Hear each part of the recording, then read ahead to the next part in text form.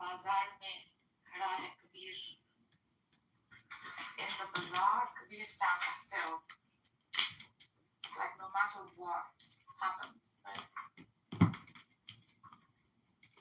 In that loudness and that crazy come from. I see. So that's what what you can also call a state of bliss. Yes.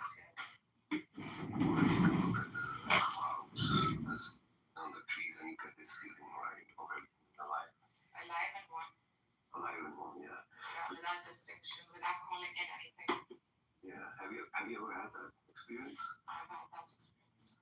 And how long were you able to retain? Yeah, very short. Like I think forgetfulness becomes our like biggest enemy. Mine at least. Mm-hmm. Like, you kind of fall back into states of like material calculations. And for me, like I have these plunges into like hedonism every now and then. Mm-hmm. So you're overthinking it, Narjaz. All you need to do is take the deepest breath of the day and do an Om, and then you can get right back into the creative vibration.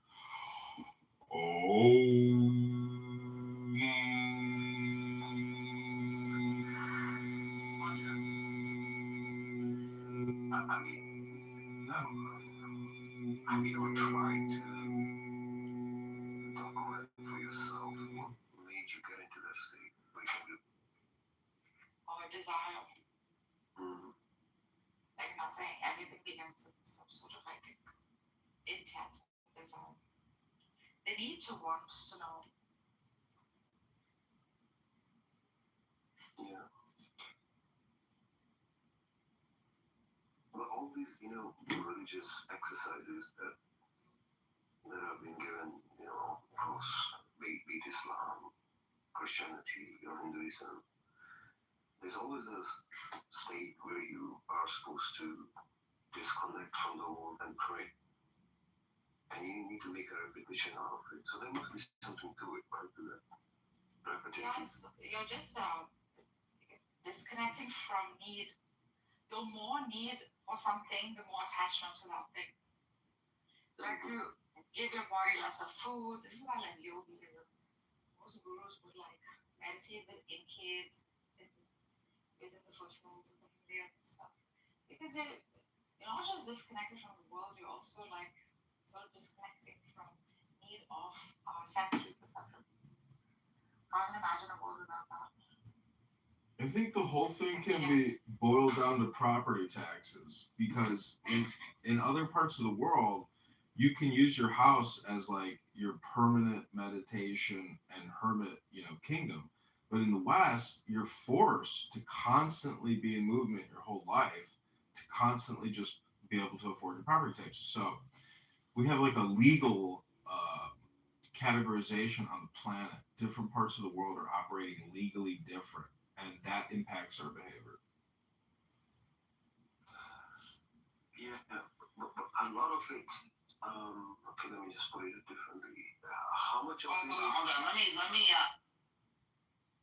Go on, Metro. Understand? It doesn't even pay property tax.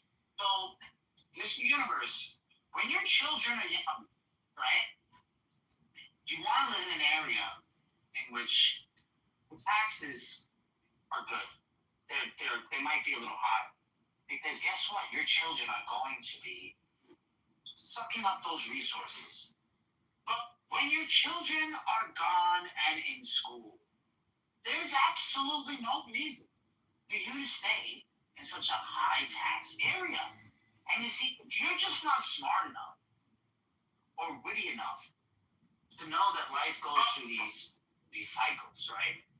And maybe your father didn't teach you, or your uncle, or your brother. I don't know who the fuck taught you, but they taught you wrong. You have it all wrong. It's not about paying the tax. It's about paying the tax at the right time. Because we're all going to pay tax. Okay? Someone like you who's single, doesn't have children, yeah, I'd be pissed about paying a high tax. Because you're not getting the resources. You're not sucking them up. I'm putting 4 kids through school. Okay, I'm going to pay high tax. Do you know how much it would be to send them to private school? Do you even have an idea? So yeah, I'm gonna live in a better area with better schools. And then when me and my wife get old, my kids graduate from high school, we're already making our way out. We're making our great escape. Does that make sense? I think the last year or so, you should be paying more because your last child is doing, depending on how far apart they are from one another. Are you going down? Are you going down? No. Well, in response to what you're saying, I looked up the. I don't know why you even brought that up. I don't even know why you brought that up. Well, I looked up the tax brackets in Muslim countries, and it goes as high as 9%. Like they barely have taxation in Dubai and all these Muslim countries. They don't tax the way we tax here. And I'm just saying that actually prevents many people from spending time on philosophy and anyways, it's just the West versus the East, and I'm just saying I think you can break it down categorically by law and taxation, because obviously They don't there's have to tax. They don't have to tax in countries like that. They have so much money. no, but they do tax. It's in Islamic law. I'm just saying Islamic law. Right? Yeah, but they don't have to. But they're not really taxing for the operations of the government, right? Like, there's so much money.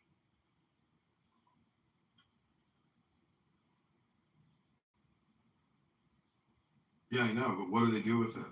They let it sit in Wall Street investment banks. That's what the Saudis do. I mean, that's why they're so goddamn integrated and powerful and so influential with the United States and our operations. And anyways, I was just merely commenting that because I think they can afford to bomb each other too. I think that's the other great thing.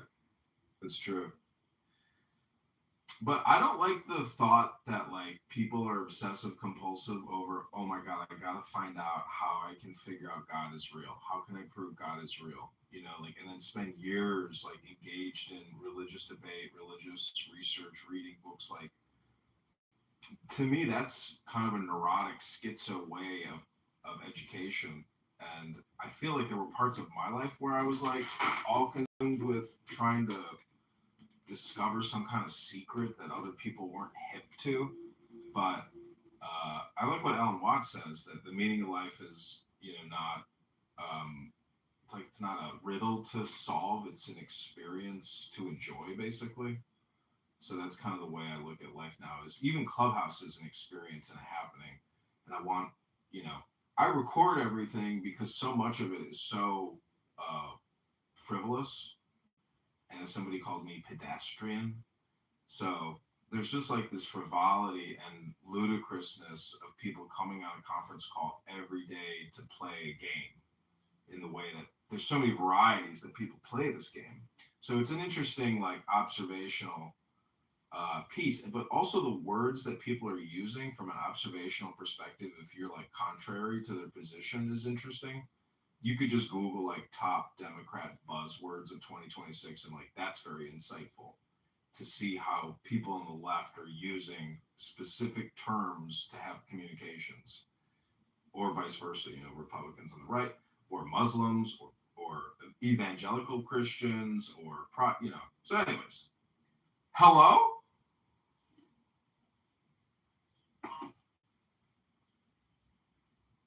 Got a question.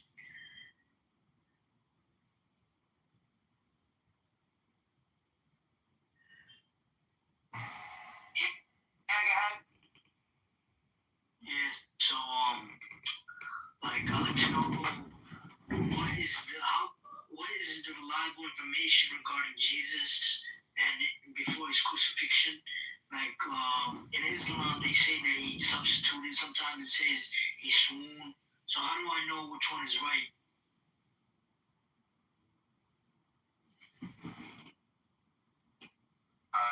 Which one do you think is right?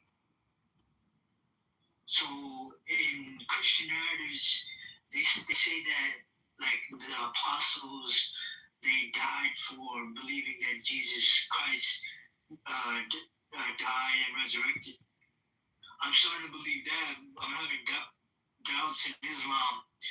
So like to know, like, because Islam says that he was substituted and that he didn't die on the cross.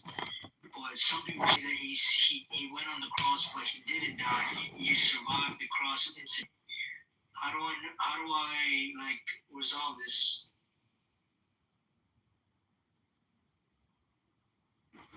I'll share the book with you. Give me one second.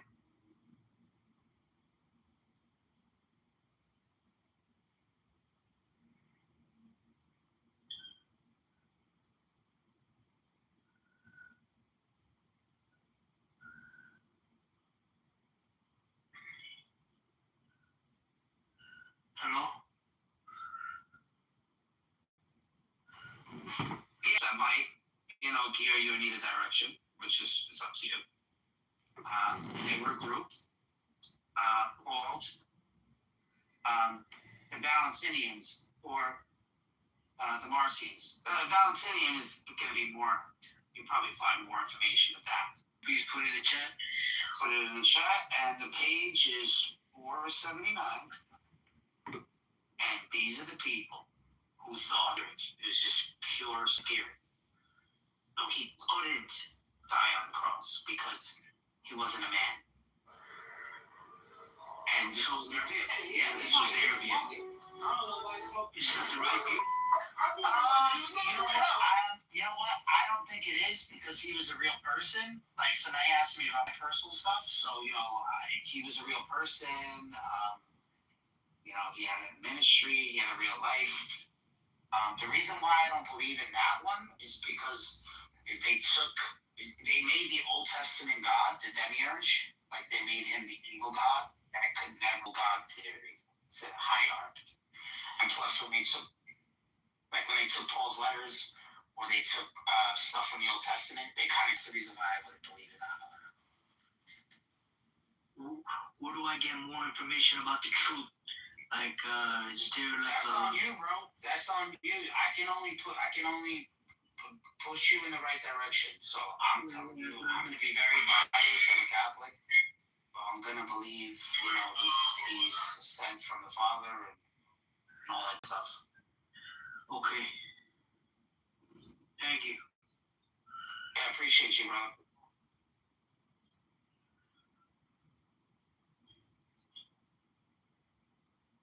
There's plenty of information out there.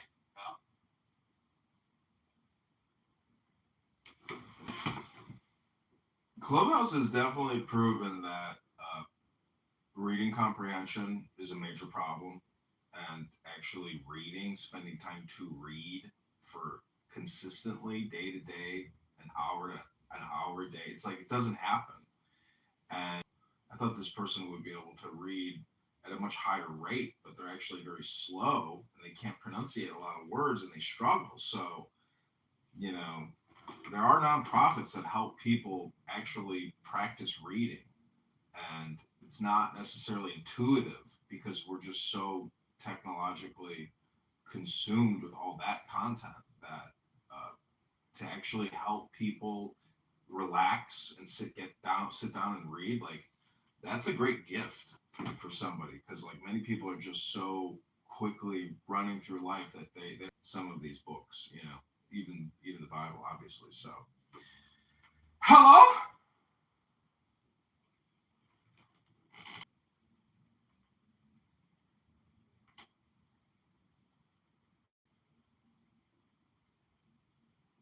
Yeah, I mean, I think that's the most important thing. Yeah. So, I think you'll be all right.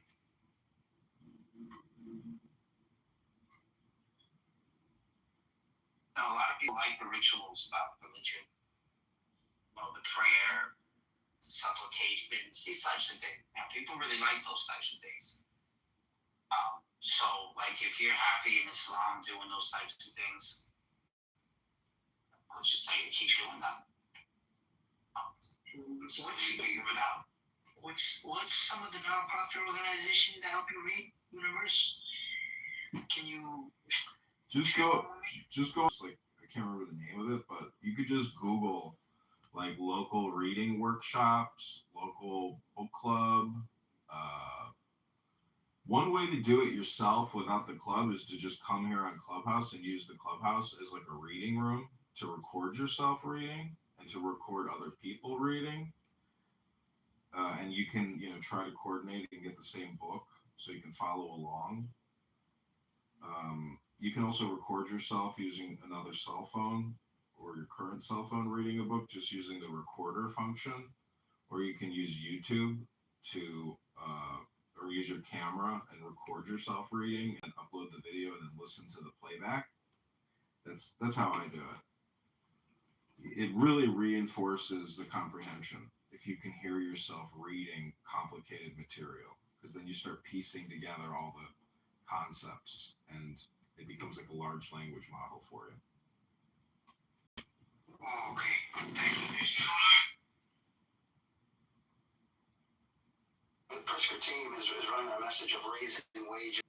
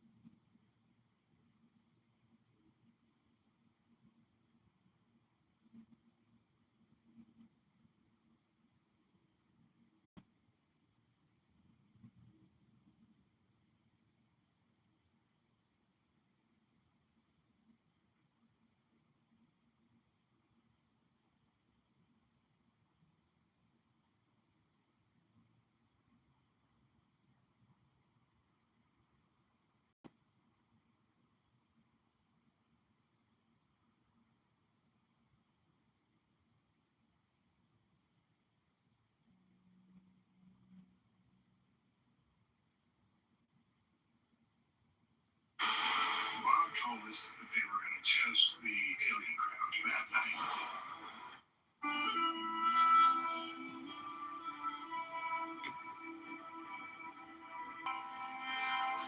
Just another day. Yeah, my wife made some slamming meatballs last night. Well, how'd you eat them?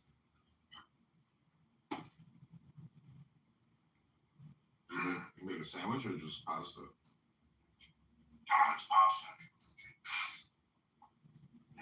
I was looking up yesterday the Constitution of Islam. Have you ever read the Medina Constitution by Muhammad?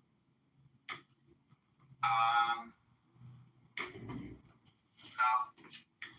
So I looked at it. There's I think 47 amendments to it. A lot of it deals with blood money.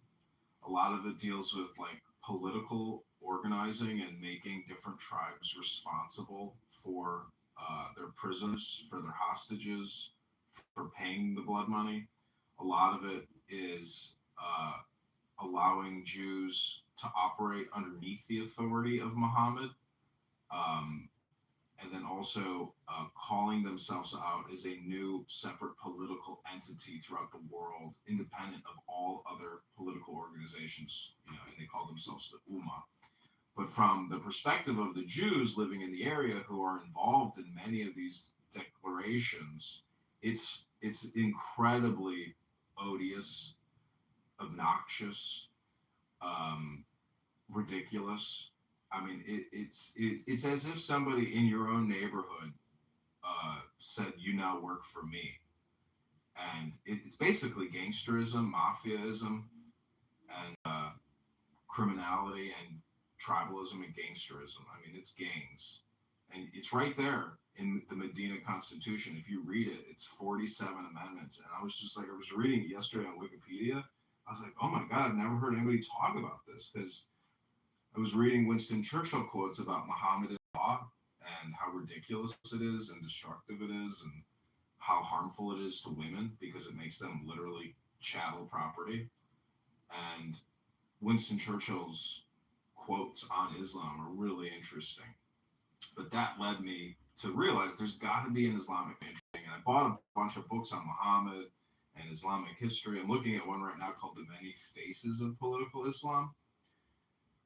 It's just a really interesting topic because historically, you know, the Christians and the Muslims with the two caliphates and the invasion of Europe, there is this major conflict between European Western Christendom and political Islam in its multivariate form because it's different throughout all the countries. So it's just a really interesting topic and debate. Especially a lot of these people are just learning English for the first time and they can't express a lot of the, I'm sure, concepts in English. I am complete.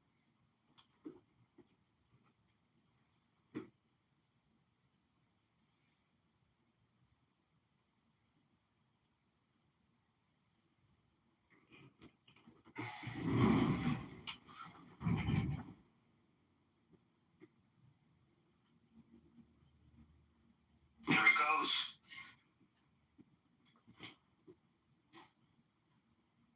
Constitution of Medina. Thank you for the new topic. Sometimes we need somebody else bringing up topics. This is a good one. This looks like a rabbit hole.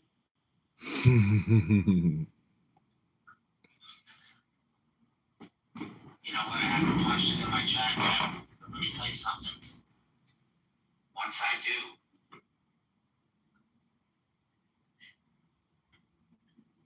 I was debating Mikhail on it for like an hour yesterday. He kicked me to the goo 5 times, then eventually kicked me out of the room because it makes all or nothing claims. From a debater's perspective, to me, it's like the holy grail of debating Islam because the Constitution of Medina makes such outlandish, ridiculous assertions and legal proclamations that and I used Grok to do a literary and a historical analysis and comparison between Western judicial progression and Islamic law or the Mohammedan law. So it's really interesting how they contrast. And from a Western perspective, Islam is intolerable because it's, anyways, I don't want to say it's control. It's basically it's mafia gangsterism and it's tribalism at its worst. So that's what the Constitution of Medina, that's why you can use it to debate in such a way that spiritual religious Muslims can't win that debate. And, you know, legal Western progression from Magna Carta to the Constitution, etc. These documents make the Constitution of Medina look so ludicrous and low IQ that it's shameful that people can actually agree with what it's saying, especially with regards to the treatment of Jews. That in itself is so despicable that Islam, in my opinion, needs a constitutional convention. And the Constitution of Medina is where it has to start. Muslims around the world have to come together and update the Constitution of Medina. I am complete.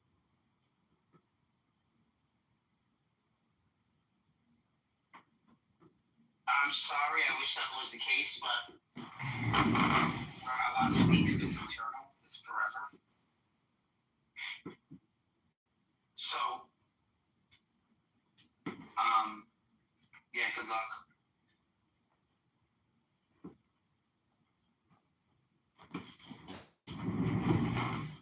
I mean, it's just a talking point, but I'm just saying that, like, debating the Constitution of Medina with Muslims is a very interesting way to engage with Muslims because now we take them off the ledge and bring them back into the courtroom. And we say, hey, these are your amendments and your proclamations. Let's go over them one by one and try to find out whether or not we think it's okay in 2026. Hello? No, but you see, hello, what you're doing is you're letting the cat out of the bag.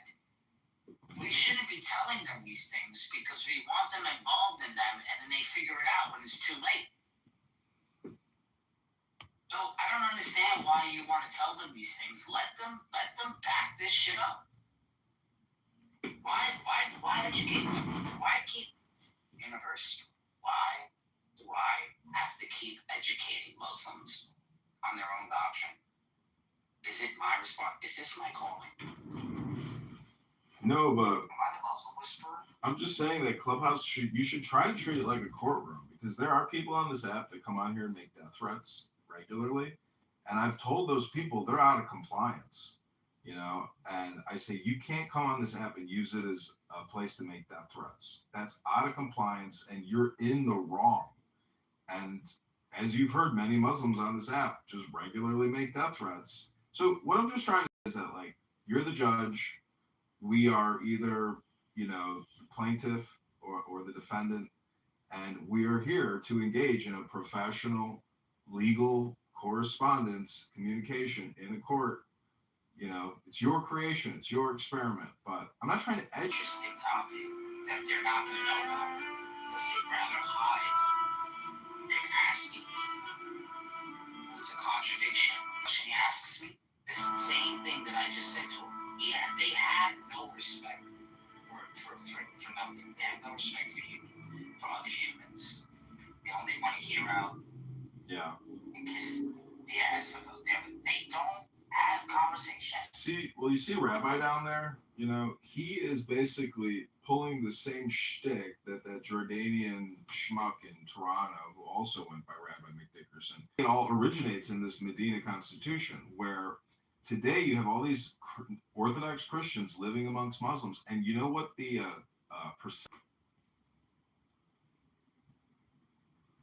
Oh, so you're saying that it resonates, even if they don't know about it, it still resonates within that. Okay, I see what you're saying. Well, why don't you read me one or two of them? Is that possible? I mean, what are the most? Let's. Yeah, sure. This esoteric teaching of Muhammad, it is a legal historical document, and it's like, it's not legislated. It's a proclamation. It's not like a debate. It's not an election. It's gangsterism. It's mafiaism. It's acting subconsciously through progression as if they are the Ummah, and everybody outside of it, is subjected to their political organization. It's not just religious. It's political science and political organizing. And it's right there in this historical document. It's a very important Islamic historical document. And every major religion has their set of laws. And Mohammedan law, this is the first example of Mohammedan law. And I've run it through Grok, I've run it through ChatGPT. There's a tremendous amount of information on it in terms of like groundbreaking political science. But it's not groundbreaking. It's fucking oppressive. It's fascist. And it's not socialist. It's oppressive gangsterism. And it makes Muhammad the final arbitrator on everything. If you can't solve, it says I can't remember which one, but it says if you have a conflict, you have to go to God or, the congressional or legislative branch. I mean, that's what I'm saying. It's so perfidious or so odious because it takes our three branches of government that we believe, has checks and balances and makes it an all or nothing fascist, messianic, occult, gangster, tribalist, type of setting. Hello?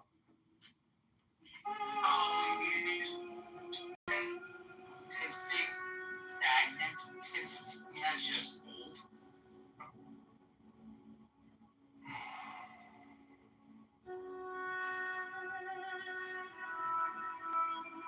Are you saying it's just an outdated system, or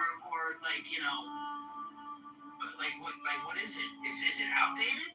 Yeah, it did update. And what I'm saying is the experience in the West with jurisprudence, Magna Carta, and individual liberties and freedoms, that's the update of mankind. But Islam is still living from this, the 622 Medina charter. It's the Charter of Medina or the Constitution of Medina. They're still living off of rules and laws from 622. They don't update. And so you know what? Fuck them. Fuck them real good. They're cocksuckers. Fuck them all.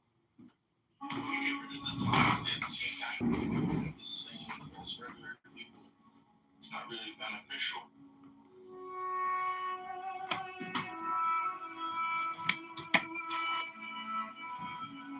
I guess if you want to, sure. Why not?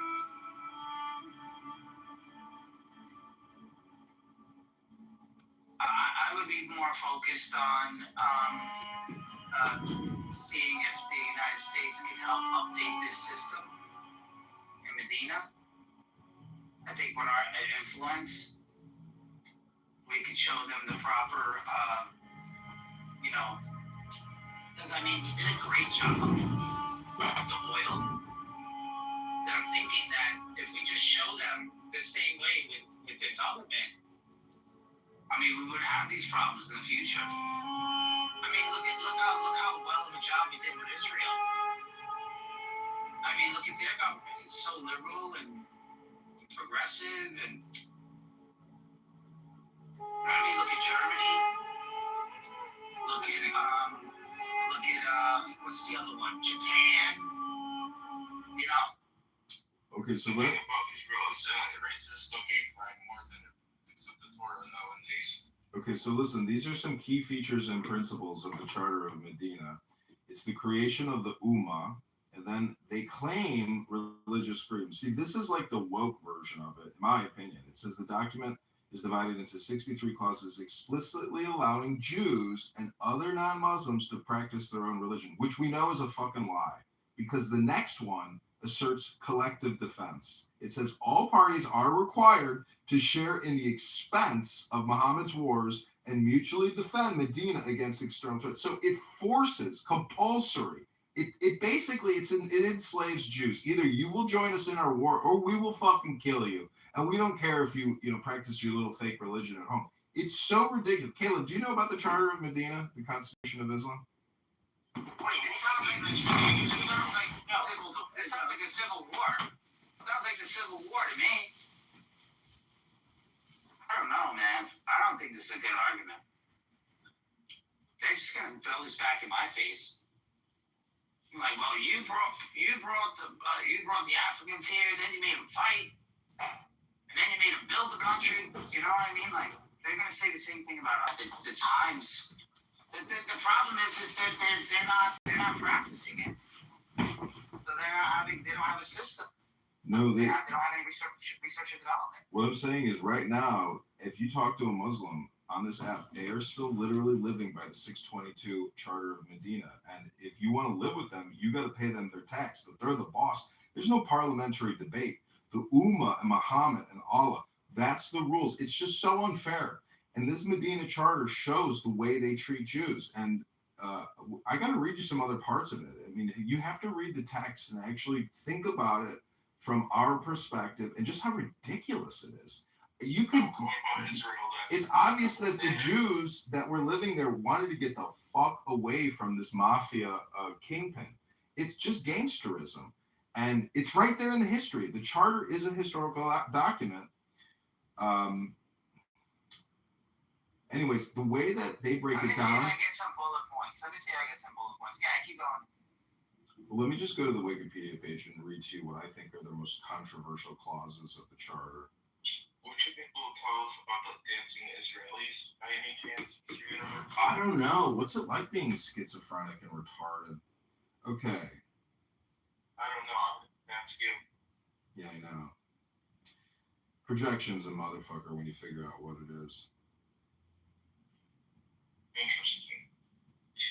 You're not happy with Islam, but at the same time, it's double standard, and you won't call it Israel. So the second amendment in the charter says they shall constitute a separate political unit known as an ummah, distinguished from all the people of the entire world. That to me is the first warning sign, the red flag of an all or nothing statement, which is a cognitive distortion disorder. We all know that parliamentary debate, parliamentary decision making is a collection of intelligence. But the Ummah relies solely on one man. Okay, that would be my first complaint. As we continue on, you go through all the blood money declarations, which basically relieves Muhammad and his Ummah of all liability. This is the second part of the scam, is that he literally defers liability of prisoners and hostages and all reparations to these individual groups like the Banu an-Najjar and the Banu Amr ibn Auf. So he's basically naming these groups as captains in his new a hierarchy of mafiaism.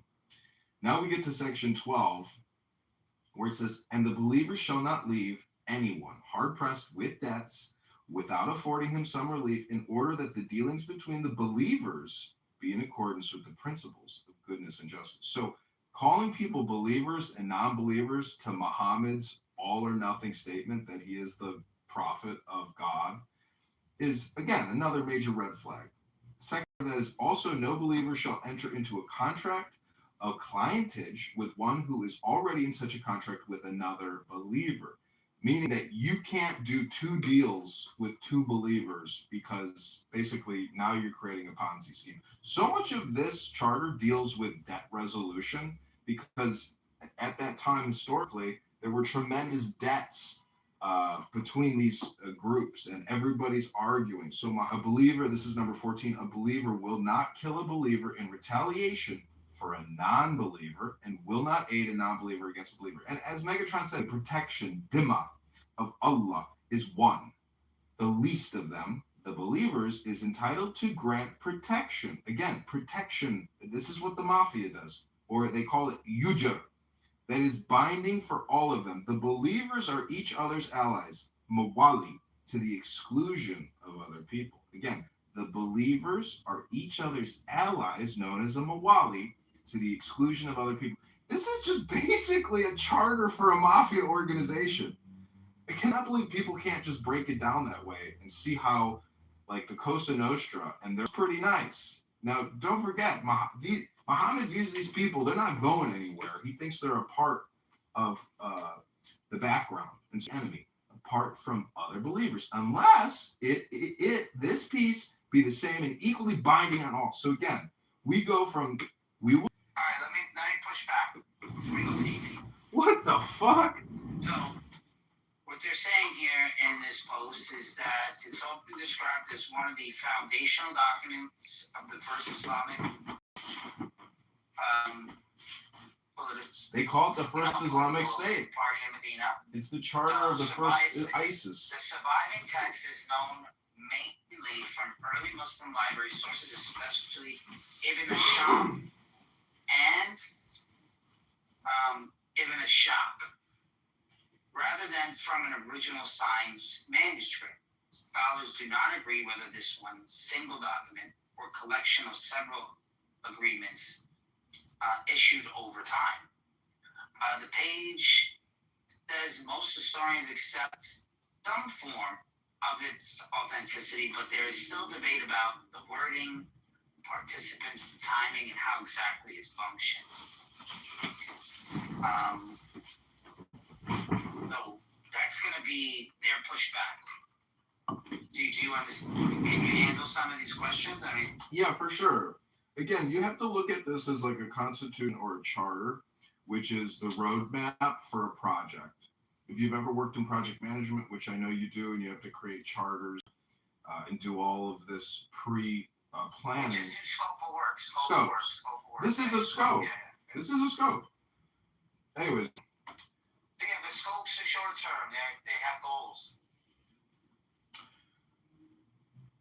Okay, this is number 19. It says, and the believers as a body shall take blood vengeance in the way of God. Number 1, and undoubtedly pious believers are the best, and in the rioters or non-believers shall give any protection to the life and property of a Qurashiti, nor shall he come in the way of any believer in this.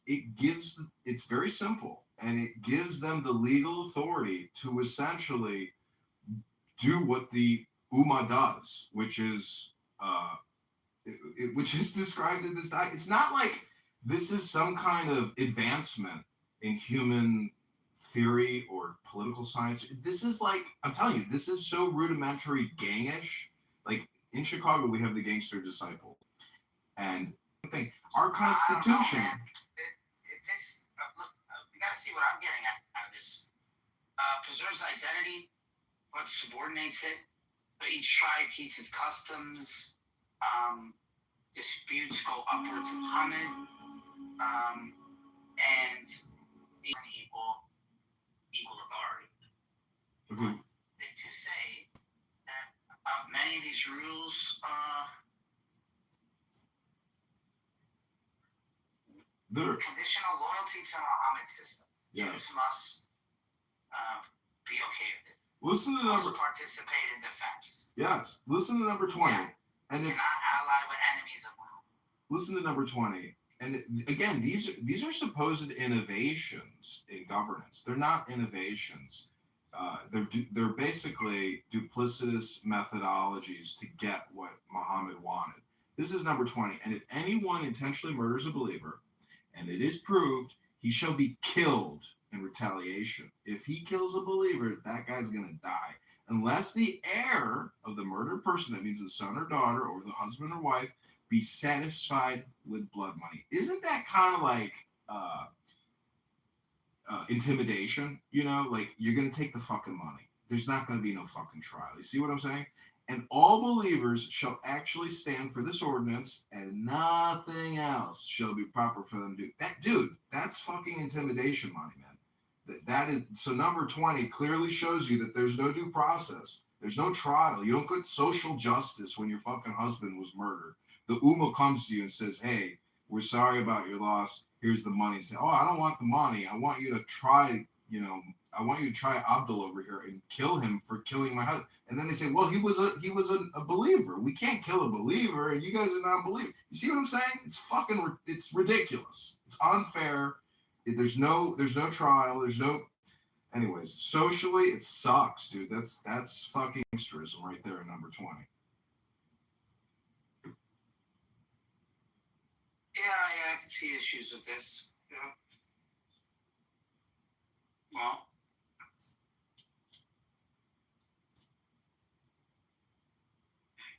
I'm gonna keep reading.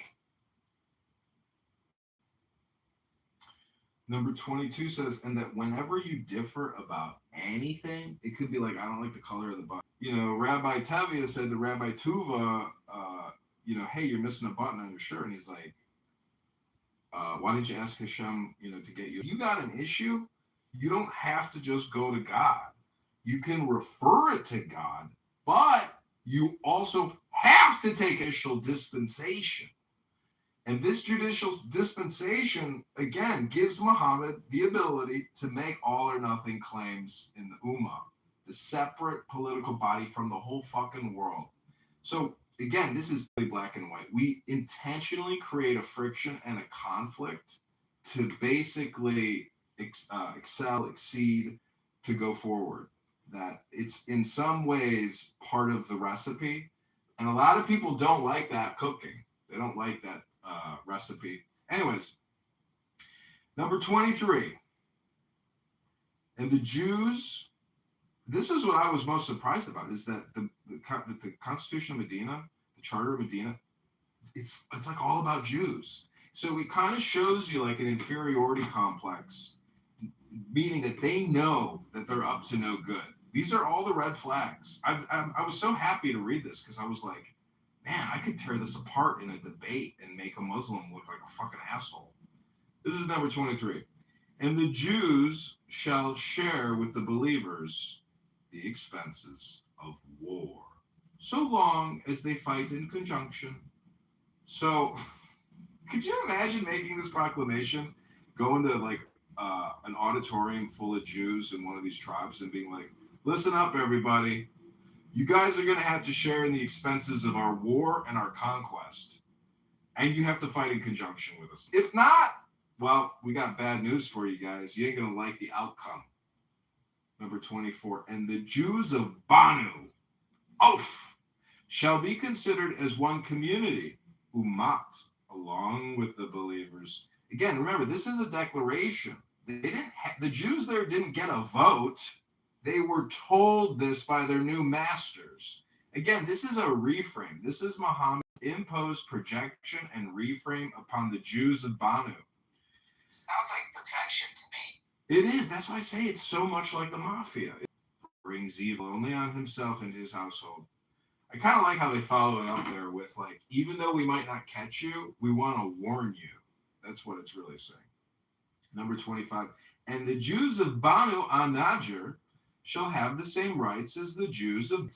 So now you guys can kind of see the reframe of the frame. Number 30, and the Jews of Banu Thalaba shall have the same rights as the Jews of Banu. None of them shall go out to fight as a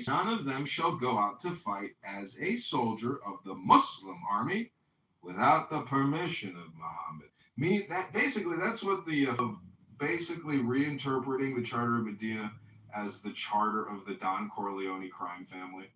God, these guys were fucking merciless. Number 2, and no obstruction shall be placed in the way of anyone's retaliation for beatings or injuries, and whoever sheds blood brings it upon himself and his own household, except he who has been wronged, and Allah demands the most righteous fulfillment of this treaty. Now that sounds like an all or nothing statement from hell. You could just say that to like anybody in any situation, give nobody any justice, and they just be like, what did he just say?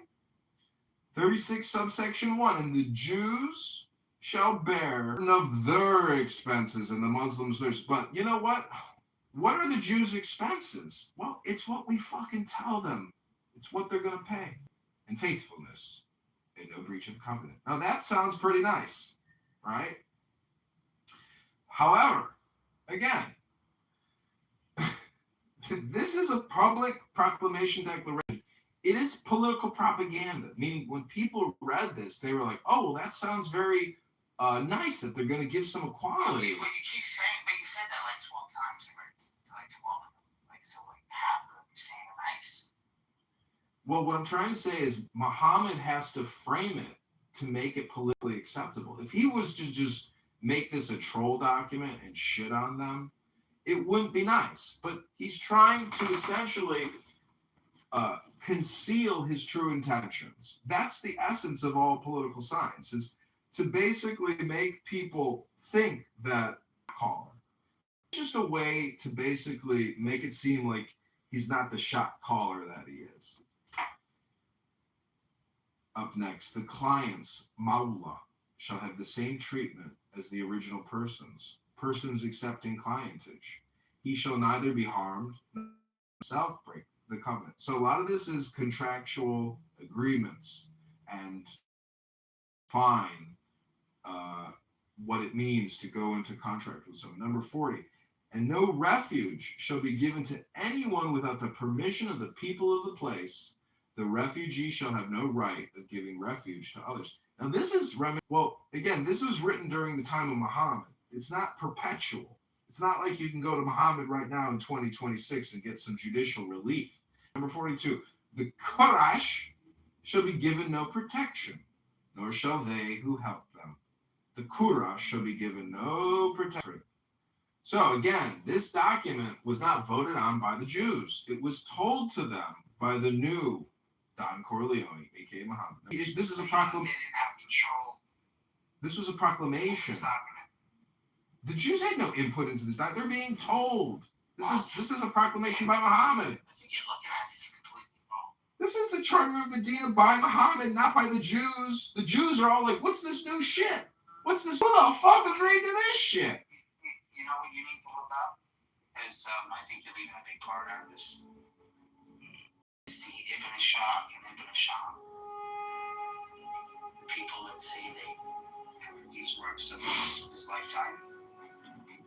And who actually is on that document to say that they have these, or who's the one who went to go look for them? Because they only know about it because of some German guy that went down there and collected information about it. It's not like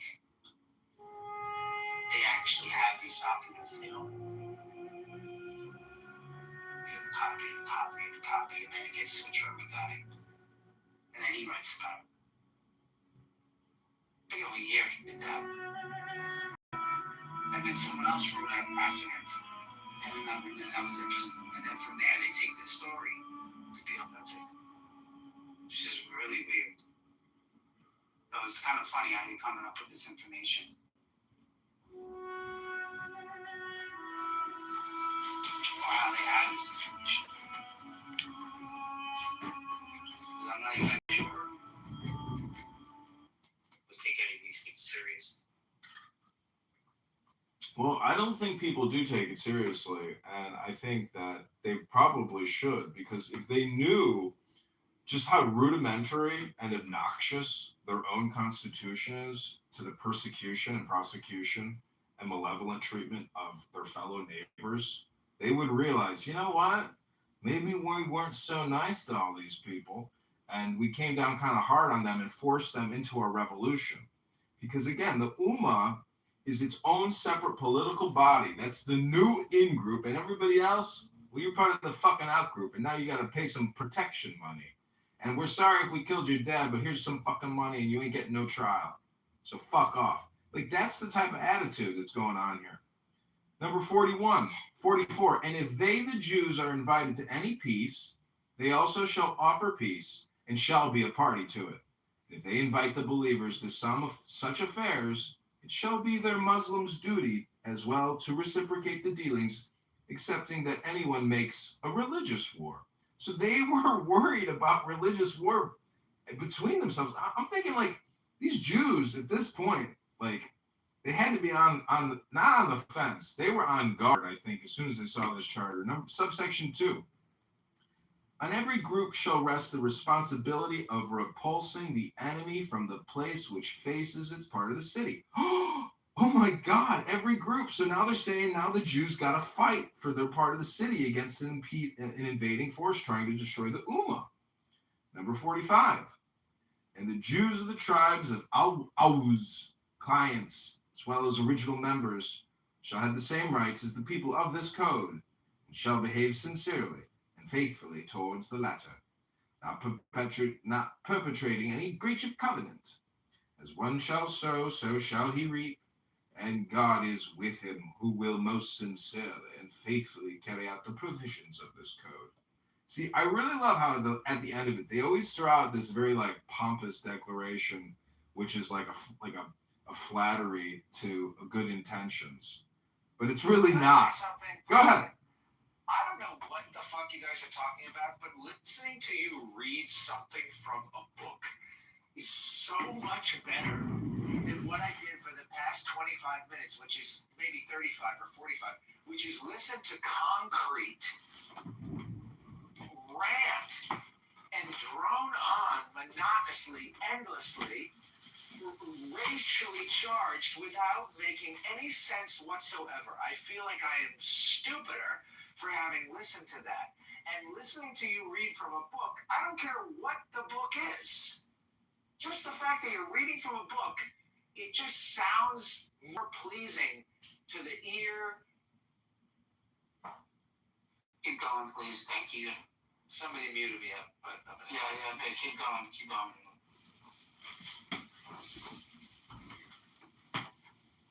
See, I think when you use Clubhouse and you actually listen, to somebody who's allowed to just free flow their thoughts, you become the Concrete.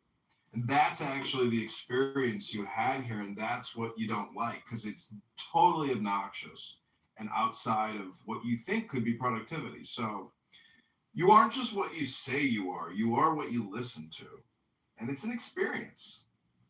And we are currently reviewing the Medina Charter by Muhammad and just how unfair it is to the Jews. Subsection 46, and this prescript, this is the last one. And this prescript shall not be of any avail to any oppressor or breaker of covenant. And one shall have security, whether one goes out to a campaign or remains in Medina, or else it will be an oppression and breach of covenant. And God is the protector of him who performs the obligations with faithfulness and care, and is also his messenger, Muhammad. All right, everybody, I want to thank you for coming to Muhammad the Musical, an Islamic journey of faith in the Ummah. This is Bible and Quran, the Constitution of Medina. In the Bible and Quran room put on here by Megatron, our faithful shop steward, constantly putting in drills, working on all kinds of carpentry and banging around with hammers. He himself is I know a fucking partner. I'm gonna make me do something else. Megatron, did you ever get a partner the other day, or did you have to do it all by yourself while everybody else had a partner to work with? complain about that because they have partners. You understand what I'm trying to say? I understand all too well, my friend. Okay, thank you.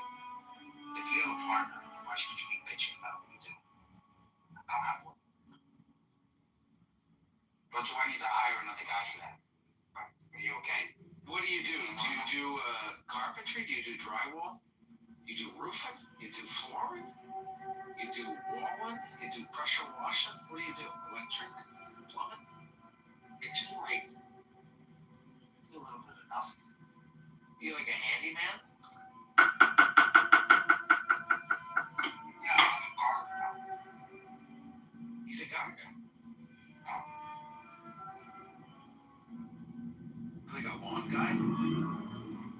Exactly.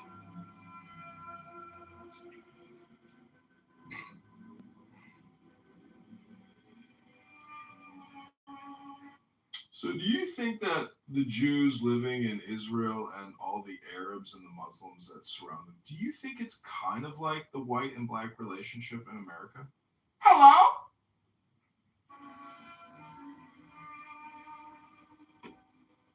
That's actually.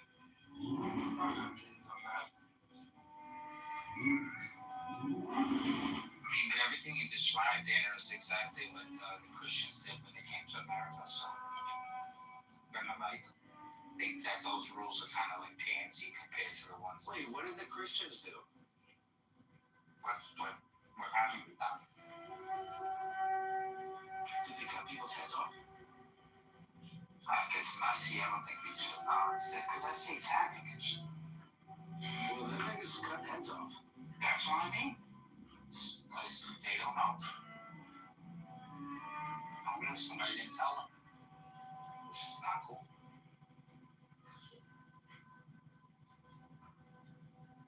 They read the book, they know. You know what I think is weird is when it's not like that the immigrant drivers are driving bad, but then you pull up alongside them, you roll down your window, you try to give them a tip, like you say, hey, you're in a left turn only lane. You're not allowed to go straight for this lane. And they say, what do you want me to do? What do you expect me to do?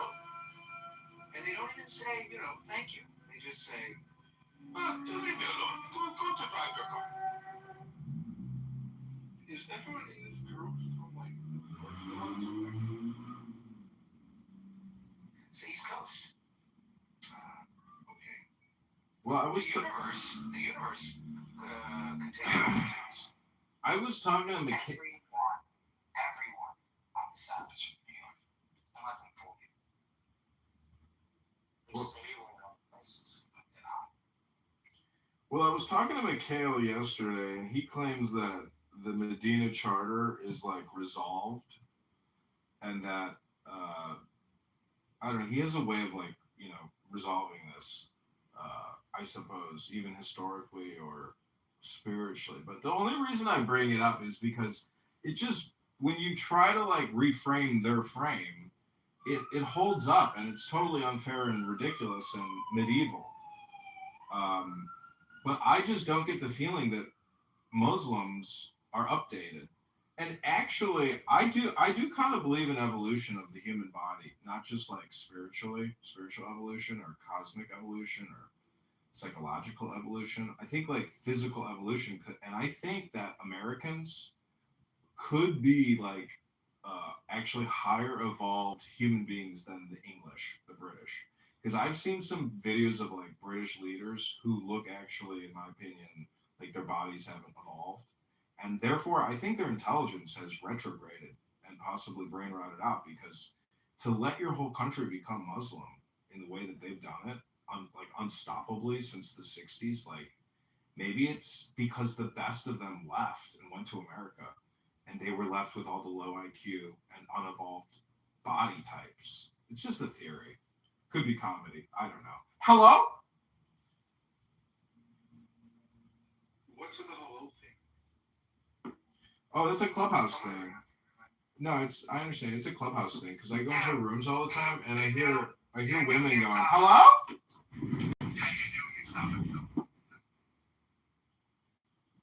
There's more to the show.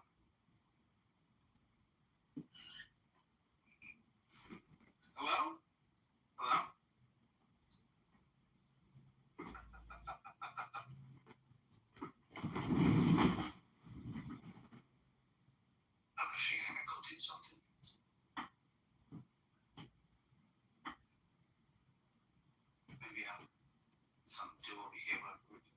job like this, my friend? You just walk around the vision. See, what's so amazing about the cult of Muhammad is that it's just right there in the paperwork. He actually says, if there's conflict, go to God, but also come to me. I'm the new guru and arbitrator of all your conflicts. So, yeah, but basically, he's so successful at it. I mean, to think that right now in 2026, he has 1.1 billion people that pray to him, love him, and think that his way of life is the optimal solution to colonialism, to Western imperialism, to unenlightened legal systems. But when you actually look here in the charter, the legal system is just based on intimidation, blood money. And it's just, so it goes to show you that a true Muslim is a true Muslim if they know nothing about it. If you know nothing about Islam, well, then you are a true Muslim, because basically you have to just be stupid, and you don't know anything about what you think you know. And I'm not saying that that doesn't apply to all religions, but what we really have here is not a religion.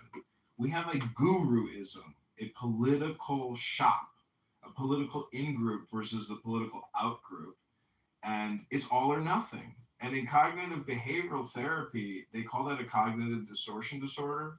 And there's a checklist of cognitive distortion disorders, like mind reading. Many people mind read. They think they're thinking about what somebody else's brain is thinking or something. It's like a compulsive behavior. And because of all the stuff that they have in there about the Jews, it's a red flag document. Like, view this as like a dating profile. You swipe right on the Charter of Medina and you're like, I'm detecting a lot of red flags on this profile here. That's basically one way to like compress it, to try to get home my point that Western culture and Charter of Medina culture are at odds, and it's just a historical fact. The Islamic invasion of Europe, whether it's 2026 or 725 or whatever year the caliphates, it's a dark period in human history, because it's basically industrialized mafia gangsterism, all or nothing thinking based on brutal slaughter, like hardcore conquest. Yeah, but I don't know what's wrong with that. Well, it's not intelligent, and you can actually basically do a comparison between the intelligence of Magna Carta Constitution. Really sloppy. I think they're kind of sloppy when they talk about it. Probably. I'd like to answer. Other than that, I mean, I think it's just, hey, but they took over the land. Well, if you say what's wrong with that, the answer is it's not intelligent. But why? What's not intelligent about it? It's because with language translating apps and books and writing and psychedelic drugs and psychotherapy and meditative thought and cross-cultural experience, we are able to communicate more. No, just chilling and being homies. We are able to communicate with each other through the process of chilling and being homies.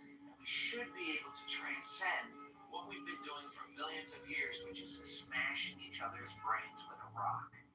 And if he's saying the Charter of Medina culture is not compatible with cosmopolitan contemporary Western culture, the issue is, if we keep smashing each other's brains with rocks, we're going to keep smashing each other's brains with rocks. Eventually, somebody's going to smash your brain with a rock, or you're going to be forced to smash somebody else in the brain with a rock, which, I don't know if you've ever cut off the head of an animal, but I've cut off the head of a deer. It sucks. It's very challenging to do, and I would never want to smash anybody's brain with a rock or have to cut off anybody's head. And so I think that the problem, when he says it's not... Find God in any way accurately, it would be to say that God has to be the highest level of intelligence in the universe. Whatever, if you want to say the whole universe is like a collective intelligence, one way to look at it is to actually look at a tree. My friend here actually does a lot of stuff in the forest, but I have a tree in my backyard, and I was looking at it, and I thought, you know what? Every man and a woman is a leaf, and the branches are communication networks. And there's all these other variables impacting this tree system of leaves and branches. And there's only in an Islamic caliphate, and he thinks in an Islamic caliphate, and he thinks that Islam is the greatest updated version of religion 2.0, and those are the dangerous people. And then get into Declaration of Independence and try to show transcendental thought, which is saying that we will still engage in professional soldiery and war, but this type of gangster mafia, Don Corleone, five family shit, it's not acceptable in polite society. And we will root it out and we will fight it to the death. In the same way that the FBI, CIA, etc., has probably gone to war with secret societies, and they themselves are a fucking secret society. But anyways, I'm just trying to say, the last chapter of Balthasar Gracian's book is Be Good. In a word, be a saint. And when I talk to Mikhail, he's like a demon saint, And I'm trying to say, be good on both ends of the spectrum, because that's your greatest security, cognitive security you could hope for, is try to tell people what you mean without being mean, and therefore you won't suffer any retaliation. But this document of Medina, the charter, it doesn't do that. I am complete. Hello? It's twofold. Number one, Islam already had a period where it tried to do what you're wanting it to do, and it did not work. The Islam you see today is probably the latest iteration of it. Before it was looking broad. It's still with thought, and some of them were accepting of new ideas, and then something happening that lies took over and just kind of closed down. So if you can go backwards, the second problem is people on the opposite end of the spectrum of your friend. He's just being a big baby about it. Well, I'm just using him as an example. He feels threatened by this man. No. Using him as an example. I'm just saying there's got to be deranged people out there who are dangerous people, and they can utilize. See, philosophically, the now is a compression of the past and the future. We don't know the future, but if you spend time studying the past, you're basically trying, has a technical problem in this charter. This is an old project. They're still running the same experiment on an old project charter. Their scope is out of date, therefore they all suck and are out of date. Yeah, they don't care because they're stupid. But see, that's the fun of making fun of people and calling them stupid.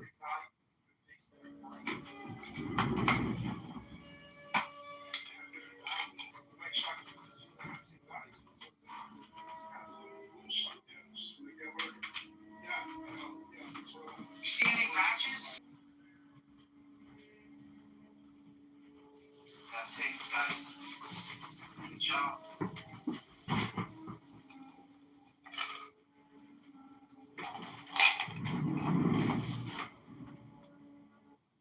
See, I actually would like to have been a lawyer, because when I listen to litigators on this app go on a dopamine litigation tear, you realize that like courts and lawyers and protocol and the ceremony of going to trial, it all sucks, because those fuckers who are making money there at your expense are just going on a dopamine trip at your fucking expense as the victim of a court. It really kind of sucks. So I can see how legalistically, referring all issues to Muhammad and the Ummah could probably be better than going to like a Western woke liberal courtroom. And I'm not saying I want to be a Muslim. I'm just saying I think a lot of the Americans, especially in the legal judicial industrial complex known as lawyers and attorneys, they are fucking vampires, and they shouldn't be entitled to the high adjusted gross income that they derive out of the blood and sweat and years of labor of Americans who are victims to attorneys and lawyers and judges. I am complete.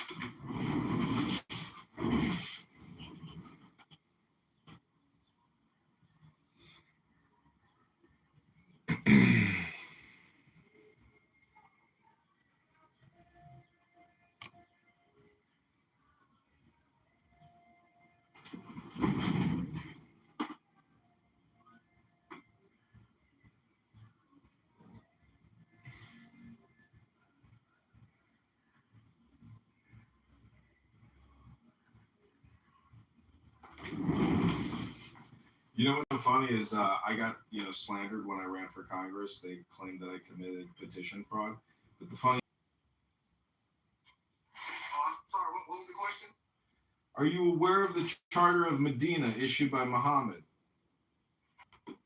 Because we do believe that there's a high correlation amongst Muslims that are completely unaware of the Charter of Medina, the Constitution. Are you a Muslim? Incredible journey and experience here on Clubhouse. I've heard him cry. I mean, just pouring buckets. But this is. Well, the other day I heard him say to Norm, die, old Norm, and he said something like he did a rap. He was doing a free. Did you hear this? I know, I did actually. I heard the follow up. I also heard him follow up on it. Beef, you're one of my favorite people here. I just want to let you know, and the fact that you don't bring me up on your stages, It's like I'm gonna make you drink my cum or something insane.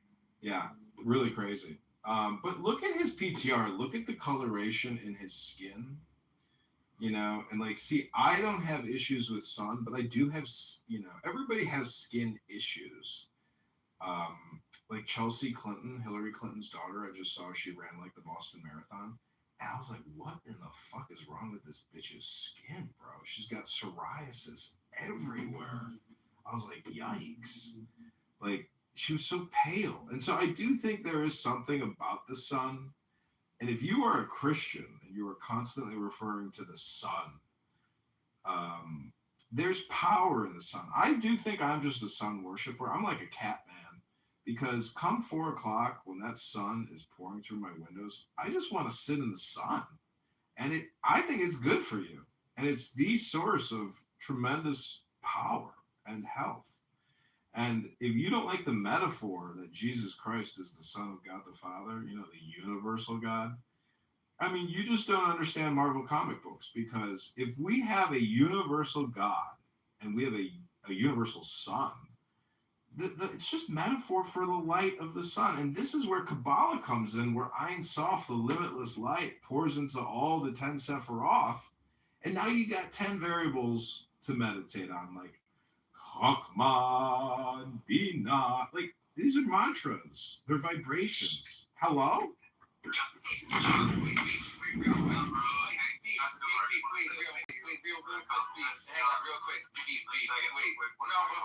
I've got a question for you, I have a question for you, actually. I was gonna hang on. I know you want to crash out. I'm sure you want to crash out, but I just wanted to ask you, how come you don't accept me to the stage?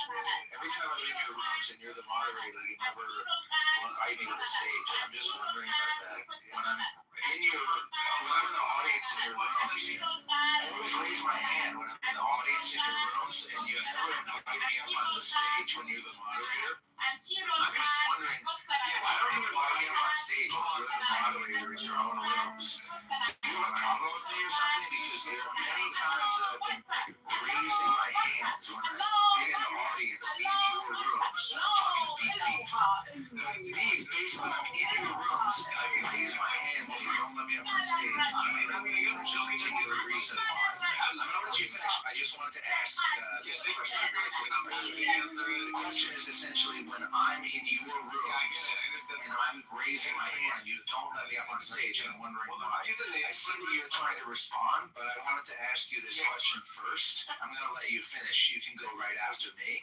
But I wanted to ask, how come when I'm in the audience in your rooms and you're the moderator on stage, why don't you let me up onto the stage? Why do you always make me wait in the audience? I see that you want to speak, but I'm trying to ask you a question, so I don't even know what you're saying. You're probably saying some sort of nonsense right now. You're probably talking right now about fucking me in the ass, or making me drink all of your time. I don't know what you're saying, to be honest with you. I have no idea. Nor do I care.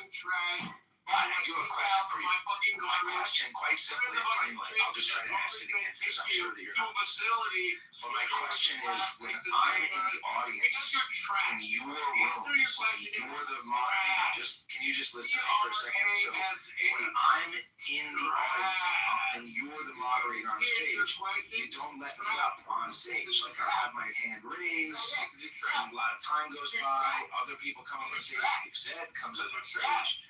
Because Halo comes up on stage, but I don't know why you don't let me up on You're stage. trash. Anyway, that's my question for you. The answer is because you're a piece of trash. You're a rotten, disgusting, smelly piece of trash. All of your contributions are worthless. I don't want to speak. You're not intelligent. You're not funny. You don't have a savoir-faire. You don't have a sang-froid. You're not a fucking wit. You're just a fucking piece of trash. You're annoying. You're a loser. You're ugly. You're stupid.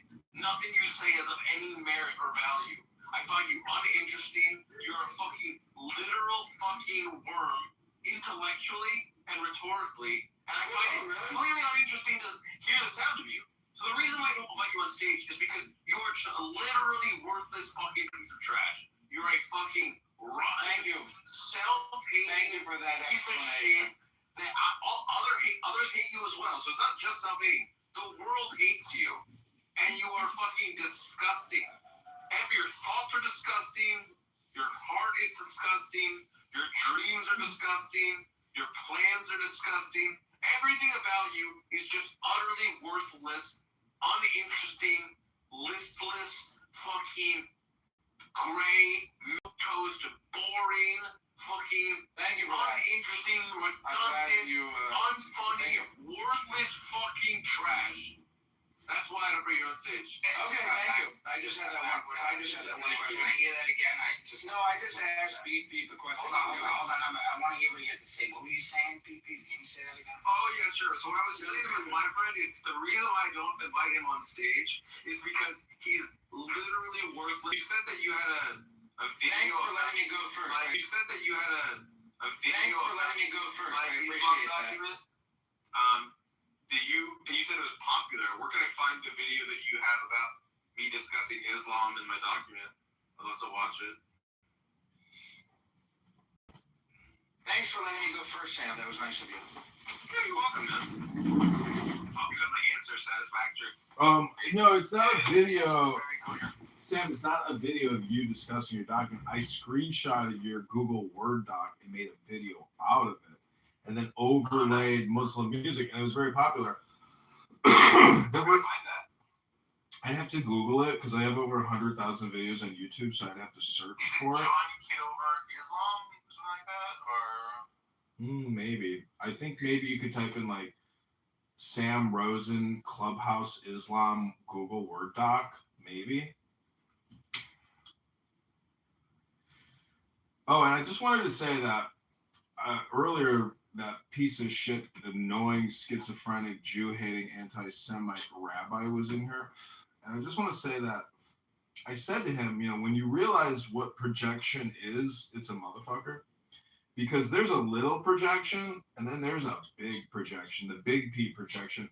And if you believe in the little self, or you believe in the big self, when you insult other people and you do ad hominem projection, it's always just, the way you feel about yourself, because your dialectic is who you are. And so everything that Beef just said to my friend is the way that Sam Rosen actually feels about himself. And I feel sorry for you, Sam. And I hate hearing you cry on this app.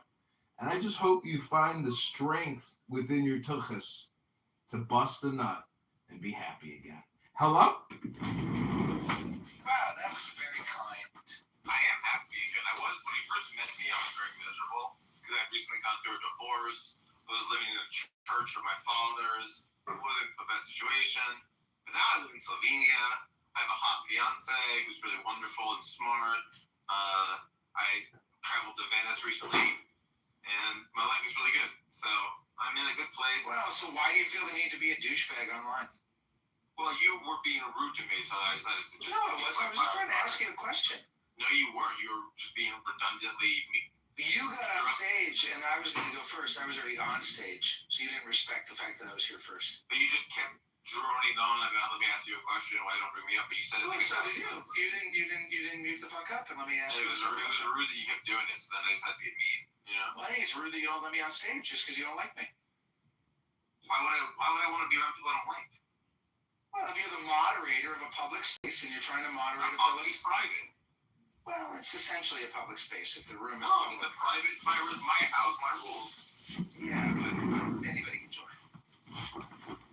You can't join the stage. Oh, gentlemen, I hate to interrupt you, but I just wanted to tell you a quick story. I was working at Avon and get him out of the building. I was like, yes, ma'am. I've heard this So- story. Please, this is one of my favorites. Please So continue. I came up to Tyrone. I was like, hey, bro, I need to speak with you. Can you come over into this office?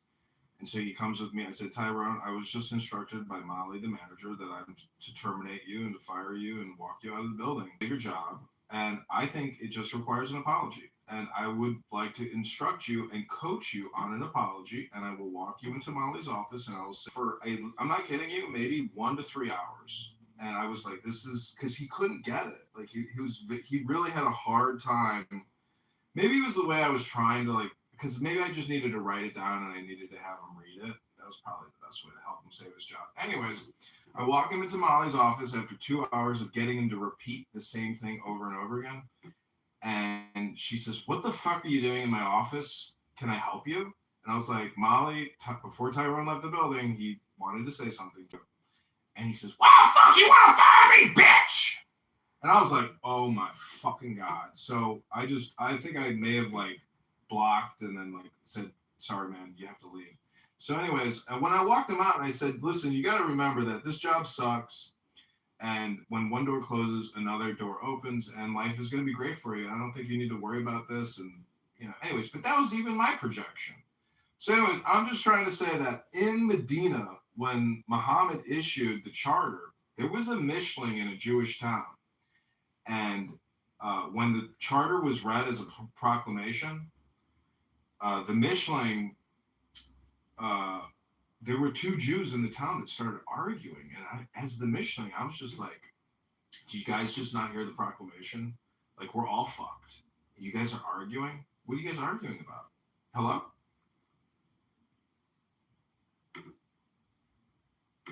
I think this guy is new here, my friend. How long have you been here?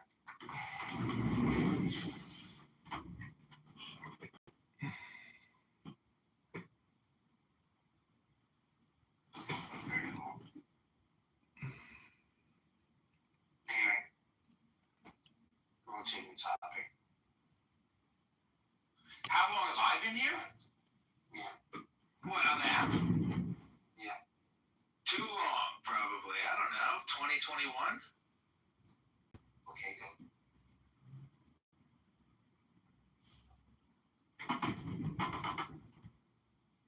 I've been on this app long enough that I used to think that John Kitover's name was Edmund and that he was British.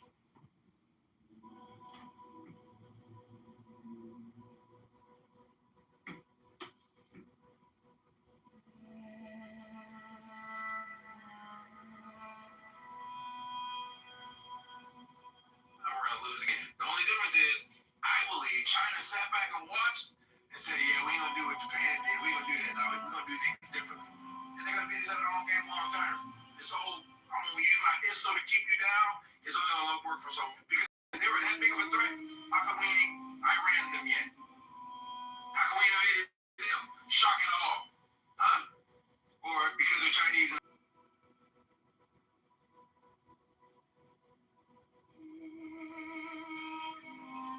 I didn't know that Sam was that. Yeah, he's hot-blooded.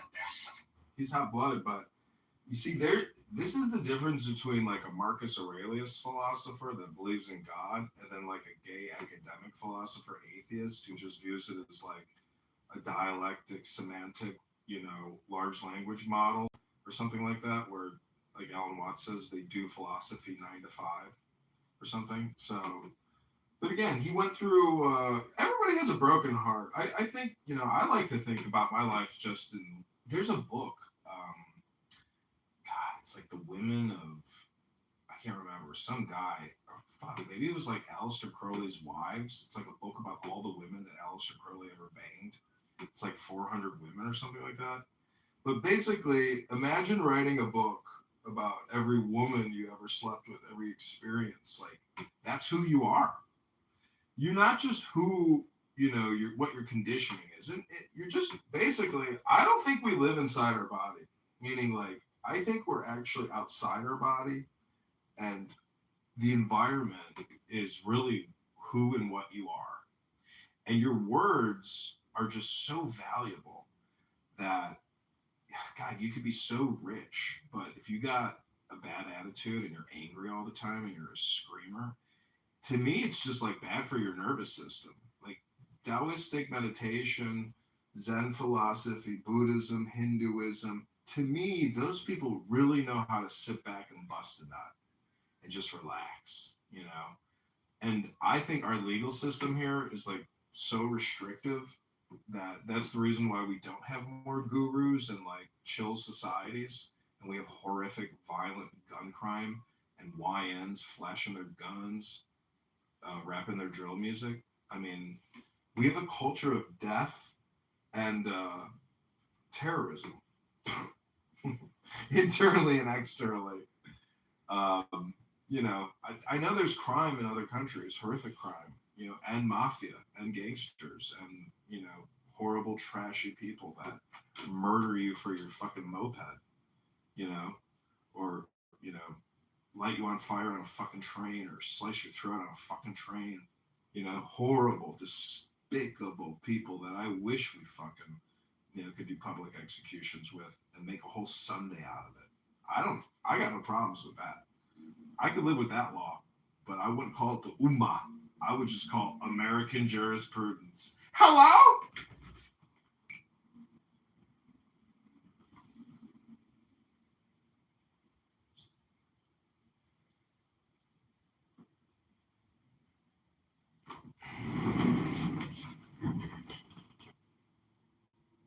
I'm always so tickled when people insult me for being a piece of garbage or being a garbage bag and saying, "You're a trash bag, you're a piece of garbage." That's the whole point of self-deprecation. I got there first. I beat up in the bunch.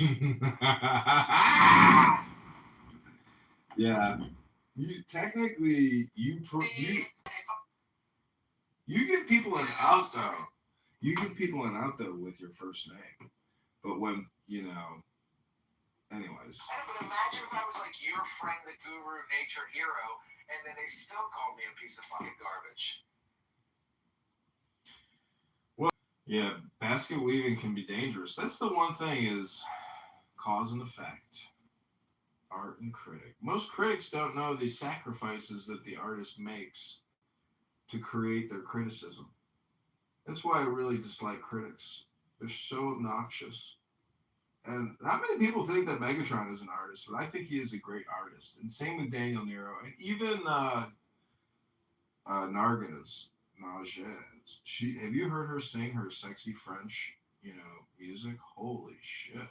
That chick's a winner.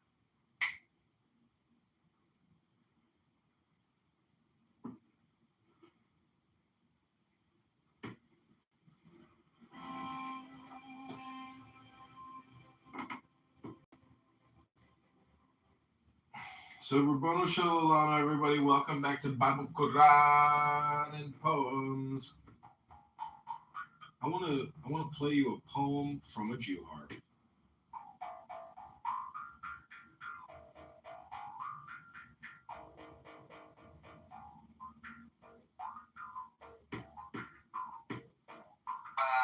So I have a request, a poem from you, Mr. Dr. Universe.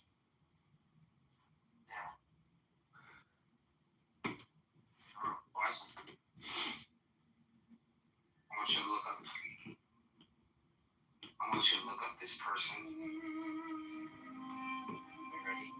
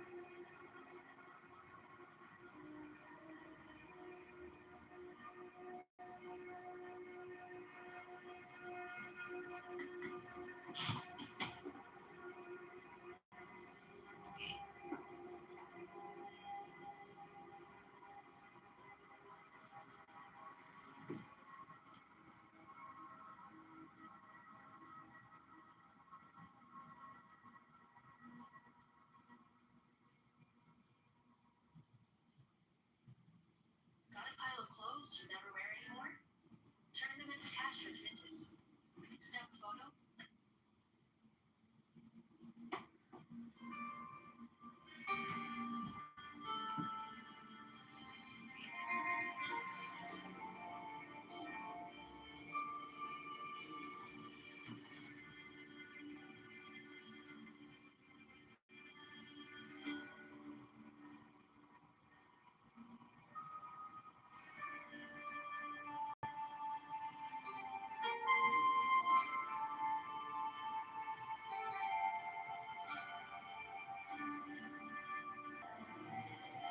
Invocation of Thoth. Procul, o propor esti profani. On thee I invoke. Thou who wieldest the wand of double power, thee I invoke. Thou who bearest in thy left hand the rose and cross of life and light, thee I invoke. Thou whose head is as an emerald, and thy limbs as the night sky blue, thee I invoke. Thou whose skin is of flaming orange as though it burned in a furnace, thee I invoke. Behold, I am yesterday, today, and the brother of tomorrow. I am born again and again. Mine is the unseen force whereof the gods are sprung, which is as light unto the dwellers in the watchtowers of the universe. I am the charioteer of the east, lord of the past and of the future. I see by mine own inward light, Lord of resurrection, who cometh forth from the dust, and my birth is from the house of death. O ye two divine hawks upon your pinnacles, who keep watch over the universe, ye who company the bier to the house of rest, who pilot the ship of wrong, ever advancing onwards to the heights of heaven, Lord of the shrine which stands in the center of the earth. Behold, he is in me, and I in him. Mine is the radiance, wherein the path floats over the foam. I travel upon high. I tread upon the firmament of you. I raise up flesh and flame with the lightning of mine eye, ever rushing on for the splendor of the day glorified law, giving my life to the dwellers of earth. If I say, come up upon the mountain, the celestial waters shall flow at my word. For I am Ra incarnate, Hepha, created in the flesh. I am the eidolon of my father Tabu, lord of the city of the sun. The God who commands is in my mouth. The God of wisdom is in my heart. My tongue is the sanctuary of truth, and the God who sitteth upon my lips. My word is accomplished every day, and the desire of my heart realizes itself as that of the tower when he created his works. I am eternal, therefore all things are as my designs, therefore do all things obey my word. Therefore do thou come forth unto me from thine abode in silence, unnatural wisdom, or light, or power. So, Hermes, Mercury, Odin, by whatever name I call thee, thou art still nameless to eternity. Come thou forth, I say, and aid and guard me in this work of art. Thou, star of the east, that didst conduct the Magi, thou Here art are 5 animals that have been modified by humans. Number 5, Richard Regalis, has for a higher EQ per animal, and also requires special care due to their body structure and nature. Number 4, featherless chickens.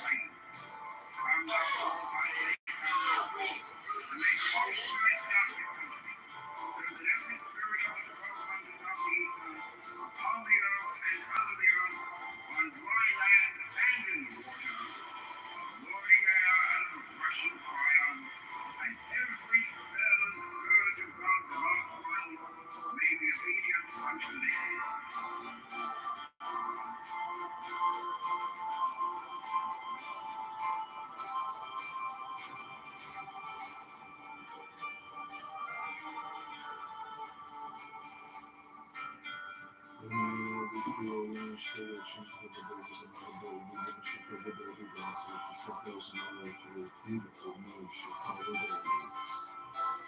Chicago babies.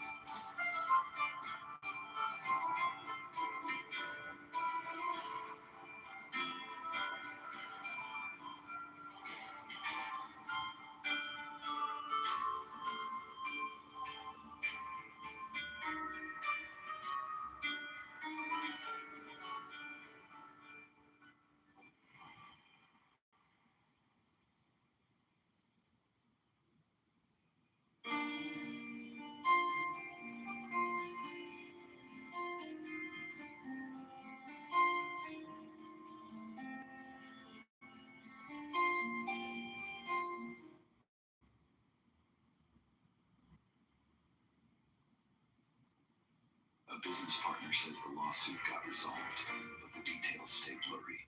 Then verified court cases help search court records across federal, state, and local courts, so it's easier to look up what happened with a case number. Tap below, enter a case number, see what you can find.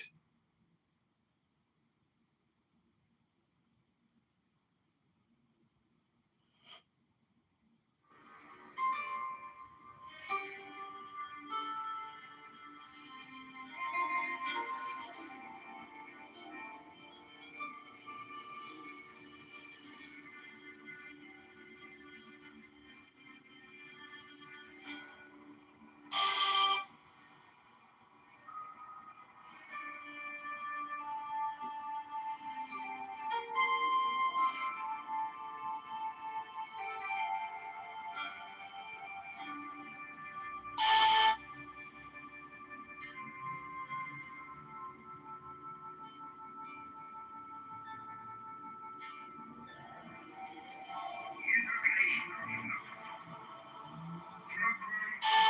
Procor esti profani. On lusty, on pain. In the name of the mighty and terrible one, I proclaim that I have banished the shells unto their habitations. I invoke Tahuti, the Lord of wisdom and of utterance, the God that cometh forth from the veil. O thou, majesty of the Godhead, wisdom throughout Tahuti, Lord of the gates of the universe, thee I invoke. O thou of the idol's head, thee I invoke. Thou who wieldest the wand of double power, thee I invoke. Thou who bearest in thy left hand the rose and cross of light and light, thee I invoke. Thou whose head is as an emerald, and thy limbs as the night sky blue, thee I invoke. Thou whose skin is of flaming orange as though it burned in a furnace, thee I invoke. Behold, I am yesterday, today, and the brother of tomorrow. I am born again and again. Mine is the unseen force whereof the gods are sprung, which is as light unto the dwellers in the watchtowers of the universe. I am the charioteer of the east, lord of the past and of the future. I see by mine own inward light, Lord of resurrection, who cometh forth from the dust, and my birth is from the house of death. O ye two divine hawks upon your pinnacles, who keep watch over the universe, ye who accompany the bier to the house of rest, who pilot the ship of wrong, ever advancing onward to the heights of heaven, Lord of the shrine which standeth in the center of the earth. Behold, he is in me, and I in him. Mine is the radiance, wherein the top floats over the foam. I travel upon high, I tread upon the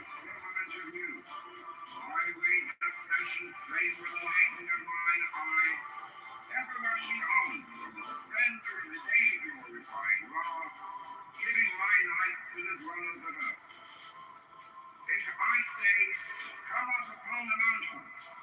The celestial waters shall flow at my word. For I am Ra incarnate, Kephra, created in flesh. I am the eidolon of my father Tabu, Lord of the city of the sun.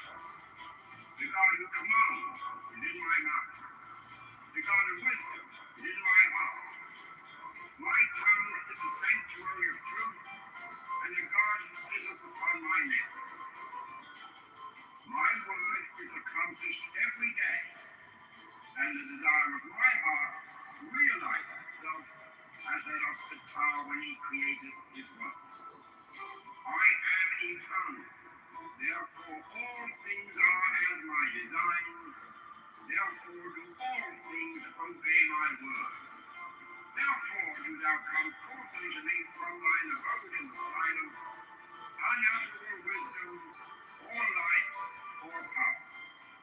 So, Hermes, Mercury, Odin, by whatever name I call thee, thou art still nameless to eternity.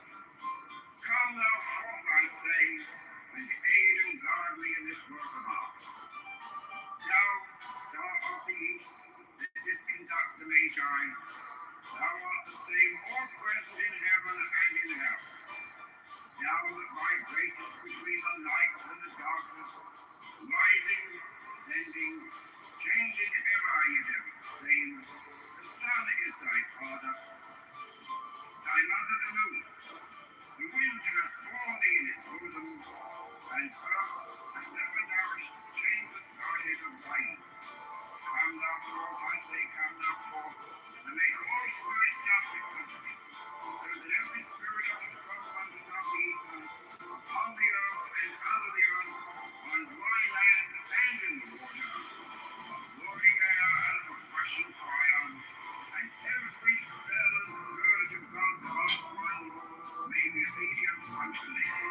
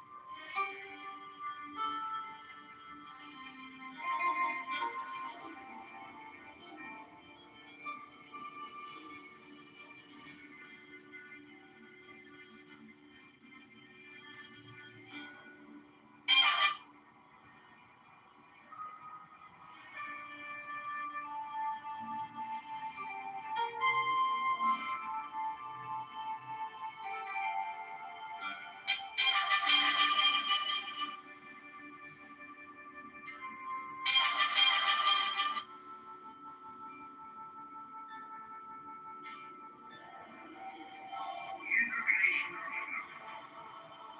Procul, o procul esti profani, on lusty, on paedo. In the name of the mighty and terrible one, I proclaim that I have banished the shells unto their habitations. I invoke Tahuti, the Lord of wisdom and of utterance, the God that cometh forth from the veil. O thou, majesty of the Godhead, wisdom crowned Tahuti, Lord of the gates of the universe, thee I invoke. O thou of the idol's head, thee I invoke. Thou who wieldest the wand of double power, thee I invoke. Thou who bearest in thy left hand the robe and cross of light and light, thee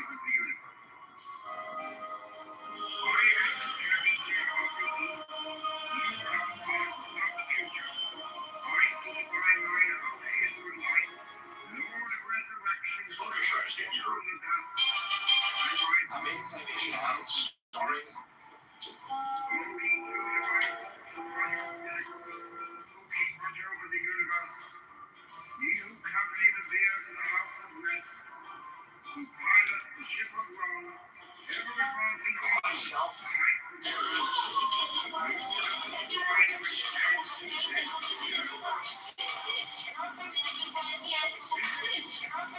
enabled to defy in heaven. Why is the faith of the Lord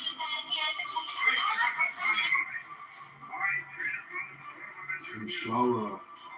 The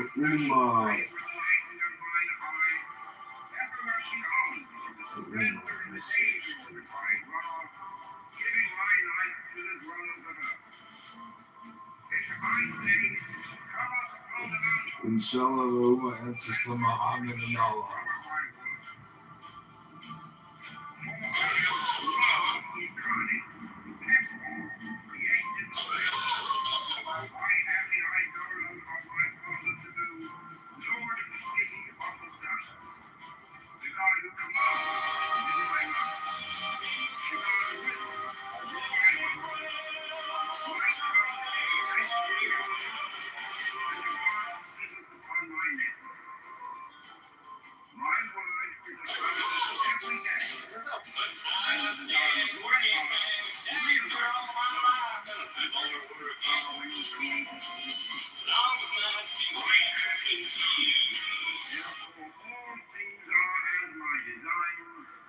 Therefore, do all things obey my word. Therefore, do not come closely to me from mine mountain signs. I am for you, or light, or Mercury, Odin, by whatever name I call thee, thou art still nameless for this time. Come thou forth, I say, with aid and guardian. This is conduct the Magi. Thou art the same all present in heaven and in hell. Thou art my great between the light and the darkness, rising, bending, changing ever and ever the same. The sun is thy father. Thou art the moon. The wind hath borne thee in its bosom, and earth started of light. Come thou forth, I say, come thou forth, and make all spirits subject unto thee, so that every spirit of the government of the ether, upon the earth and under the earth, on dry land and in the water, of roaring air and of rushing fire, and every spell and scourge of God's vast one may be obedient unto thee.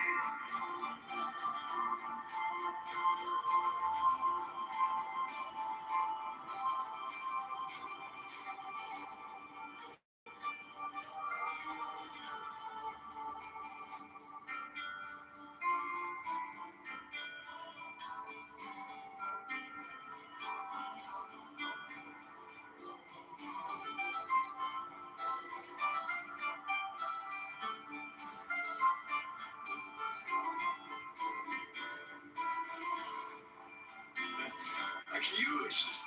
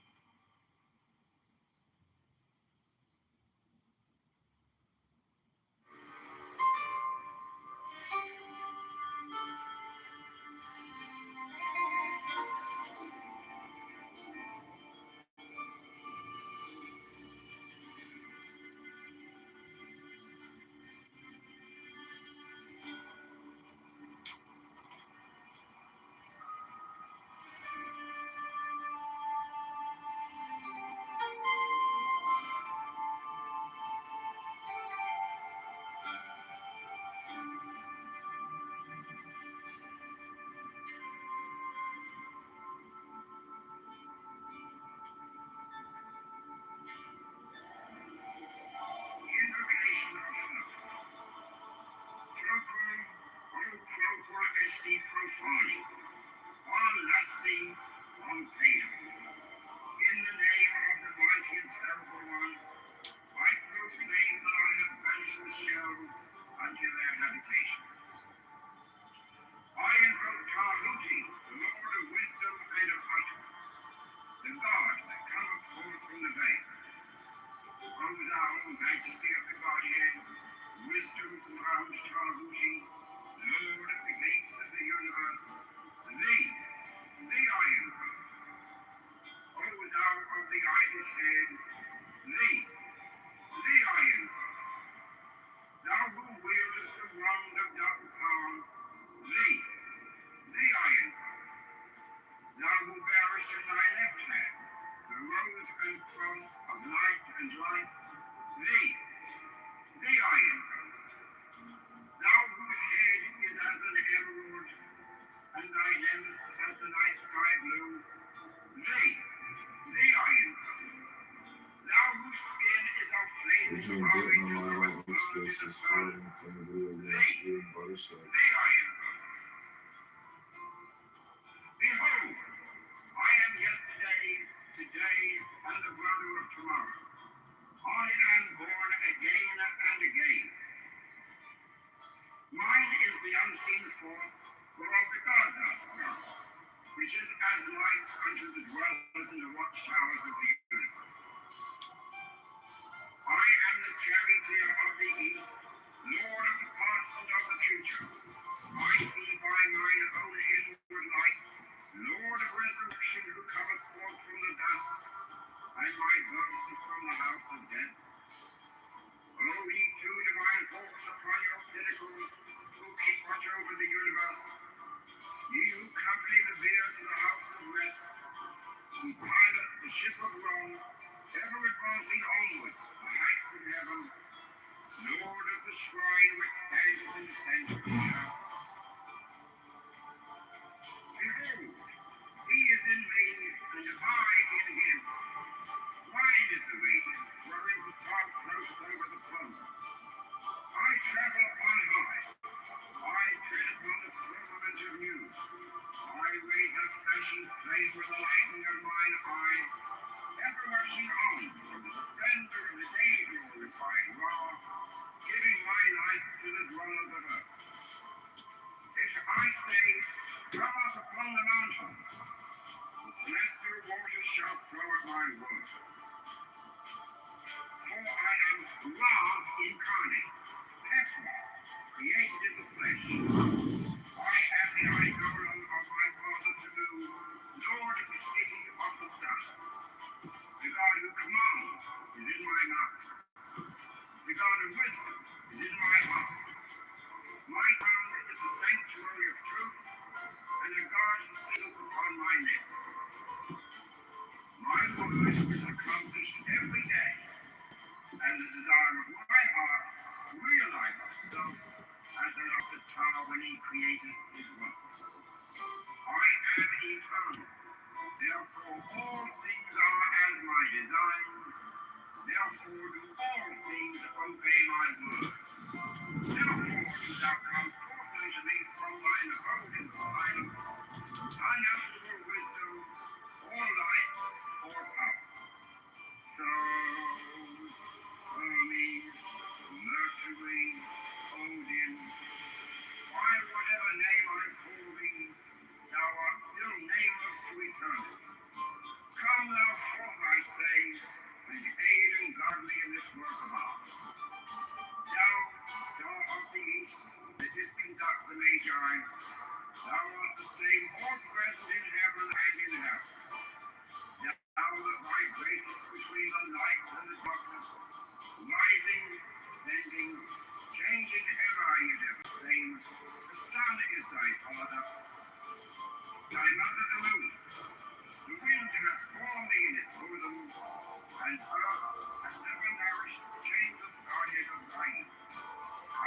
Come thou forth, I say, come thou forth, and make all spirits subject unto me, so that every spirit of the firmament and of the ether, on the earth and under the earth, on dry land and in the water, of burning air and of rushing fire, and every spell and scourge of God's last one, unto thee.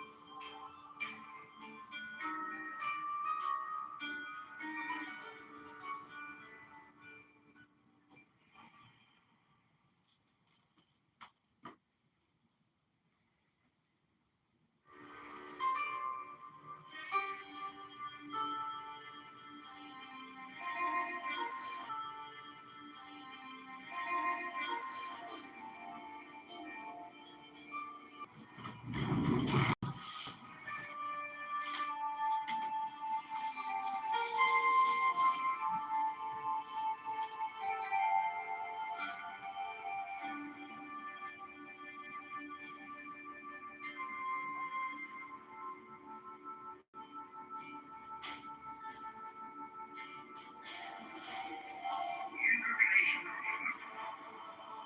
Procul, o procul esti profani, on lusty, on paedo. In the name of the mighty and terrible one, I proclaim that I have banished the shells unto their habitations.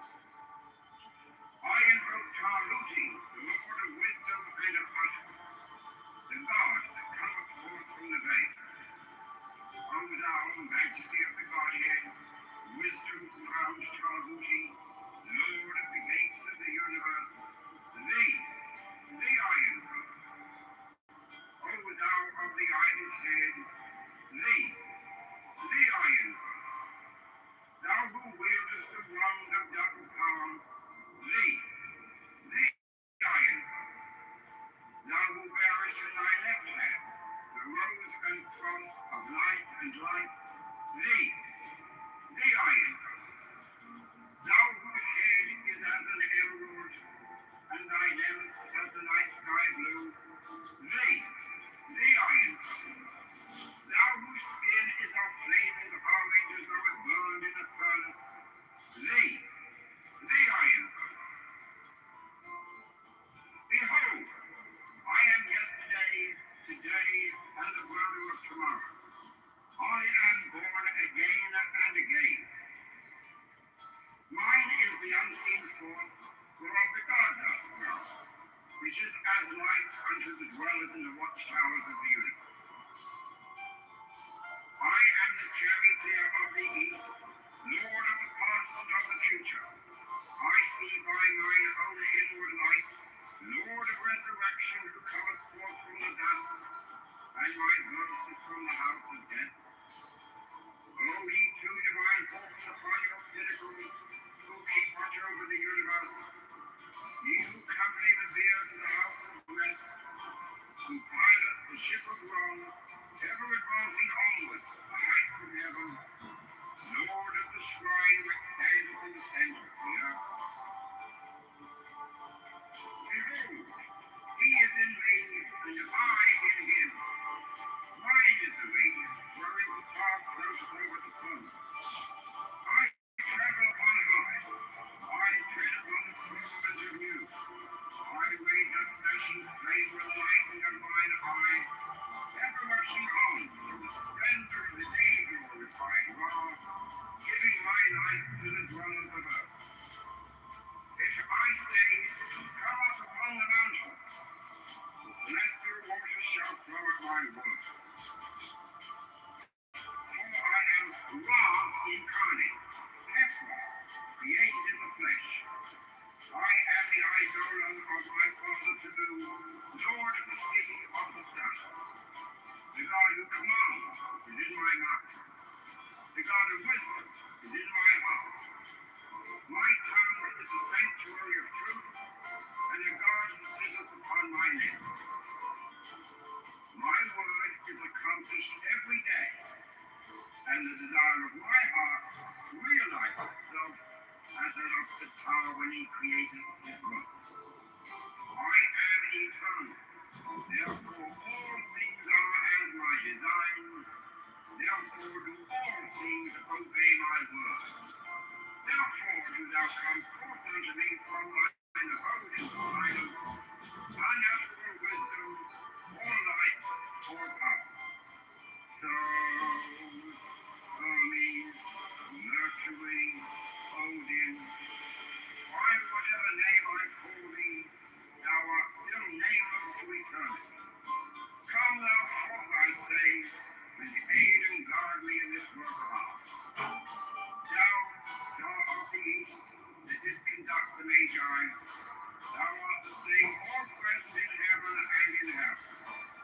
Thou that vibratest between the light and the darkness, rising, sending, changing ever and ever the same. The sun is thy father, thy mother the moon. The wind hath borne thee in its bosom, and earth hath never nourished changeless guardian of rain. Come thou forth, I say, come thou forth, and make all spirits sacrifice me, so that every spirit of the throne underneath the ether, upon the earth and under the earth, on dry land and in the water, of roaring air and of rushing fire, and every spell and scourge of God's last one may be obedient unto thee.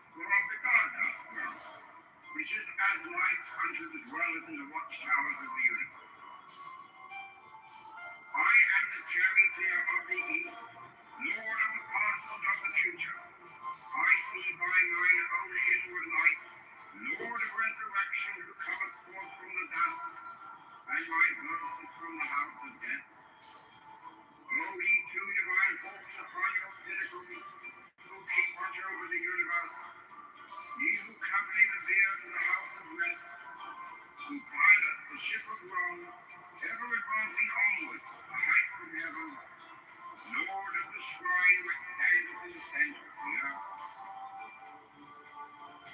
Behold, he is in me, and I in him. Mine is the way wherein the path goes over the flood. I travel upon high. I tread upon the firmament of you. I raise up flashing flame with lightning of mine eye, ever rushing on in the splendor of the day glorified Ra, giving my life to the dwellers of earth. If I say, come up upon the mountain, the celestial waters shall flow at my word. For I am Ra in kind, Ephra, created in the flesh. I am the eidolon of my father Tabu, lord of the city of the sun. The God who commands is in my mouth. The God of wisdom is in my heart. My tongue is the sanctuary of truth, and the God sitteth upon my lips. My word is accomplished every day, and the desire of my heart realizes itself as an of the tower when he created his works. I am eternal, therefore all things are as my designs, therefore do all things obey my word. Therefore do thou come forth unto me from thine abode in silence, unutterable wisdom, or light, or power. So, Hermes, Mercury, Odin, by whatever name I call thee, thou art still nameless to eternity. Come thou, Right now, ascending, changing ever yet the same. The sun is thy Well, they had stated that they're black and they're superior to me. I was like, no, I'm an American woman. I'm white and I'm better than you. That doesn't make it. But that's fine. okay.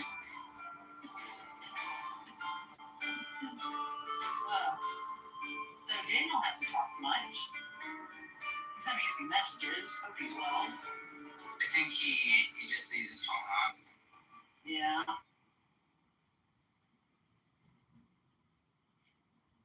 Yeah. We don't have any poems right now.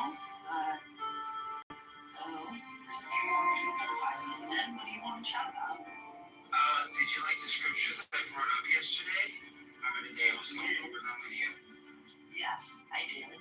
I even like the one that, yes, definitely. Yeah, especially when you make the understanding and correlation for me when I go from Daniel to the New Testament, where it's prophecy that is fulfilled. I mean, you can have the full understanding and scope of where it's saying, you know, like this is going to be a kingdom that's never ending. Sorry, speaking to it. invocation of truth. Procul esti profani, lusty, pain. In the name of the mighty and terrible one, I proclaim that I have banished the shells unto their habitations. I invoke Tahuti, the Lord of wisdom and of utterance, the God that cometh forth from the maiden. It's difficult to talk to somebody like that. What's his name? Islamic. When he just wants, or not even that was aging, I think.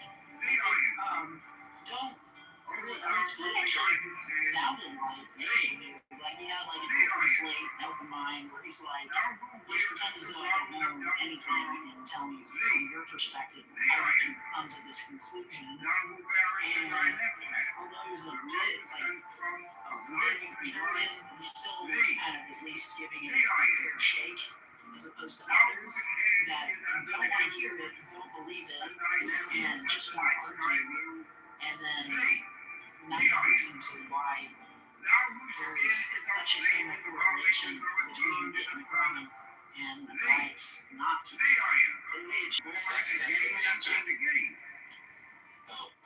Frank's like you say, hey, what's up, Simon? And this one phone call, and then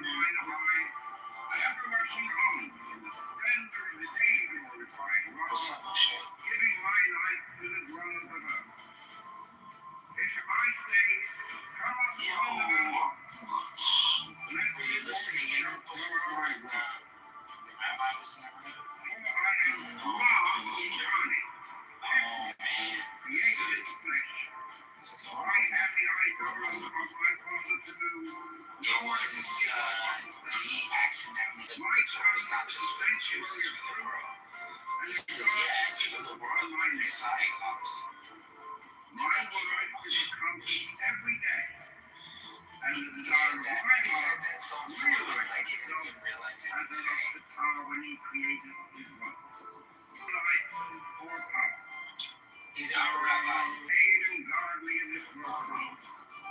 Now, the disconduct the Magi. Thou art the same orthodox in heaven and in hell. Now that my grace is between the light and the darkness, rising, sending, only in its own biblical reference. There is no biblical reference to that. It's all like time. Yeah, I get it. To make all spirits happy. Yeah, that's So that every spirit of the government of the ether, on the earth and under the earth, I won't say on what dry land and in the water, on roaring air and on rushing fire, and every spirit of Did you get it? I don't know what it sounds like, John. Oh, we never bring it up here. That time is not allowed in here, actually. Yeah. That is one of his standing rules. Now, if it's a different room and something gets brought up, You know what it is? He's so used to probably not talking about it in here that he probably didn't notice that we don't bring that's one of the rules. it is like a standing rule. It's not a rule. It's like yeah, we don't No, bring it up. Listen, it's kind of like being a dead horse. It's not in the Quran. There is, I think it's a story about two women or something like that. That's about it. It's the only one. Have you ever been to a mass? Have you ever sat through it?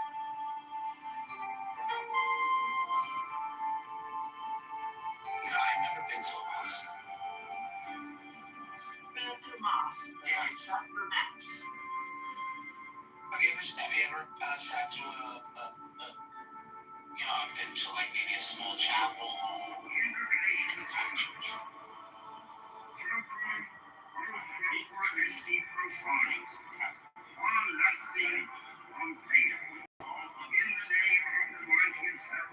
Yes, that is when someone gets confirmed, or the first communion. Yeah. Also, if you sat in the first communion, you know what it's about.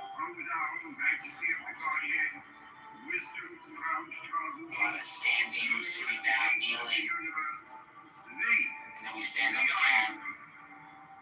But yeah, we have these little pews that we in.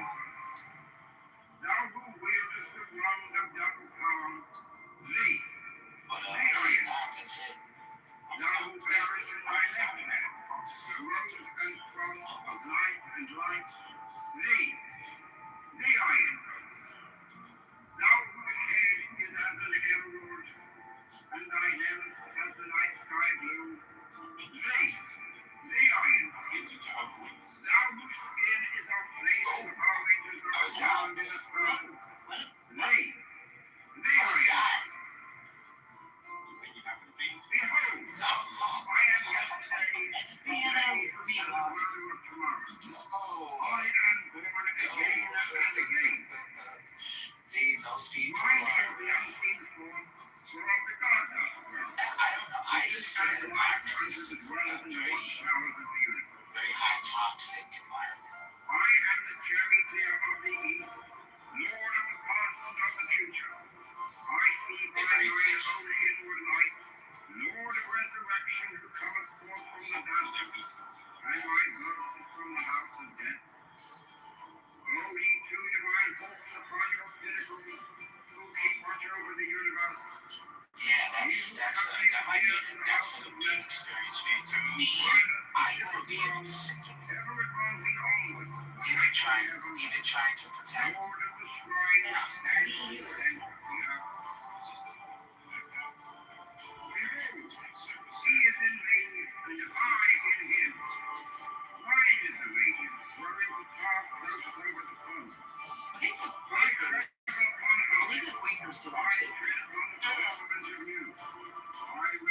flesh and flavor of light in your mine eye. And it's pretty interesting. What Bible were they using? Were they using the New Translation? The New World, the New Translation, yeah, pretty much. You know, I have one in my house. I've read through it. The God who commands And the whole thing, all has my designs. Has my designs. Therefore do all things they say obey my wonderful will. cows. Therefore do all things They say obey my wonderful will. counselor, Prince of Peace, Prince of Peace. Therefore do thou come forth still They used to be very neighbors boisterous back in the 70s, Come thou 80s. I think forth, I used to say, debate a lot. and aid and Power gladly in the died out. forth I think I used say, to debate a lot. and aid and Power gladly in the died out. Those people kind of died out. the disconduct the Magi. Thou art the same There's a guy on here that is woman who has 3 wives. Thou that Right, right right, it's actually between all the 3. light and the darkness. He probably joking around. Sending. I don't know, so I'm pretty serious about it. The sun is thy father. Andrew used to be, Andrew's father was in North or some shit The like that. wind hath torn thee in his bosom, and earth hath never nourished. Yeah, he says it. Come thou forth, I say, come thou forth. The next one is the great sacrifice. I have sympathy for some of these people that are mad like that. Yeah, I mean, I'm deterred when loving Jesus and being a part of my faith. If I had to be forced into something that was so opposite of the truth, for sure.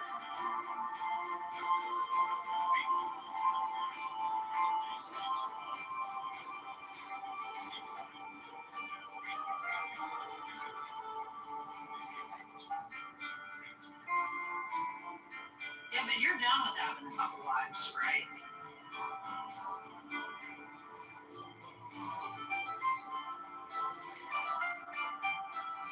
Well, I think it's acceptable, is it not? I could be wrong, but like, I thought that they were allowed to. I mean, they have to follow certain rules and stuff, but as long as they take care of their wife, then they can. It's acceptable, Kitty.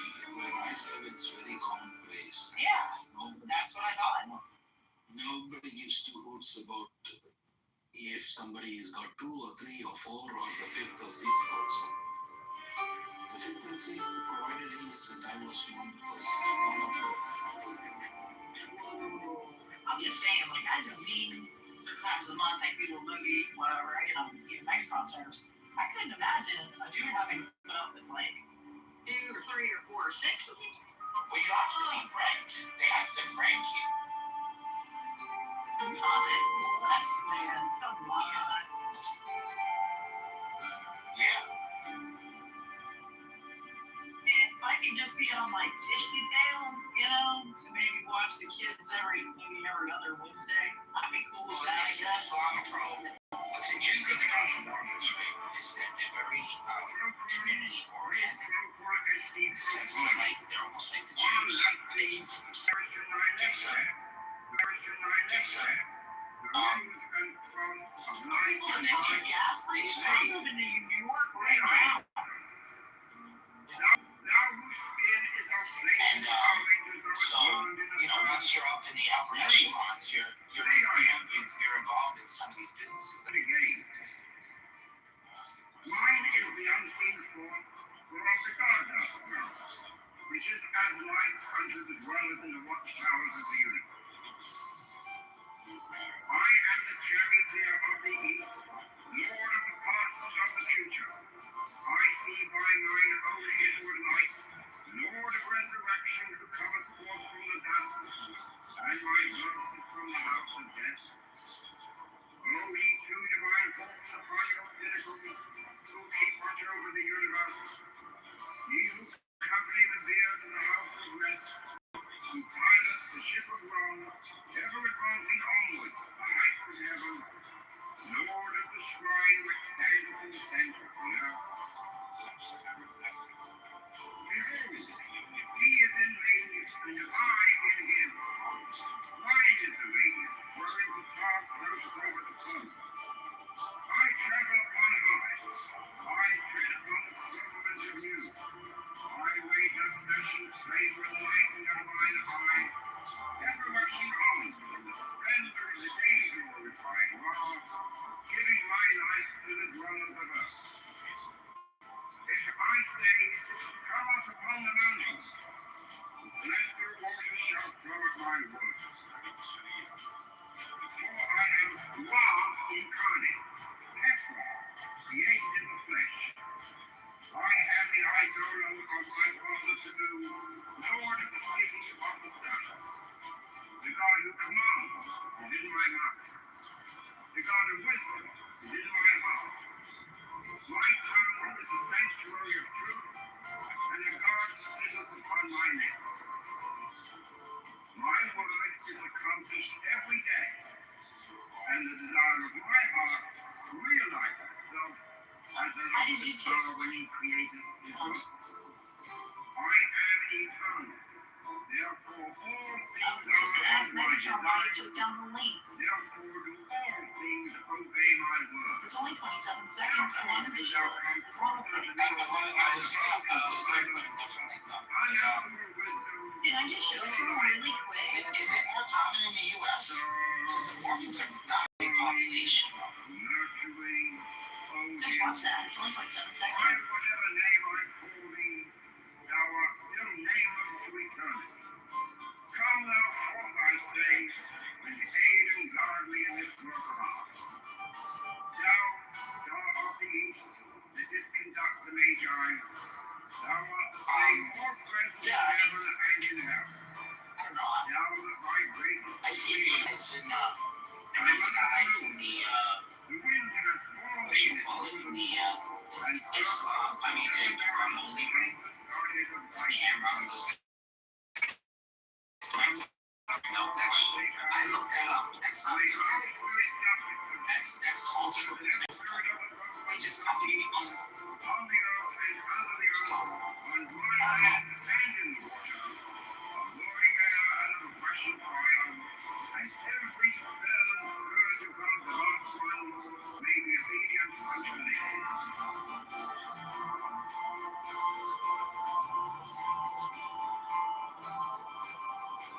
Yeah.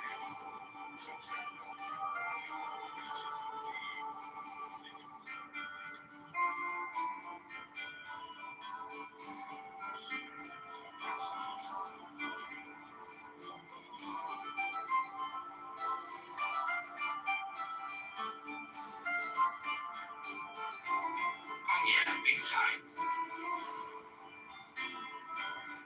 They seem to older religions in Russia, like the Turks. There's tons of different types of Turkish people, right? In Asia, what they call it, Russia. There's so many different cultural groups there. Really, really old ones.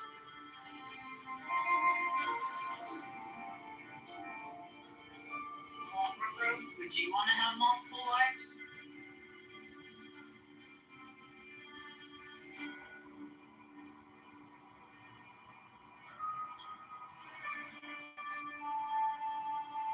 Well, I'm just saying, okay, let's pretend like you have all the money in the world and you could afford it. Then would you want to?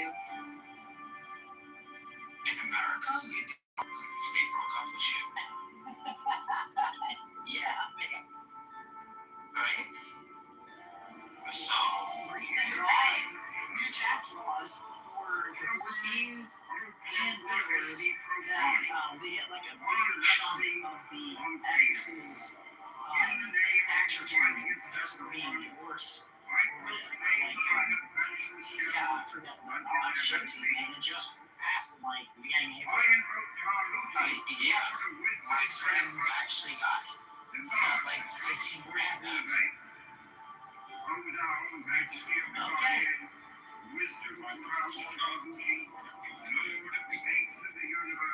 Oh my god, like 700 concubines? Are you serious?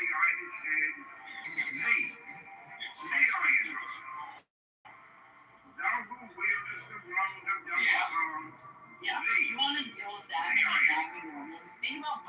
spent about 700. The rose and cross of light and light, thee, I am. That's so funny. Thou whose head is as an emerald, and thy limbs as the night sky blue, thee I am. Thou whose skin is of flaming orange as though it burned in a furnace, thee I am. Behold, I am yesterday, today, and the brother of tomorrow. I am born again and again. Mine is the unseen force, whereof the gods are surrounded, which is as light unto the dwellers in the watchtowers of the universe. I am the charioteer of the east, lord of the past and of the future. I see by mine own inward light, Lord of resurrection, who cometh forth from the dust, and my ghost is from the house of death. O ye two divine folks upon your pinnacles, who keep watch over the universe, ye who accompany the bier to the house of rest, who pilot the ship of Rome, ever advancing onwards, the heights of heaven, Lord of the shrine which stands in the I mean, you can always say one. You can always say one and then just like have. He is in me, and I in him. Mine is the way, wherein the fog flows over the plains. I travel upon the horse, I tread upon the firmament of the Yeah. I raise up passion, flame with lightning of mine eye, ever rushing on from the splendor of the day glorified law, giving my life to the dwellers of earth. If I say, come up upon the mountain, the celestial waters You're shall right flow about my that. word. Kids still not scripturals. I am Ra incarnate, Hephra, created in the flesh. I am the idol of the Almighty Lord, Lord of the Hades, the God who commands is in my heart. The God of wisdom is in my heart. My house is the sanctuary of truth, and a God sitteth upon my lips. My word is accomplished every day, What about all these and things? the desire of my heart realizes itself as that of the tower when he created his wonders.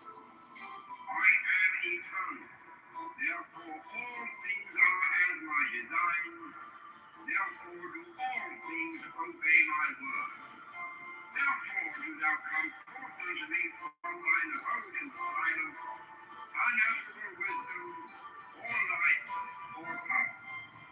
So, Hermes, Mercury, Odin, So do you know that story where thou art still nameless I to think it's in eternity. Genesis Come thou forth where unto they made the me, men get circumcised and then they killed them for raping the thou sister of Judah. didst conduct the Magi. Thou art the same all present in heaven and in hell. Thou that vibrations between the light and the darkness, rising, descending, changing ever, you never the same. The sun is thy father. It didn't seem like he was very happy about it though, right? The wind hath borne thee in moving, and earth and heaven now changes started of light. Come thou forth, I say, come thou forth, and make all spirits subject unto me, so that every spirit of the throne unto thou be equal, on the earth and under the earth, on dry land and in the water, of roaring air and of rushing fire, and every spell and scourge of God's last one may be obedient unto thee. The cities in Michigan.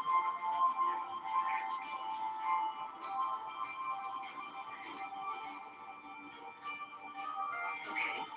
Question from Yoshi, and the answer is, despite King Solomon famously having 700 wives and 300 concubines, the Bible is frighteningly quiet about his children. Only 3 are mentioned by name, and all of them appear to have been born relatively early in his life. It says, while statistically he had many more, the Bible narrative focuses only on those relevant to the royal administration and succession.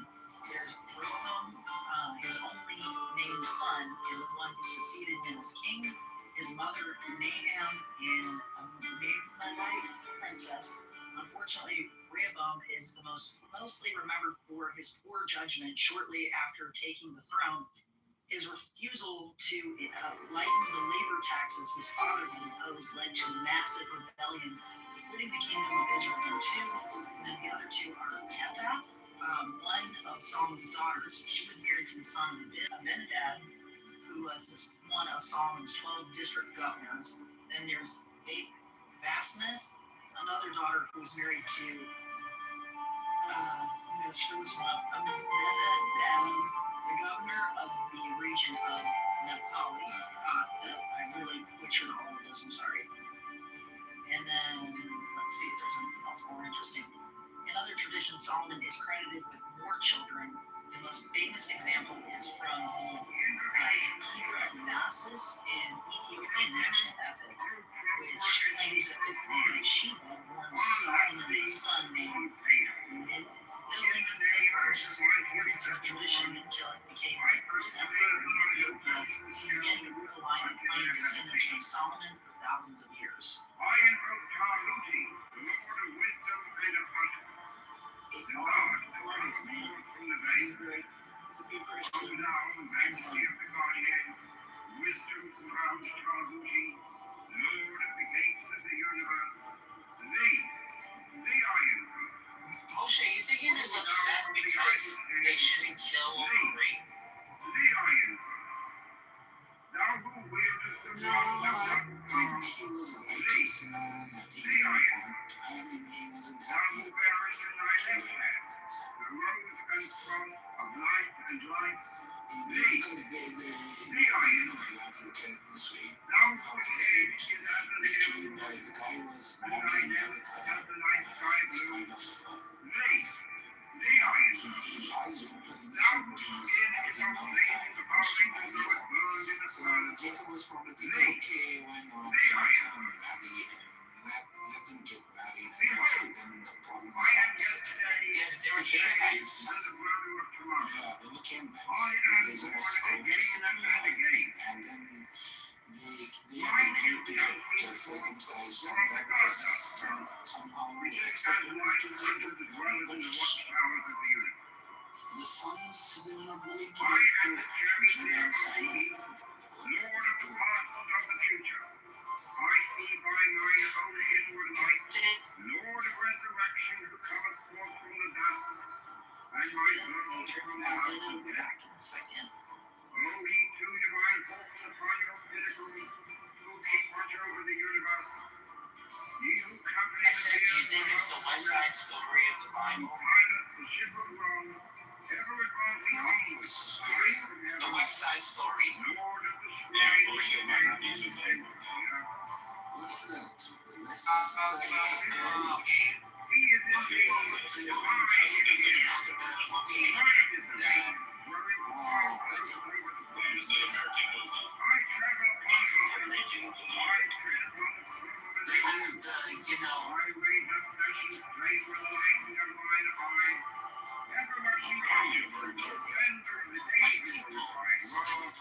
Giving my life to the dwellers of earth.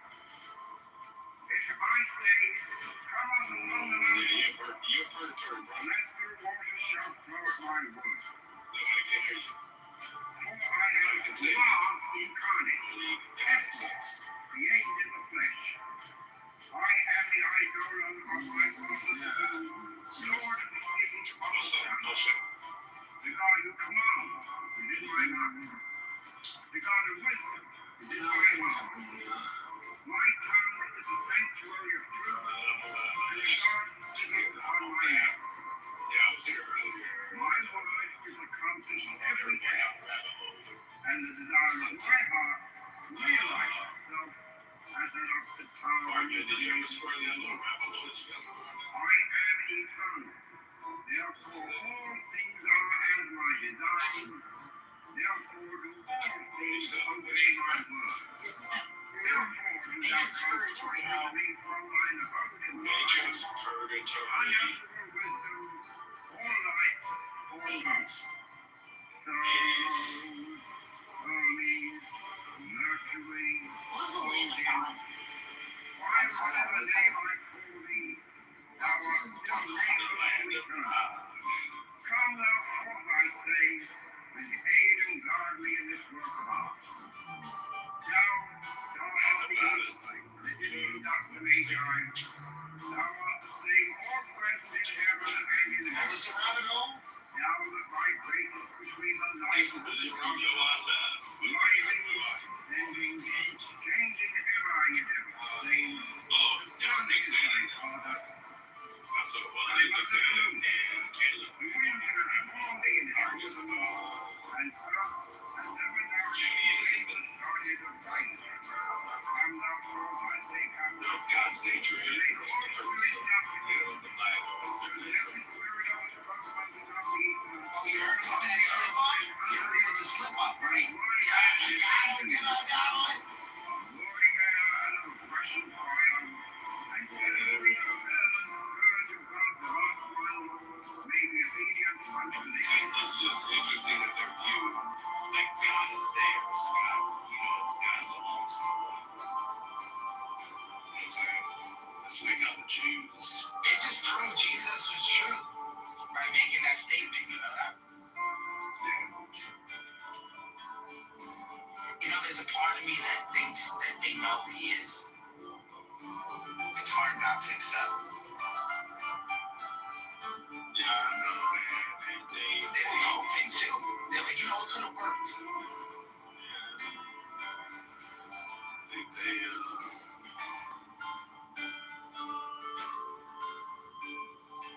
Yeah, it's one of those weird situations, man, where it's like,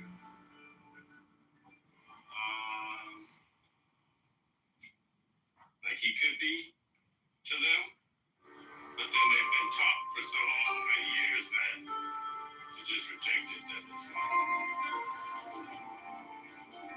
it's something that I don't know. It's Judas. You know, like Judas. It's like that thing that's in the back.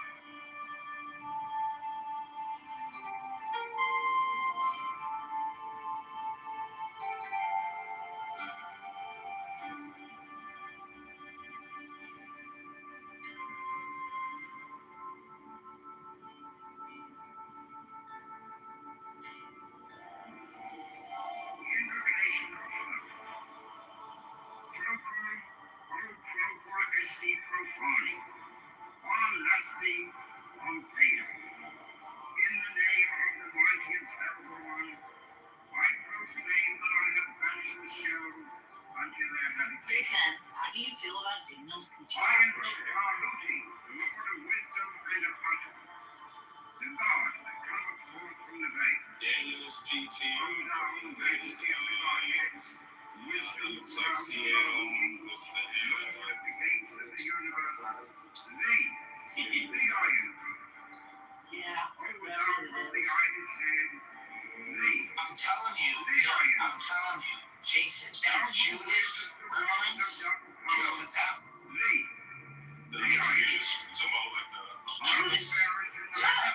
Yeah. the rose and cross of light and light,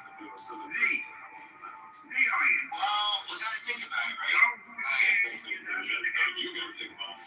and thy limbs as the night So I'm just talking myself. So basically what I'm saying is that it's always going to be a question whether if he really is Messiah. So you had that one person who you contemplate. I am yesterday, today, and the brother of tomorrow. I am born again and again. Mine is the unseen force whereof the gods are sprung, which is as light unto the dwellers in the watchtowers of the universe. I am the charioteer of the east, lord of the past and of the future. I see by mine own inward light, Lord of resurrection, who cometh forth from the dust, and my birth is from the house of death. You have to read it O yourself. ye who divine forms upon your pinnacles, who keep watch over the universe, ye who accompany the bier to the house of rest, who pilot the ship of Rome, ever advancing onward, the heights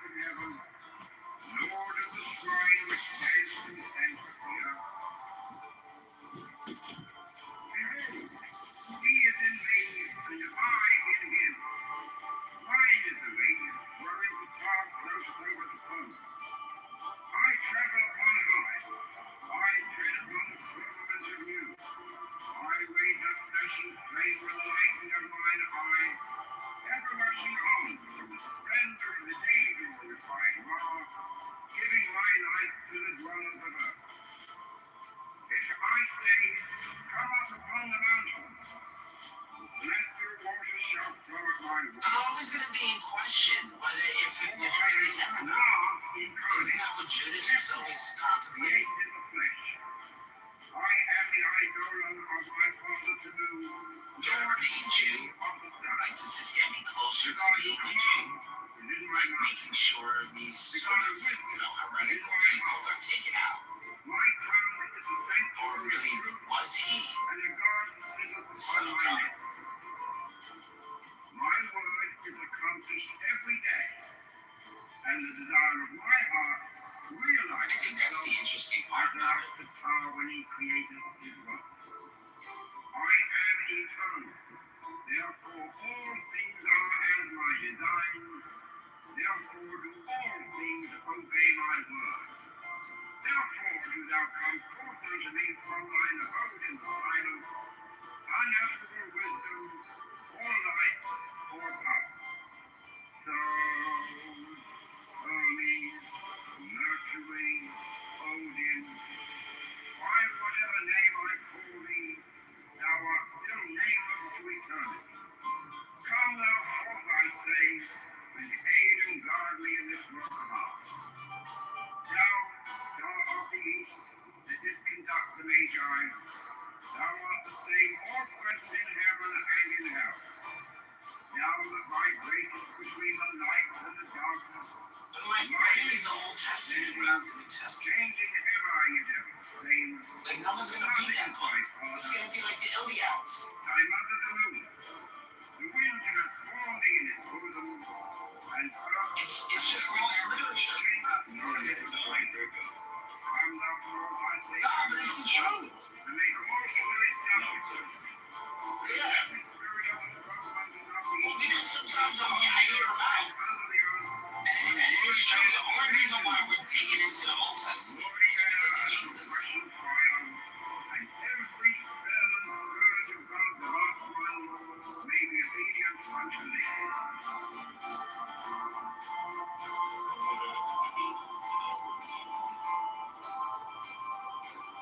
Go ahead and go for it. This is Nelson Hafiz. Are you familiar with how Muhammad portrayed women? There's a Sabi, Imam, and then there's two different hadiths about what he did in the desert to obtain Israel, humanized himself. I thought you were gonna give us a new one. Like, we've heard the Azoot so many times. I thought you were gonna give me like, I thought you were gonna be something new. Oh man. Yeah. Rabbi, you gotta get in the bag, man. You gotta get in your bag a little bit deeper. Yeah, bro. Come on, man. I'll give you 5 minutes here. Come on, come on. Rabbi, I want to hear about the one in which the castle or the palace of Damascus was lit up when he was born. Oh, I don't know about this one.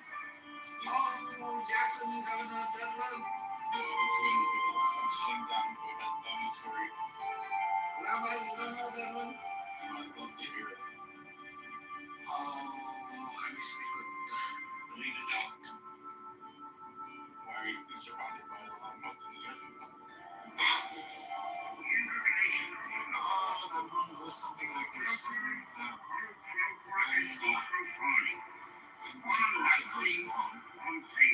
There was a light that shone out of them.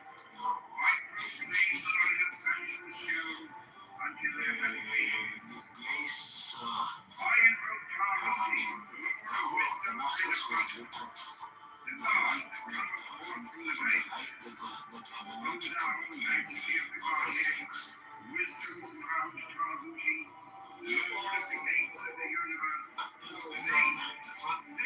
Mine doesn't go. O thou of the Irish head, thee, the iron. It's amazing, man.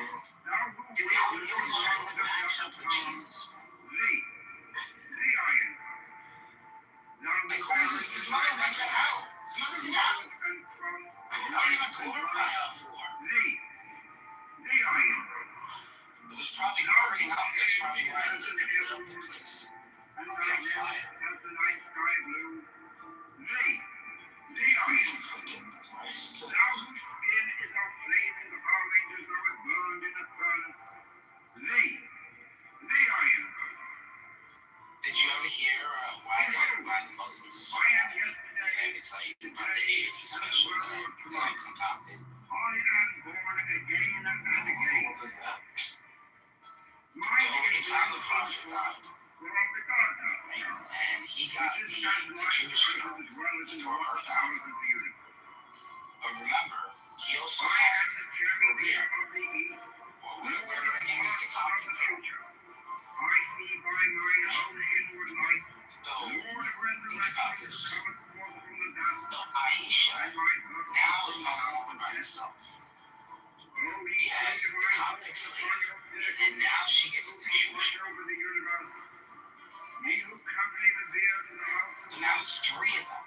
who pilot the ship of Rome, And now you see, because Aisha Lord of the never reacted the way she should have, and continued to be with this man the way he was, He is in she started blaming herself Why now the the death of the Jewish girl and the Coptic girl. And she ultimately is the one who killed her. I mean, if you think about it, I mean, it's just my story, you know, it's my opinion, especially, you know, like afternoon picture.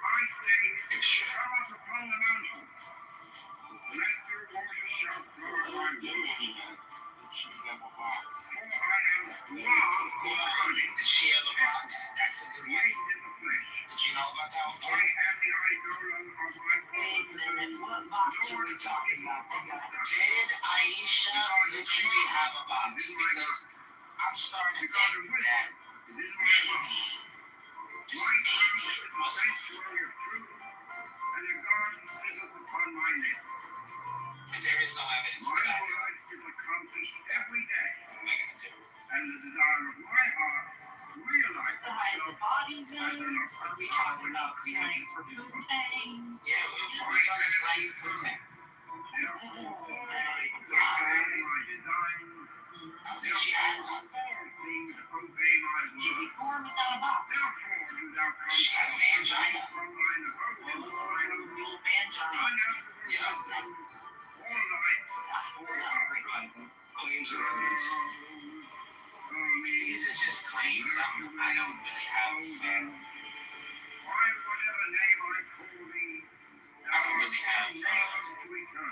But I would think, you know, somebody with that kind of stature would possibly get have so many concubines. Thou art the same all present in heaven and in hell.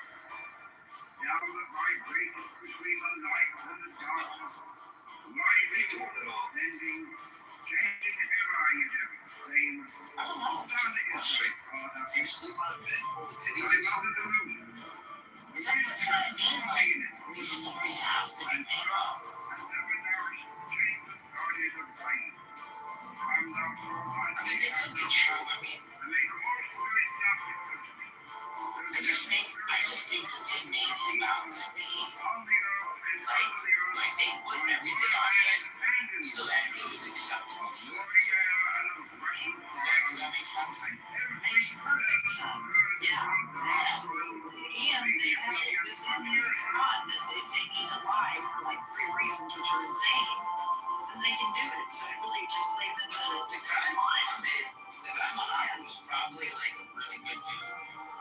But then they like, you know, when they wrote these stories about him, they just like smeared his name so that they can do whatever it is they want to do. It's made it married.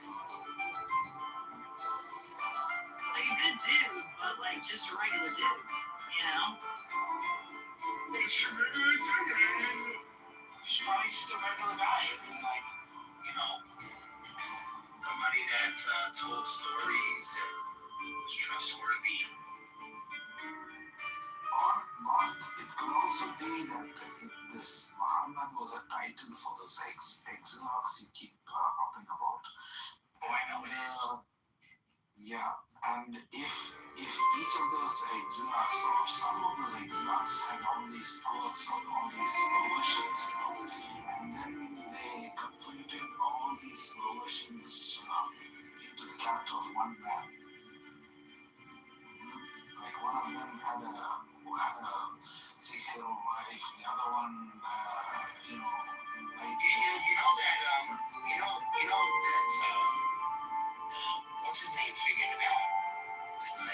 go down that rabbit hole, you can find out that there was prophecies about someone that's so if you look at the person that was in charge of the Exarch right before the new guy came in, in other words, there was a leader of the Exarch that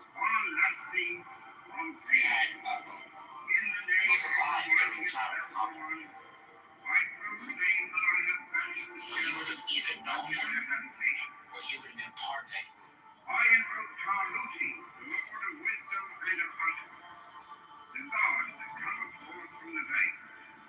And if they were Jews going down to Medina, Wisdom throughout down to Lord of the gates of the universe, Mecca, thee, to get, learn. O thou of the eyes Makes dead, sense. thee I invoke. Thou who wieldest the wand of double power, Yeah, you know, give him a prophet. Give him a language. thou who bearest in thy left hand the rose and cross of light and light, Yeah, maybe one of the incidents thee I where he invoke. became prominent and powerful Thou whose head is and as an lived emerald, in and raided thy limbs as the night sky blue, major city. thee I invoke. The thing that you just didn't get second. What's the universe we was talking about? Thee I The invoke. rules of Medina. The Behold, Constitution of I Medina. am You read this? yesterday, today, and the brother of tomorrow. Well, this Constitution of Medina, I mean, most of these rules are just for the Jews. Mine is the unseen They're force, just to protect the Jews, protect the Jews, protect the Jews. which is as light And then what? And then they perfect it when they get up to the Exarch. I am the creator of the east, What the fuck did you Lord what of are the these past and Bedouin? the future. What? I see Honestly, by mine own what inward are light, these Lord of Rishi resurrection, Bedouin pagans know anything about and my establishing the law? earth is from the house of death. This isn't fantasy shit, bro. This is just the fucking Jews, bro. Over the universe, ye who company the beard of the house of rest, ever advancing onward, the heights from heaven, Lord of the shrine which standeth in the center. Behold, he is in me, and I in him. Mine is the means, pouring the heart through the Father. I tread upon high. I tread upon the firmament of you. I wake up flesh and flame with the lightning of mine eye. Everlasting on, in the splendor of the day glorified law, giving my life to the dwellers of earth. I'm home. If I say, come up upon the mountain, the celestial waters shall flow at my word. For I am Ra incarnate, therefore created in the flesh. I am the eidolon of my father Tabu, Lord of the city of the sun. The God who commands is in my mouth. The God of wisdom is in my heart. My tongue is the sanctuary of truth, and the God who sitteth They didn't upon my codify the language even. Not even codify the language. every day. And so, like, And the desire of my heart realizes itself. you know, they have four different scripts, four different ways to I write. am eternal. You know, you can't ignore that, Jaws. And then at the same time, you know, they need a book burning. Like, what the fuck? What is going on? What's going on? And then they're doing this book burning to preserve it. And then later on, you realize they don't even have possession of their own text. Like, it's all over the world. It's like they didn't give a shit about it. It was a cultish movement. Give the Jews back and fucking Europe. You know? They made it in Spain.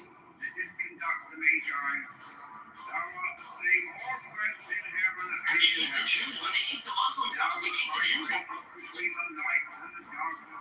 That would be a reason why. Changing ever you do, saying, the sun is thy father, thy mother the moon.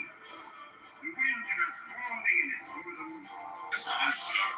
and never nourished chambers guarded of rain. Come thou forth, I say, come thou forth, and make all spirits subject unto me, so that every spirit of the struggle unto not be eaten on the earth I mean, they did kill a lot of Jews. on dry land I and can see why they want to get down them down. and every spell and scourge of God's word In the end, I mean, may be think about it. I mean, they couldn't conquer Rome, which would have been big for them. They won. I mean, they had Jerusalem for a little bit, but then they lost it to the occupation. I mean, wherever they went, they always had these special fucking rules.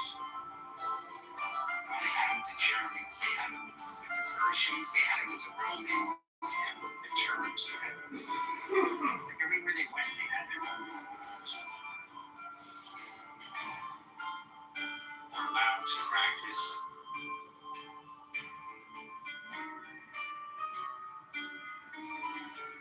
So who knows?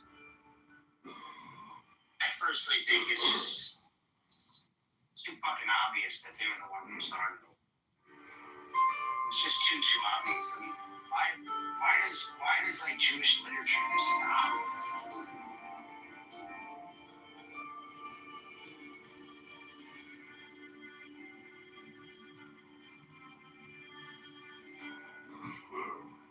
It's focused on writing on beats, or starting up a new government. These people were perfectly okay with being crypto. This is the reason why they were never allowed to be priests or be part of the clergy in Maine. Because they would get corrupted with them. So they probably had Indian corrupted. You'd be surprised.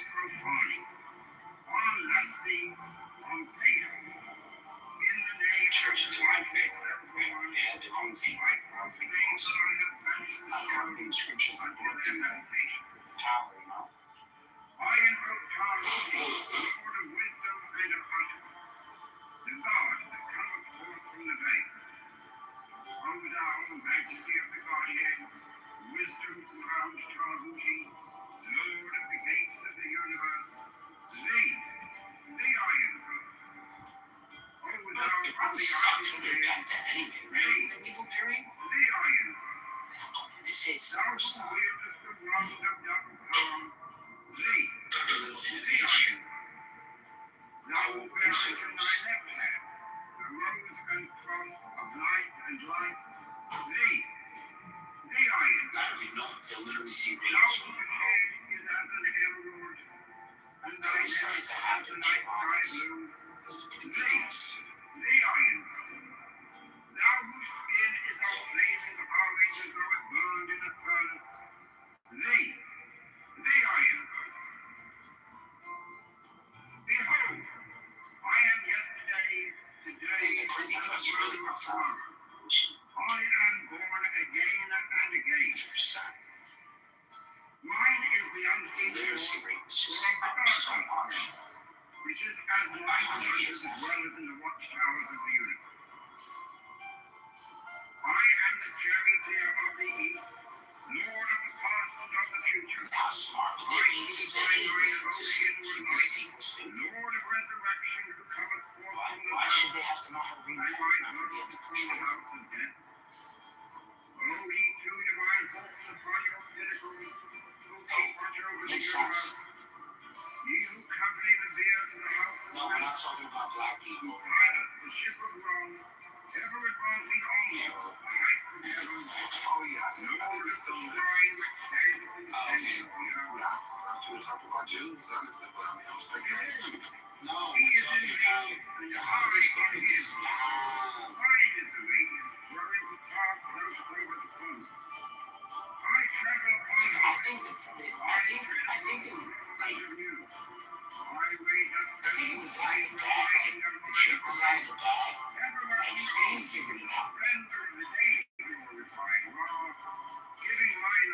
think they figured it out, so they kicked the fuck out of it. They knew the whole thing was a Ponzi scheme. Celestial waters shall flow at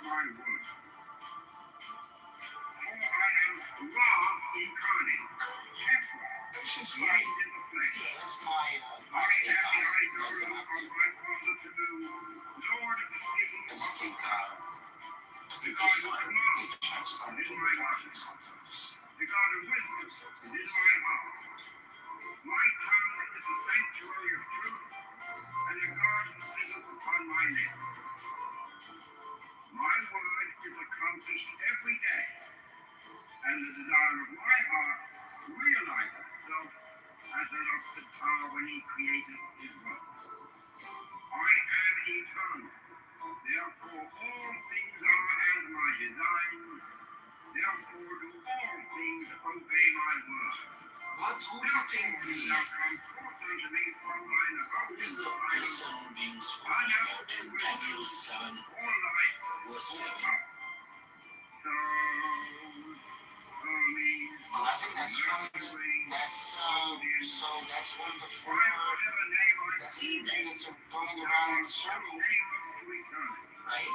Come thou forth, I say, and aid So the and times guard are me in set. this work of art. Doesn't he slaying something? Thou No one's allowed to live. that didst conduct the Magi, Isn't that it? thou wilt save all flesh Yeah, in heaven and in the earth. verses like this that I Thou kept wilt watching find because of the arrogant words that Paul was speaking. sending, The arrogant words changing that ever Paul in was You speaking. start at verse 1 if you don't understand that. You have to go back to I'm verse under the moon. 1. Start from The verse 1 wind and has you'll formed understand. in its bosom, and earth has never nourished changeless guardian of rain. Come thou forth, I say, come thou Yeah. forth, and make all Start at spirits verse not 1. that every spirit of the twelve unto not be eaten, I did on read the it from earth the and under beginning. the earth, on Then dry the rest of land it, and in yeah. water. So what are they talking about here? Are they talking about like that wheel that's in Ezekiel? Every spell and scourge of God's last one may be obedient unto me. No, this is talking about four beasts that come out of the sea, each one different from the others.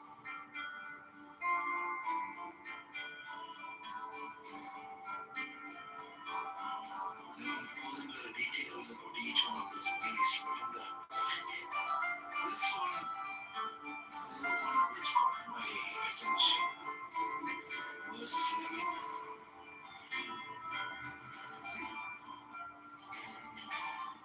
Okay, so it's not the same vision, right? But they're closely related, but it's closely related theophanies, visions of God's throne that spare deep symbolic overlap.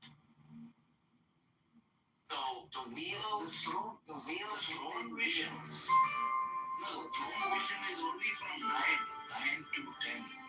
Now pay attention. The wheels within wheels, right? This is the Oraphim, or whatever it is. Covered in eyes symbolizes omniscience. The four living creatures, the cherubim, the face, the man, the lion, the ox, the eel. I mean the eel. That is the eel. Yes. So you have the four beasts. Exactly. So in Daniel, you have the four beasts rising from the sea, from the sea, which are kingdoms. The Ancient of Days sits on the throne, and it's a flames of fire, wheels burning like fire. It's a courtroom scene, and judges' books are open. To connect them. And the overlap is both visions include the divine throne, the fire imagery, the wheels connected to the throne, and the heavenly court structure. Wisdom surrounds Jehovah, Lord of the gates of the universe. Thee, His throne was fairy flames. Its wheels were burning fire. It's a direct conceptual echo of Ezekiel 1. I mean, they're not the same vision. I agree. This is of light and light, thee, Yeah. thee I am. Thou whose head is as an I emerald, agree. the Megatron. thou That is about the throne and about the judge. About whose skin is as sitting on his throne to judge. That's love. That's what I'm talking about. I am yesterday, Yeah, what is today, so and is tomorrow. On it I'm born again and again. Then I kept watching because of the audible words the horn was speaking, and as I continued to watch, the beast was slain and its body was destroyed and thrown into the blazing fire. These are the words of John in Revelation 20. I see by my beast, inward light, the false prophet, and the dragon were all thrown into the blazing fire. only two divine folks upon your pinnacles who keep watch over the universe. Ye who accompany the beard of So the this house is of talking, men, this is the arrogant words the horn was speaking. These arrogant words are coming from the mouth of the false prophet. This horn is also the false prophet and his followers. That's what I think it means. behold, he is in me, and I in him. Why is the weak? One single verse is about the I same travel thing on as high. the book I of tread Revelation upon in the throne of the detail. new. I wait You know how possession John, praise the Bible light says of the mine eyes, visions of ever rushing seen on to the splendor of the in day the before my latter days. giving my life to the dwellers of earth. And in the book of Revelation, John says that the Lamb is the one to break open those seals. I am law incarnate. So the book which was sealed during the time of Daniel is opened I during am the the I time know of of John, my Father to do, the Lamb of Lord God, of the city of the after sun. Jesus' life. The God who commands is in my mouth. The God of wisdom is in my heart. My tongue is the sanctuary of truth, and the garden sitteth upon my lips. My word is accomplished every day, and the desire of my heart realizes itself as an of the They're saying it's the Greek Empire. I am So eternal. again, Therefore, all the things Greek are Empire as is one my of the beasts design. that was already, Therefore, do all it things says in obey 12, my as for the word. rest of these, their dominion Therefore, is do real. thou come forth But unto you are me granted from an thine extension of abode in life for a Zion. season and a time. So Unnatural this is wisdom, already all there light, and all removed. power. So, And in 7, me, it's talking about the fourth beast and third, fourth, and this why is whatever 7 is the name I fourth beast. call But thee, from thou 2 art to no name unto 6 eternal. description Come of the thou different forth, beasts, I the 4 say, different beasts, and aid and guard me in this which are work. the vision of Thou, the being of thou art the Nebuchadnezzar itself. that didst They are the conduct the same Magi. beasts. Thou art the same all flesh in heaven and in hell. Chapter 2 of Revelation. Thou that thy great is between the light and the Chapter darkness, 2. rising and descending, changing ever in every same. The book of Revelation, Daniel's reference, 7:13 and The wind yeah, hath 7:13, tormented but it's over the in moon, chapter 1 and and 2. I seven think hours shameless guardian of light. Come thou forth, I say, come thou forth, and make all spirits Yeah, sacrifice. of course, this is about And the every Son of spirit Man, of the not the Son of Man on his throne. on the earth and under That the is in earth, the beginning of on dry Revelation. land and in the It's water, true. of roaring air and of rushing fire, and every spell and scourge of God's last one may be obedient unto thee.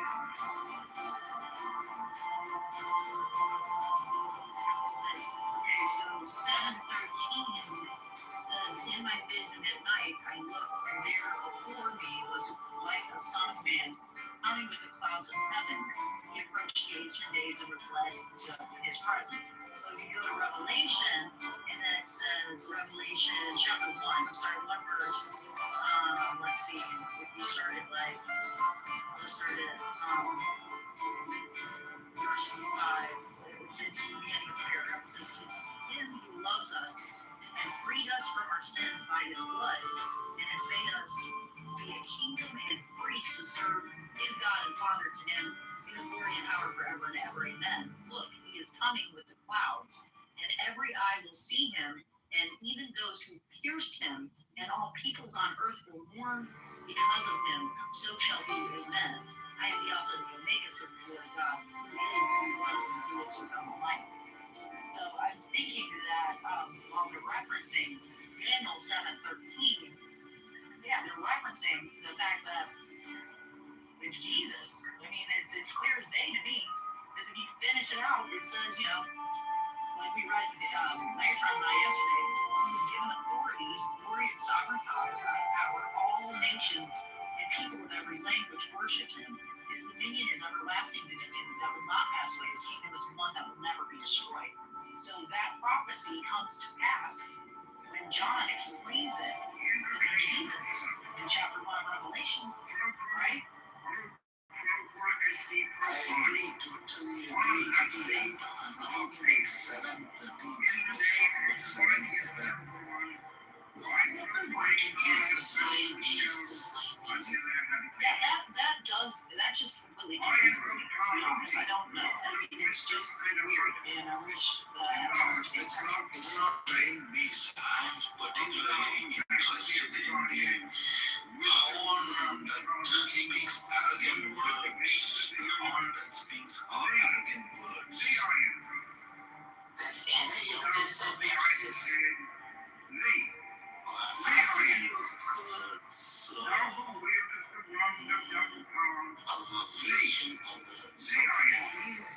He's just a tiny character in the whole scheme, the whole horn. He's a little character, man. This little horn comes out after the four beasts. You understand? The four beasts are down, and it's after the four beasts. You remember the other vision where you have a ram coming from the east? No, a goat coming. Where is that goat? Where is that prophecy? Yes, it is Ezekiel, is it? I think I got it, buddy. Check this out. Okay.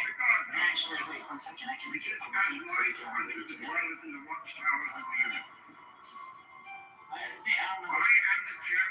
I'm trying to read that. Either anything back up, but this is, I'm sure, uploaded. Yeah, I mean, there is a gentleman, but that should be my access to it. It says, Daniel 7, the vision of the little horn speaking with arrogance, with great words, is a significant prophetic image. To understand what this means, it helps us look at the symbolic language using the passage and the historical theological context. The symbolism of the horn, the biblical prophecy of horns, typically symbolize power, strength, and specific rulers in the kingdom. And that is what Megatron was saying. The fourth beast, the little horn, is from a terrifying beast often identified as the Roman Empire. The little horn, also small, goes to more Byzantine than the others. It represents a specific leader of the power structure that drives these kingdoms by displacing other opponents in aging kingdoms. What the arrogance signifies, the mouth speaking great things, Daniel 7, 8, 11, and 20. Refers to a specific type of prideful defiance. Most scholars and theologians interpret this arrogance through three main lenses. Blasphemy against the divine. That's the great words are generally understood as claims that challenge the authority of God, as in Daniel 7:25. It explicitly says the power shall speak words against the Most High. Second point being persecution of the faithful. The arrogance isn't just verbal, it translates into action. The horn uses its perceived greatness to wear out the saints of the Most High, signifying the period of intense religious confession and then self-exaltation. The horn claims for itself powers that belong only to God, such as the intent to change the times of the law. This represents a total rejection of divine word in favor of its own human or diabolical word. And then you can read on to the end. Vicky, I agree with all of this, okay, but who suits this narrative perfectly? Who in history? Who has moved in history? It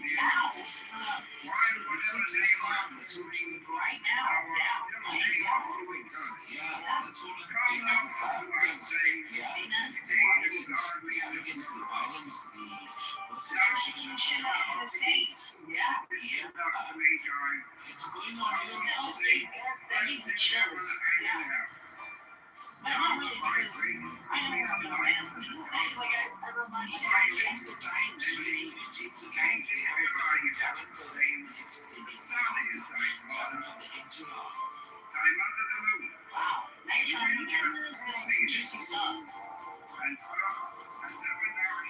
You try to change the times, you know, the times we Christian before the Christian after this guy tried to change the time, it's disappointing by saying it all starts with the hijrah. Nothing else matters. They try to wipe away, they try to wipe off all history by wiping away the Jews and wiping away Israel. They can wipe away the history of the world and the earth.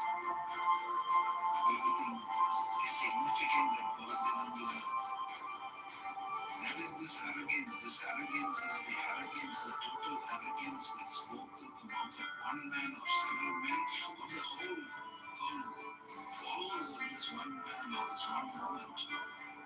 They are against the Almighty God. They are against everything that the Bible stands for, everything against Judaism and Christianity says, against Christ himself. I think it's very evident that this little horn, you remember, I don't recall which prophecy it is, but there's this ram and there's a goat, and I think the ram is the Persian empire, the Persian and the Mede Empire, and the goat that comes from the west, that is the Greek Empire, it comes and destroys the whole. Roman Empire, Yeah, it's actually Alexander who comes and destroys the combined Persian and Mede Empire, right? So, and then after I remember. yeah. So then the Greek Empire is followed by the Roman Empire. The Roman Empire is followed by the Byzantines. The Byzantines have a very long war with the Persians, and at the end of the war between the Persians and the Byzantines, what you have is the Islamic Empire.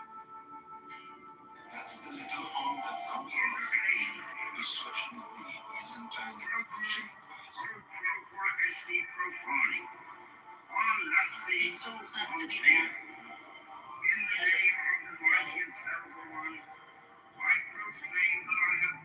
So you will Ezekiel and Daniel and Zechariah and Malachi and the book of Revelation, all this together, all these things and all these things. Wisdom throughout Jehovah, Lord of the hosts of the universe, the Iron One.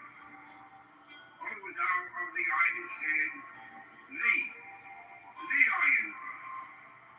Thou who wieldest the wand of double power, the Iron One. Thou who bearest My mom would just sit on her bed and look back and forth, like Old Testament to New Testament, highlight certain parts. Now I catch myself doing it as I'm reading, even parts when Jesus is speaking, especially Matthew. He's referring Malachi, he's referring to Jeremiah, and he's referring to Isaiah, and he's referring to Hosea, and like it's so evident to me. It's like it stands out. It's like the words just pop out. Behold, I am yesterday, today, and the brother of tomorrow. I am born again and again. There'll come a time when they will kill you thinking they are doing a service to God. Remember that prophecy? Absolutely. That's exactly what's happening. I am the charioteer of the east, Lord of the past and of the future. I see by mine own inward light, Lord of resurrection, who cometh forth from the dust, and my hope is from the house of death. O ye two divine hopes upon your pinnacles, who keep watch over the universe. Hey, I'm gonna jump off here for a little bit. It was really nice talking to you as is. Pilot the ship of Rome, ever advancing onwards, a height from heaven, Lord of the shrine which standeth in the center of the earth. Behold, he is in me, and I in him. Mine is the radiance, wherein the top knoweth over the foe. I travel upon high, I tread upon flashing flame with the lightning of mine eye, ever rushing on from the splendor of the daily glorified law, giving my life to the dwellers of earth. If I say, come up upon the mountain, the celestial waters shall flow at my word. For I am Ra incarnate, therefore created in the flesh. I am the eidolon of my father Tanu, Lord of the city of the sun. The God who commands is in my mouth. The God of wisdom is in my heart. My tongue is the sanctuary of truth, and a God who sitteth upon my lips. My word is accomplished every day, and the desire of my heart realizes itself as that of the tower when he created his works. I am eternal, therefore all things are as my designs, therefore do all things obey my word. Therefore do thou come forth unto me from thine abode in silence, unutterable wisdom, or light, or power. So, Hermes, Mercury, Odin, by whatever name I call thee, thou art still nameless to eternity. Come thou forth, I say, and aid and guard me in this work of art. Thou, star of the east, that didst conduct the Magi, thou art the same all-present in heaven and in hell. Thou that vibratest between the light and the darkness, rising, descending, changing ever, yet ever the same. The sun is thy father, thy mother the moon. The wind hath borne thee in its bosom, and earth hath never nourished the changeless guardian of rain. Come thou forth, I say, come thou forth, and make all spirits subject unto thee, so that every spirit of the throne and of the ether, upon the earth and under the earth, on dry land and in the water, of roaring air and of rushing fire, and every spell and scourge of God's last one may be obedient unto thee.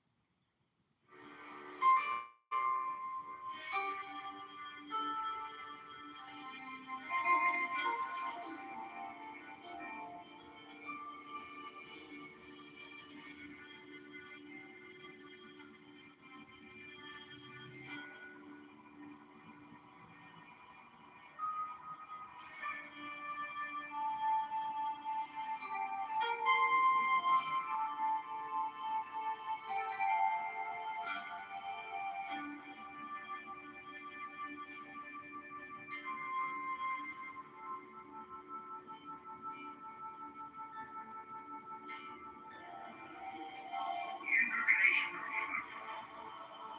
Flocum, o flocum esti profani, on lusty, on paedo.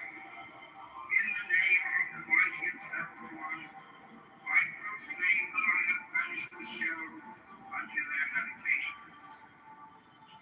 I invoke Tahuti, the Lord of wisdom and of utterance, the God that cometh forth from the veil. O thou, majesty of the Godhead, wisdom crowned Tahuti, Lord of the gates of the universe, thee I invoke. O thou of the ibis head, thee I invoke. Thou who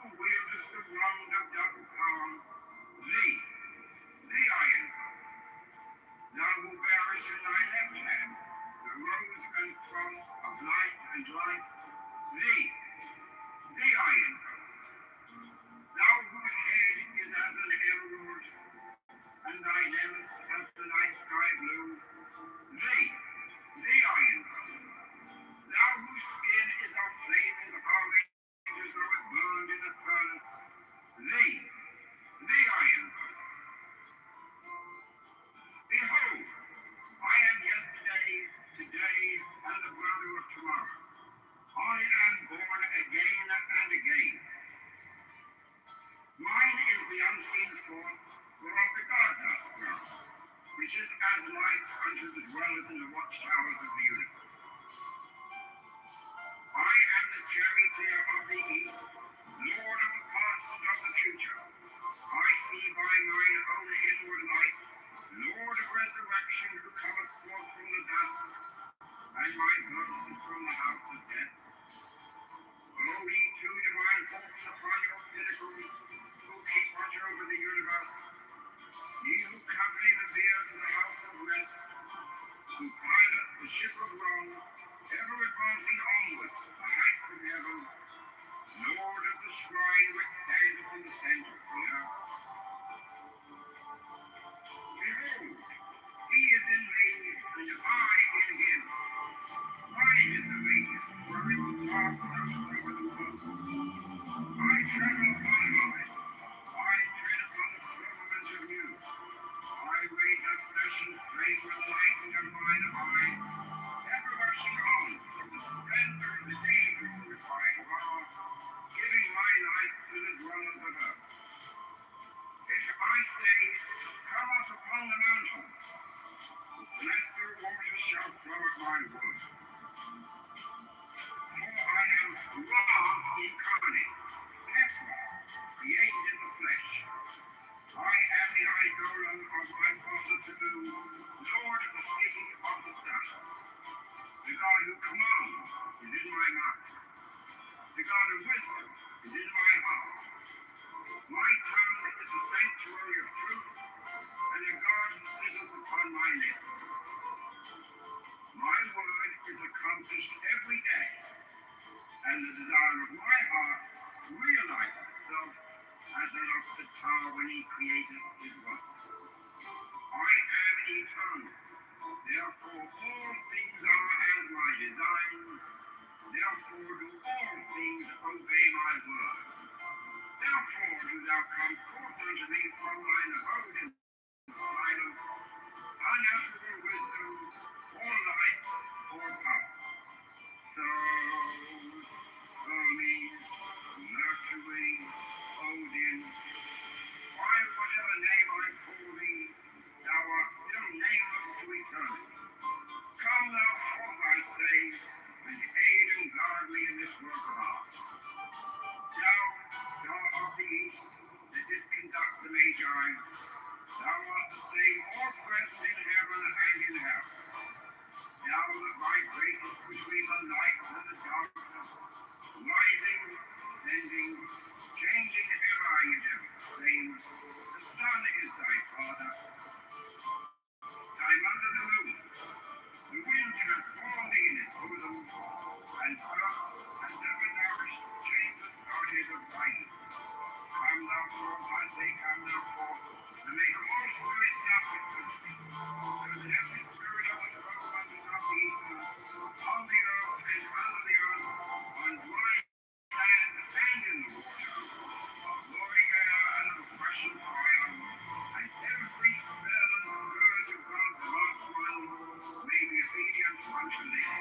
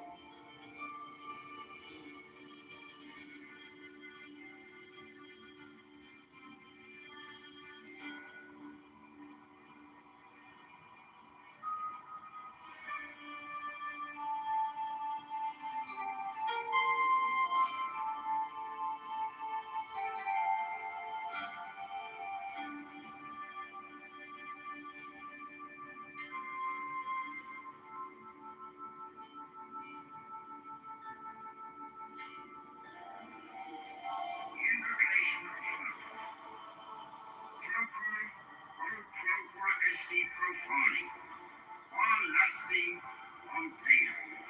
In the name of the mighty and terrible one, I proclaim that I have banished the shells unto their habitations.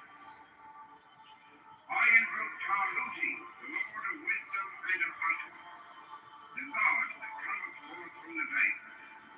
O thou, majesty of the Godhead, wisdom crowned Tahuti, Lord of the gates of the universe, thee I invoke.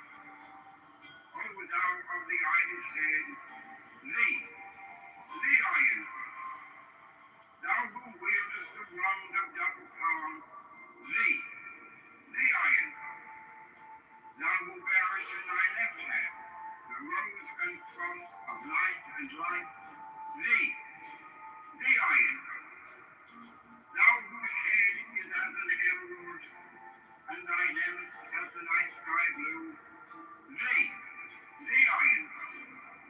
Thou whose skin is of flaming orange as though it burned in a furnace, thee I invoke. Behold, I am yesterday, today, and the brother of tomorrow. I am born again and again. Mine is the unseen force whereof the gods are sprung, which is as light unto the dwellers in the watchtowers of the universe.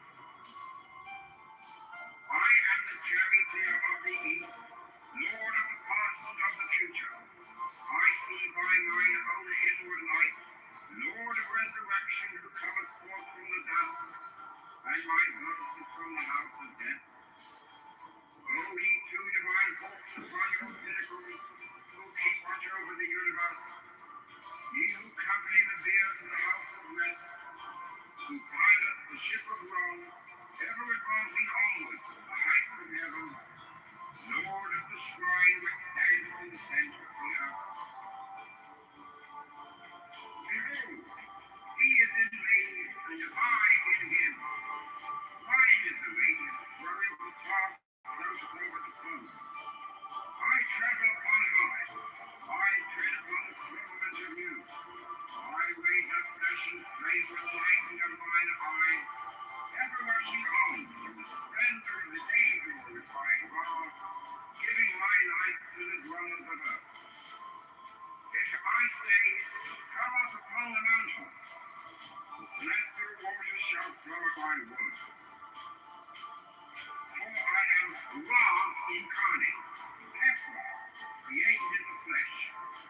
I am the eidolon of my father Tabu, Lord of the city of the sun.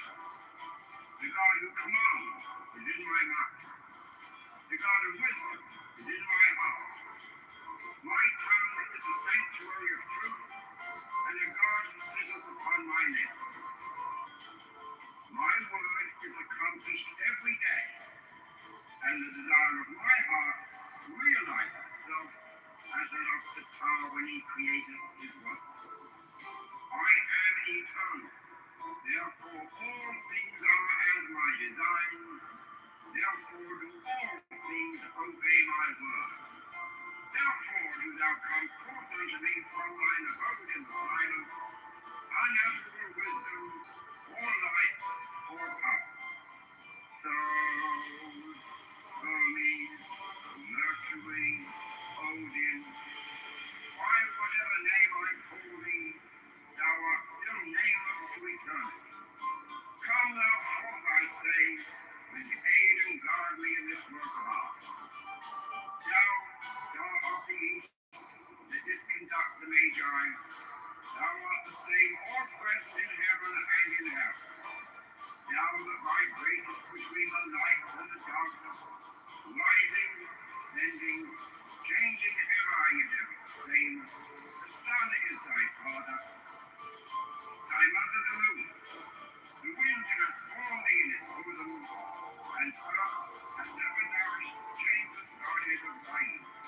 Come thou forth, I say, come thou forth, and make all spirits subject unto me, so that every spirit of the twelve wonders of the ether, on the earth and under the earth, on dry land and in the water, of roaring air and of rushing fire, and every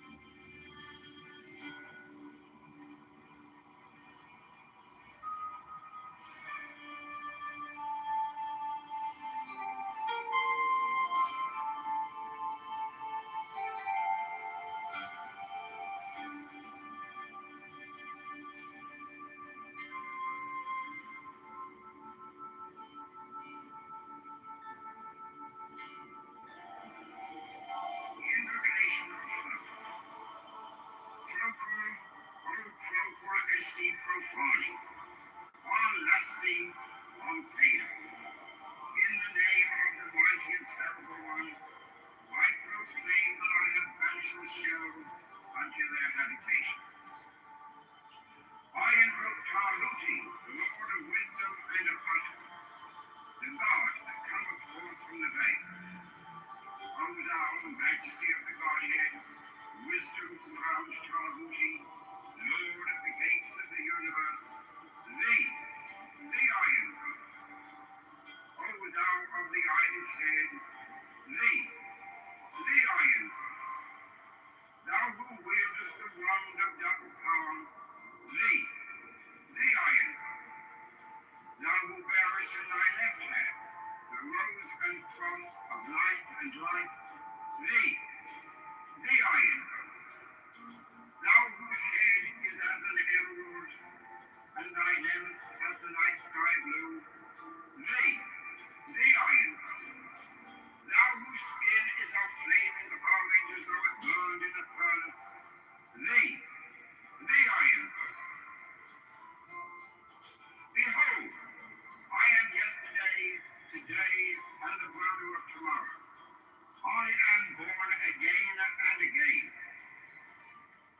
Mine is the unseen force whereof the gods are sprung, which is as light unto the dwellers in the watchtowers of the universe. I am the charioteer of the east, lord of the past and of the future. I see by mine own inward light, Lord of resurrection, who cometh forth from the dust, and my birth is from the house of death. O ye two divine hopes upon your pinnacles, who keep watch over the universe, ye who company the bier to the house of rest, who pilot the ship of Rome, ever advancing onwards the heights of heaven, Lord of the shrine which standeth in the center of the earth. Behold, he is in me, and I in him. Mine is the radiance, wherein the fog floats over the foam. I travel on high. I tread upon the firmament of new. I raise up flesh and flame with the lightning of mine eye, ever rushing on from the splendor of the day glorified law, giving my light to the dwellers of earth. If I say, come up upon the mountain, the celestial waters shall flow at my word. For I am Ra incarnate, Ephra, created in the flesh. I am the eidolon of my father Tabu, Lord of the city of the sun. The God who commands is in my mouth. The God of wisdom is in my heart. My tongue is the sanctuary of truth, and a God sitteth upon my lips. My word is accomplished every day, and the desire of my heart realizes itself as that of the tower when he created his works. I am eternal, therefore all things are as my designs, therefore do all things obey my word. Therefore do thou come forth unto me from thine abode in silence, unnatural wisdom, or light, or power. So, Hermes, Mercury, Odin, by whatever name I call thee, thou art still nameless to eternity. Come thou forth, I say, and aid and guard me in this work of art. Thou, star of the east, that didst conduct the Magi, thou art the same all present in heaven and in hell. Thou that vibratest between the light and the darkness, rising, descending, changing ever, yet ever the same. The sun is thy father, thy mother the moon. The wind hath borne thee in its bosom, and earth hath never nourished changeless guardian of rain. Come thou forth, I say, come thou forth, and may all spirits suffer with thee, so that every spirit of the government of the ether, on the earth and under the earth, on dry land and in the water, of roaring air and of rushing fire, and every spell and scourge of God the last one may be obedient unto thee.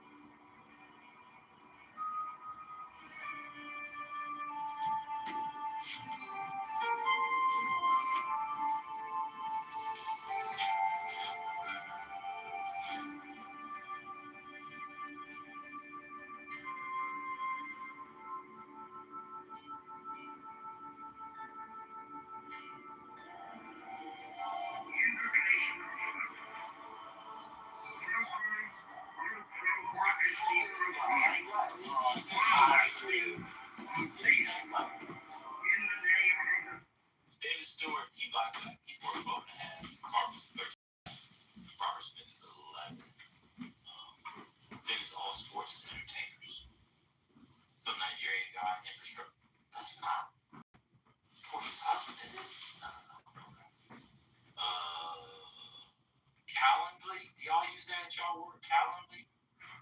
Oh, no, that's really big now. He's a black guy. Yeah, he's worth $1.5 billion. I remember when that dropped. That's a brother. That's a brother over there. Yeah, I remember when they dropped all the black people in politics. Were like, we gotta use Calendly. It's black owned. Shit, I see it. Yeah. I don't sell it or use it, man. But I tell people all the time they can eliminate it and use my system instead. A lot of people Johnson. Yeah, they do. I see it on people's emails. Like, if you wanna, I see Sheila Johnson on here, but not Bob Johnson. How could Sheila Johnson be worth? She has a lot of assets. Oh, so she's richer than him now? Yeah, she's on a good diversification. And they say Beyonce's worth $1 billion. I don't believe that. I believe that as far as I can throw myself, and that's not very far. Probably just put a valuation on the catalog. That's some artwork. It's supposed to buy it. They hold on some artwork. I don't know what they have. They got black painters that ain't worth it. You tried. You were gonna try. You take a Basquiat and you sell that shit for $10 million, and I see you get it to Koenig and did sell for $100. I saw what was it the other day? Was it a matinee? I saw one the other day. Hold on, it was 100 paintings sold. It was at Sotheby's the other day. Hold on. It was 200. Oh, it was a Klimt. Y'all know the guy that did the kiss? Y'all used to have that up in your dorm rooms. You pretend like he was cultured, so you got a poster, the gold poster when he was doing the kiss, and you used to tell your girlfriend, oh, that's Gustav Klimt, and you didn't know who it was, but it's this guy. Yeah, this sold late last year for $240 million. Oh yeah, I did see that. I be watching the auctions. You gotta watch so you know what's going on with them. Klimt, it is good, but like, it ain't no. I think the top selling black might be Mark Bradley. Basquiat. Top selling. Nah. No. Yes, they got a lot of these pieces lately. Like, Oh my God! What kind of blacker is this? Like, I know This is not. I gotta go. I gotta call my homeboy. This is an abomination. Oh my God! A Basquiat sold for $110 million. Yeah, it is. I'm going for Trump. Fuck this. I'm going for Trump. I'm going for Trump. Y'all have gotten out of hand. This is insane. they love, you know, that white people love that period of art, that pop art, modern. Andy Warhol. I don't think Warhol. I'm not supposed to check. Warhol. I don't know if Warhol got that. Highest painting. I don't even think Warhol sell for that much. Let me see. Ever sold? Oh shit! Yes, he does. The Marilyn Monroe joint was $200 million. Oh yeah, well. That's a famous one. I hate that one. But anyway, goddamn, Basquiat's 100. That's not Yeah, and that white man in the UK is making it more hot. Banksy making Basquiat. Oh. This one is dope. This is actually a really dope Basquiat, though. The Untitled joint, y'all, is the one that hit. This is a really nice one. Art. Offshore. I'm done skiing. Airports also hold a lot of art. It's big, but send to the Serbia.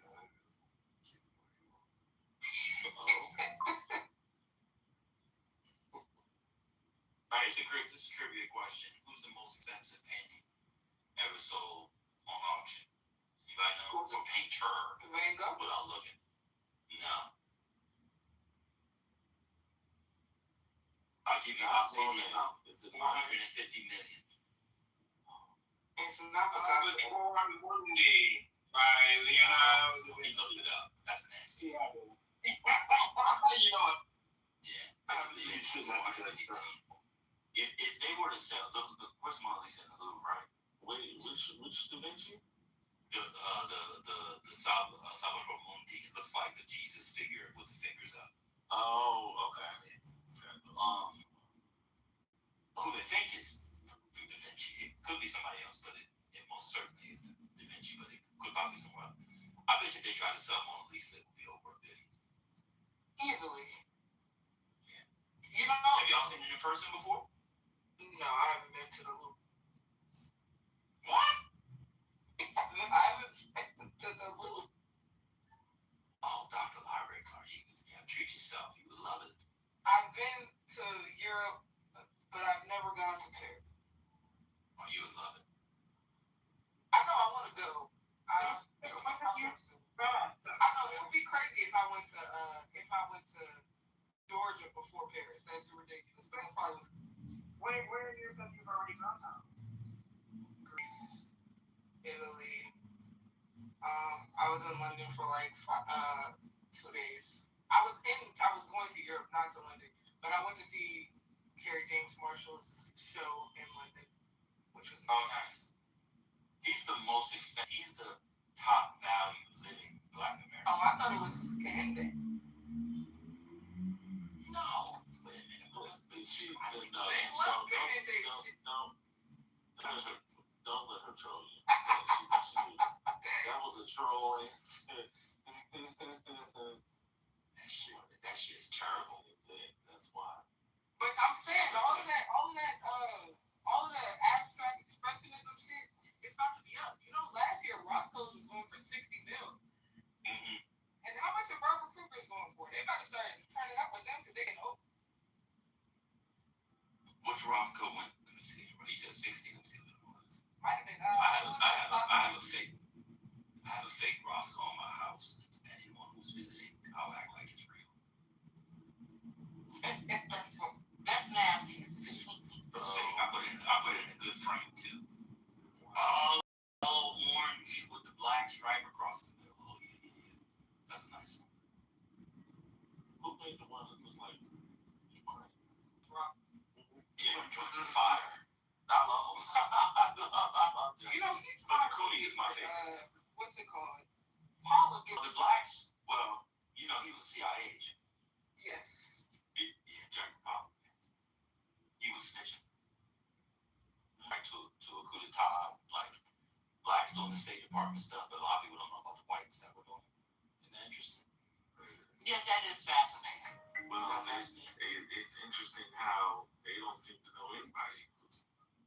They didn't know snitching exists. That's Just true. like they didn't know informants exist. Imagine. I can't. I don't want to.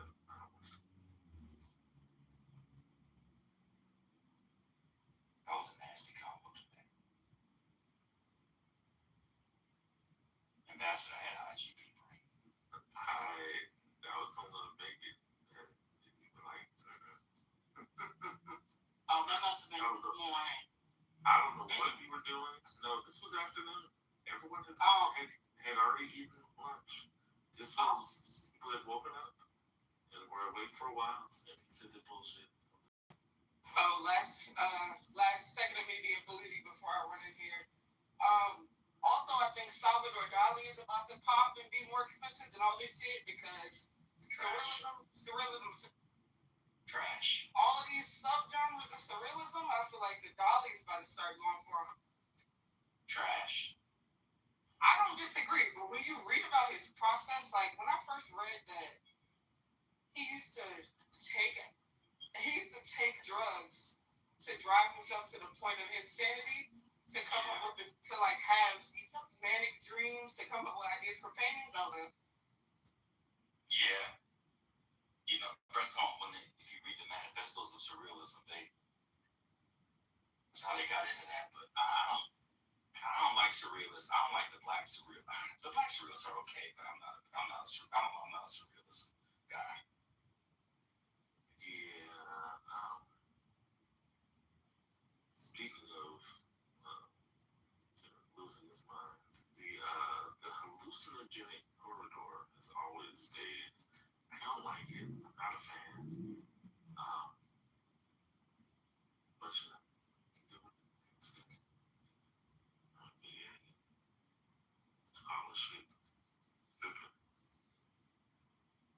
I came across speaking of this is tangentially related, but I didn't know this, but you know how they talk about Malcolm X? What they do Malcolm X too. But did y'all know there was a Paul Robeson was gay thing? Or like he was bi? Have y'all before anybody heard about this? No, I have not. Did you discover who came up with that rumor? Probably the CIA. Yeah, I would imagine they did. Yeah. I mean, I don't know. And they kind of ran with it, but it was interesting. I was reading notes today, and I was like, Einstein's family was like, yeah, Einstein was very gay. Paul Robeson, not so much. I was like, man, this is kind of like that was the U.S. government's go-to. Like at this point, at this point, they did that with everybody. I don't know. It's kind of Negro. It's like they try to whatever they can use is stick to the law to see if it. Yeah, see what sticks exactly. To see who sticks or whatever. I mean, but is Jose Ferrer mentioned in the biography? The tenor? The actor. I don't remember. Puerto Rican actor who plays. I can't remember. Did they say he had an affair? No. Well, yeah, with his wife, yeah. Oh, with his wife, yeah. Yeah, Paul Robeson famously slept with his friends' wives all the time. Yes, and he had issues about it. He had an issue about it. Yeah. When the hearings come up, Jose Ferrer writes publicly how he, disagreed with Robeson's politics. And it was probably because I felt about him personally, too, because he slept with his wife. Yeah. I don't know. I feel like if any of us sleep with our good friends' wives, we'd be bad people. But I feel like Paul Robeson is allowed to do that because they kind of let him. It's kind of strange. Anyway, y'all know I talk about Trump and how the SBL was funding the Klan and neo-Nazis. Wait a minute. Is that what people got out of that article? Yeah, of course. Oh my God. And that white nationalism is astroturf, and there's not really racist, but people paying people to pretend to be racist in order for those people who are doing the paying to keep their jobs. Yeah, that's what they're saying. That's what they're saying. Yeah, I mean, I read the article yesterday, and I know what Blanche was trying to allude to, which is a poor argument for me, but yeah. So like they're trying to say that Unite the Right rally was fake. Right.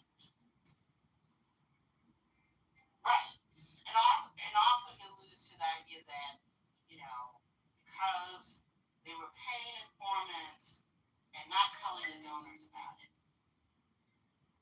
Yeah, that's the charge. That's what they said they get wire fraud or something for that. Yeah, bank fraud. It was bank fraud, wire fraud. Yeah. Conspiracy and then all that. Conspiracy. Yeah. I mean, it was so wild, but it's obvious to me why they're after the organization, but what do I know?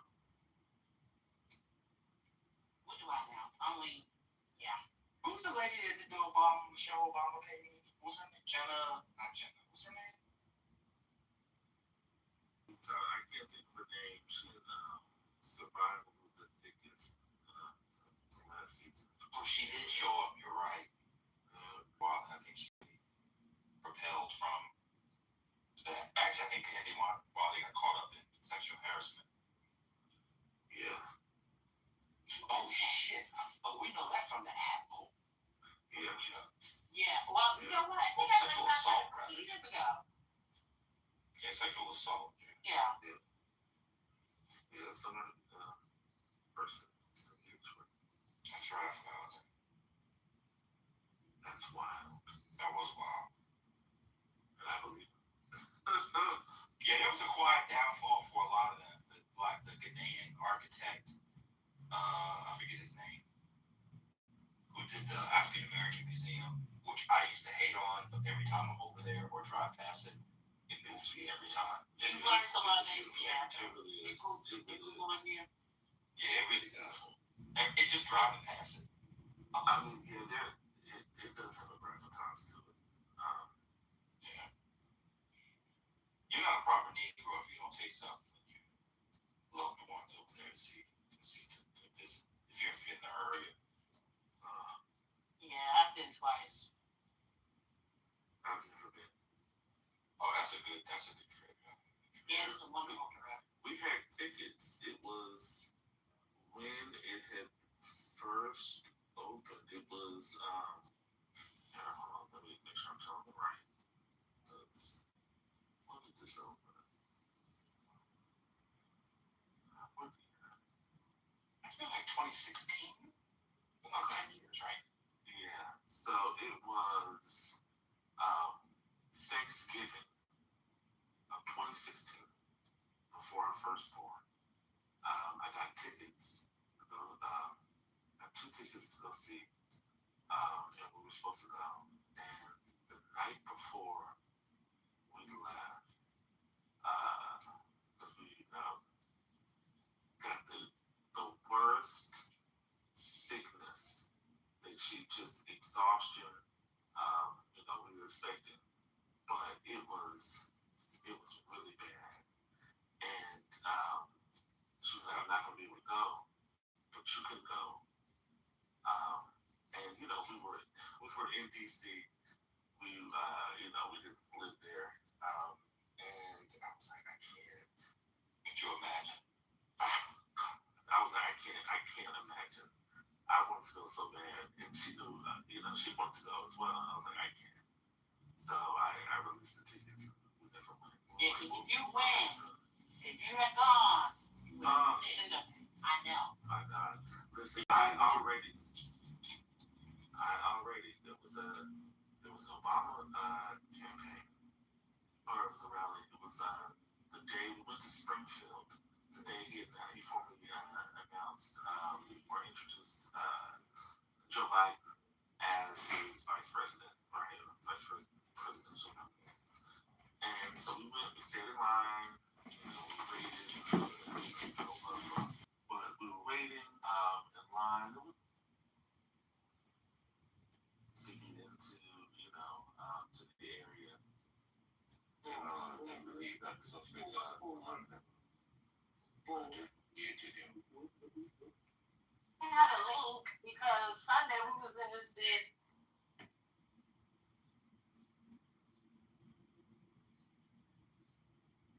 Agree with you. Even had been protesting. Some even believe that this whole October 7th thing happens so that. Yes. And he said, I infiltrated IRGC that he sound just like you. And I'm like, is this Arya?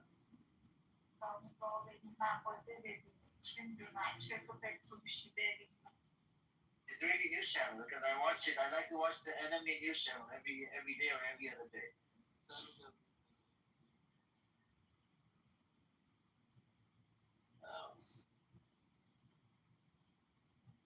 You don't respect the UN either? I do respect. I think that the UN is very important. But the Arabs were those who did not respect the UN resolution. Oh my God, the Arabs! Oh my God! But this is the fact. This is basic fact. Oh my God! This is the root of the problem. This is exactly the root that the Arabs did not accept the UN resolution and did not recognize Israel. This is the base.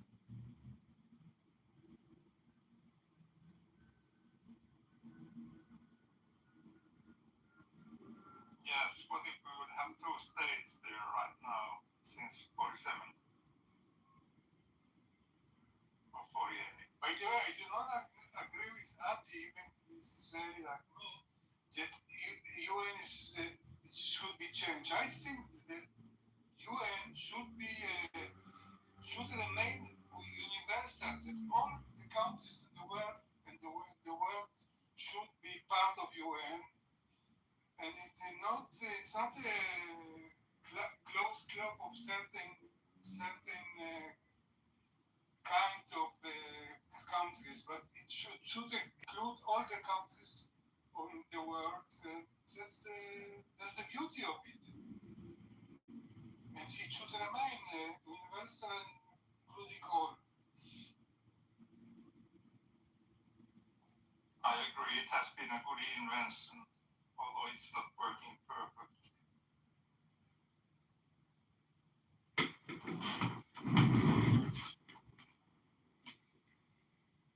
I think that's a joke that a country like Pakistan and Islamic regime of Iran and North Korea vote to declare Zionism as racism. Who the fuck they are to declare Zionism as racism? Who gives them right to vote anyway? They are not democratic countries. Suddenly they believe in democracy. Suddenly they believe in voting. What about Egypt and Jordan? The idea of I don't like this. there is something that unites all the humanity. Even there, I am also for democracy.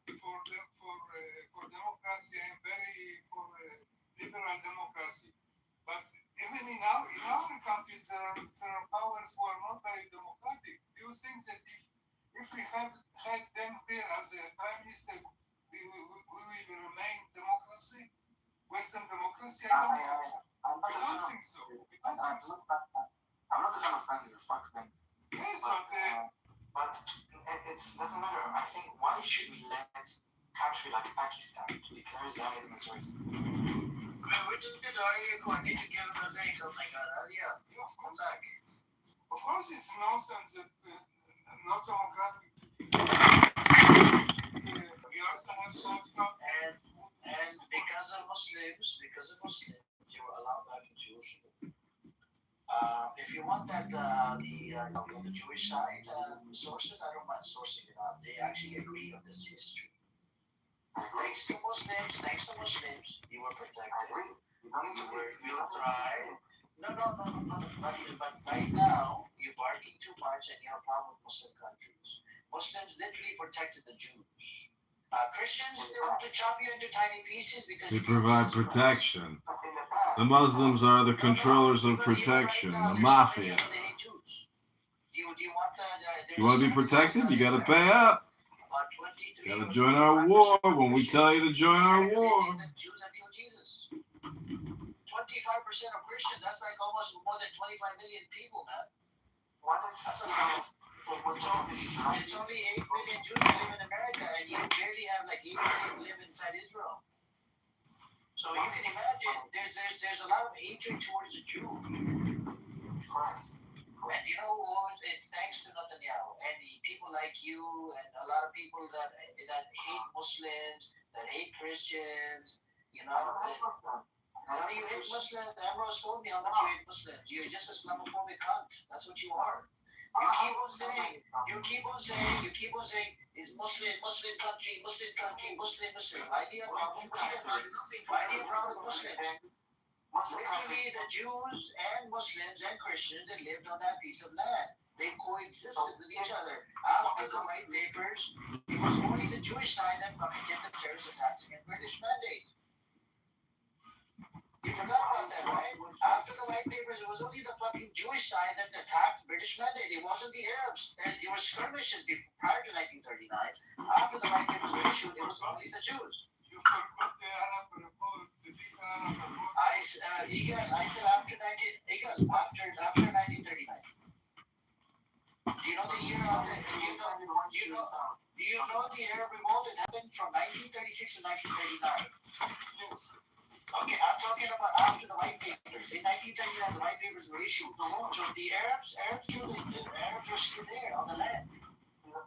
Of course, there were Arabs on the land, but they killed many of the important Arab leaders. I seriously can't believe. I did acknowledge there were skirmishes prior to 1939, before the white papers. But after 1939, it was only the Jews that were doing attacks.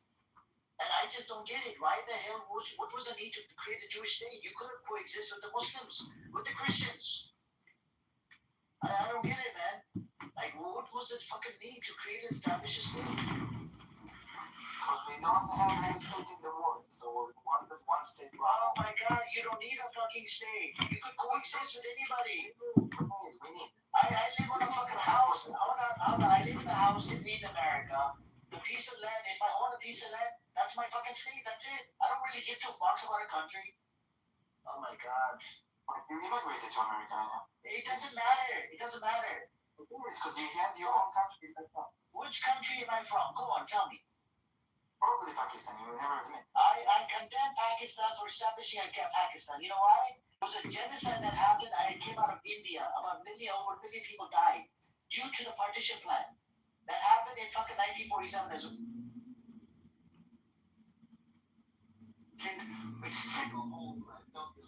Negrophobia or colorphobia is discriminatory. Have I ever sided with the Pharisees? I'm telling you, you were Have I ever? But there's like people, so you have like cluster B personality disorders, and so it's pretty common.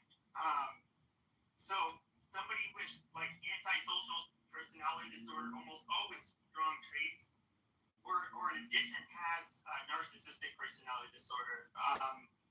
You do get people that, and of course, people with borderline personality disorder can have a lot of narcissistic traits. So you can have a lot of this shit, and the other, so there's narcissistic, antisocial, borderline, what's the other, histrionic.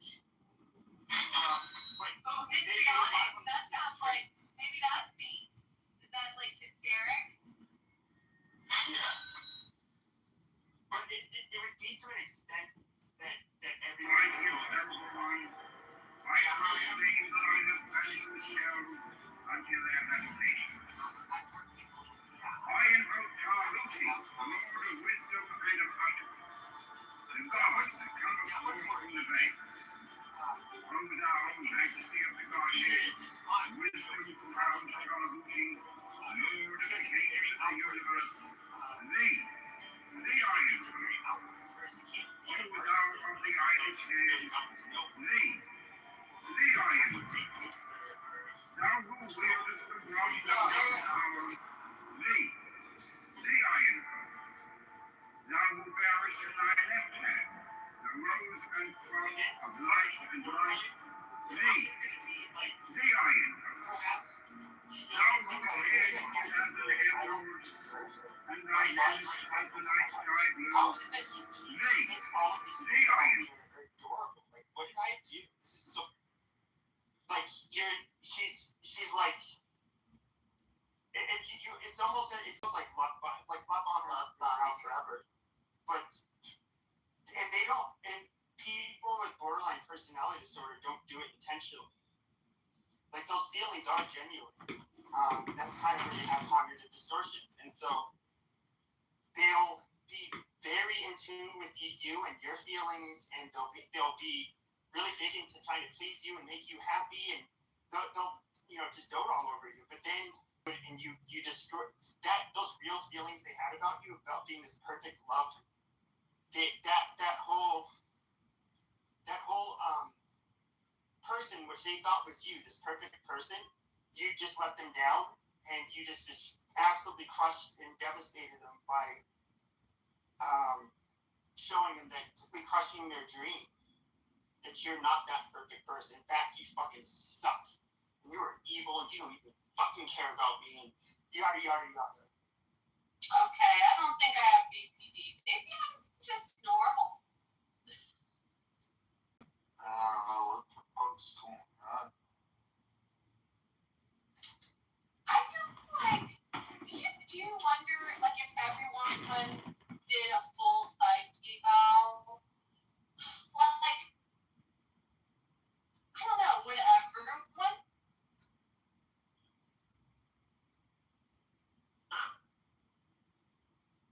No. Only like maybe like a third or quarter of the pop diagnosed with something. At this one diagnosis, I would doubt even 1 is 5. Past this 2, which will probably be, a minority of people. But I will say, you can, just observing people on here, I mean, I can tell the personality disorder shit. You can kind of tell who likely has what. I mean, Oh I my was picking up gosh. on that. I wouldn't want to embarrass anybody, but man, it'd be fun to know like what you were thinking each person was, you know. Well, there is one thing. All the time side of people. I can say this. Almost all of the people that were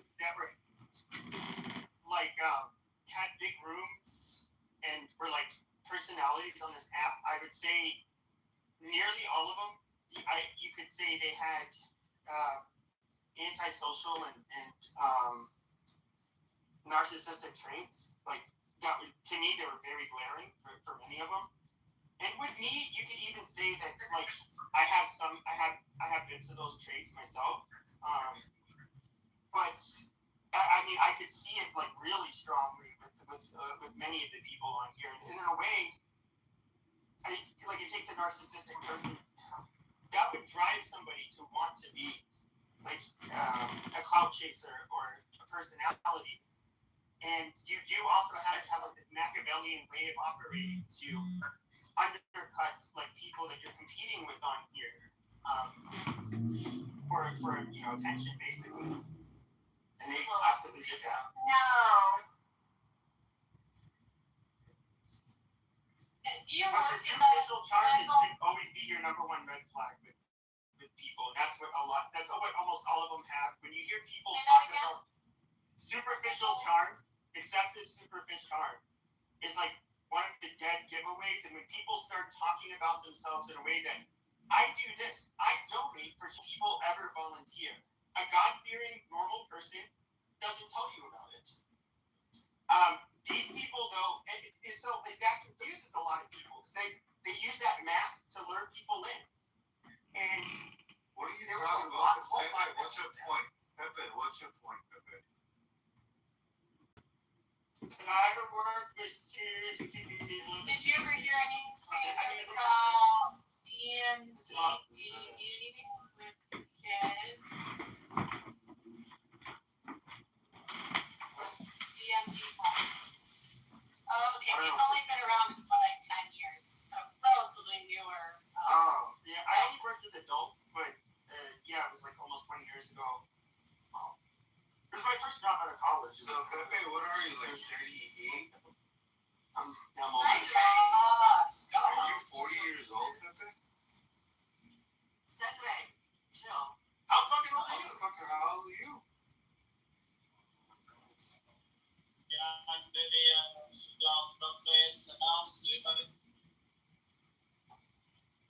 Oh my gosh. I just want Now to we're talking about club-friendly personality disorders. Do you have anything to contribute to that?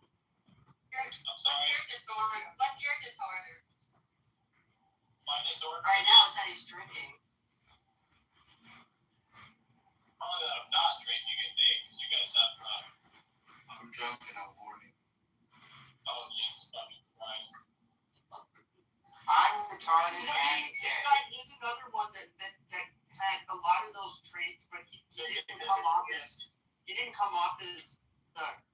Spink. He's very blunt and outward, so I don't know. I'm drinking a milkshake and it's delicious. You don't think Diogenes has antisocial traits? I know he definitely does. Yeah, I think so. Yeah, absolutely. If you drink enough watermelon juice and eat enough oysters, you get horny. Dude, you need a What's your point? You need a girlfriend, you need something, man. But holy shit, Clubhouse is not going to satisfy that for you, brother. It does take a certain personality. That's why I said like I can share traits on like to be on a subclinical level, and but I still don't really have a problem going onto a stage and being the one person that antagonizes the whole fucking room because I think it's funny. Here, but Diogenes, he also has zero problems doing it, and he will, and then he'll go on his tirade about our monetary system and all of that stuff. Not just the monetary system, Pepe.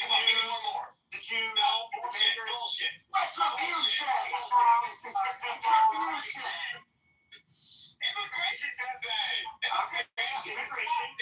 Antisocial personality. That's fair.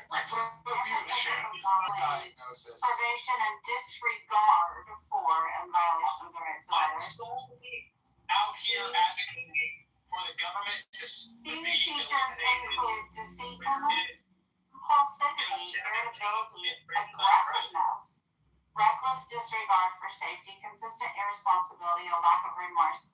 It often repeated unlawful behavior and may require a history of conduct disorder. That's so What was that one? That's so Antisocial personality disorder. That's I don't know. Does it say that you still need to have a super date? I think it used to be that you had to have a juvenile diagnosis of. And you know what? Talking about personality disorders, because Stanford just published some research about depressed minds versus what they would call mentally healthy minds. So they took these students, and obviously, look, we need to be skeptical anytime there's any kind of research that requires, people to self-report prior to engaging in the research. And they arranged a set of tasks for each of them. And they told them, you want this outcome. And here's how you're going to get it. Always could determine when they were not in control. They reliably, accurately determined when they were not in control of the situation. But the people who are considered mentally healthy were often got it wrong. Research had to conclude that people who are categorized as mentally healthy, for the purposes of that research, are not aware when they are not in control. So It's funny that you say that because I don't really struggle with depression at all. Any of us is in control of and is simply a response to whatever circumstance. I don't even think you have control over that. so if I never get a glass of water out, let's get real. Serendipity, how much patience do you have for depressed people in your life? Not a lot. Yeah, I'm not surprised. I certainly can acknowledge that I know that clinical depression is very real, for sure. There's no question about that. I can acknowledge that, and I can certainly struggle with. I mean, like for example, it's different. I don't want to get in the weeds, but you can be a psychopath and not choose more like somebody with antisocial personality disorder. Factor one is basically they lack what you call emotional empathy, so they can cognitively isolate people. Like if they see somebody get hurt, they can say, "Oh, that must suck for that guy." Feel it. In other words, they would say that one of the things that will be very off about these children at a young age is they will end up if they don't flinch when they see other children fall and get hurt. Like they can see somebody get ran over pushing a stroller with a bus and her guts out everywhere on the way and go back to work like nothing happened. It doesn't emotionally affect them. But yeah, that's where they're different. But they can be law-abiding people despite lacking that capability. Their brains literally don't allow it. But what's different about them also is they have a much higher stress tolerance threshold than other people. So for the ones that's necessarily criminal, but they can be put in very dangerous situations, and they can think in a very level-headed way, not get stressed out like a normal person, but they can also at the same time, just because they don't have empathy doesn't mean they're not high achievers, and they're not very. There have been studies that show, like, for example, surgeons are of all people are overrepresented for having psychopathy. Different professions, but CEOs too, right? I think CEOs. I mean, these are basically people that can, if you're competitive, you can make all of the decisions basically based less off of emotion than like a normal person. You're willing to do what it takes. And Kind of a superpower. One of my brothers is like that, and I mean, he fully admits that he has psychopathic tendencies or whatever. And my sister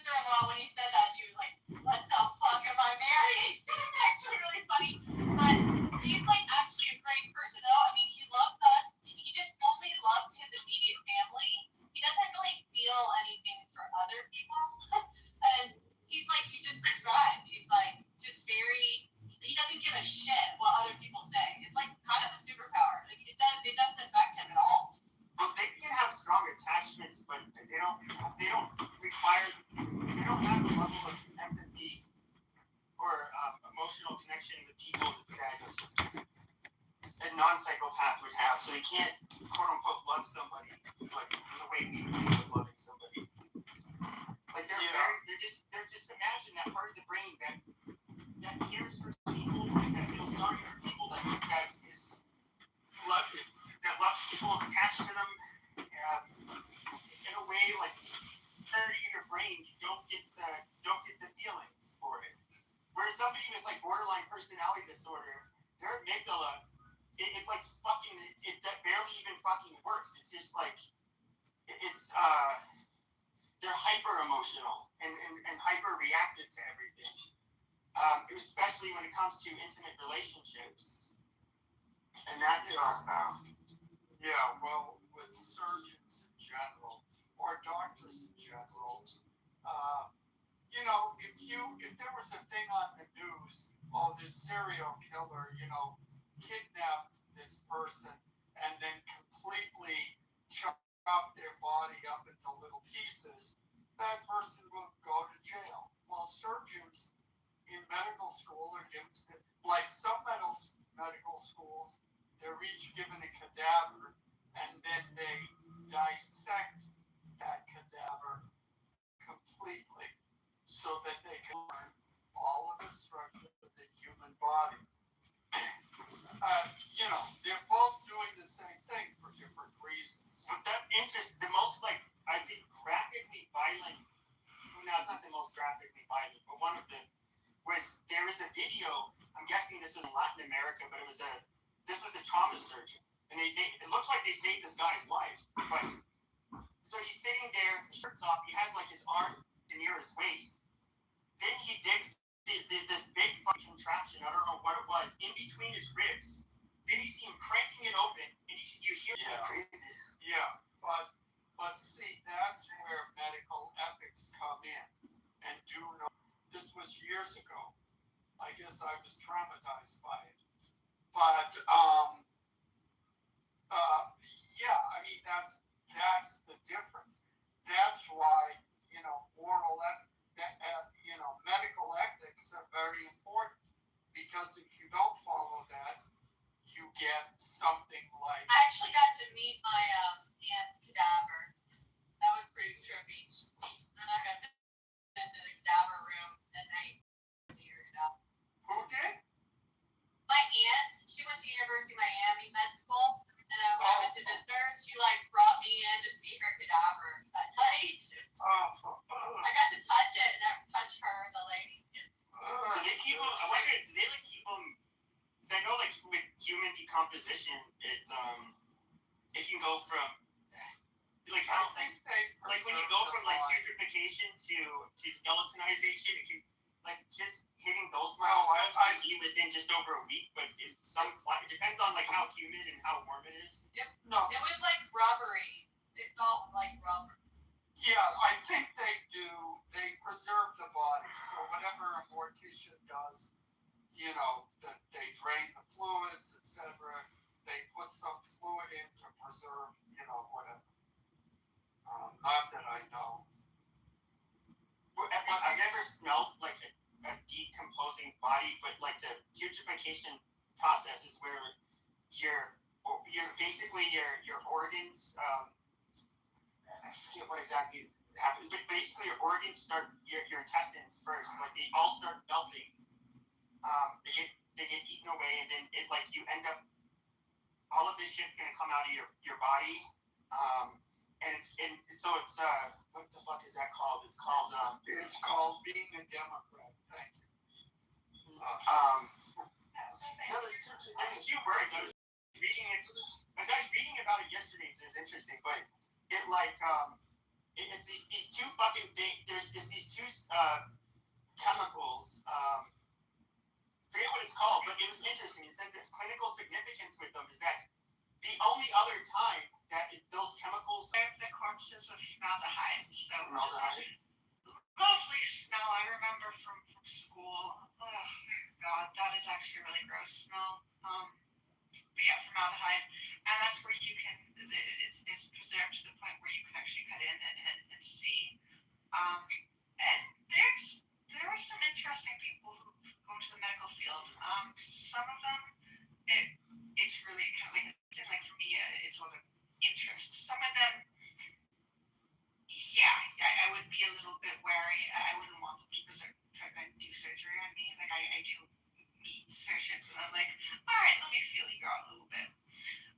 because some of them would just, there tends to be a higher sociopathy in some jobs, and surgeons can be one, because it's literally there. Let's say that can definitely appeal to some people's personality disorders. So it's a really interesting field. But this ability. Basically, they have very poor control and cannot control themselves. Whereas, like, Factor 1 situation has empathy. They can become doctors, but but not all of. But people like to equate a psychologist as a psychopath because they'll not for horrible reasons. Yeah, those are the ones that have. But people with psychopathy don't get off on hurting people or violence. They can only be dangerous because they don't have. A pure psychopath is mimicking expressions. So yes, if they were if there was any empathy, it would be mimicking empathy, basically mimicked as the empathy that they see other people, but there would be no feeling. So they could go in and tell someone, we're sorry, we have to do a heart transplant. It's going to be difficult. It's dangerous. Yada yada yada. They can sound kind of like, we'll take good care. I mean, they do pretend, because if you meet a psychopath who's not pretending, they're creepy as fuck. Well, no, I know psychopaths have to admit they generally are bewilderment when they see people make facial expressions. They usually, one of the things they have to do to this response to this pain that they don't feel, and that's really creepy. Sexual activities, but they actually get off on it. Yes. Big time, but that's more. It's actually not psychopaths. Some of them have some other personality disorders, but some of them also have kind of been shaped also by their childhood. Some of them have also childhoods that, if you look at, they're extremely fucked up, they've been abused. That's no reason for them to do what they're doing, but it does make it, there's hard to have empathy if they've never been shown empathy. So it's a very interesting, it's an awesome conversation that I think is, and I remember if you really get into this, and then you start kind of looking at people in the public eye, you start to get this kind of creepy people, and it's just there's a few people that I've just been like, check. Well, there's a couple of psychopathic checklists that actually are very much used by the FBI, CIA. For example, political office, running in political office, and yes, the glib, the superficial kind of cheeriness and charm, superficial charm, the popularism, the cult of personality. He's a malignant narcissist. Okay, wait, stop. Okay, so there was a question in the chat about compulsive disorders, which I think are also rather fascinating. Which ones? Compulsive disorders. Does that mean like retarded? Because it's like the private people, like, I don't know, and the Europeans didn't stop their bombs. I don't know what the fuck you're talking about. They go terrible. And they let it. Wait. Oh my god, you really? Oh my god. No, I'm just. Oh my god. Which they fall under the cluster C. Go back. Well, he's talking about, so there's obsessive compulsive personality disorder, then you have OCD, which is different, and the symptoms of the two disorders are different. And I have ADHD, mate. Does that make you retarded, mate? No, it doesn't make you retarded. It makes you a little bit neurodivergent, but that's actually fine, because a lot of people are neurodivergent. I am. Someone has the obsessive compulsive personality disorder is more that preoccupation with like the orderliness and the perfectionism, right? Whereas OCD focuses more on actual obsessions and compulsions, and they're not necessarily that preoccupation of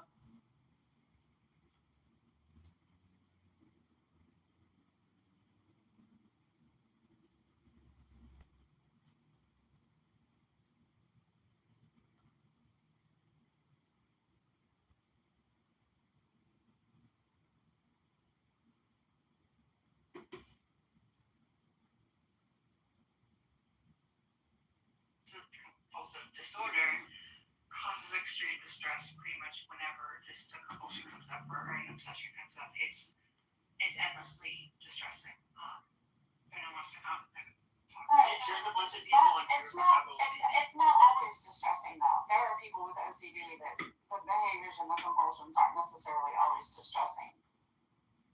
Because we have people that are focused. But Meg, there's a bunch of us on this stage, or several of us that have OCD. Yeah. And so, like, trust me, I know we've talked about it before. We're all. Yeah. Although just as someone who's actually tried a lot of medications, therapies, it actually is something I have talked about gamma rays, and that actually has been the one way of basically curing OCD. No. I'm just saying as to the extremities of OCD is it. Yeah, mine is really severe. Yes, I have a friend who's got a very, very severe case of it as well. I suffer from OCD, but like our OCDs are very, very different. Like I'm very heavy. I worked with that had it severe enough that he was in the SMI system. So obviously it's like it depends on patient or anything. No, this is true, and I mean, for some people, it's actually it can be very handy. Like you kind of checking. You want like people who do airplane maintenance and pilots probably have a little bit of OCD because they're going to check that flight log and they're going to go back and check.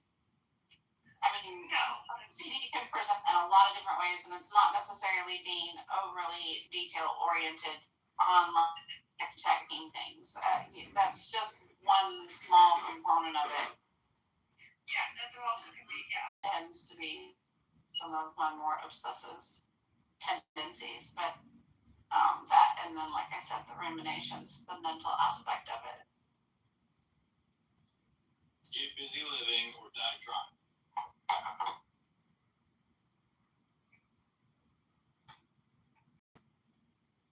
Okay. You guys know the numbers for the power in equilibrium with carrying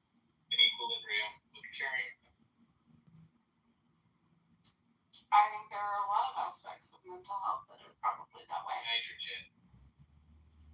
Not all though. Maybe is we need to be mentally For me, okay? I'm a total normie, okay? I'm a total normie. I am the most basic bitch you will ever meet, okay? Almighty. Heavens above.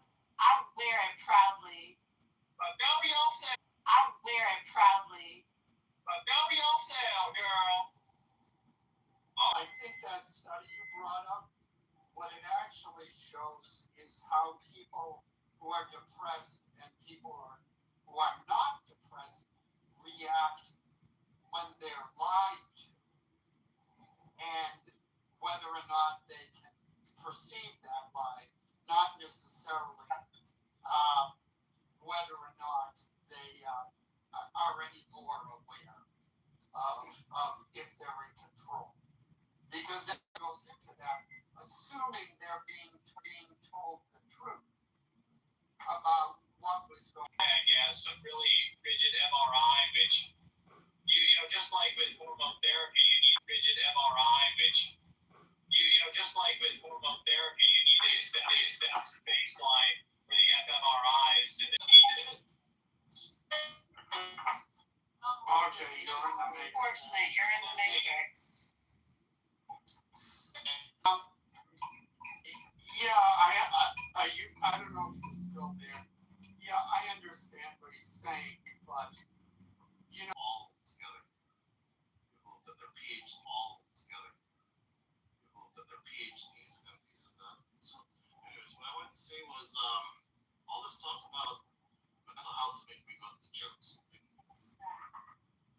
smart move. That's about the best thing you can do.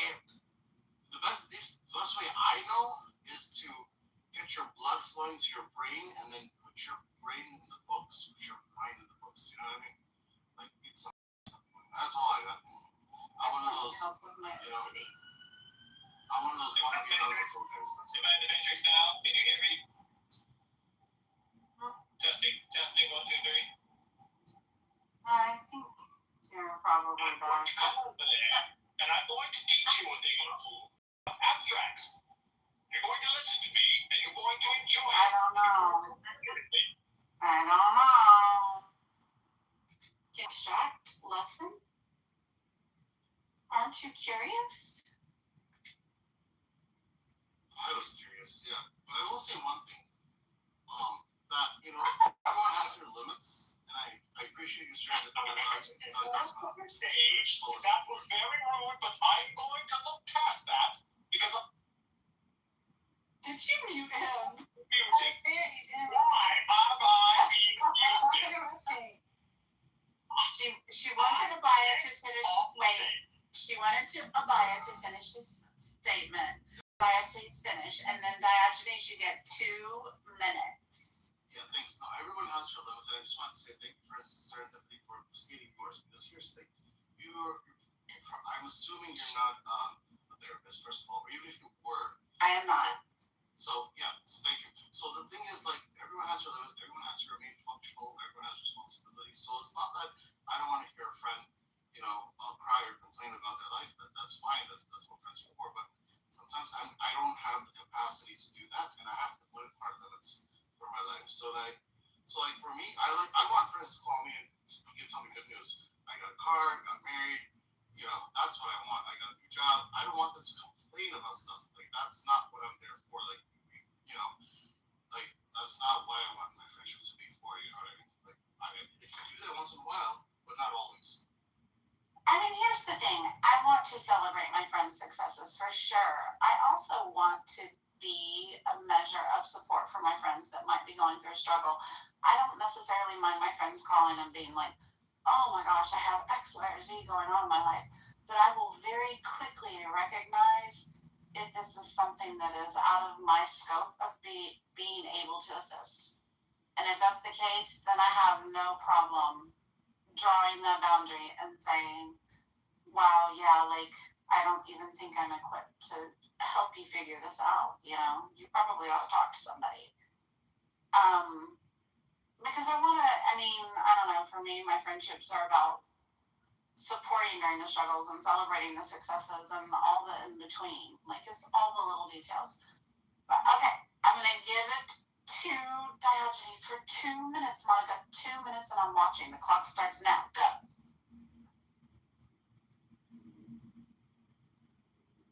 Or not. Oh, you're in the Matrix. You're in the Matrix. Wait, I'll give you your 2 minutes. I'm talking about the God who's a God, isn't it? Yes, I will give you your 2 minutes, but you gotta have service first. I wish I knew the lyrics to Frank Sinatra's I Did It My Way. I put myself out. I think you're okay. Alright, go. There's not enough time. I can't tell you what I want to tell you in 2 minutes. So I'll have to suffice to say, how dare you? Alan, you're wrong, and I wish you all a good night. Good day, sir. Good day. See, Monica, that wasn't painful. Look. He couldn't do it, so he, took the high road.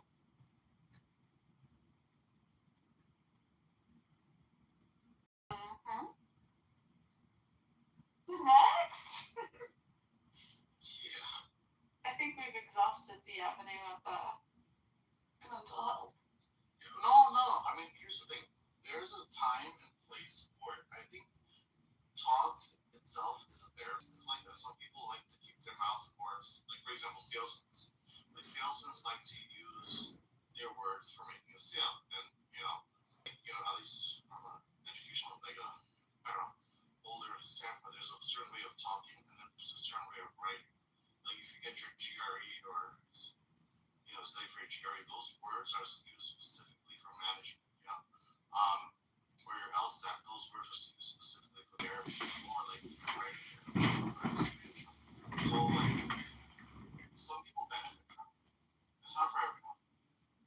Some people are more inclined to listening to music and just not thinking about it, and therefore they don't focus on their problems. By not focusing on their problems, they're able to heal. So like everyone has different ways of doing it. That's right. Hello, Marshall. How are you? I had a terrible headache today, but other than that, I'm fine. Oh, I'm sorry. Did you sleep last night? Oh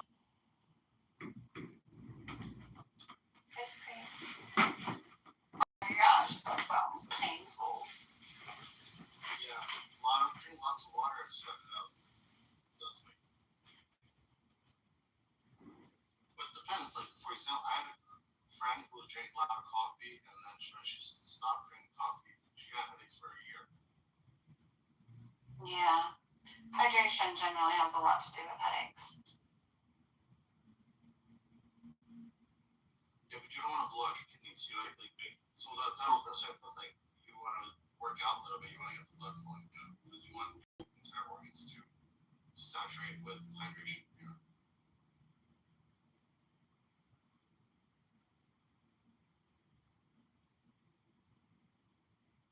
And might I add, if a person wants to chant the Hare Krishna mantra, especially if they've been doing it, then it actually helps to balance the hormones and also helps to get rid of these headaches. Even if it is for like short term. I just said the Hare Krishna mantra also has a way of soothing a person's headache.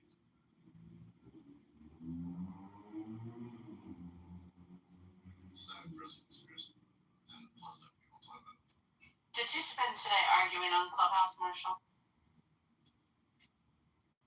No, I spent most of the day with my head under a pillow. Did you? Yeah, which I still have a headache now, but it's as bad as it was, say, 2 hours ago. Good. Drink, my friend. Drink lots of water. Preferably with electrolytes so that your body's actually absorbing it. I can do that. I have some liquid IV, which has lots of electrolytes in it.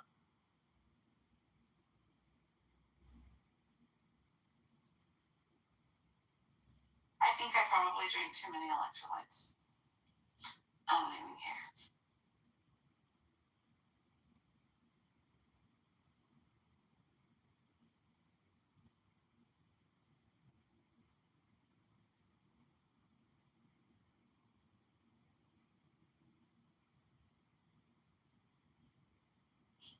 Alright, we gotta go do this walk, Monica.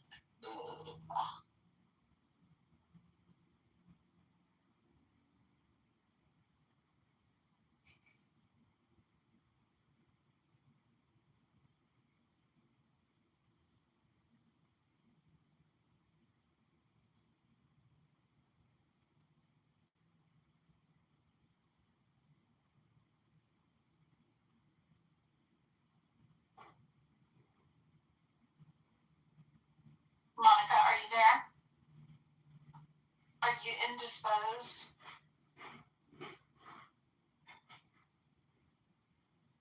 Alright, y'all. Don't forget, Friday night, the blue and red and white color comedy tour laughter. Come with your favorite clip, 3 to 5 minutes to share, of your favorite comedian, so we can see who's out there and who's actually got good tasting comedians and who doesn't. Oh, are you starting a poll? Oh. Well, you know what? You have this little poll, my dear.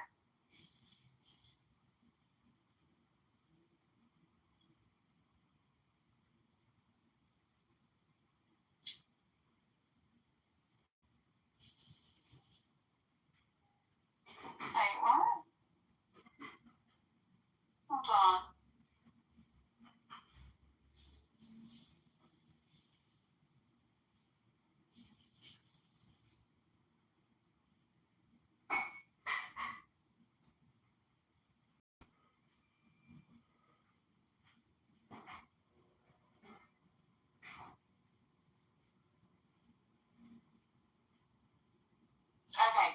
Thank you, Monica. All right, y'all have fun out on the clubhouse streets. I'm going for a walk. I got me a date. I'll talk to y'all later. Bye.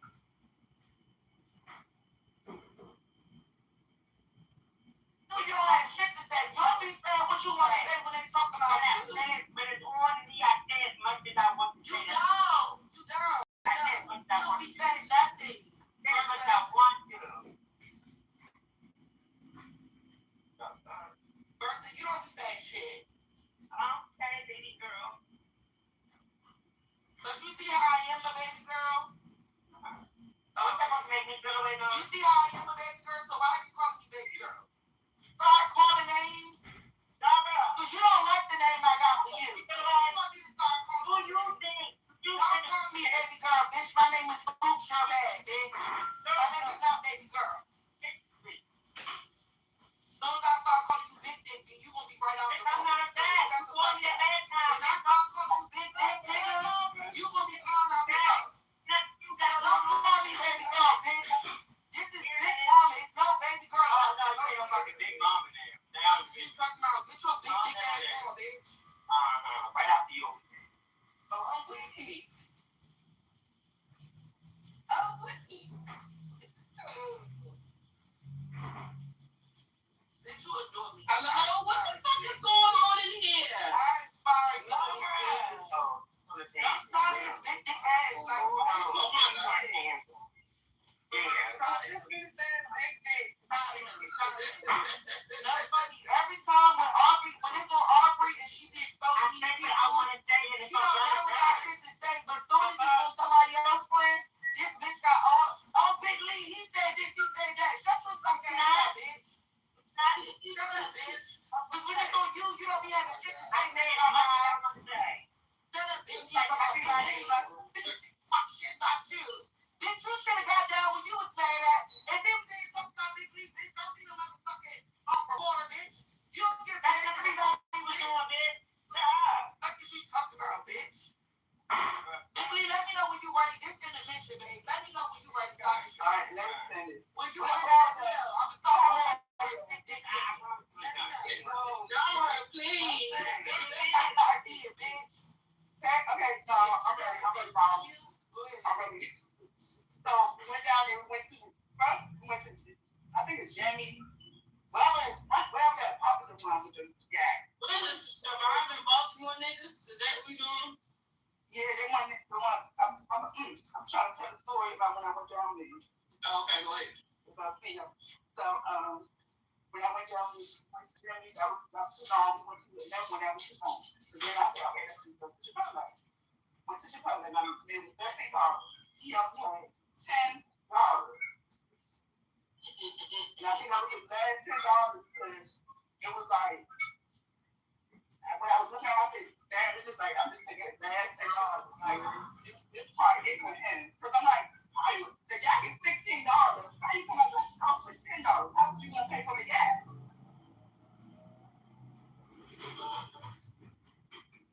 So, I think that's what he's really mad about. And then Texas went on him. And now his picture out.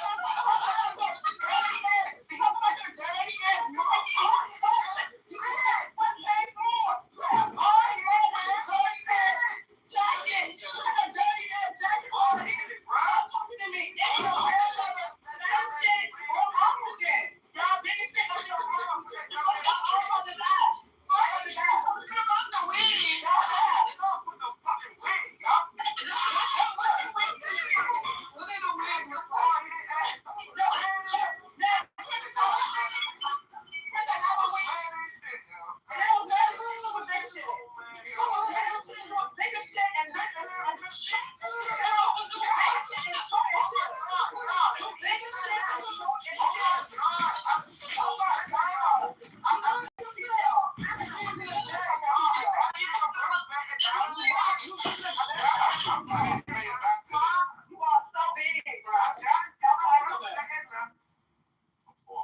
A lot of people knock it off as conspiracy and stuff like that, but this is happening before your face, and this is why I started off with saying that they want you to believe that it is just conspiracy, and therefore you don't understand exactly what's going on.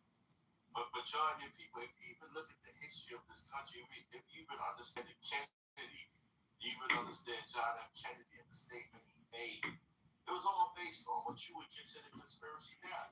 You would call John F. Kennedy a conspiracy, not with the statement that he made about really who was controlling the government. So you could knock it off as it's just conspiracy, but when you really go behind the scenes, you see as an actual fact. Wait, who is controlling the government? What did he say? This is an ISO calm down. He did a speech about secret organizations that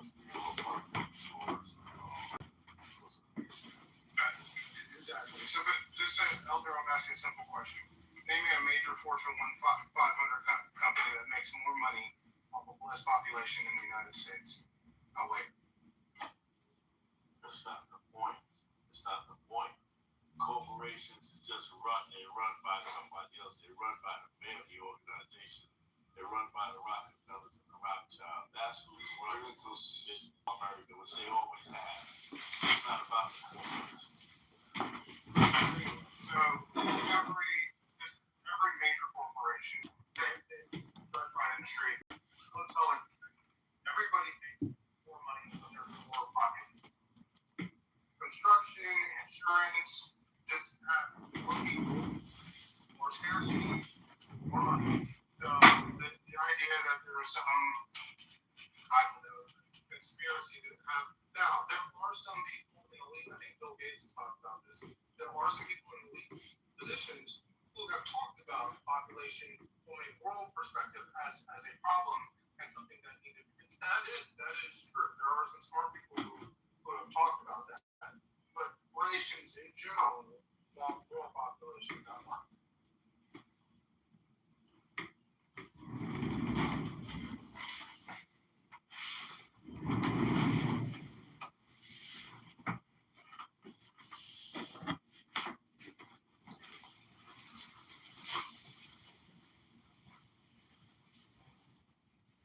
Administration is falling apart. People just quitting left and right.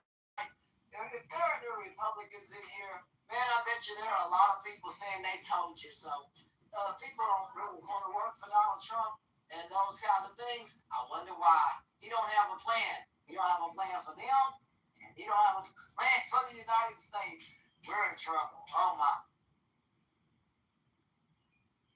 That's the thing.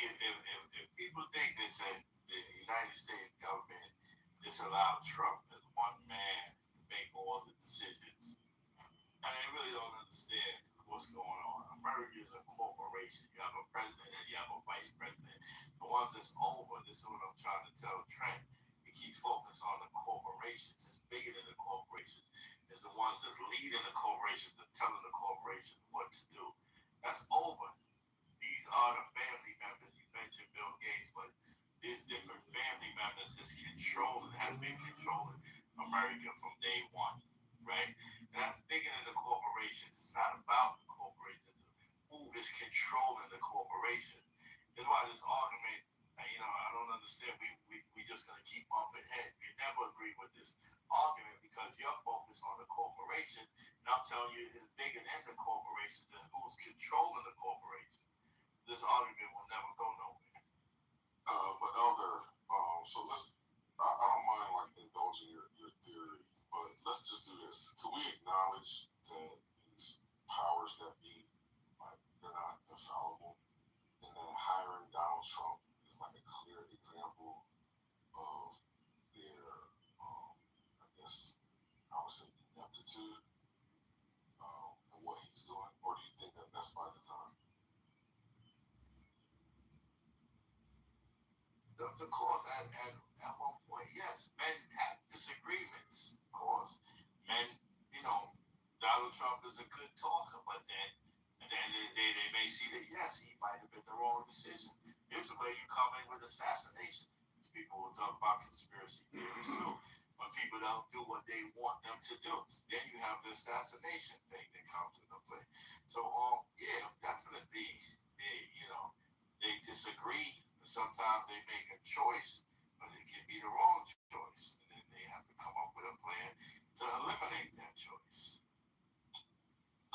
So I might have missed it, and I apologize to the space if I did.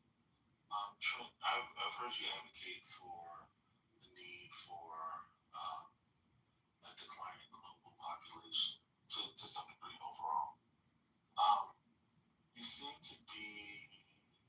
Did you mention policies or ways that we could do that? No, I didn't go into policy. Okay. Can you think of some maybe positive policies that would get at what you're talking about? You can have policies that encourage family growth. That's not bad. Good children. That's one policy. Which one? What the policy look like? I don't know. Like I said, again, I don't get into the policy part of it. There's a lot of different theories on that. There's a written policy, brother. Help me out. Yeah, hold on. Here's why I asked. It just seems sort of a little grotesque and a little irresponsible to have conversations as someone who is well positioned as you are, to have conversations about needing to shrink the global population and sort of leave it there and not talk about maybe policies that might be, I don't know, like have like the education of girls and women, right? The need for contraception, available contraception, and those like at least think about or talk about, policies that might be used that allow for people that we know over time, like reduce the number of children, but give people autonomy, right? Rather than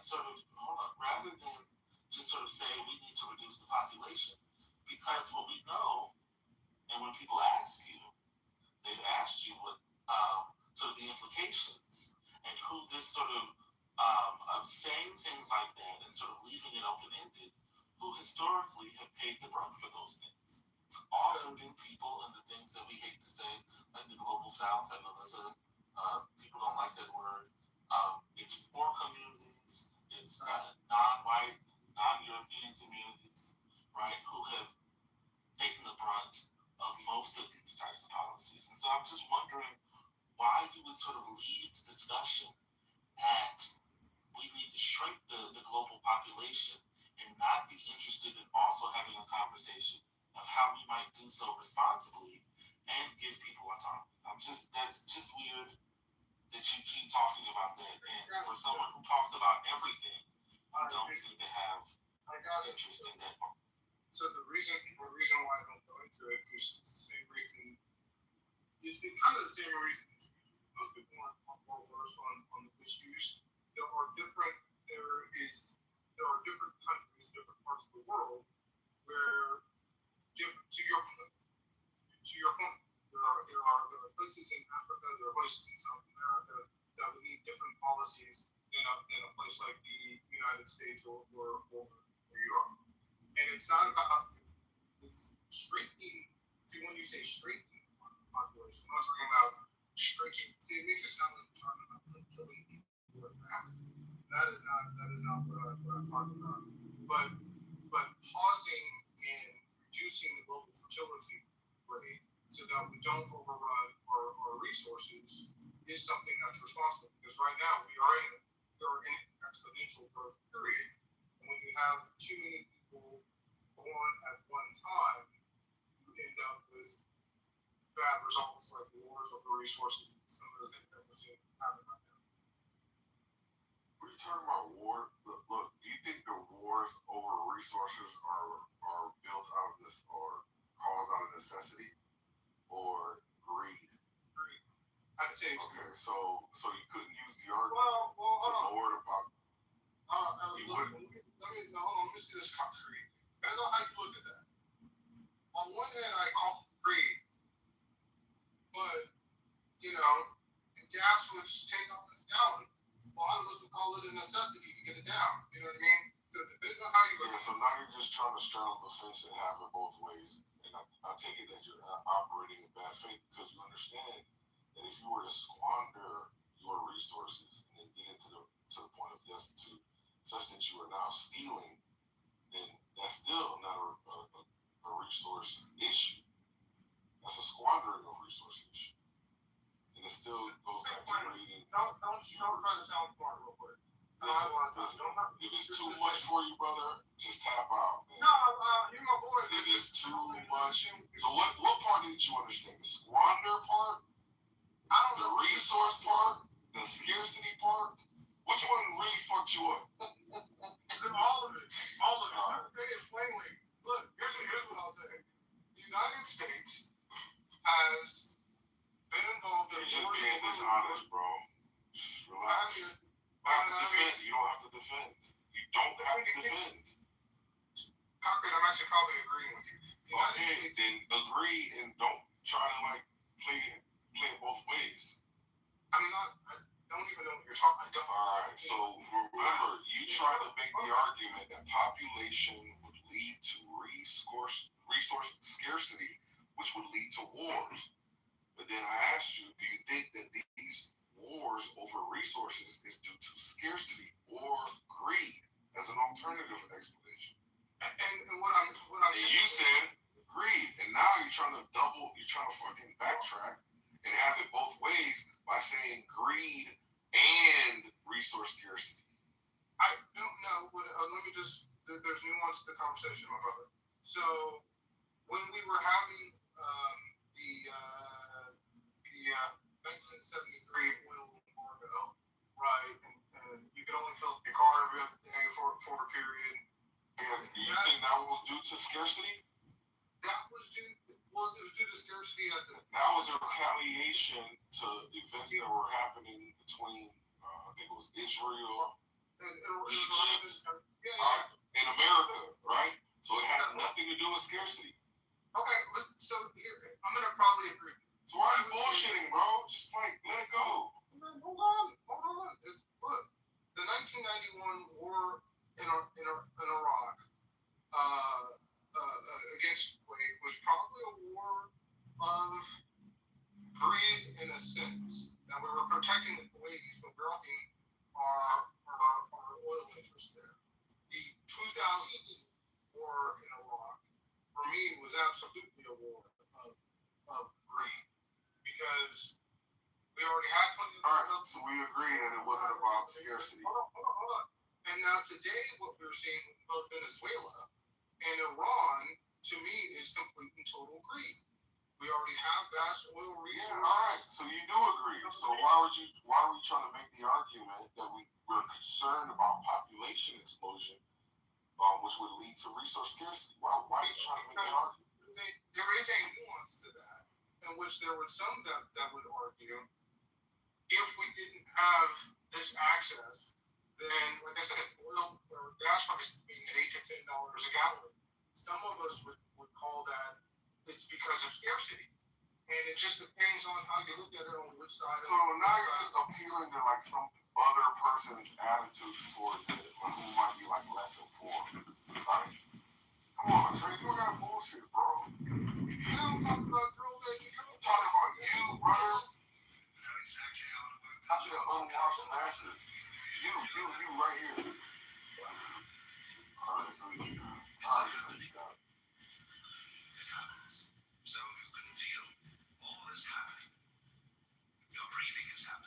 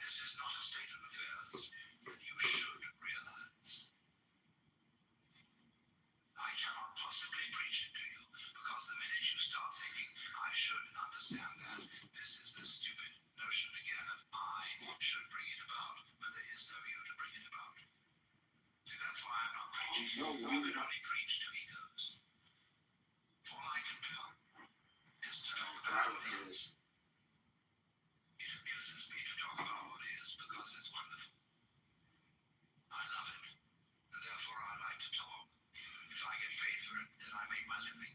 The sensible people get paid for doing what they enjoy doing.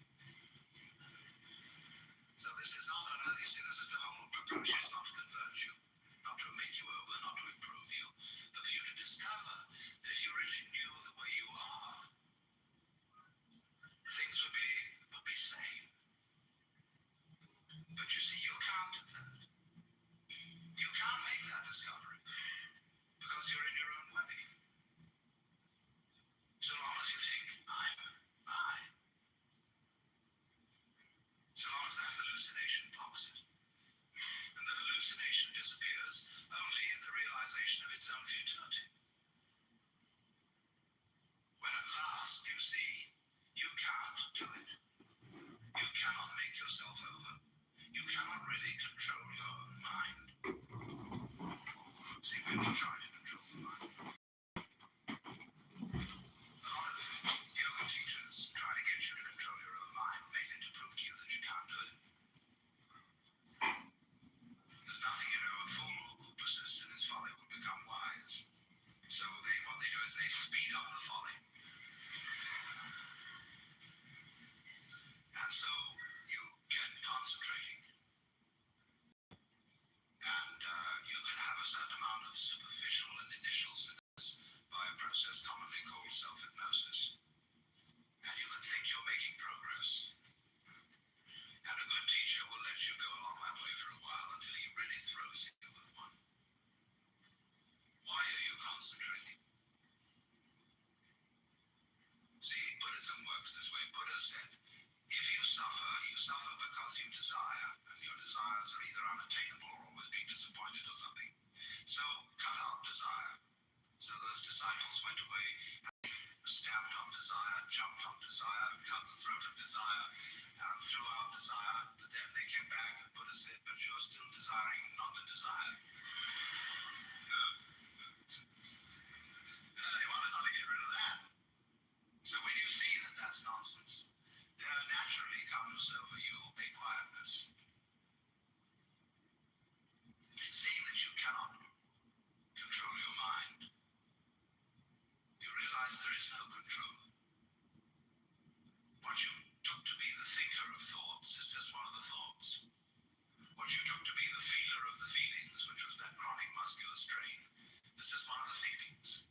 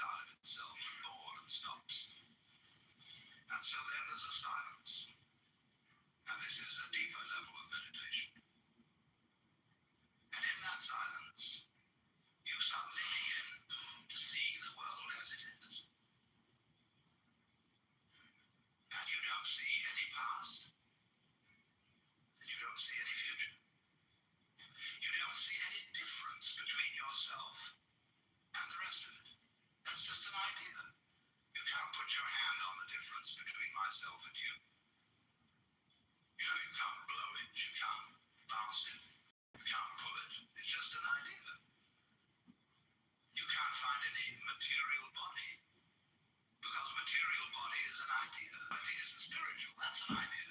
Reality is.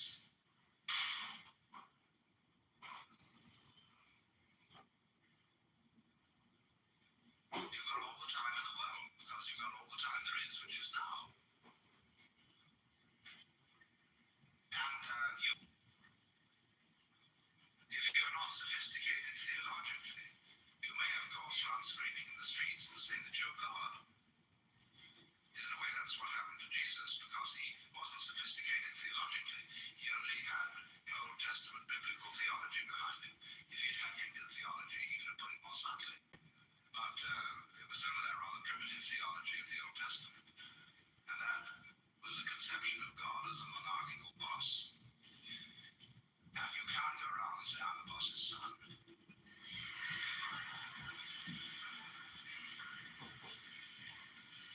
If you're going to say, I'm God, you must allow it for everyone else too. But this was a heretical idea from the point of view of Hebrew theology.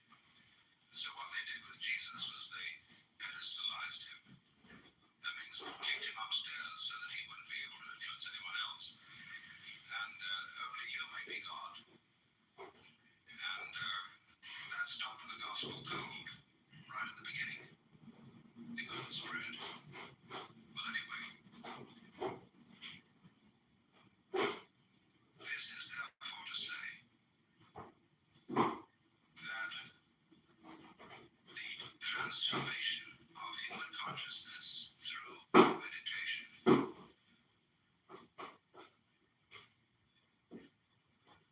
is frustrated. So long as we think of it in terms of something that I myself can bring about by some kind of way, by some sort of gimmick. Because you see, that leads to endless games of spiritual one-upmanship and of guru competitions. Of my guru is more effective than your guru. My yogas are faster than your yoga.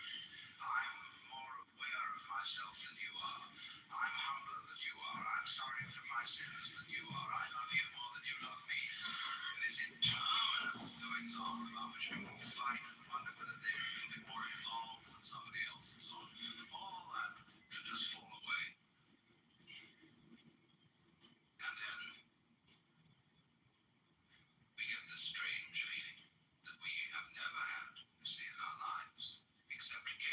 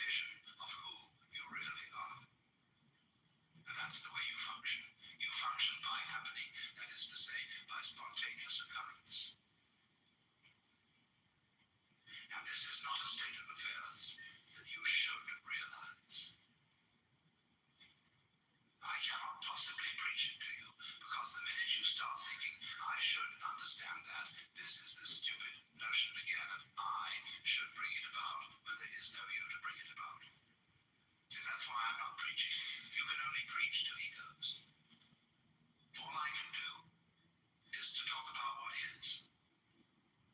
It amuses me to talk about what is because it's wonderful. I love it, and therefore I like to talk. If I get paid for it, then I make my living.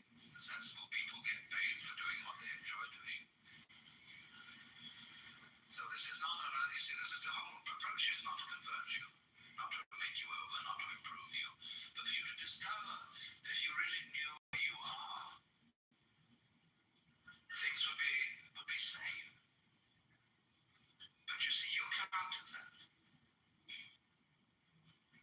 So long as that hallucination blocks it. And the hallucination disappears only in the realization of its own futility. When at last you see you can't do it. You cannot make yourself over. You cannot really, so you get concentrating. And you can have a certain amount of superficial and initial. Seeing that you cannot control your mind, you realize there is no control. That verbs have to have subjects. And the funny thing about that is that verbs are processes and subjects are nouns, which are supposed to be things. How does a noun start a verb? How does a thing put a process into action? Obviously it can't. But we always insist that there is this subject called the knower. And without a knower, there can't be knowing. Well, that's just a grammatical rule. It isn't a rule of nature. In nature, there's just knowing, like you're feeling it. And I have to say you are feeling it as if you were somehow different from the feeling. When I say I am feeling, what I mean is there is feeling here. When I say you are feeling, I mean there is feeling there. I have to say there is feeling. What a cumbersome language we have. Chinese is easier. You don't have to put all that in. I can say things twice as fast in Chinese as you can in any other language. Well, anyway, when you come to see that you can do nothing, that the play of thought or feeling, etc., just goes on by itself as a happening, then you are in a state which we will call meditation. And slowly, without being pushed, your thoughts will come to silence.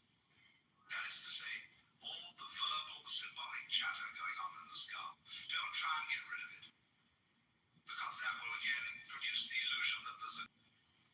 And so then there's a silence. And this is a deeper level of meditation. And in that silence, you don't see any future. You don't see any difference between yourself and the rest of it. You can't pull it. It's just an idea. You can't find any material body. Because material body is an idea. Reality isn't spiritual. That's an idea. Reality is.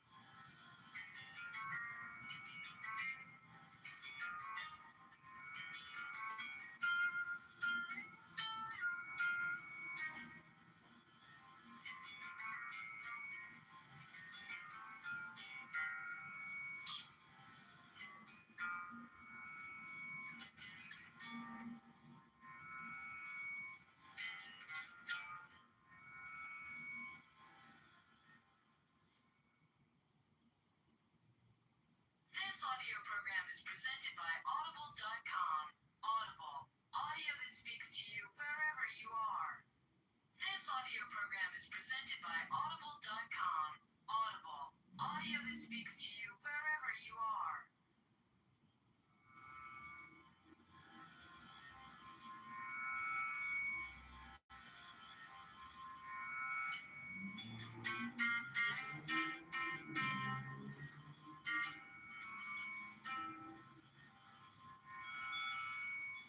Sounds True presents You're It on Hiding, Seeking, and Being Found, an anthology of selected archival recordings by stand-up philosopher Alan Watts.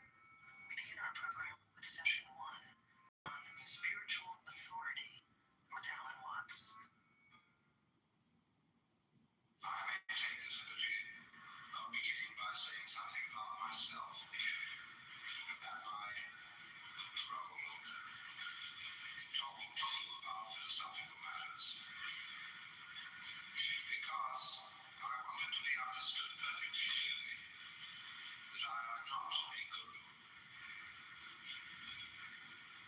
In other words, I talk about what we call these things, and every sensible person makes his living by doing what he enjoys doing. And that explains me. Now, I'd say, therefore, that I am not a guru. That means also that I'm not trying to help you or improve you. I accept you as you are. I'm not out, therefore, to save the world. Of course, when a stream, a bubbling spring, flows out from the mountains, it's doing its thing. And if a thirsty traveler helps himself, well, that's fine. When a bird sings, it doesn't sing for the advancement of music. But if somebody stops to listen and is delighted, that's fine. And so I talk in the same spirit. I don't have a group of followers. I'm not trying to make disciples. Because I work on the principle of a physician rather than a clergyman. A physician is always trying to get rid of his patients and send them away healthy to stand on their own feet. Whereas a clergyman is trying to get them as members of a religious organization so that they will continue to pay their pledges, pay off the mortgage on an expensive building, and generally belong to the church, lose its membership, and thereby prove by sheer weight of numbers the veracity of its tenets. And my objective is really to get rid of you, so that you won't need me or any other teacher. I'm afraid some of my colleagues would not approve of that attitude, because it is widely believed and said that in order to advance in the spiritual life, whatever that is, it is essential that you have a guru, and that you accord to that guru perfect obedience. And so I often ask the question, is it really necessary to have a guru? I can answer that only by saying, yes, it is necessary if you think so.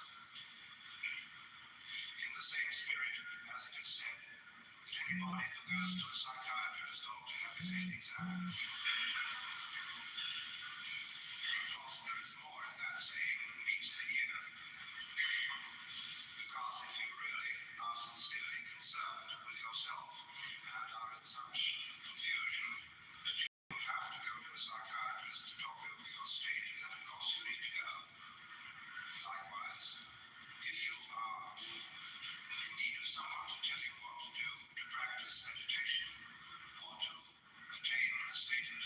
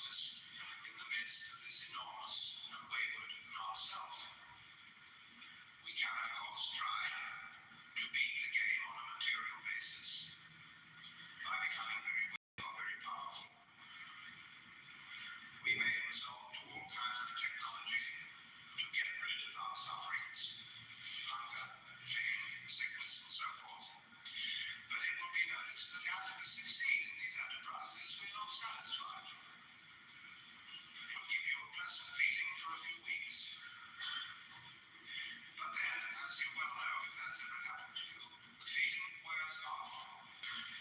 There is always something to worry about. If you're very rich indeed, you've still got the anxiety about sickness and death, or put you in prison for no good reason.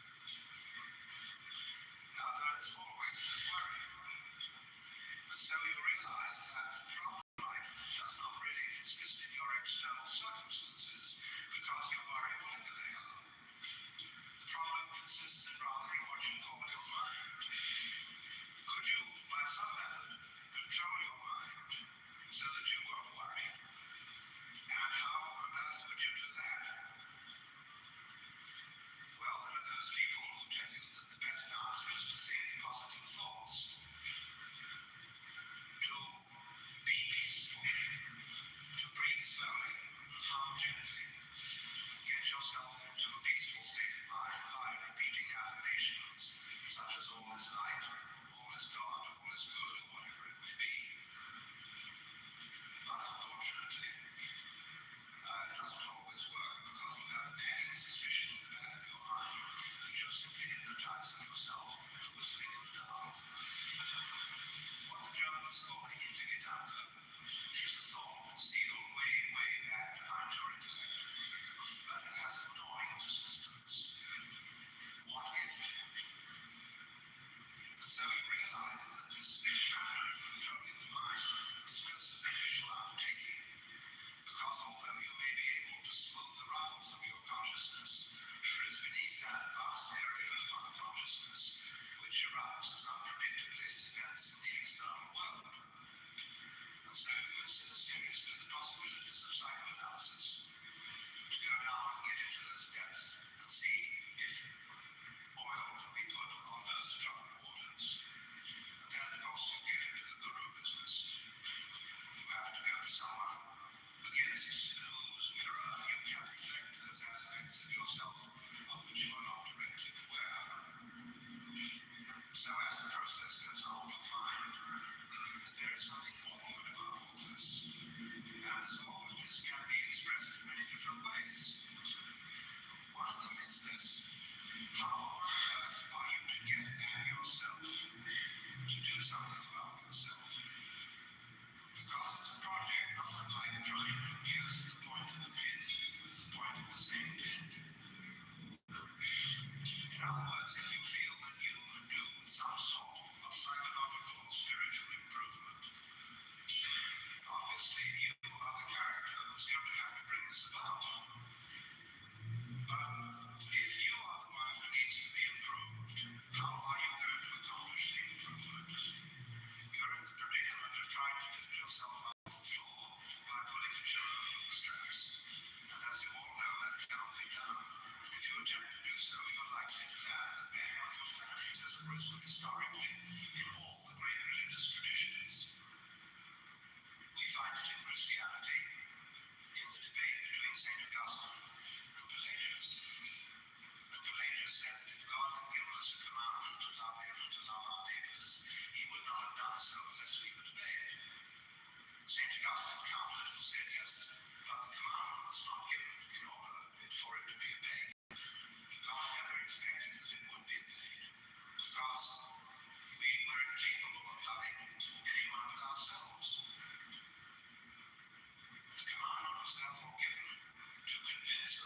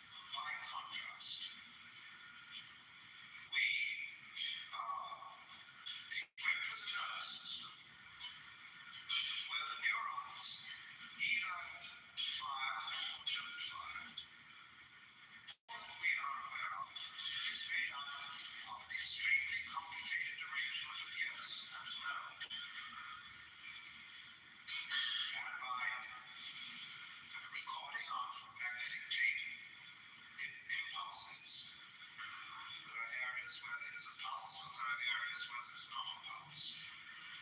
By so doing, we can take almost any form of human experience. In other words, we can put colored television on the tape so that it is all reduced to a matter of yes and no. And you will understand, of course, that that is the philosophy of the Chinese Book of Changes, the I Ching, which represents all the situations of life in terms of combinations of the yang or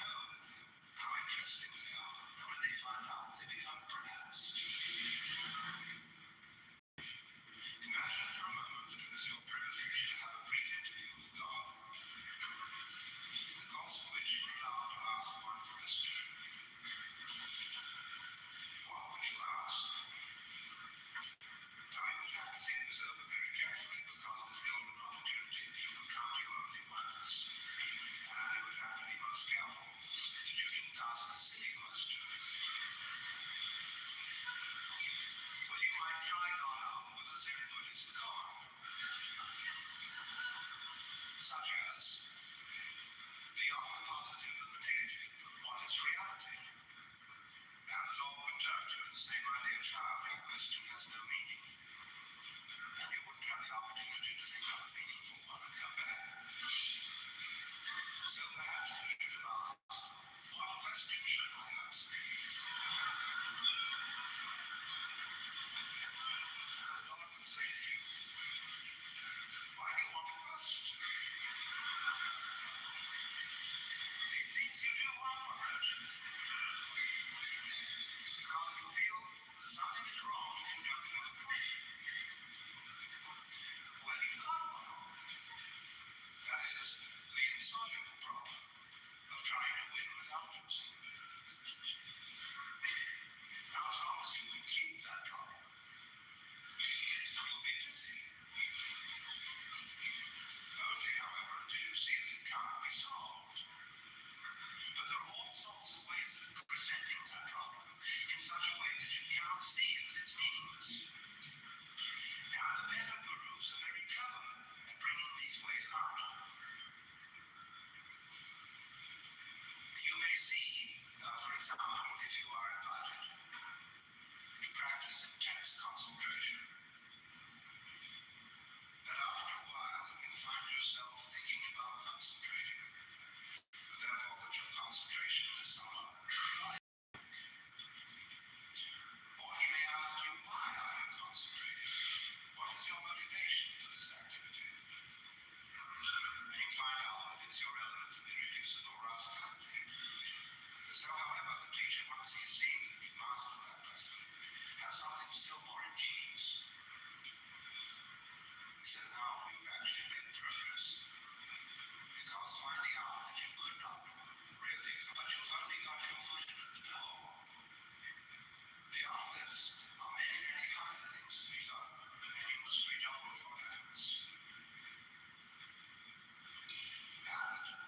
And so, of course, you apply yourself all the more again and again on all sorts of tricks that these old gentlemen can come out with. And you will keep at it just as long as he can make you fall for it. But in the end, you see that it was all tricks. As the great Zen master Rizal said, well, after all, there was nothing much in Obama's Buddhism. And he went on to explain to his students that the art of Zen, or teaching Zen, is like deceiving a child with an empty fist. You know how you treat a child by pretending you've got something very precious in your fist.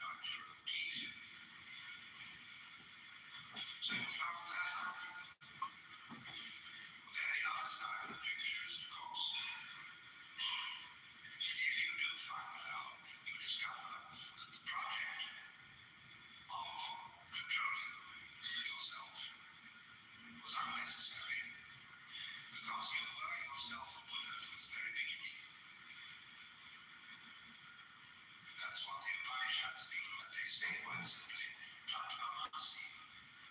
You're you, as you are.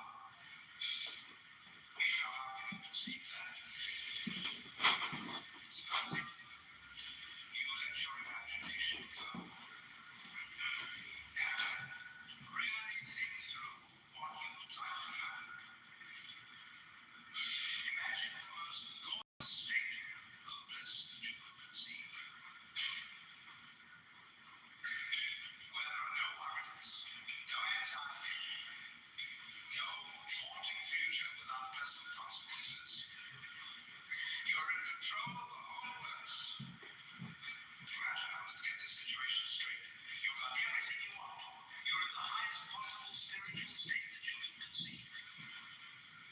And yet, you would find yourself sitting here in this building tonight, feeling exactly the way you feel. But the feeling of self depends on their being at the same time. It has a certain sensation of being in control of life to some extent through voluntary action. The will seems to have a certain freedom. And yet, on the other hand, there are limits to that. And it seems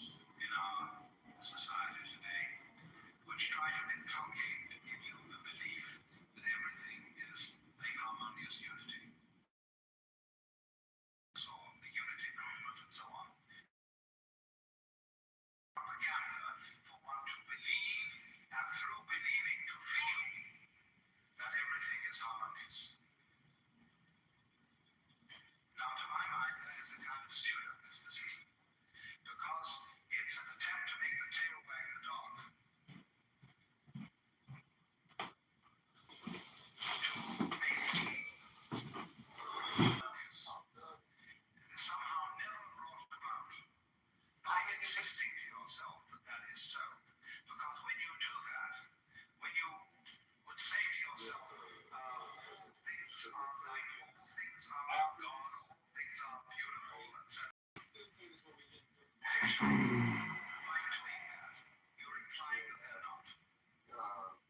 of the things that I follow in cover like this day in history, one of the black men in the South was castrated to threaten the civil rights workers. I mean, we look up the Waco or whatever. There's a bunch of stuff. That book, I can't think of the name of the book, but the book where they show a lynching. I'm just saying, for him to come in here and drop 6 particular incidents where some lives were told, just literally, please don't go nowhere. Just if you want to talk about what happened with the Southern Poverty Law Center, like let's talk about that and let's like take it. Just don't follow that, please. That was bullshit. And the Tawana Briley case, that happened in 87. He's talking about it was on Clubhouse. Has Clubhouse been in? Yeah, Clubhouse wasn't even invented in it. Yeah, that's crazy. Yeah, this is great. When the world can have these arguments, Democrat versus like that label shit, man. Right now, I think New York, or rather this country, is coming together around one common goal, and that is to get ourselves out of this siege by this authoritarian regime, which has wreaked havoc on our lives since the election of Mr. Obama. This shit is a fucking mess. So to try to do this labeling thing and put everybody in silos, we've all got a line up. I got some conservative views and I got some more liberal views. Like, don't put me in no box. You know, I'm abstract. I'm a registered independent. Like, you ain't framing me up. Like, so we gotta like take away that power for them to put us in boxes. Look at all these people blindly following MAGA, and they know this shit is dumb and stupid, but they still standing on blind loyalty to what is obviously a clear and present danger. Like, what are we talking about? That's a fact, Jack. Okay, so I think Lisa, so let's clip Tom. Lisa, I can play the clip before what's her name comes out. Okay, before you play that clip, I know before Lori Sodano, I need to get you to do what we're talking about. I am pulling up, trying to find a parking space. But can you do the clip on the KKK?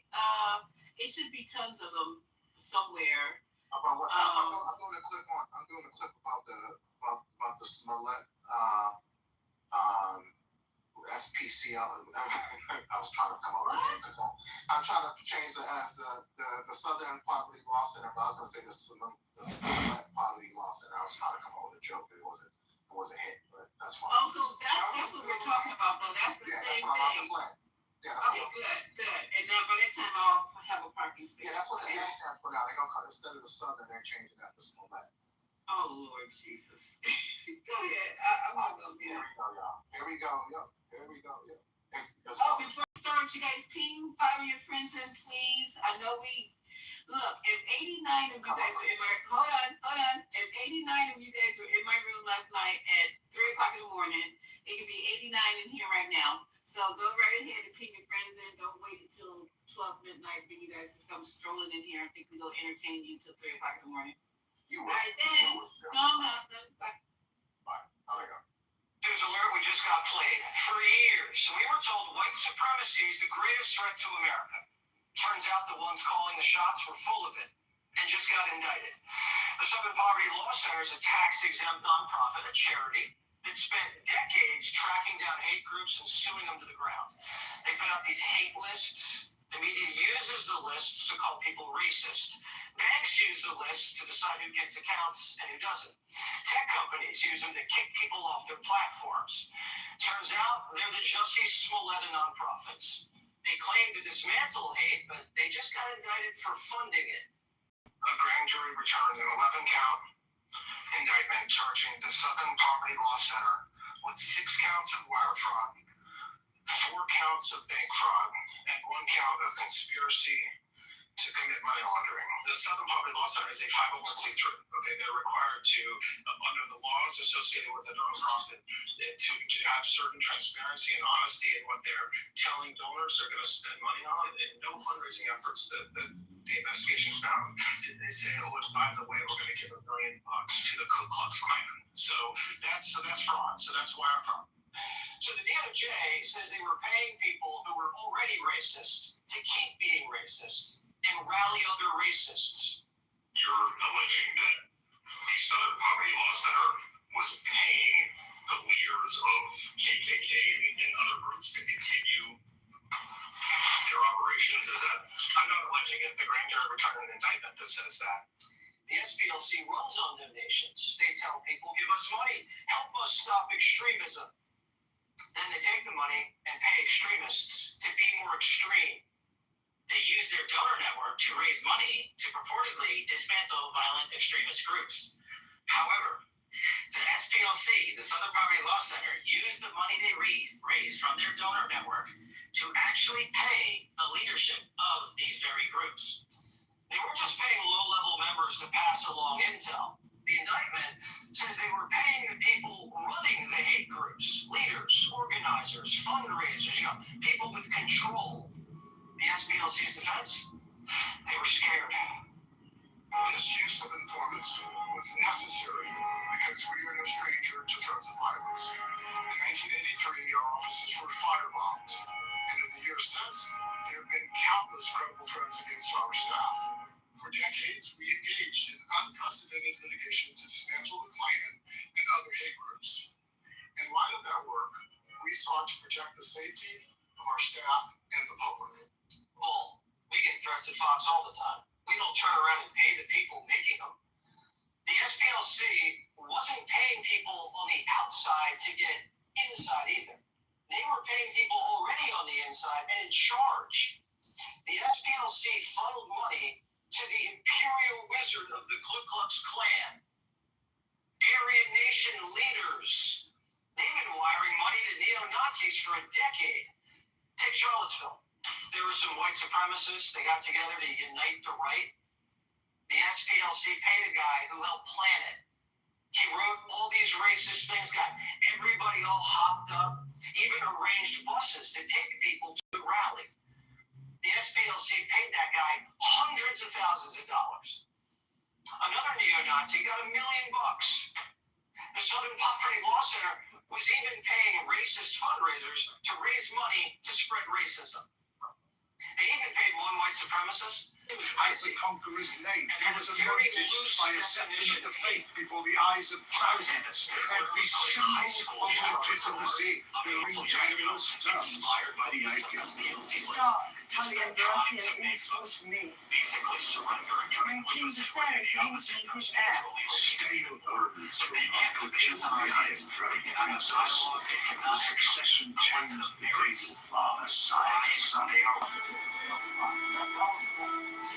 Queen Alison did not forget the love you once had for each other. No blood to lead these next end is on this far. So every queen leader with high tower, so I may take the country myself.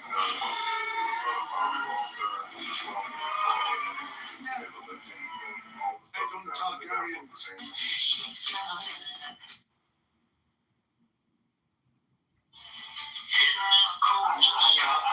I don't know if I want to answer it. I mean, that's a question that we going back to 1971.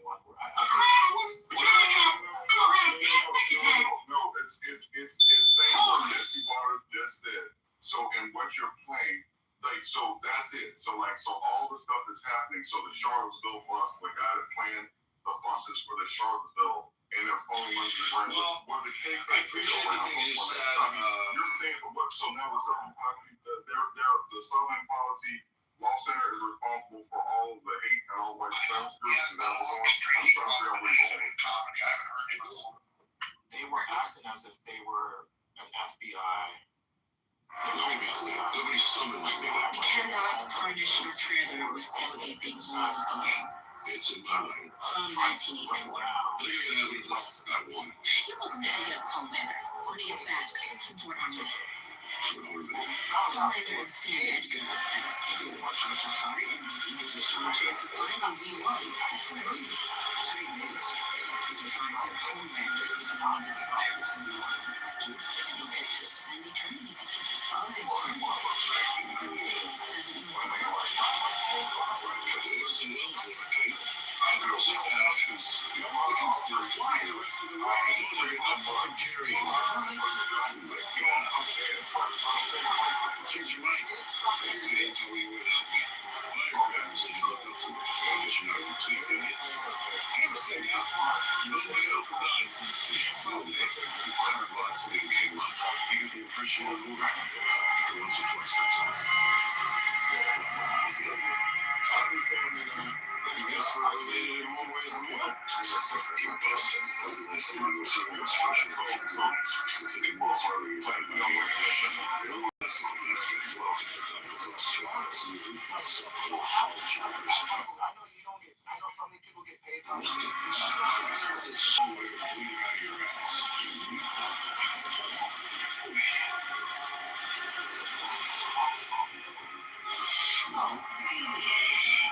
Where are you going? I'm gonna go destroy any people that I find, you triple crown cock jockey. Saying stuff, basically, which is, you know, was it not true? They say, hold on, let's. This is full. Just one second. Fight this white supremacist. Tony, click that button. Even arranged buses to take people to the rally. The SPLC paid that guy. So they paid the guy $1 million for Charlottesville. So Larry, I just want to get to the point: is this factual or just fiction? You talking about the 2020 election? Yeah. So I just if an outlet news that provide this information to the public all the time, I just want to say this is an allegation. This is what actually happened, and you have proof, and you have an indictment, and you have something maybe, but just what is? They're getting in trouble for wire fraud. So they clearly, that's the grand jury. We heard Todd Blanche early on and inside the clip talk about who, and you heard the FBI director. The FBI director was just on Hannity just maybe within the last 20 minutes. Oh, Cash? Yeah. So, and then Todd Blanche was on Laura Ingraham the day before, and they did a whole press conference regarding this. So what I would say, go back and listen to the press conference. They were paying the top leaders, not people like, this wasn't Project Veritas, who were bringing people from the inside like the Lord Lumas, and they were doing honeypot setups. These are people, they were paying actual people to be more like things. Omar, hold on for a second, Dr. Mitch. I see you trying to get in. Omar, if it's true, if all allegations are true, again, are they responsible for white supremacy and white hate and white violence against like brown people? You're saying, are you putting it all on the Southern Policy Law Center? No, but participating, Michael, right? If they're doing. Yeah, that's like what's going on here? Like, come on, fellas, come on. We can just. Why are they the only ones reporting it? Has anybody heard this on any other state? You know what? Except Fox. Hold on. Will can't talk about that. You know how many minutes NBC and CBS have dedicated to this? 0. No, how many? Well, because it's probably not a true story. So the true story is about the FBI. I'm researching the directors of. Can I just get one word in, please? I work quite a bit in the legal system, and I got to say, the Southern Parliament, I'm absolutely shocked. But the first stage of grief is denial, right? So let's not go there. Let's keep an open mind. But they've done tremendously good work over the years. Have they had some corruption crept in here, and now they're being called to task for it? I mean, this is happening a lot. A lot of people are tempted by money, fame, and they do stupid things. And unfortunately, we don't know how centralized this is. Is it one guy who did this? Is it 10 people? Is it a committee? But it's being investigated. As far as the news on this, it's everywhere. It's not just the right. It's the left. The news on this is everywhere. They're so. I'm very skeptical. Listen, I don't trust this government or law enforcement. I spend a lot of time defending people, mainly injury victims in court settings, and I can't tell you. I will tell you that the government is extremely lazy, and the way that they make cases is by threatening people and getting them to testify against each other. So I'm no big fan but I'm also no big, I keep my mind open if there's, paid corruption. I think it's entirely possible. There's obviously a small possibility that this is some type of an inside game. The FBI and who knows who, are playing a game to try to take down the Southern Poverty Law Center. I wouldn't count that out either. They might have fallen for something. So we'll see. We'll see how it goes. Can I say something? Said now, they already warned us that we can't go crazy. But guess what? We're gonna go crazy. I'm just saying that all of the things that they've been fighting for that have gone on years before they even started back in 1971, that doesn't erase the fact that white supremacy, to the point I outlays, unlike about the white supremacy, but it doesn't, hold on, let me just finish the thought. It doesn't negate the fact of white supremacy hate groups, what they're trying to fight against. If somebody like sort of went, or like Dr. Mitch said, got like maybe caught up in trap, or like one man, like one rogue, I'm saying the work that they're doing or trying to do, it doesn't hate what's going on, the realistic things that are happening with white supremacy and white supremacy's crimes. It doesn't negate that. And I feel like that's what Todd Blanche and the Department of Justice is trying to do, saying we got this one bad case or the incident, and so now like there's no hate groups, there's no racism, there's no crime. People of color. That's what I feel like they're trying to do. And if Todd Blanche is in it, there has to be an ulterior motive. Or something, there might be more sides to this, but I think it's a tremendous loss. The Southern, Poverty Law Center, if they go down, it's a tremendous loss.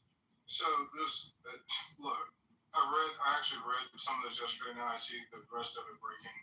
I'm gonna tell you now, Amari, this is a bullshit case because they've been doing this for years.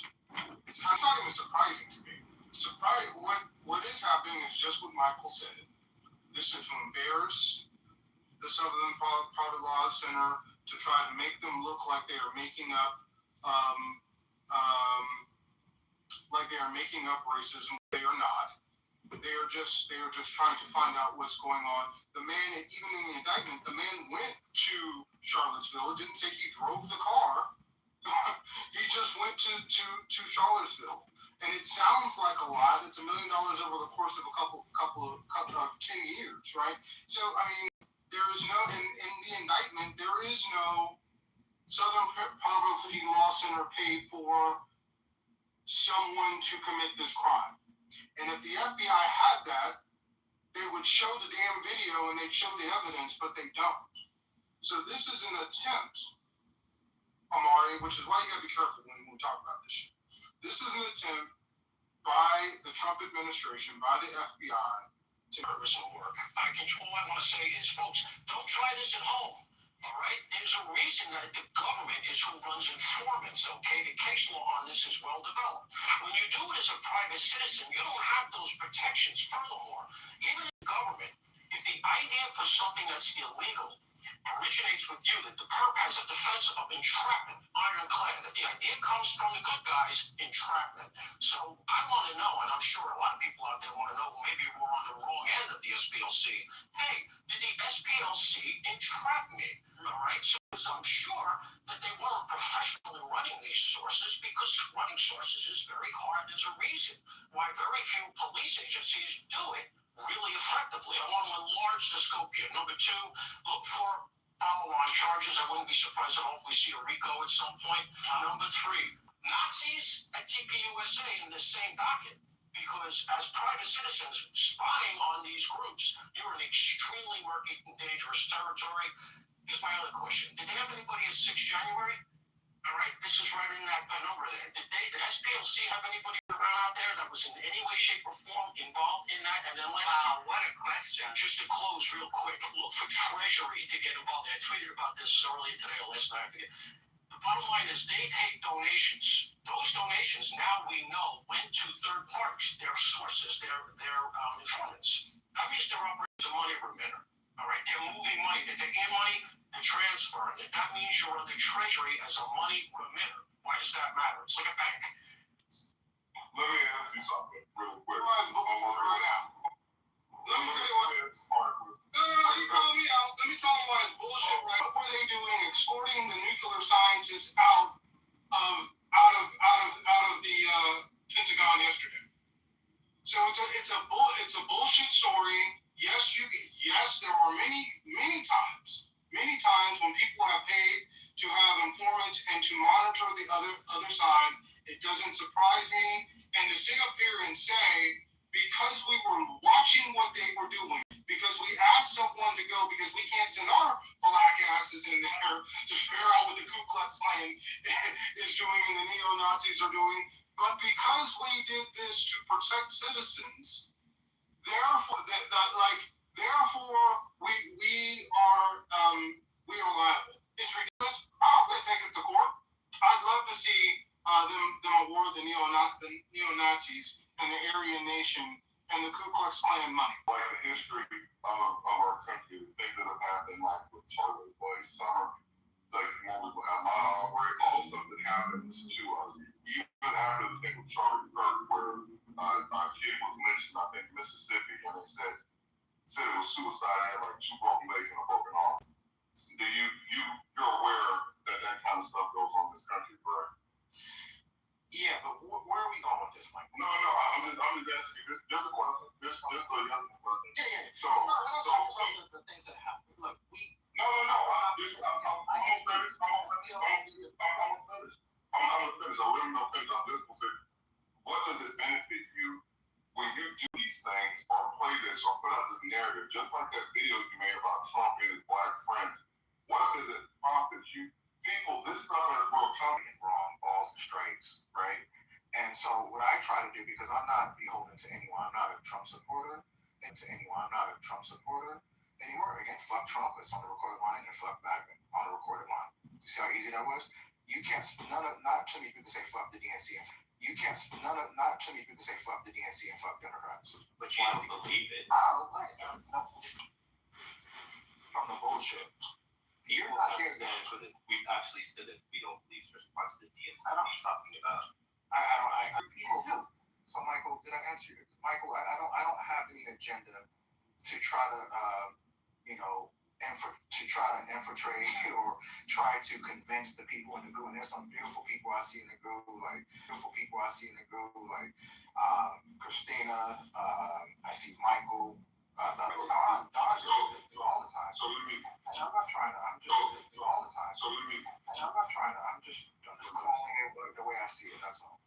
Right. Let me. So what Todd Blanchard and Pastor Trump did when he stood up there with the DOJ with the weight of the government behind it. People in this country talked about the level, the intelligence level in this country. White people, 54% of Americans believe below 6 level. All that stuff we talked about shows the ignorance of people, even like the not understanding voting issues, how people hear something, they don't critically think about it. They don't go below the surface. They don't go read an article. They will hear the word.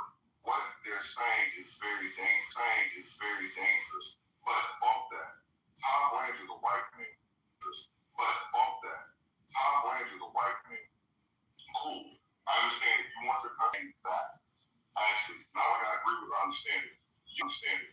I don't understand. Somebody that's FBA, they came from FBA parents that's been in the country and has been able to see and witness the violence that occurred.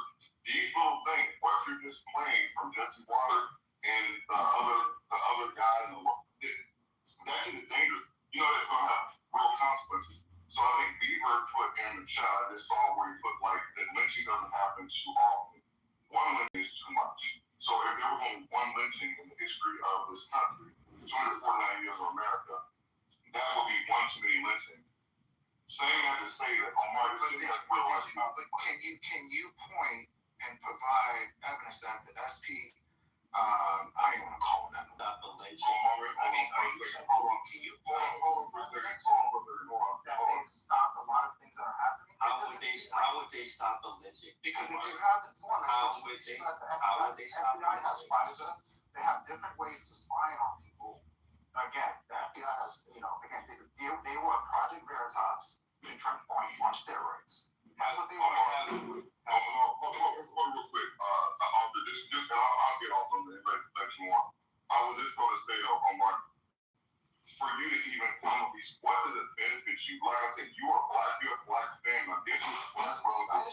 And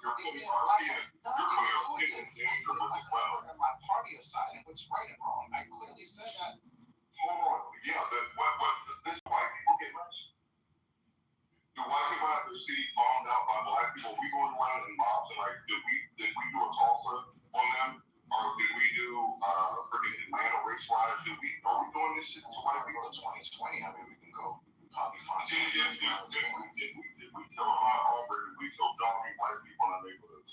When white people live in black neighborhoods, do we go up to them and be like, nigga, get out of here? What you doing here? What questions do we question them to where they live? Was Trayvon Martin, was that a white man? Was the white teenagers have to go through that? Tamir Rice, the white kids have to worry about having toy guns or getting shot by the police? Again, they were paying the top people. Then they should get in trouble for that. I'm talking about your black behind here. I'm talking about your black behind here being supporting It's illegal to pay them. I'm going to have to see how they can, at the restaurant, you can shine this up and make it, illegal to pay somebody in the KKK or pay somebody within a neo-Nazi. But is it wrong to pay the top people? Yes, to me, it's morally wrong. Then they should get in trouble for that. You want to bring members in. Then they should be black to the day. You'll be black to the day you exit this planet. I just wish you would think about that. I'm going to be black on the planet, and I'm going to be black all my life, and I'm going to love black people. But loving black people has nothing to do with this case. You don't show your love for black people for talking up against Mario, real simple question. Why would you pay the top person in the KKK? What would be the reason? I don't know. I can't find a logical reason to pay the top people. To infiltrate? Because the top person will know everybody that's in an organization. That's why you pay the top person, because then they can untangle the network and tell you who's who, because these people are often anonymous. Wouldn't that make sense, Omar? So unless you're saying the top person is also in cahoots, is that what you're also trying to? Because yes. If you're paying a top person, that person is probably giving you video, is giving you access. That's a right? Right? Yeah, well, this is why you would do somebody to Charlottesville. This is why now one thing it's gonna be difficult, because it does say they coordinated the transportation to Charlottesville. Because if the Jewish community had infiltrated the Nation of Islam to protect themselves, T. Lawson in the 1980s actually bankrupted the Ku Klux Klan. So they did prohibit lynchings. And so to sit here and say, looking with you on this one, but on this one, I can't believe I'm sitting over there with Deborah and Michael, like I would get off of this, because this is the issue. So here's what I'm saying. I'm sitting over here with Deborah and Michael and a lot of other people on stage. No one's asked. Who is y'all? I'm sorry. Y'all want to do a hand, the reach around? He said he wasn't agreeing with you.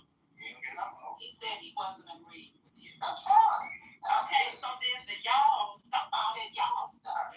Then you can't hand around to the hand That's to why you was It's not serious. It's not serious. Exactly. And I just know RJ here. Please. Yes. I got questions. Go ahead, RJ. You'll help. I just want to make a point real quick about the Southern Poverty Law since 1971 and what they have done and continue to do. It is more than just fighting and stopping lynchings, even though that was and still remains an issue, not as much as it was earlier in the 20th century, but still an issue. But they lead legal and community-based efforts to topple institutional racism. They stamp out Jim Crow.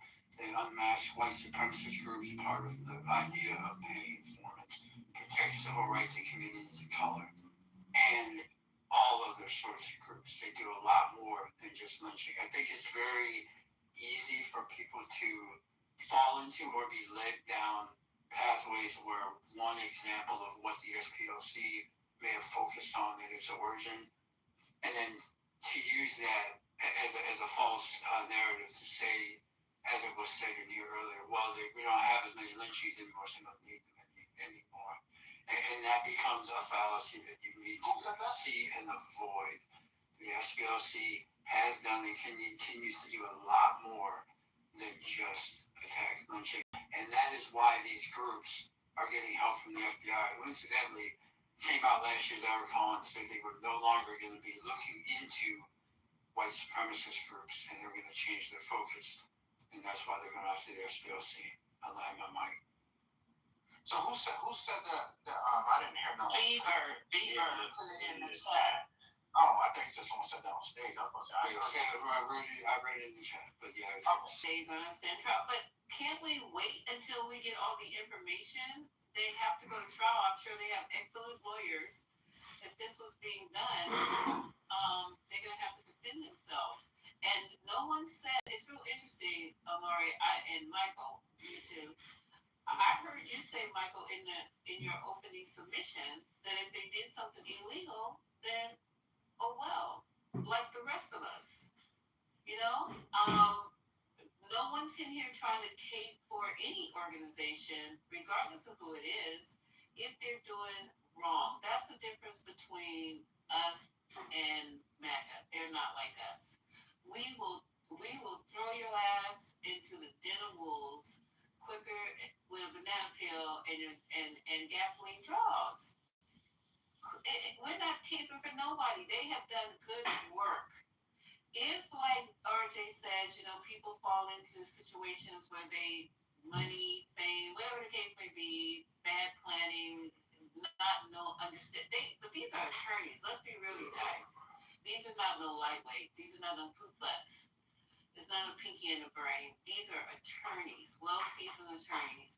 So let's just let this play out. That's what I think. I agree with you, Lisa. I don't understand. I guess probably as normally I'm pretty aligned with Michael's logic and what you said. I mean, we've been saying for the longest, when Epstein's filed back, there's like, well, you guys don't want to do it. You know what? Your bill is in there, send them to jail, under hell. That's what I've always heard you say, or always heard most people say. Don't matter whether they're Democrat, Republicans, zebra stripe, or elephants, put them in jail. And in this case, this is an organization that did something illegal, put them in jail. And to your point is, what I heard, and I sat back and listened, and I'm not saying such is the case. This is my perception from what I heard, so I don't want anybody to be coughing me deep in crap. But what I heard was, this thing happened, and there's supposed to be some outrage. And to Michael's point, the whole last 6 months have been outrage after outrage. I mean, at this point, Iran, the war, outrageous. What's going on? Outrageous. You can go down the line and just say, this organization did some things that paid the ground risen. Okay. But we also know that doesn't Pete Heston's have a swastika tattoo or somewhere? Some weird ass tattoos. I'm just saying. Why is there supposed to be some kind of specialized outrage for this? Everything is outrageous. Our SecNet has allegedly had a drinking problem. Outrage. I can't believe anything that comes out of Patel's mouth. Ever. In any situation. He has no beef with the outrage. What? And I agree wholeheartedly. Bottom line, they did something illegal. Send them to jail. Sue them. Think about whatever. I don't care what party. And I think most people are like, who cares what party they belong to? Send them to jail. Whoever they are. And that's if they did something illegal. So that goes to the point. We usually what happens, and I appreciate you. Good to see you again, GA. Been a minute. Something happens for the day, which is taking the news. We talk about it. We have a spiritus debate to the next. So it doesn't mean that we are litigating this situation today. Of course, it has to go through the courts. We're a country of laws where you are innocent until proven guilty.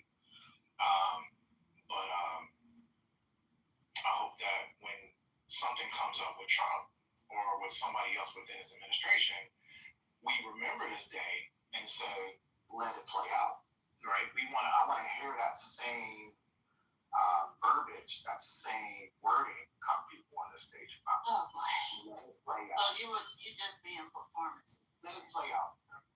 So I agree with what GA just said, but I just wanted to bring out because we were talking. This has to do with the FBI. So the FBI on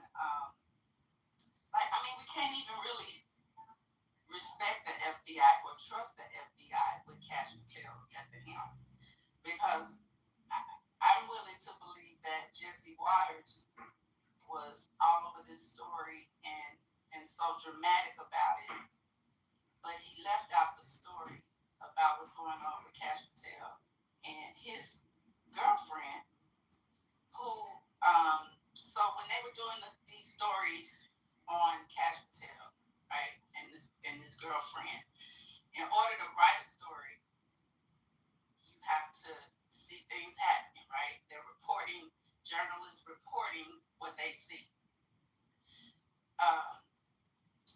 So Cash Patel put the FBI, had agents go after the journalist, this female journalist who's reporting. I believe she's with New York Times, who has been responsible for reporting some of these stories that are coming out on Cash Patel and his girl. They are trying to put what did they call it? Stalking. They're trying to say that she's a stalker, not a reporter. They're looking for ways to have her, they've gone to her home. The FBI has, and they're trying to get a case for stalking against a journalist. But they are actively trying to do that. Are you outraged, Omar? Yeah, I don't have selective outrage, like some very outraged. There you go. See how easy that is? Yeah, they it, but tomorrow will be different, just like you tell me.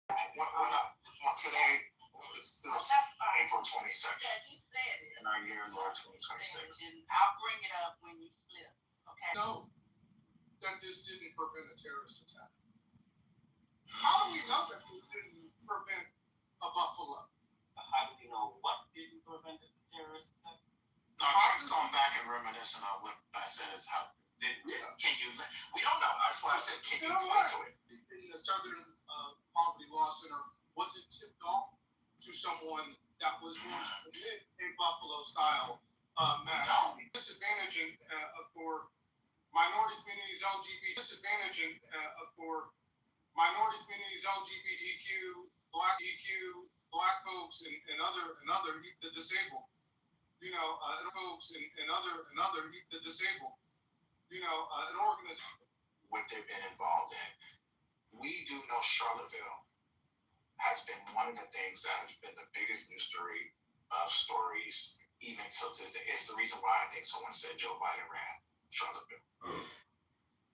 No, I wanted to make a correction. I'm sorry about it. I was wrong. It was the Department of Justice. When Trump's people came back into the administration, one of the first things they did is eviscerate the Civil Rights Division and Department of Justice.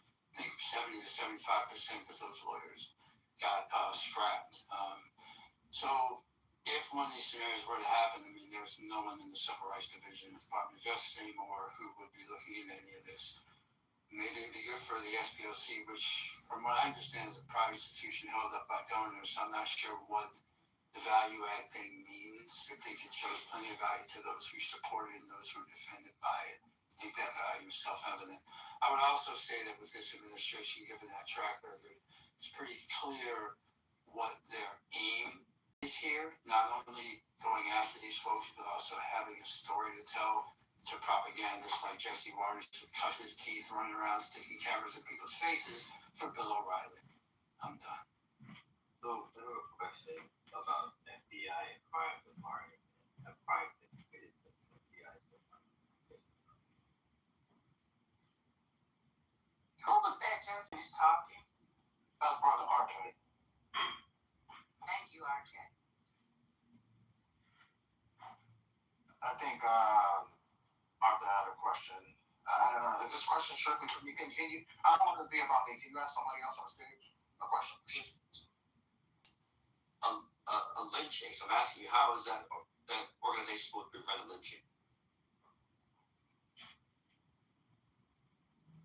Okay, I'm sure everybody, welcome to 420, your room, or educated from back here, knows what it is. If by now they probably Googled, you guys have Googled if you don't know exactly what it is, but just real quickly and briefly, the Southern Poverty Law Center was funded by civil rights lawyer Morris Dees, Joseph L. Levin in August 1971 as a legal clinic originally focused on issues such as fighting poverty, racial discrimination, and the death penalty in the U.S. Dees asked civil rights leader Julian Bond to serve as president, a largely honorary position. He resigned that position in 1979, 8 years later, but remained on the board of directors until his death in 2015. So Dees and the SPLC began filing lawsuits against the Ku Klux Klan chapters and similar organizations for monetary damages on behalf of their victims. The favorable verdicts from these suits served to bankrupt the KKK and other targeted organizations. Let's see what else. It's just so with that in mind, just a little information on that. This would be a sad thing, and I hope that it's true, because everything that the grand jury indicts doesn't mean that it's a guilty verdict. We all know that. And what do they say? The grand jury can indict a ham sandwich. So let's see. Let's just see. So, and as far as us jumping up and down with something happening with the Trump administration, giving leverage, I agree with that, Omari, but I don't think, like, if somebody came up, for example, we've been talking about the last few days about Cash Patel being an alcoholic, right? And you see what he's doing. He's denying it. He's going to try to sue the Atlantic. He's going to take it the Trump route about deny, until either people get tired of it or he has to actually give in when the lawsuit comes to fruition and they have to get discovery. We just let you guys just self-implode. I'll be worried about trying to say, And many times he said that Iranian people are not the same as Islamic Republic. They don't support jihad, they don't support violence. And I'm sorry, I think that our leader, this is just too much. and we just started our revolution with for Trump, our leaders, not Bibi, and we will destroy the Islamic Republic. And I think you know that most people in Iran, outside of Iran, or in Iran, don't support the Islamic Republic, and they want a revolution. They want the whole change, not a reform. If America and Israel want this reform, it's not important for us. I think we just want a revolution because of we don't support any reform. We know that these people that killed 40,000 people and they support them, they support IRGC, can't be our leaders for the reform. I myself support Reza, but I'm not a dictator.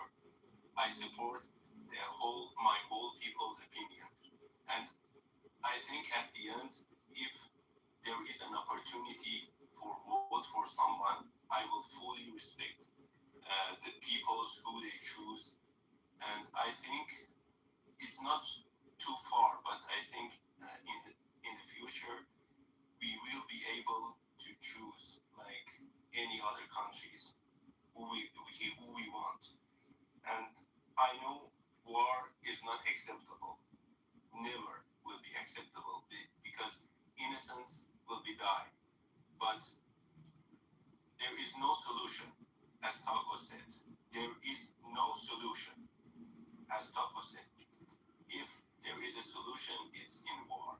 I know it's a bad choice. I know it's a hard choice. It's not a choice. It's our only choice. Because it's not your only choice. It's not a choice to begin with. I just asked Taco if there is a solution. He said he doesn't know the solution. So there is no solution. War is also not a solution. War is not a solution.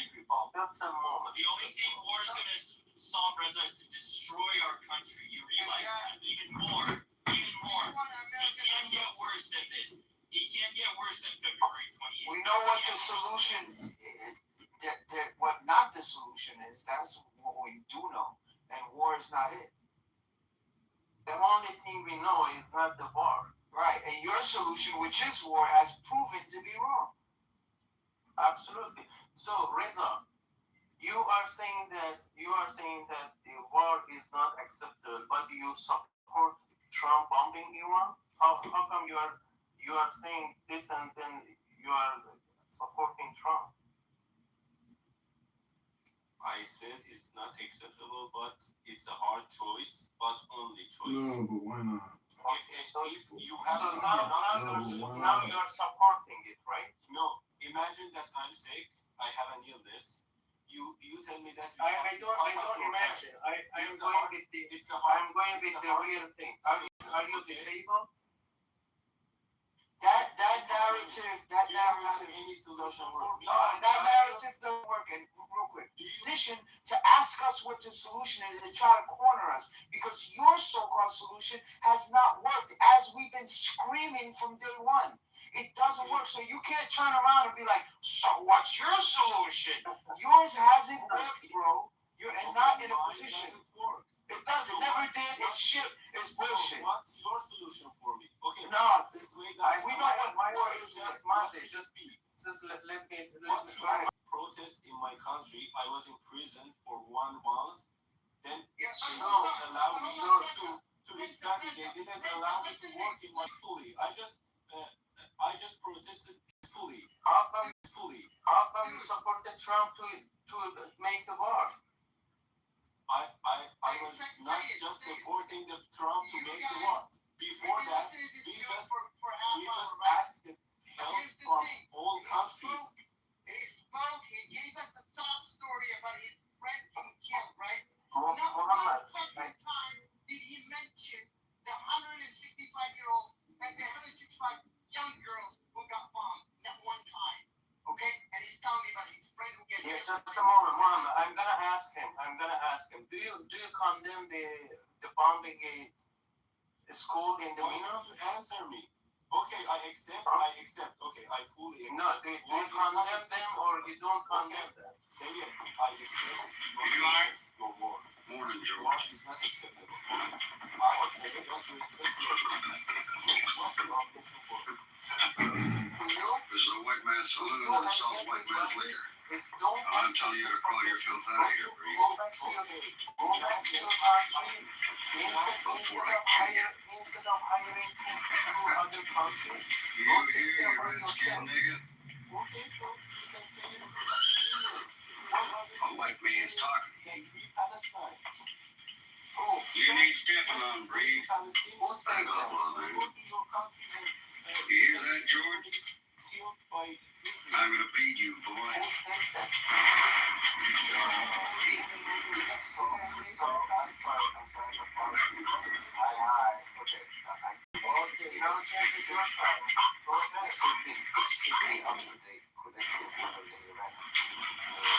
Sexual is calling my name. It's on the recliner with the cup holder. He goes fishing deep in the ocean.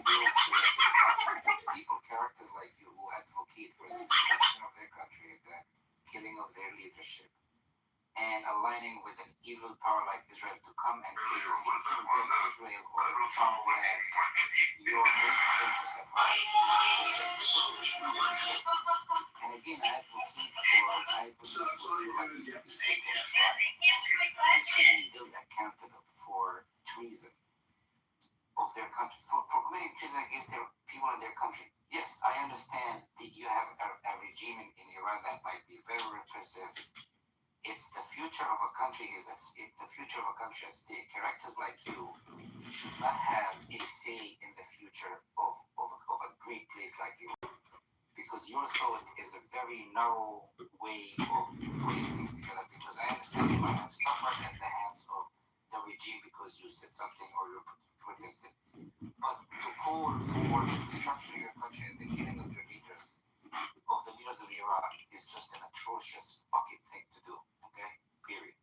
And Mazi, get a committee from your peers in Iran, put this guy on trial, and get a lawyer. Reza, in the future, get yourself a lawyer, a good lawyer.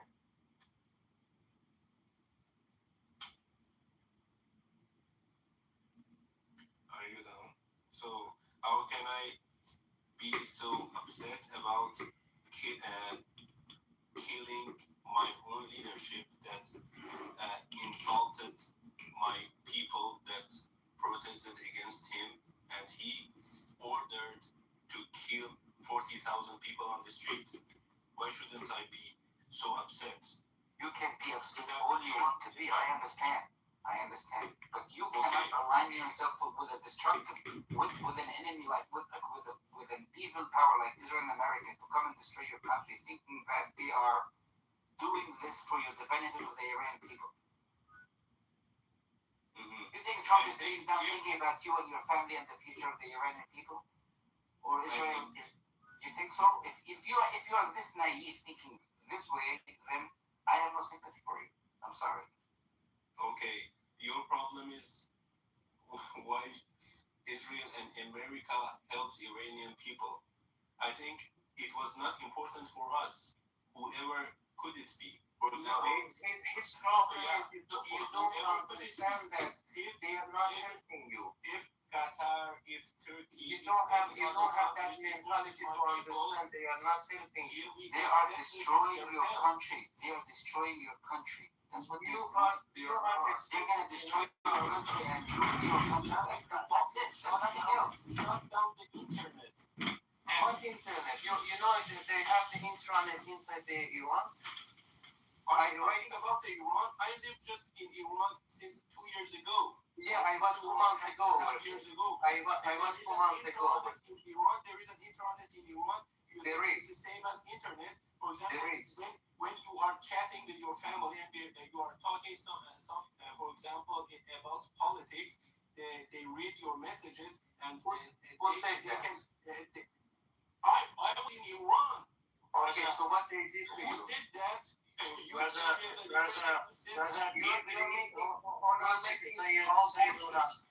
on, do you believe that Israel has a democracy? I don't care. Okay, so I'll let you know. Because the only thing I care hold on a second. Hold on. A lot of countries have the laws in place. If the countries have internet, through internet, that's how they were able to kill the leader of Iran. There's a report on this. Through the internet, they can control drones. Before the war and after the protest. I just told you. Do you want the article? I don't mind giving it to you. Such intellectually dishonest piece of shit, man. Oh my God! This is the problem with you. You're suffering from cognitive dissonance. Do you understand what that means? You're just like a Zionist scumbag that denies everything. If I told you all the time the sources, how many times has America infiltrated in your internal affairs? Many, many times. Not just America. I'm talking about the West, British America, and including Mossad. Are you going to deny the fact what happened with Dr. Mossadegh? Are you going to deny the fact who trained Salah? Are you going to deny the fact who flew in the leader of Iran in 79? Hold on.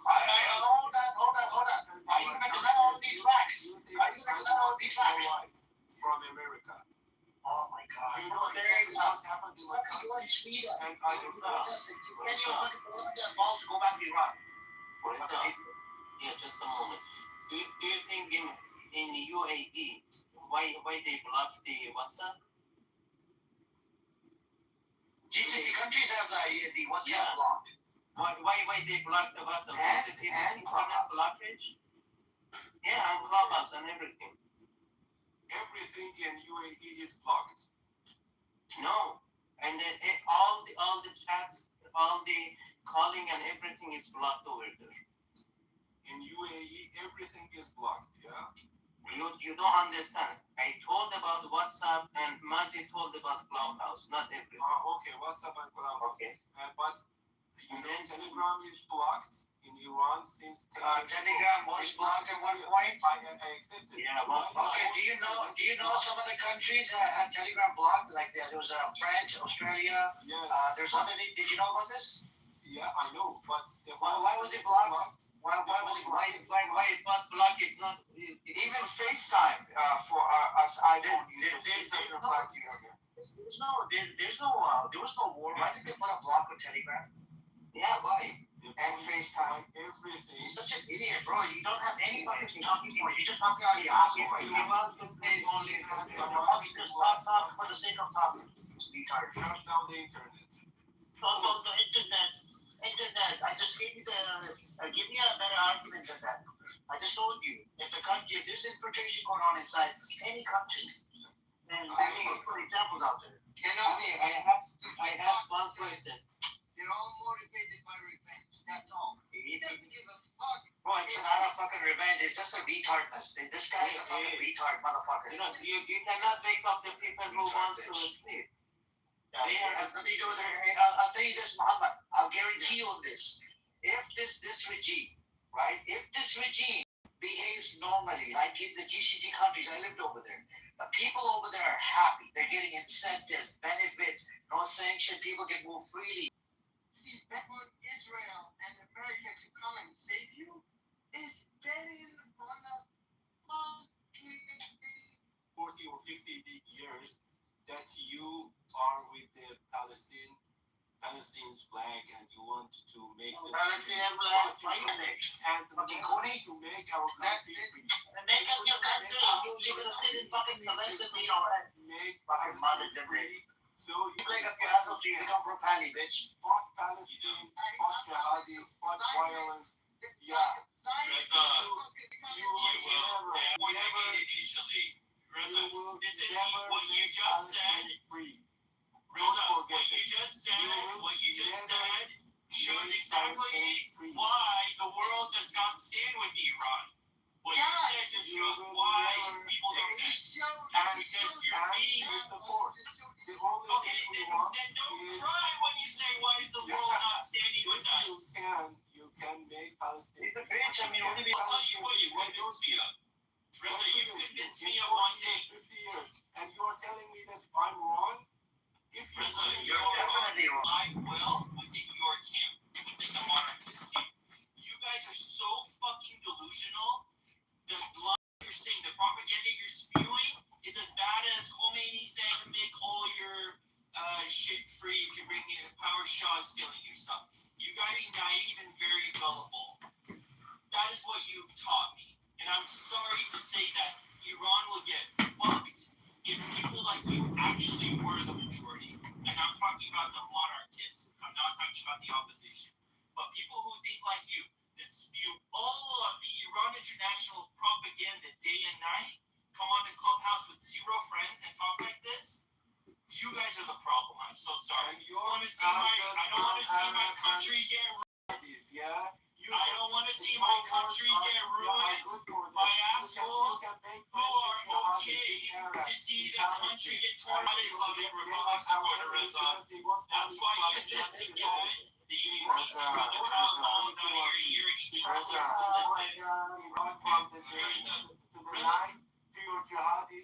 Hold on. One last thing. Reza, listen to me. They say religion is the opium. Amir, hold on 1 second. Reza, listen to this. Remember this. Even they say religion that, what I believe is propaganda is opium of the masses. Because what propaganda does that religion cannot, religion only convinces those who can believe in religion. You can't convince the atheist, you can't convince the agnostic. Propaganda affects those people who are religious and non-religious. And so sorry that after 50-something days since this has started, that you guys actually believe that there's a chance that what America and Israel are doing will even set the stage for a referendum vote to happen. But I want you to think of one thing. Let's say even if it gets there, you still have approximately 10 to 15 million Iranians in Iran that I don't support, but those people support the Islamic Republic regime that you're still going to have to deal with. What are you going to do? Are you going to murder all of them? Are you going to murder all of them as well? Those are people that you have to live side by side with. Reza, they can't all be exterminated. You can't do a second Holocaust and kill all those people. You have to get off the extremist bandwagon, Reza. Reza, okay, if you don't kill them, if you don't get rid of them, how are you going to live side by side 18 million people who do not accept Reza Pahlavi? How are you going to do that? So how is it possible in other countries? Some of them are left, some of them are right. It's not possible. For example, Reza, some people in the I just want to know why he's so racist. Doesn't support Reza, what against I'm Arabs. trying to explain to you, hold on, Ozzy. Reza, what I'm trying to explain to you is that these people don't want to see the Islamic Republic go. The same people that you call, that have killed unarmed civilians. If they don't want the Islamic Republic to go. So if something happened, so they will use their guns against us. They will kill us. Yes, I think so. So I think there can be insurgency who are the within evils? They are the evil, or we are the evil. If they use their guns against us and kill us just because they don't want the Islamic Republic to go. Anytime, yes. But evil or not doesn't matter. It's practicality. She, which is the Islamic Republic, does not want to go away. We cannot wish it away. And just to hope that America and Israel are going to hand the keys to a democratic Iran and say, have a referendum vote. Vote whoever you want. Well, what if the popular vote is someone that Israel and the U.S. do not want? Then what happens? Have you thought that far ahead? They're going to say, we just want democracy. What if somebody says, yeah, we have better values, but no, we're going to do things that U.S. Listen to me. There is a problem. You personally agree, but I don't agree that it's the only problem. It's not the only problem. Here we go with the what's your solution. Reza, I'm telling you, war is not the solution. It can never be the solution. Okay, Do you understand? what's your solution? Everything. Most places in Arizona. And then when I redid my contract, I went as a recruiter for 2 years. When I transitioned, after I transitioned out, I got transitioned into North Carolina, and then where else? Cherry Point as well.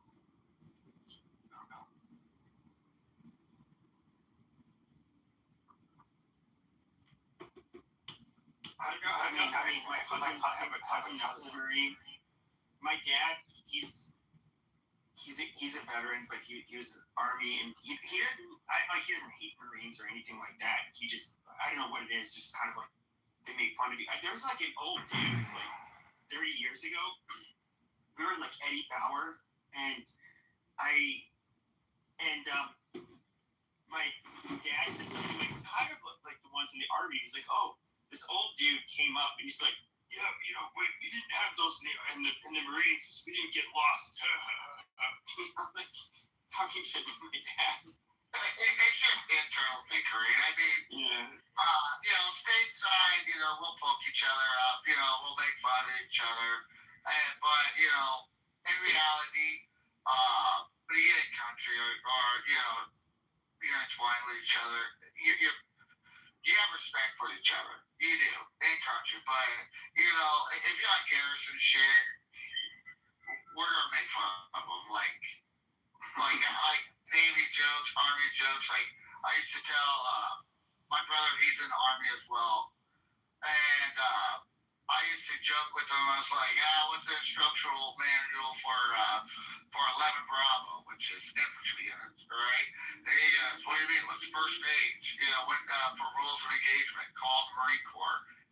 You know, stupid shit like that. You know what I mean? So, but other than that, dude, freaking. Yeah, I've been putting up windows today. And I just got done with putting in extra windows. Alright, we get it. Star Wars, fuck you, bro. I could hear that part. The viewers, you're actually really had good pitch, so that's good. Bro, Star Wars, have you seen that fucking AI fucking Star Wars? There's a new Mandalorian movie fucking with Sing Off, whatever they. Grogu. It's supposed to come out this year. I tell you what, if it books each other, or you go elsewhere and you're just like, fuck. You kind of have like the reverse of what you had. So you have like all of these left-leaning rooms, but they're largely still like black. Like a lot of them are mostly black on here, and they just like bitch about Trump, which you know is fine. Yeah, I notice about him all the time. But it's just like super That's boring. the only thing that's free right now, Pepe. Oh, Pepe, you should try out the new thing that we're doing with BB and Rafi, and you should say that the Jews orchestrate all global events and run the world. But I was gonna say, ask him if they do. Okay, fine. But I was Rafi thinking said he's gonna. Okay, let me say something. Rafi wanted to. He had a word too, and I was saying, like Rafi, it's quite a bit different here. Like we don't have people that you could pick out outwardly as being Jewish. To be frank, like a lot of the people here came from the Northeast, and Italians and Jews at times you can't perfectly pick them apart. And they both have the same accents, and you know, from New York, and big noses. Yes, big, of course, and curly hair and all of that stuff. But you do get like money. Good with money.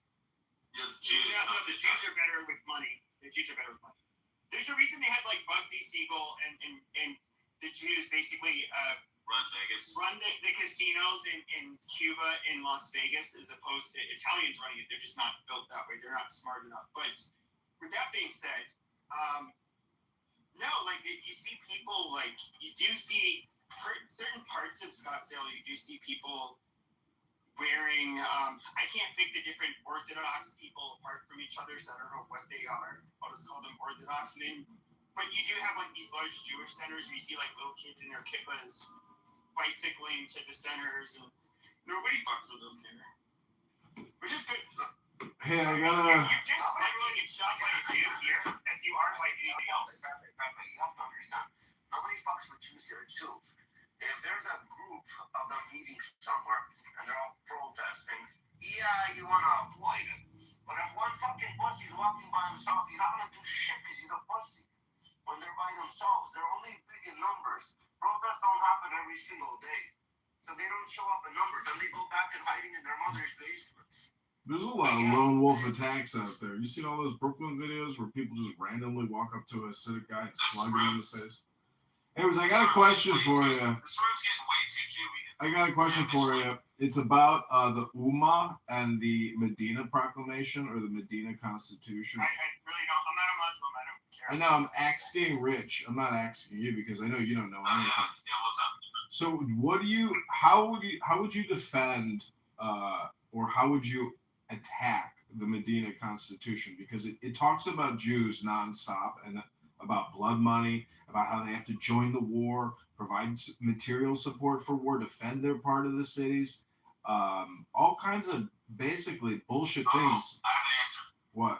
Car Just carpet The bombing. reality is, though, is like our very first foreign war in America was with they called themselves at the time, but so you have people making people slaves, stomping all of the commercial chips, and so of course you had to pay a tax, you know, to go anywhere where they were. Yeah. And it's really interesting. He said, like, we want to resolve this matter, and he said, like, Allah commands us to find you and seek you out and kill you, and it's a very toxic mind virus because and then basically did like the battle hymn for the United States Marines. I guess Steffi would know a lot more about that battle hymn because I don't know it.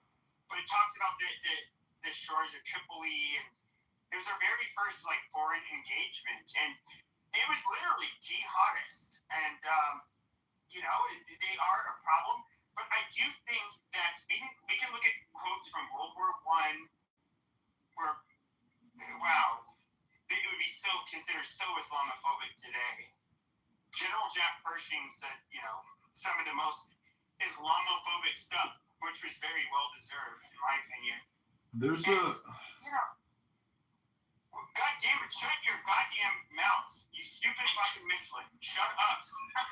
he used what I was about to tell him to say. I was going to tell him to say that to him. You Michelin? Tell Pepper to call him that. But no, he calls himself that, so that's fine. You do not have the great minds think alike. well, see, this is the thing about Islam. Okay, wow. Okay, shut up. Hello? All that was being said is that these people, you know, I understand after October 7th, like a lot of Muslims have been trying to say, like, oh, look, bro, we're just like you guys, bro. Yeah, dude, you know, if it wasn't for these Jews, bro, we'd be fine. We love Christians, bro. Oh, just attack Israel, bro. And then it's just like, oh, wait, hold on, let's fast forward through history. Oh, no, yeah, never mind. You guys genocide and fucking conquer everybody that you fucking meet and fucking hate everybody that you meet. No, not buying it. But this is what they're doing. I mean, you can't, you know, and I'm critical of Israel, and I think that's perfectly fine.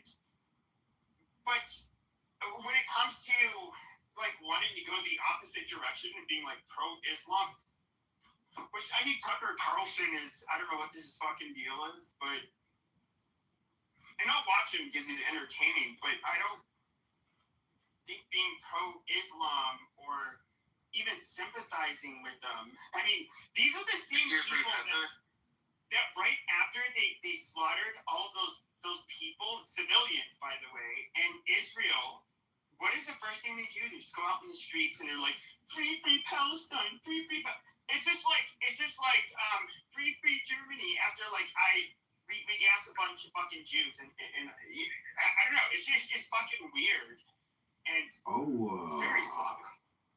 I heard do you need some context for AAA? You need some better weed. Stop fucking the mouth. Shut up, stupid. Stupid, shut up. You're not the only supermodel, stupid. Go ahead, Sophie. What type of context would you like about AAA, sir? Or no. I mean, I know this part of your battle hymn, and in other words, I was saying, how do you your battle hymn? Okay, so the reason why did Tripoli enter the battle hymn is because the 500-600 death march, you know, through northern Africa. You know, it's the greatest accomplishment. So there's a little context for it. But I do think it's funny, you know, I do understand you had some faggot IDF soldiers who used the JAG conscription or a draft army. You're going to get, that's just unavoidable. You're going to get assholes. It's what happens. It's unavoidable. And so you can't, like, paint the whole group for doing that. But I did think it was funny. But now, yes, it's true. Muslims, if you insult Jesus or Mary, they do get offended by it. Because they look at Joseph as Jesus as being a prophet, not God. That's where pretty big fundamental difference between us. But they do look at Mary as being a virgin mother and all of that. You can't blaspheme her. But that nonetheless, religious purposes, not to stick up for Christians. Because at the end of the day, they do not believe Jesus is the same person. Christians believe. Well, Pepe, okay, hopefully when Rich gets off the phone, he can probably shed some light on this, but, well, I was told, and, once again, I was told that in Allah looks at children, the believers of Islam as slaves to God. And I might be fairly badly, paraphrasing, but I would say at least over a handful of Muslims that have left their religion and transitioned to Christianity make a statement because, the word that they say means slave to God, slave to God instead of the children of God. Rich, are you off the phone, my guy? I know. Thank you. Can you help me out with something? I can in just a minute. I'm gonna drive through a gas station. I'm about to order water. Can you give me like 30 seconds? Yeah. As long as this car doesn't pull up. Go ahead. Okay, real quick. I was told by a handful of Muslims that, we're called the children of God in Christianity, and I believe in Judaism. In Islam, they're called the slaves of God. Yeah, that's what Muslim means, is to be a slave or servant of Allah. Okay, so thank you, Rich. You're welcome. But Christianity is different, though. The thing is, though, is Christians and Muslims, like, we're not. And this is where this has to deal with Mohammedan law. But I think this is where, like, a lot of people get confused when it comes to, like, the Pope. First of all, the Pope, the last war that they've, I guess you could say even somewhat supported was World War II. All of the other wars since then, they were just kind of, they were just like, oh, no, don't do that. We need peace. We need dialogue. Whatever hippie, dippy Catholic bullshit that they like to say, that's what they do. But that's what you can rely upon the Vatican to do. And I get it. It may not. There's a lot of things where. And our last Pope that perished, he said that it's a grave sin to be xenophobic and not to want foreigners in your land. And I'm just like, well, fuck you. I'm a grave sinner. Suck my dick. Pepe. That's how I felt. Pepe, the Nazis didn't march around, split down the middle.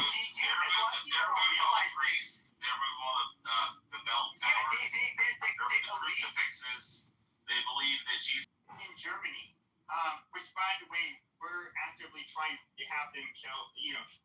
Hitler is killed. We're largely Catholic. They were the first people to really be gotten rid of in this power struggle. Jews are very it's kind of weird. So you can look at Anna Kasparian.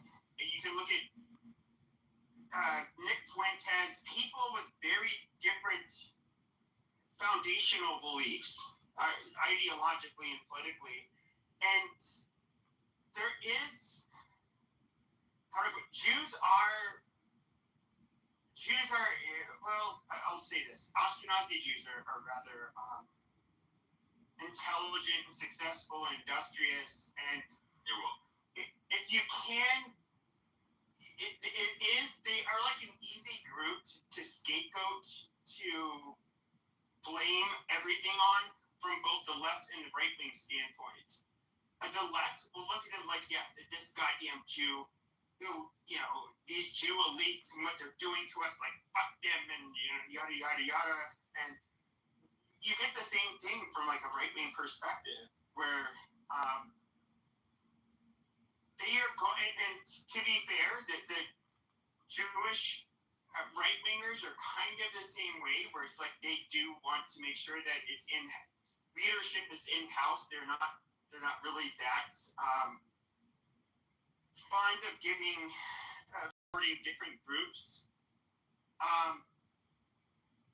But you're getting the right wingers are just gonna be like, yeah, I know, like fuck these Jews. They shouldn't be running or dictating anything. And yeah, a lot of them are rich and Yeah, well, that's what the Muslims say. It's bleeding into populism. It starts bleeding into populism, and that's where you get your everyday Joe Schmo, who's, of average intellect or below, and these lefties and righties, just like hate Jews and Zionism, and they look at the Jews. Like, I would say like 95% of the anti-Semitism that you see is like super low IQ. It's all watermelon logic. It's all circular logic. Because if you go to Patty's room right now, basically every group, it's all just like are angry, maybe violent, really low IQ, prejudiced, bigoted, hateful, spiteful, depressed, maybe unhappy, etc. So I'm just saying, if you're a gentleman and you like polite society and you like art, and you like sophistication and architecture and beauty, and you don't like the ghetto culture that you can see on 99% of the rooms here on this app, well, then is it just a cultural war? Is that the real conflict in reality? Is it just a culture war? But I... Excuse me, Mr. John. I'm just going to agree with you, boss. What happened to the good old-fashioned swagger? You know what I mean? Good old-fashioned humble. And I agree with you when you say be on topic. I really do agree with that. But the transition to new topics, I truly don't think a lot of individuals don't like that. For instance, yesterday, me and Mr. Rafty, all right, we had a whole different type of topic in the war room, all right, boss? And it did all right, but it was completely polarized from what the last, I would say, 8 weeks have been highlighted on, and it was all right, but it wasn't in the direction they wanted. The truth be told, in my personal opinion, boss man, is people want to crash out because it's beneficial to them, because in reality is, Mr. John, they would never be like this in public or say what they say in public than what they do on Clubhouse, because reality is a lot of these individuals might be looking at some concrete in a different way.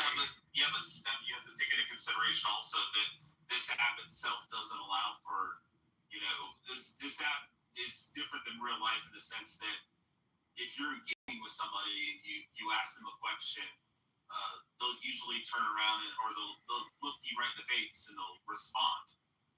Here on the app, bitch, Frenchie or whatever fucking starts screaming over me because she has a green bean.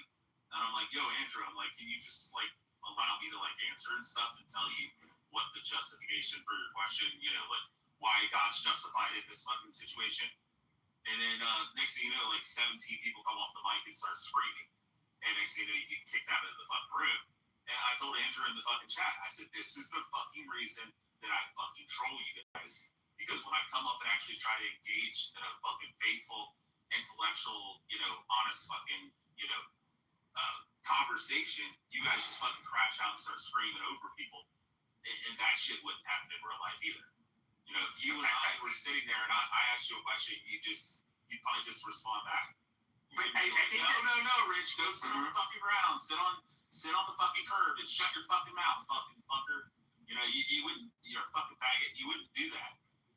Because it would, like you said. Yeah, but you are a troll that is very disruptive, to be fair. So, you earned that. Oh, yeah, I agree. But and so here's my biggest contention, Pepe, and I'll land on this, I promise. And I'll shut the fuck up. Whenever I sit there and I say, hey, do you mind if I interject, or do you mind if I ask this person a question while they're having a conversation? And the person will say yes. And then I sit there and wait patiently. It's really fucking hard for me. And then as soon as that person finishes their last word, 17 people come off mic, and then you don't get to ask the fucking question. You're like, wait a minute, I thought I was allowed to fucking ask the question. So then I just say, you know what, fuck it all. I'm just gonna burn this motherfucker down. Well, I would say this. I do think it's disingenuous when people say you would not say this in real life. Which, by the way, I did in my teens. I called, a few people the N-word. The black community were saying, like, you would say that. Like, oh, I did. But I don't go out of my way to fuck with people. When it comes to having conversations, for example, like what we're having regarding whether it's black and white relations in the United States, whether it's Israel, I'm not going to. First of all, it's like you can't have that at the workplace. I mean, it's just that's no. You're being paid to just be a good little work. Yeah, but they do have low DEI shit in the workplace. I mean, I worked at the IRS. They had LGBTQ training, trans training in the fucking workplace. We get that, but when it comes to, especially if you're right wing, you just shut your fucking mouth. You just do what you gotta do. But when it comes to anything, it's just like first of all, where would you have these conversations in real life? And that's when people say you wouldn't say this in person. Okay, I don't go around disrespecting people that are different from me. First of all, I can't tell what people's political leanings are just from looking at them. Sometimes you can get a good idea. Even their religion, I can't tell. Of course, in Arizona, most of the Jewish people, they're not Orthodox. They don't wear kippas on their head. I can't pick them apart from like a fucking Greek or an Italian or some shit like that. I don't. They all have big noses and coarse hair. Or at least a lot of them do. Did you ever measure just how big the nose is? I mean, what a cheap shot. I've seen your face.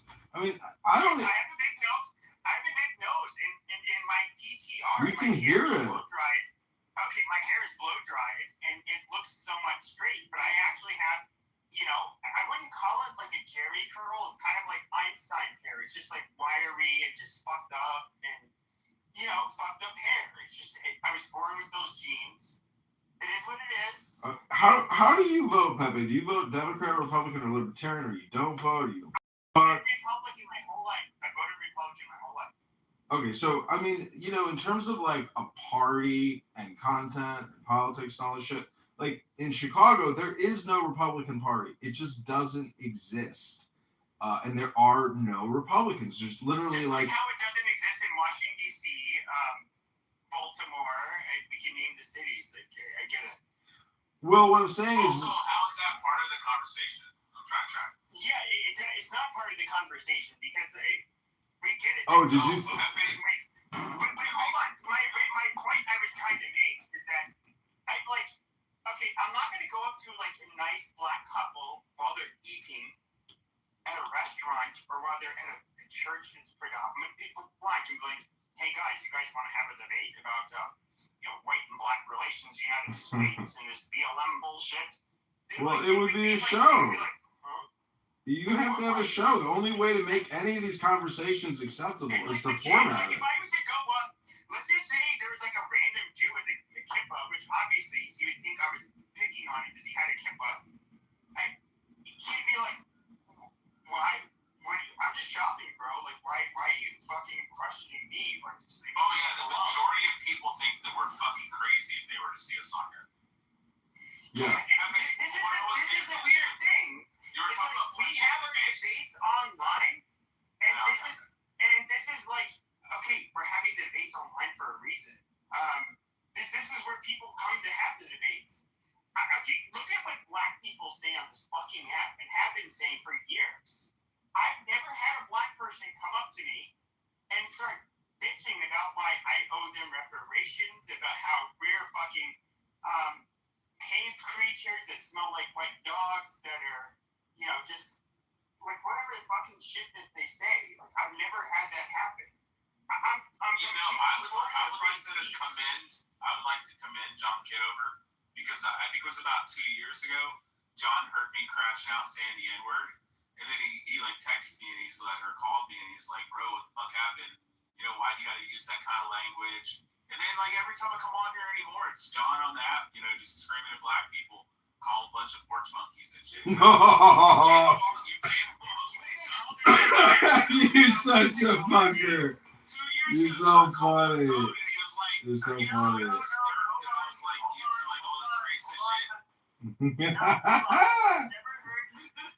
You are a true psychopath, Rich. You are the true, pure psycho. Okay, the thing that is consistent with Kitover is that I've never heard him use a black racial slur towards black people. I'm just being dead serious. I've used it once, and it was only because the guy begged me to use it. It's rather consistent. It turns out the guy that I said the N-word to once many years ago, I heard him on the app the other day, and he does the same thing to everybody. He says, call me the N-word, call me the N-word, and then he just gets off on it. Since he pictures or something, all I was going to mention is you were talking about, you know, people, especially black guys, they'll be like, you know, black guys like Kiddo will be like, you gotta say that to my face, nigga. You know, if you stand in my face, you wouldn't say that shit. You wouldn't say the N-word to me. But, you know, what I was going to say is, like, you grew up in boxing, Pepe. They have any idea how to fight. It's like, it's, you know, like, you know, and these are the people that are kind of gung-ho about it. But you know what's crazy? But hold on, let me finish. Oh, you were done. There was a long pause. No. And so, the reason they have somebody like me is it's just like, okay, well, you know, try, it's basically so that they're not going to really be able to hit you. It will blow their wad, you know, within the first 3-minute round. They'll be tired, they'll be exhausted. And then you can just hit them with counter shots, you know, just like the jab, that kind of shit. And then, just like a jab, mind you, that is where I would say close to 90% of them, of that small 30 to 40% that are actually willing to fight, they're just kind of like, oh, shit. You get actually hit back, and that completely disrupts like everything you thought was going to happen in the ring. And you know,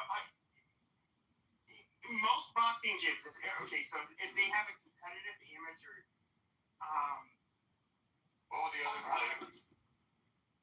If they have boxers that are basically competitive in different tournaments and all that stuff, even still, they would have them box somebody like me, or whatever person has more experience. Nice to see you all.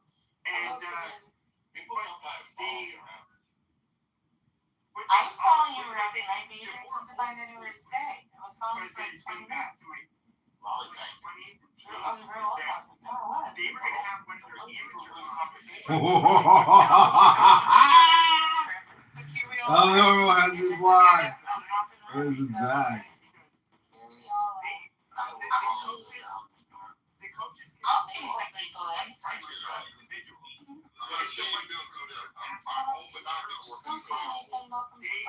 It's like, okay, still come back the next day. So, what is everybody looking forward to? Do you have something to look forward to? My state flower changed. It's a really I went on awesome. this No, some message from me. Hi, Ibrahim. Hi, Jay. Jayla. Oh, hey, What about Jay. anyone else? Sangra, I don't remember what Nathan. the original fucking Welcome to Clubhouse, Nathan.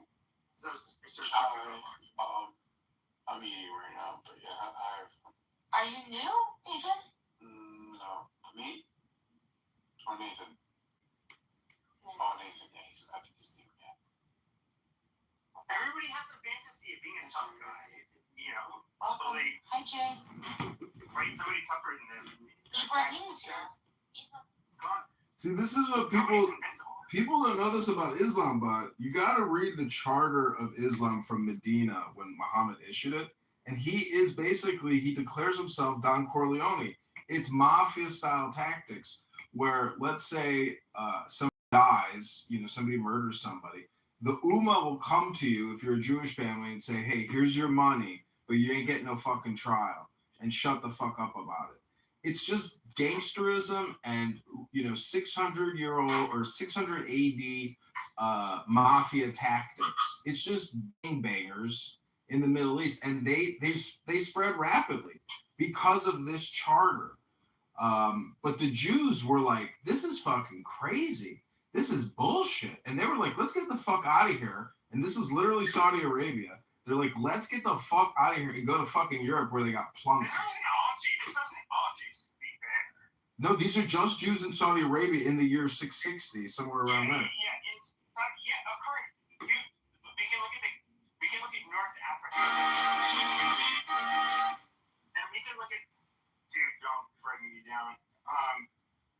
We can look at North Africa, Syria, Jordan, Lebanon, all of these places in the Middle East that are majority Muslim now. We all know that. But these are all Christian countries. And yes, they absolutely are. They're fucking a bunch of Islam. Okay, like I get it. In comparison to Jews, we both proselytize. And I get it, is that we have other groups that will proselytize towards us, and I think they're fucking annoying.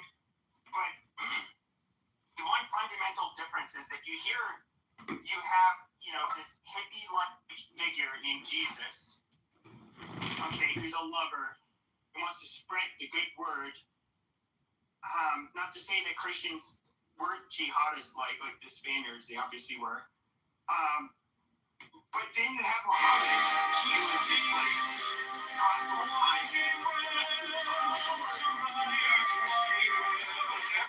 It's probably likely the Spaniards became jihadists because they were ruled over by jihadists for what is it, 700 plus years? That's a stretch, but my analysis or discussion is primarily based around Mohammedan law, which is all or nothing, which says if there's conflict, you can take a conflict to Allah and to Muhammad. So the Ten Commandments, and you compare that charter to the Charter of Medina, it's like light and it's like light and day, meaning that the Ten Commandments is like the law. But Islam, this is why I'm bringing it out in the crash out space. Islam crashes out in terms of law. Mohammedan law, it's a fucked up, sick mafia organization. And I, for one, am so glad that Donald Trump decided to attack one of the biggest cultural and religious mafia gangs on the planet. Thank God for Donald Trump. You see, most of us, Americans, at least on this, however, it's okay, we attack them. The problem is that are we going to be able to actually change the direction of the country? You now have people that are in power that okay. So my intuition, I can't say this is a fact. My intuition was that you're either going to have to wage a full-scale war with a lot of boots on the ground. Otherwise, you're not gonna. Bro, they eliminated the Navy, eliminated the ground forces. So to think that it wasn't a success, I don't know. I know you probably haven't seen the clips, but there's a press briefing with Trump saying, "Oh my God, such a piece of shit."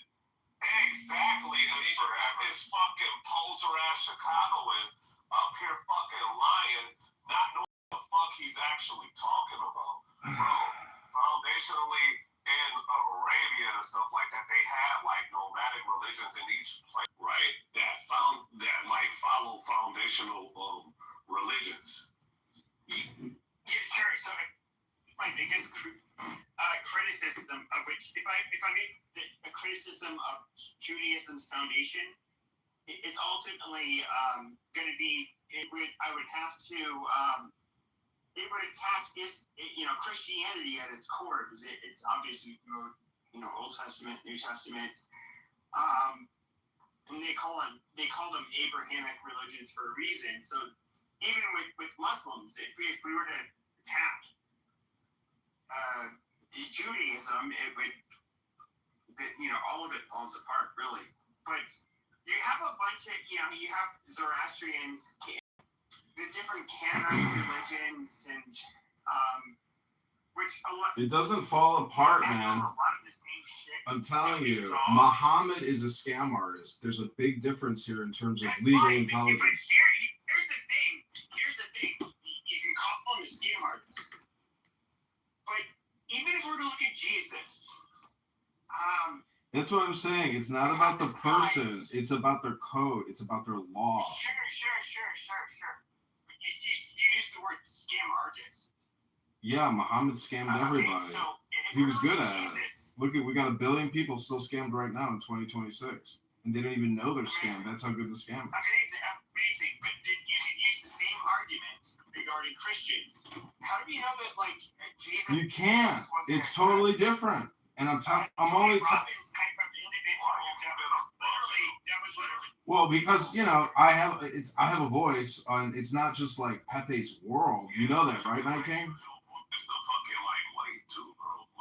This is Pepe's room, bitch. Yeah, I know it's Pepe's room. Your fake white ass down and let the top left say his fucking words and get his thoughts out.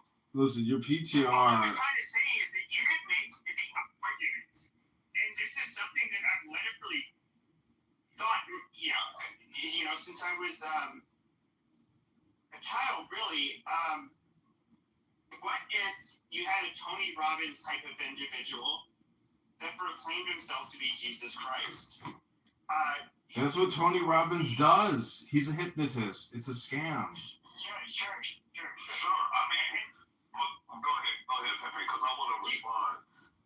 Yeah, so he has this big cult following, which if you were to, it depends on which Jews I've listened to. Some people say that Jesus did not exist. He's the story of multiple individuals that lived in that region at the time, and then you have people who do believe that he existed.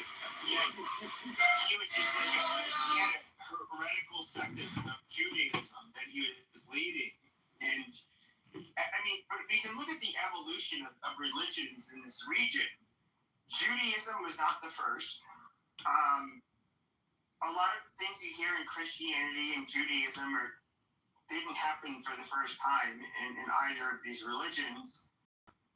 So I don't know. I personally, I'm not a religious person, as you guys can probably tell. Yeah, but I know you know the Bible, right? The hierarchy of Judaism that actually were, scam artists. They were fucking scamming. Being on or not. And here's the thing, though, is I understand those people that are religious. There's things you guys cannot prove, and all of this shit, but I don't think you guys are not able to prove it. This is where you guys have never really seen me participate much in religious debates. It's because you guys can make unfalsifiable claim after unfalsifiable claim. You can quote what you believe to be true. You can try and, I don't know, how many of you guys know Darth Dawkins? I guess he was on here. He was absolutely terrible at stuff. There were some points that he did make that hit home, and I think that, far as contextually, right, some of those things that the people challenge, even some of the stuff that you say, right, it takes a certain presence to actually clarify those things. So some of that stuff is just argumentations for argumentation's sake. And it's we weren't there during those times. I would challenge him, and he basically had a dialogue tree where he had a very presuppositionalist arguments, and then he would just do whatever bullshit, but he never proved anything. He used this weird, rhetorical but he hated me because I'd break his stupid fucking arguments, and then he'd be we're in the service. Yeah, he didn't get into some bitch ass shit after that. I don't get it. Why won't you answer my question, big boy? Answer the question. And they're like, why, you know, I would use a lot of personal insults against him. But he absolute piece of shit. But at the end of the day, what I want to say is that, like, law. You got religion and law mixed up. All this shit deals with law. I'm telling you, it's not law. No, it's not miracles no, and it's not. Because yes. Any population throughout the globe, whether these were, you know, largely uncontacted, we have, you know, really good records on the well, I'm just saying the top 5 major religions. Hold on. The Spanish contact of, you know, the Native American people, and not just Spanish, but everywhere. All of these people had a fucking religion. No, that's Germanic conflation. And I think, like, when you get Germanic conflation? Yeah. That's what I made it up, but I'll tell you later. Basically, what you're doing is assuming that this culture is like this culture, right? And it got to be a bridge or some kind of way that we're like each other. These people deserve to die. No. That was not my claim. That was not my claim. My claim was that was your claim. That is something that seems to be endemic, you know, nearly entirely, or I say the entirety of the population. So we don't know that they don't have their own religion because, you know, I know a few of their neighbors can speak a dialect contacted, and they kill anybody who approaches them. And, you know, of course, they're protected for their own sake because they don't have the immune systems, they're not immune to a lot of the common diseases and shit that we have, at least as far as we know, and we don't want to, like, go to their island and fucking have them all die.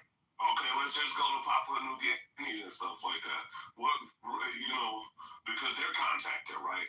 They're just a little bit more isolated than, like, a lot of, like, you know, cultures around the world. Do we know what they practice? Other than, like, eating betel nut and shit like that. We don't, but that's the thing. Exactly, but we got people that communicate hierarchy. That's not a religion. Well, they may have, like, shamanistic practices. Like ours is not anyway. Of course, you can look at Mexico, where we have these very sadistic group of people, the Aztecs, that were basically not only sacrificing their own people, but sacrificing, you know, the Mayans and whatever fucking Caltech, you know, group that lives around it. And these are, like, I don't know, like, I just... Yeah, I think those are just translation barriers because some of these cultures, right, and I get what you're saying, you know, because there are some, you know, Native American tribes and stuff like that actually had, you know, like a religious practice and stuff like that. But there are some that, like, when translated and stuff like that, when they discover actually what the text of what their language is, and they actually sat down with people who, you know, studied their language, figured out what this word means and stuff like that. These are people just describing their way of how they interpret history. It isn't like this is them, like, worshiping some shit and shit like that. But there are some that, again, they did do a little worship and shit like that. So I'm not trying to flatten people. What I'm doing is separating them, right?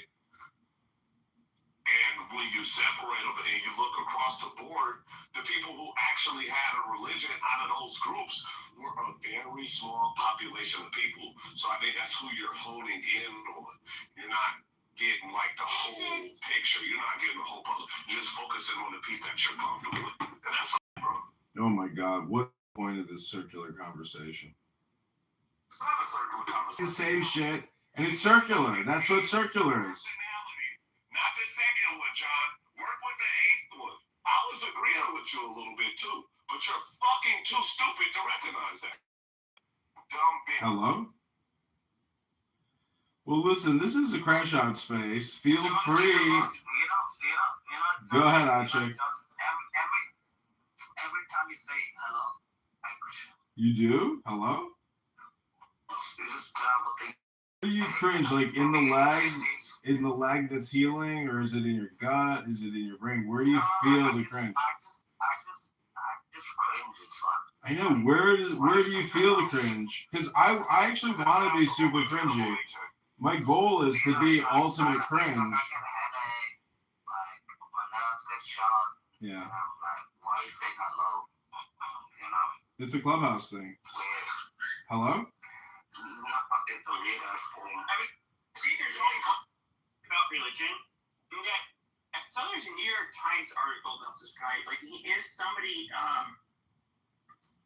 just discovered a few weeks ago. He pops up on my X feed, but I guess he primarily does this shit on TikTok. But he basically, he'll answer questions. He's an Orthodox rabbi, by the way. But what's weird is that people have hard questions. That, and they could be hard because of, moral dilemma, whatever.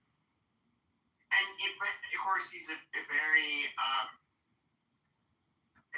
guess you could say, astute scholar of the Talmud and a lot of this other stuff. And he gives like super good answers to. Yeah, he's a lawyer. You got any kind of what y'all calls you can post on? Because I would like to see. Just for further context. His last name is it's Rabbi. What do you remember? Rabbi like Landau, like L-A-N. What do you remember that stuck with you that you were like, oh wow, that's true. And then I saw today that there was an article about him. I read like the first paragraph, but it was basically about how he was using traditional wisdom. And of course, this isn't an Orthodox rabbi that has his students. I forget what the fuck you call them. Talmud Chachams. And he Rabbinic students are called Talmud Chachams. He's basically just talking about like it's basically wisdom about everyday life. He doesn't really make geopolitical videos. Yeah. Well, I mean, the Catholics got the same thing, bro.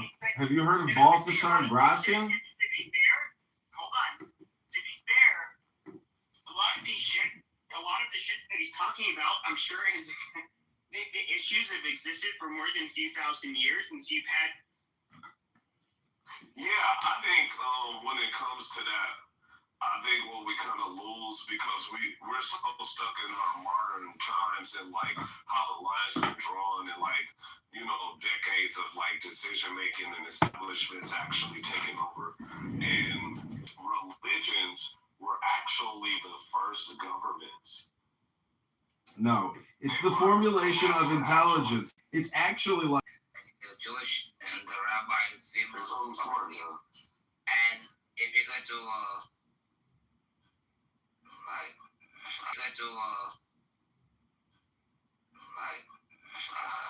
this is why the Catholic Church has been waiting for 2,000 years. They want to corrupt everything. The day that a woman becomes a priest in the Catholic Church is the Catholic Church dies. Women are too psychologically, mentally ill to become priests. And that's what Peter said. And he was correct. You cannot have a woman that is a priest. They can't, they're like, you need like a glass chamber or whatever.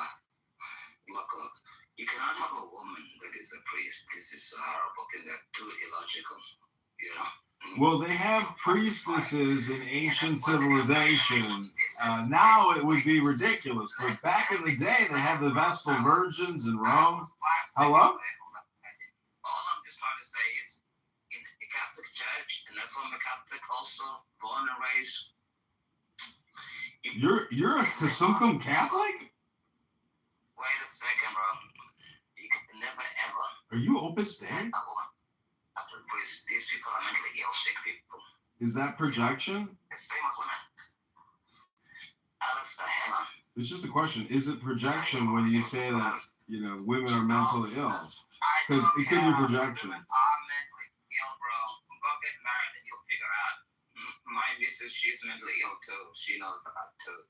You know, like, what the hell you gotta do? Wait, are you married to a South Sudanese woman or an Australian woman? She's American, South Sudanese woman. You're married to an American and a half Sudanese woman? Are you American, She's mentally ill in the same way. All I'm trying to say is, Thank God she's not a rabbi. Sorry for interrupting. Go ahead. Hello? Hello? Let a woman become a Catholic priest. They will destroy the church like they destroyed marriage, like they destroy everything. Even or a president. Never a president. There's a reason why we've never had a female president. That's such some bullshit. Stop talking about stuff. I'm just saying it's the personalities. That's like is that a projection, Night King? Ah, more projection alert! Ding ding ding! Let me hit my projection. United Kingdom. That's why the United Kingdom church is about to die. No, I agree. They fucked up. There's no way. You cannot have a female priest. St. Peter said no. St. Moses said no. St. Joseph said no. St. Thomas Just say no. no. Just say St. no. Augustine said no. It's awful, horrible, and terrible. We can never let a rabbi priest be a woman. Or hello? There's a reason why we don't do this. And the reason why the church of the United Kingdom was failing, because they do this Methodist church crap. Yeah, it's all LGBTQ gay rainbow flags. It's sick. It makes me sick to my stomach when I see those lesbian Kosumkum come on stage and they put a robe on the stage and they're like, oh, well, yeah, I'm going to lead this church. And they're like a dumb, dark lesbian looking Megan Rapinoe, you know? Like that. You know, you're violating YouTube policy guidelines on abusive hate speech, unfortunately. You can't attack someone's sexual identity or gender, unfortunately.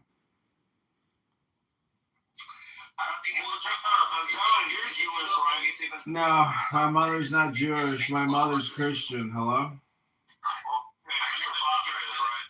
No, my dad's actually Christian too. Hello? I thought you were Jewish. Oh, that must be like your sixth personality. No, that's like that's another projection. Hello? Let me hit the projection bell there. What annoys you the most about me? Go ahead, Achik. Hello? I'm not a gay man. Is that a projection question? This is some ad hominem. This is some ad hominem projection. You tell us your wife is mentally ill. You accuse. Oh, here we go. What is this? The DSMV convention or something? Hello? On the other side of that picture, on the other wall, is a gay flag. I saw it. Hello?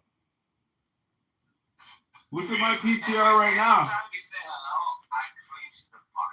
You know, the Saudi Arabians were in deep with the Nazis, just so you know.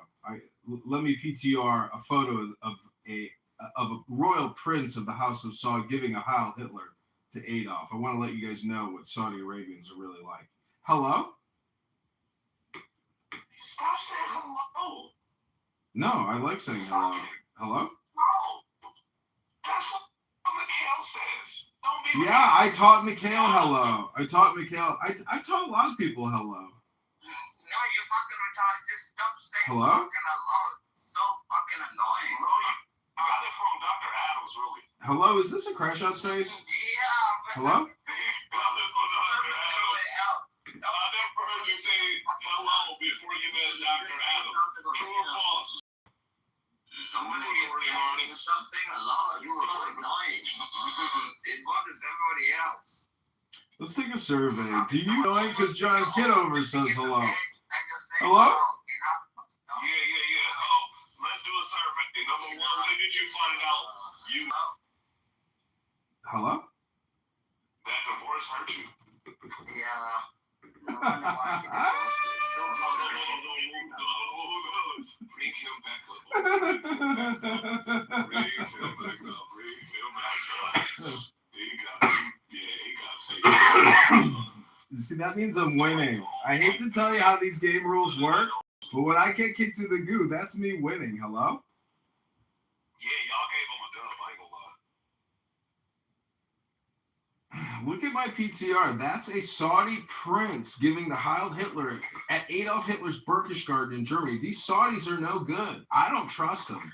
I've seen them kill goats, eat goats. They're like Satanists. You all know that Hello? the Saudis dictated.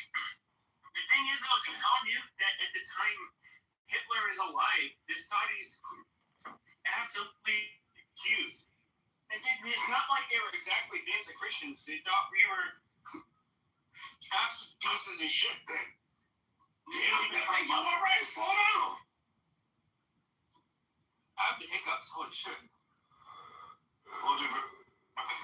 See, the friend of our enemy is the enemy of our friend, meaning that these goddamn Saudis are so in tight with the king and the royal families of the world that they're the natural enemy of our liberated democracy. Hello?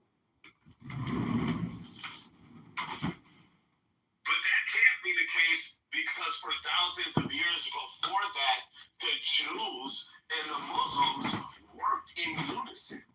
And in fact, when they were expelled and thrown out of those fucking countries, go look it up, bitch, because I'm very good at history. I'm really good. I'm even better than you, and you come from that culture. I'm better than you at your own shit, right? Challenge you on that. Anyway, when it was the Muslim expansion and shit like that, we could go back to those early dynasties, the Umayyad. You can name any one of them motherfuckers that you want to, right? There was always a Jew in the hierarchical system that actually was running things right next to the Muslims. And even in fact, let's go even further. Let's go to the Crusades. You can even hear about the Lionheart, one of the best battlers that came out of Europe, said this verbatim, that he could not believe that he had to shed the blood of a Jew on the battlefield next to a Muslim. Come on. One thing about history. What's your point? Hello? Yeah, but the problem with history is that, okay, so if I look at like a Jew hater, he's going to point towards the opening of the gates of Laredo, where you had Jews that basically welcomed in, you know, the Islamic conquistadors of the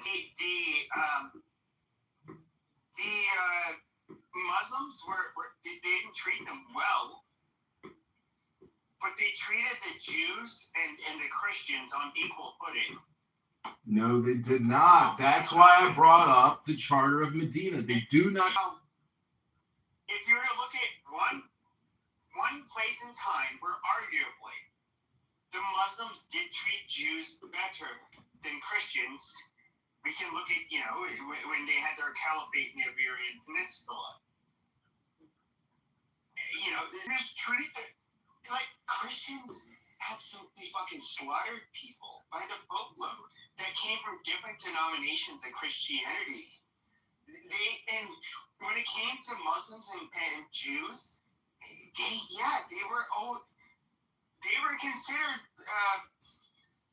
you know, in these times, like the level of dogma you get with Christianity. The Muslims tried to enslave the Jews, and they do try to enslave Jews. You were looking like people who do not believe in Catholicism in particular as being evil, demonic, gross, disgusting, cockroaches. You can think of all of this shit comes up. Like you were basically a force of fucking Satan. And I think that when it comes to the Catholic or people, what a lot of people don't realize is that, especially when it comes to Catholic countries, that is how outsiders were looked at. And I just find it, you know, I hear Catholics try in-group, like, out-group. their fucking history, and That's what Muslims do. They do in-group, out-group. You're either in the Ummah or you're out the Ummah. Hello?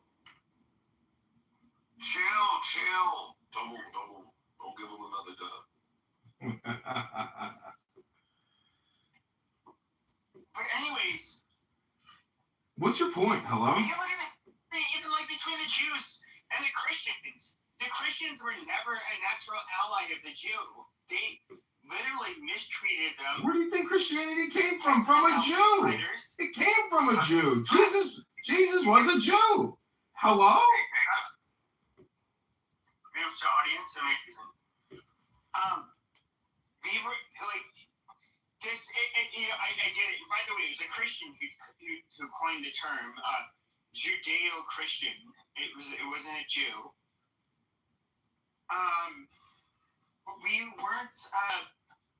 It's not like we were far from perfect, the Jewish people. Like they were always kept as outcasts. Yes, they could have, some of them were money lenders. Of course, a lot of them were rich and powerful, or a minority of them were at least, but we were not nice to them by any stretch of the imagination. Jews had Germany's probably the best case example where if you look at from like the 1700s, but this is what I'm saying is that like you had, so you had Jews that from the 1700s on, you had Jews who came from two places, Eastern Europe and then Germany.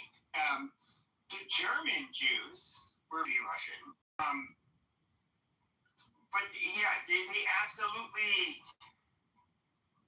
If we look at Germany, the most assimilated Jews in Europe at the time, they were disproportionately serving not only in the military during World War I, but also on the front lines. And they were very nationalistic, proud Germans. Now, you have to imagine what kind of mindfuckery these people have to experience when they become proud Germans. And then all of a sudden, they're like, no, you fucking kite, go into a fucking oven. We fucking hate you. Despite all they did for their country and how, absolutely ecstatic they were to finally be accepted as one of the in-group of a country like Germany. And, Christians, I'm not going to say the Nazis were Christian. I would say they're very secular. But to pretend like, in the Christian world, like we are these perfect fucking people, I think is asinine. I mean, look at Russia and Ukraine today. Both predominantly Christian populations. Which side is the good side? No, I can't, bro, Pepe. I absolutely understand what you're saying. The problem is we're focusing on one end and not the other, because on the other end, just imagine it though, bro. Like somebody's given the job. Hey man, you do this for us, your family will be out of debt. There you go. That's what I was waiting for. No. Perhaps to a certain extent. But here's the thing. You have to know that, of all the hijackers, the ones who literally hijacked and piloted the planes, none of them are Saudis. A Lebanese guy and an Egyptian, I forgot what the third guy is. But they're all essentially from war-torn countries. The ones who actually made the significant step, to take a plane and have it hit the building. None of them come from a stable country, just like Saudi. Let me Google that for you, Faisal. Put a link in the chat, Faisal. Otherwise, it's just your stupid words. Hello? It's literally on Wikipedia. It will. Yeah, okay, put the link in the chat. Can't wait to see a link instead of hearing you talk because you're lying. And if you look at my PTR, you can see a prince of Saudi Arabia at Berchtesgaden giving a Heil Hitler. Yeah, the Saudis can't be trusted, and you're trying to blame it on a bunch of people who aren't associated to Saudi intelligence. You're a schmuck. A schmuck. A schmuck. They actually they actually learned flying planes in America, right? And it's fully documented. Let's some more finish, please, guys. No, I'm just pointing out that the 15 were Saudi nationals out of the 19. So 15, I acknowledge the Saudis. Were you there? Go look up their names. Hold on, out of the 15, they were part, obviously, of the same group. What he's doing right now is he's saying that they were just a part of it, but not a part of it. So they weren't. So you're trying to like lessen the. So they were all. Like a Heil Hitler. Yeah. All right, cool. So all the Saudi Arabia. You see? Bunch of Nazis. If you were in the Nazi camp, you're despicable, you're disgusting. Learn to use some pleasant words, hello? What you want to say about that, Facebook? I wouldn't have took that. Yeah, he's giggling. He's giggling because he knows he got caught because he's a Jew hater. He's a low IQ rat. That's all you are. You got the brain the size of a fucking rat. Woohoo! That's a compliment.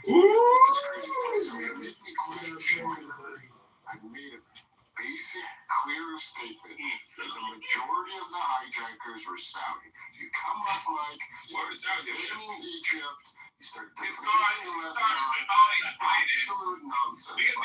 Because also even the leader, It's not explained it in bit. You see these things?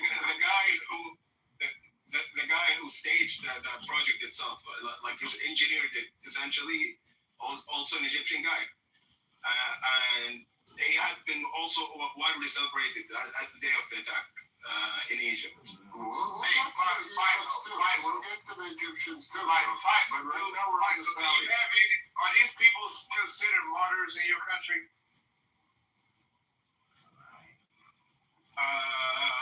Widely, not so, but you can find buckets of people who. Can you name one by name out of the 15? That's not name. No names, not name. Family names, because they're literally families that live around me, you know. Muhammad Atta was one of the dudes that was getting drunk and high at a strip club, I believe, completely going against, you know. Yeah, that's a real muscle right there. Yeah, but he's the one who's engineered the attack. Sure he did. Like doing some shit. The only reason why they got away with it is because we just thought it was a typical fucking thing that was gonna be resolved. Those fucking donkeys would never be able to get away with anything like that now because we would fucking rip their heads off. We wouldn't take a chance anymore. It's because of the Patriot Act, which we sacrifice right now. You just made a retarded claim that saying that since I think it couldn't be pulled off nowadays. Like what? I didn't say less likely. Donkey, look. You said the plan will touch on me. I said if that were to happen today, we get their fucking head ripped off. They get their head ripped off. You'd think so. Yeah. Let me ask you a question. Like, actually. See, he's part of the Ummah. If you're in the Ummah, you're in the in-group. And that gives you taqiyya, and you can lie in order to deceive anyone outside of the Ummah. These people are Nazis. And the King of Saudi Arabia's favorite gift is his golden dagger from Adolf Hitler. They're just a bunch of royalist, Nazi, Illuminati, piece of shit, polygamists, Satanists. That's all Muslims are. They're scam artists. Because Muhammad is the leader of the scam, and he's a fraudster. It's called the Medina Charter, the Medina Constitution. Look it up. Muhammad wrote it. It's his first scam when he tricked everybody and said, I'm the new godfather, and you're all going to come to me for your conflicts. I'm the new Supreme Court, or we'll kill you. That's called gangsterism and mafiaism, and everybody knows blood in, blood out. And the whole Medina Charter deals with blood money.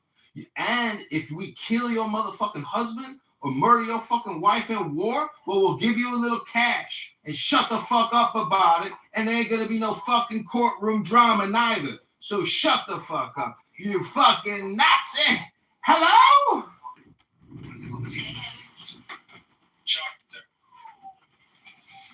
Fucking kick him. He's recording the goddamn room, you fucking idiots.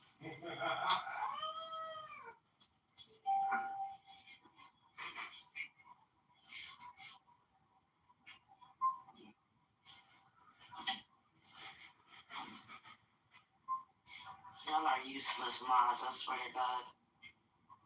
And it's usually sedated around this time of the hour.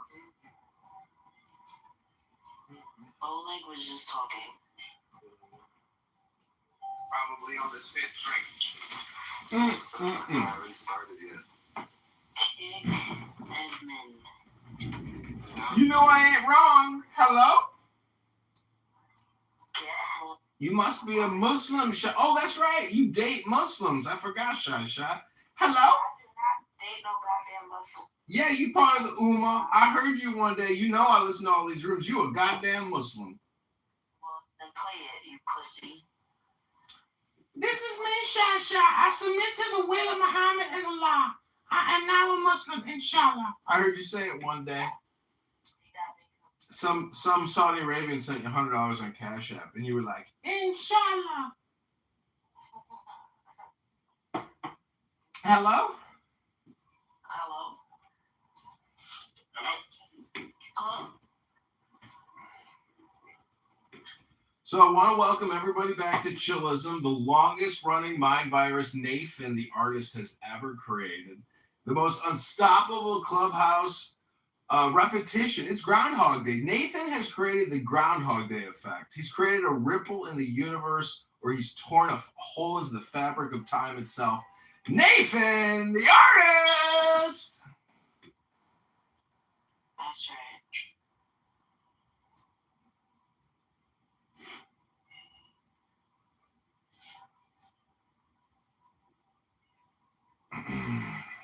Whenever I go to Art Basel, I always ask people, have you heard about Nathan, the artist? And they go, who? They go, who is that? And I say, you don't know Nathan, the artist? He's the hottest artist at Art Basel this year. They go, Nathan, the artist? Who the fuck is Nathan, the artist? I say, you don't know Nathan, the artist? Shit. Oh, like, you there, bro? I just got back. What's going on? Can we, Shasha, did you want to say something to Oleg? No. Go, Alistair. Yeah, you were saying you wanted to throw out Alistair? Shasha? No. Because he's recording the room? Yeah. Oh, okay. I thought she said no. My bad. Is that not allowed? Or... That's not allowed. He always gets kicked out. What the hell was that? What? I'm just saying he's supposed to be kicked out. Hello?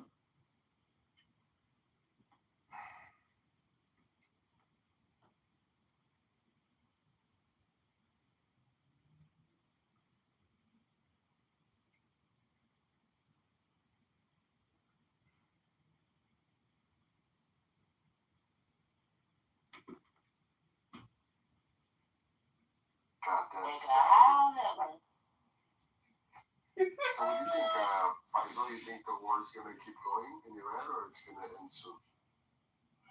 Beyond me at this point. Nice, good answer.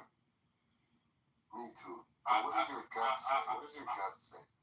I did the precaution that I needed to do like, for example, successfully, and that's it. Judaism ceased to exist. I just came back from Hong Kong yesterday. I fucking a high-end PC back in January before the war. And because of the stupid war, the shipping cost went from around $300 to over $2,000 because of how the shipping is affected by the war. There you go. And I was like, fuck it.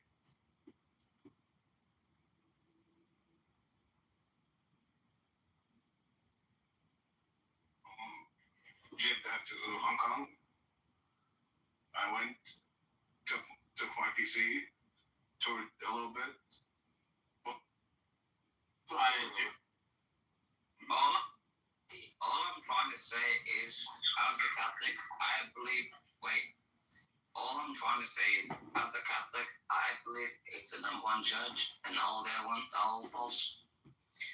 Orthodox Judaism, pretty close. I like that.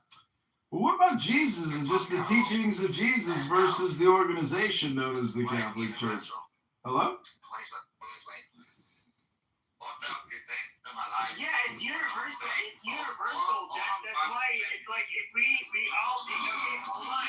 But you know this better than anybody as like coming from Zip it, chimp. population. Zip it, chimp. Okay, no, but okay, you come from the most melanated people in this fucking world, the Dinka, darkest people in the whole world, yeah. I check. How does it? and so the Catholic Church, Hold on. The Catholic Church adopted you guys as Catholics, and would you agree that it is considered sinful for somebody like myself to mistreat you as a fellow son of God? Would you agree with that? To mistreat me in what way? Hello? Yes, you're as if you're subhuman, that because of your skin color, It's not 1920 colonial rule of Africa. It's 2026. Hello? Calm down. So, you really think the Catholic Church can look at you, look at me different? The Catholic Church just means a universal church. We're all the same under God, brother. Exactly. So in other words, I cannot mistreat you as being lesser. Yeah, we're all the same under God. It means a universal church. Yeah. Do you use it? Yeah. I don't understand why people get emotional about What it. does It's it come the with? same. You know. Catholic just means universal. That's all Does it it means. come I don't with, understand I why don't people get know. so bothered about that. Yeah, that's why they call it Christ consciousness, universal consciousness. Donald Trump has it. Pepe has it. Beaver has it. Uma Porn has it. Dr. Jordan has it. Even the Night King has it. It means a universal church. And he was raised in that. And that's all it means. It means all the same under God. That's it. Yeah, and that's one of the things that they kind of promote, especially in the United States, like as a person who actually got a scholarship to actually go to one of their colleges and shit like that. I turn that shit down, like fuck that shit, because I actually can recognize what he's saying as far as when it comes to this nature on the other side and the things that they don't recognize, that they're abiding by a rabbinical culture that's really not tied to the Catholic Church. In fact, they went to war with each other. Catholics had an army. They got a Roman Catholic army. Did y'all even know that they had a fucking army, nigga? You know what they did? But here's the. So, holy shit. I don't want to get into the second. Get into that shit. Get into that stuff. But if we're looking before the Second Vatican, we can look at what I do.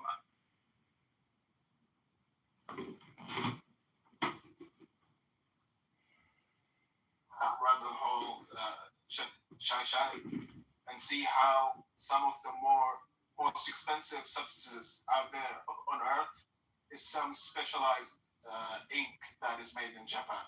I hate it so much. The shit. He rubbed his finger over it in 3 seconds and it's still smudged. What the fuck are you paying $600 for? The prestige. It's smudged. It's still just prestige. 1800s, late 1800s, and then you had the evangelical Christians that were it spread on like wildfire. But you're talking about Protestants. When I say we, I mean people that were raised Christian. We don't.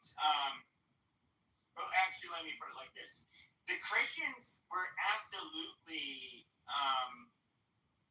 responsible for a lot of the anti-Semitism and hatred towards, and we can look at where the Catholic countries were.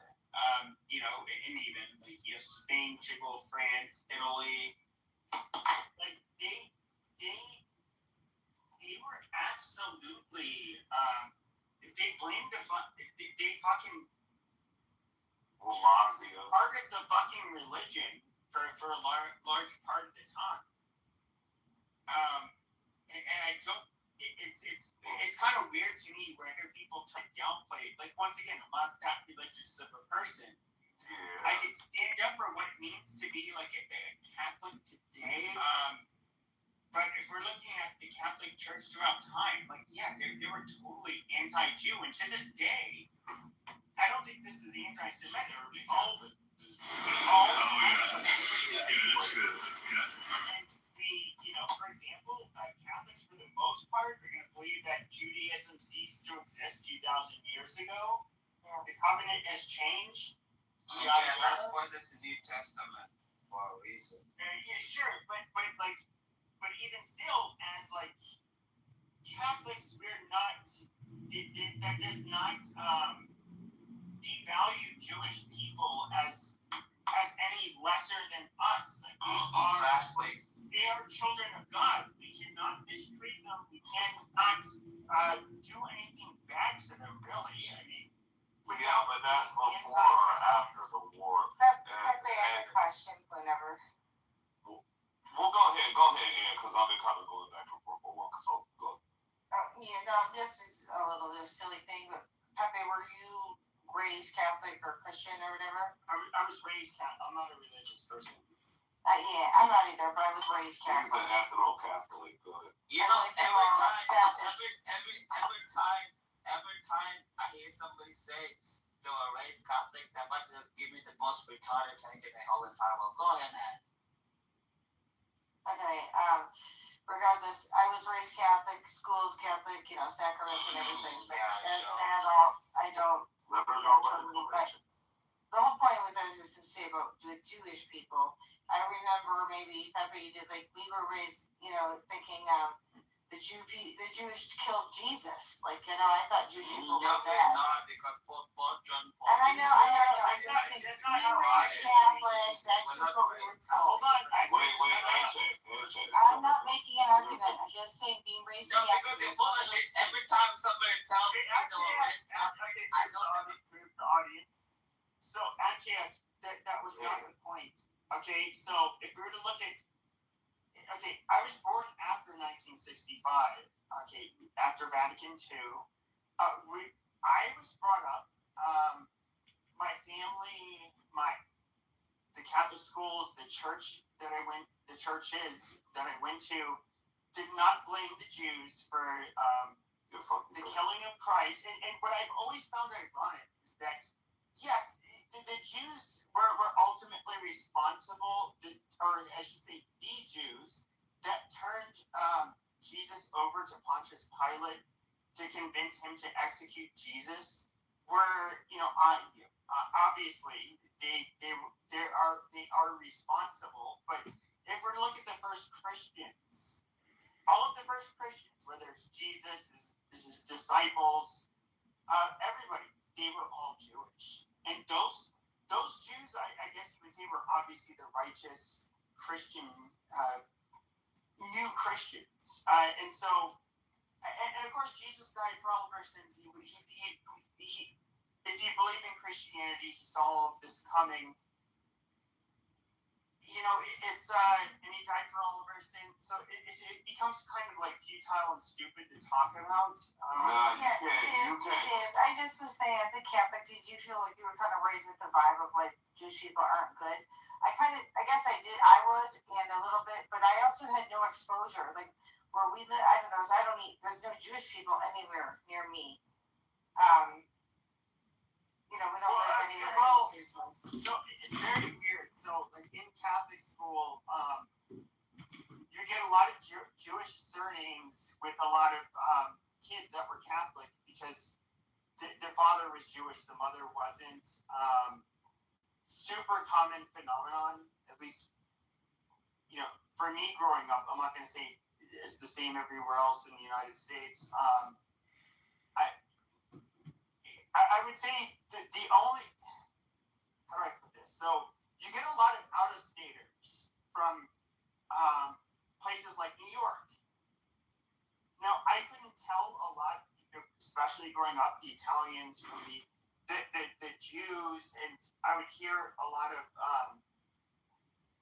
for example, Italians would those that I should say that came from New York talk shit about Jews. I felt like it was more of like whatever drama they had from where they came from. It just felt that.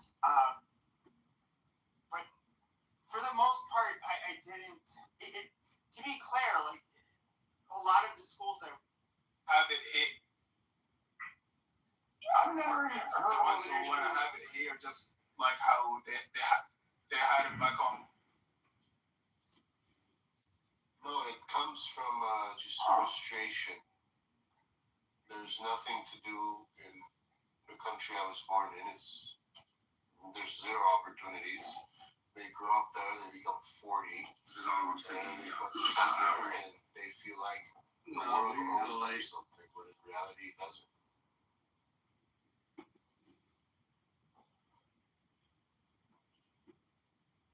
I don't know. I can't say that I ever served with anybody that was Somalian, but I served with a bunch of Armenians when I was in the military. Oh yeah. Yeah, I've never thought of anything negative about Armenians, honestly. Yeah, other than maybe he was a little bit gangster over there. What's this about? That's one of our stereotypes. What are you guys talking? Hello? How you doing, Alice? I mean, I had the same impression about Greeks, but here we go. Hello? Again, I don't have any issues with any Greeks. I mean, I think they're pretty badass. I mean, militarily speaking.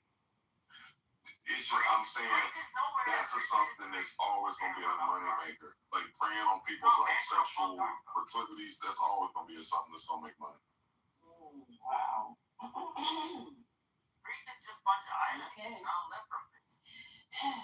Now, anybody else want to comment on that? Because I'm already going to do more investigation. I don't want to see y'all here on these streets, these magazines. AI generated. No. I really don't. Oh, okay. If I'm not on Clubhouse, you're like, where is this girl? Been working on my Trump AI. Shit, I should see if I didn't cancel my revenue sharing. That video I posted got 4.4 million views. I'm looking at it right now. That's a lot of views. That's a lot of views. That would be a big payday. But I canceled that shit. So I said, fuck Elon. I don't want your money. Big rap. 4 million. That's a lot of people. Yeah. Okay, I hope my girl gets that views. Lee, did you want to play that AI, the Lego love song to the American people? Oh yeah, I will do that. Let me do this one first. Oh, Lego loves corruption. Oh my God. Let me go back. All right, here we go. And see if we can do this. I hope we haven't lost our Trumper on the stage because I'm not looking at my phone. See how they like to take up my space and then leave. Is Georgia Senator John Ossoff. Okay, here we go. Senator Ossoff is saying that Georgia's voters care about all of this potential corruption too. Never before have we seen so little effort to hide so much corruption.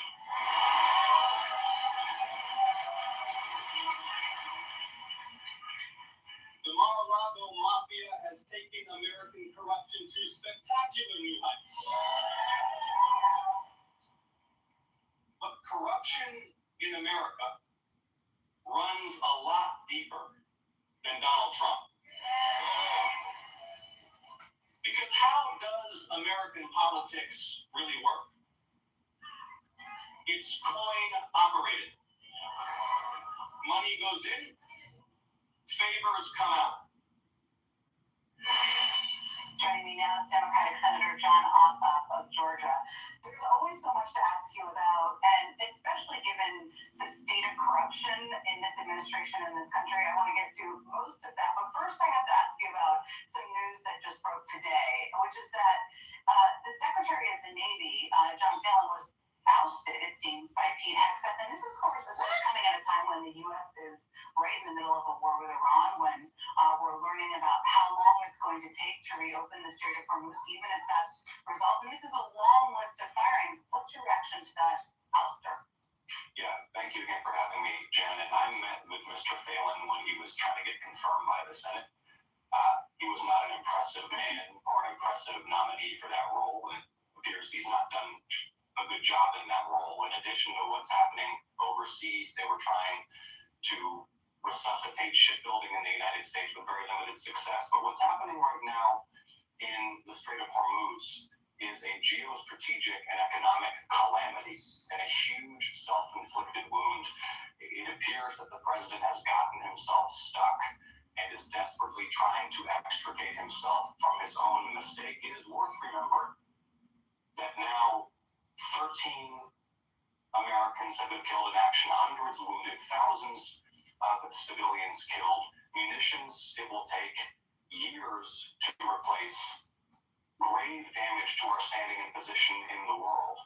And yet, the regime in Tehran is still intact, as are their ballistic missile and drone forces, as is their ability to choke off global energy supplies, as is their stockpile of highly enriched uranium, which they only built after President Trump shredded President Obama's Iran deal.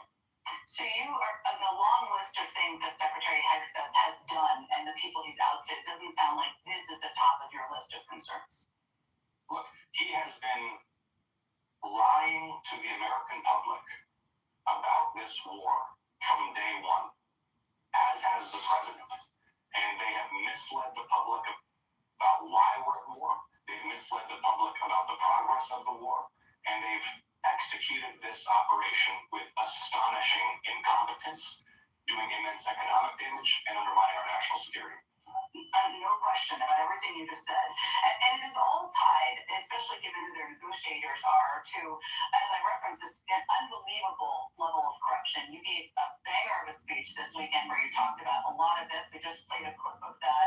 But I want to ask you about a piece of news that really just broke yesterday, which is that the Trump administration seems to be considering a form of a financial lifeline, I guess you could call it, to the UAE. Especially, I mean, there's questions about that alone, but especially given the massive financial entanglements of the Trump administration, the Trump family.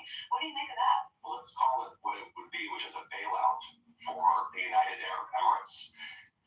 The financial entanglement, the way that UAE money, Emirati money from Emirati royals has compromised this White House is astonishing. It may be one of the most significant scandals in American history. Who are the president's two chief negotiators in the Middle East? Jared Kushner and Steve Witkoff. Witkoff and his family are partners. His son, Zach Witkoff, is the keeper in the Trump family crypto business, which has received vast sums of money from Emirati royalty. The spy chief, the national security advisor in the United Arab Emirates, acquired a 49% stake in that business before the United States agreed to grant the UAE access to our most sensitive AI chips. And you have Jared Kushner, his private equity firm, Affinity Partners, which in addition to receiving billions of dollars from Saudi Arabia, has received Emirati money. The people doing our diplomacy are at the same family. And meanwhile,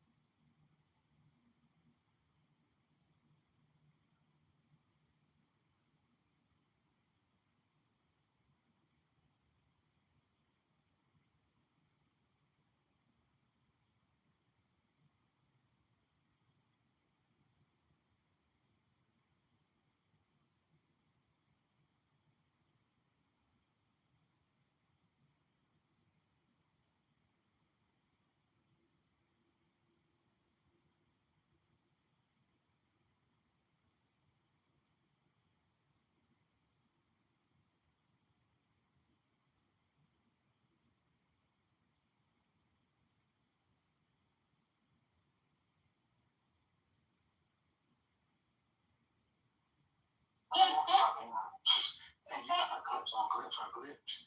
Oh, quick. Like Biggie said, let those clips breathe a little bit.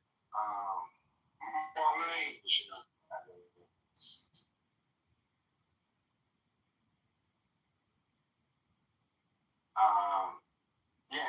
Did you talk about the California? They had a debate today for governor.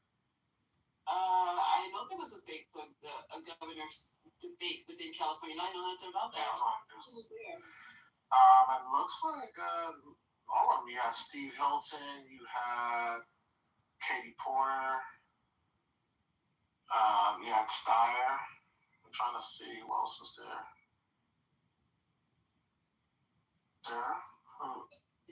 What's his name on Clubhouse? That's not the from who? Clubhouse. Yeah, Greg Cardone.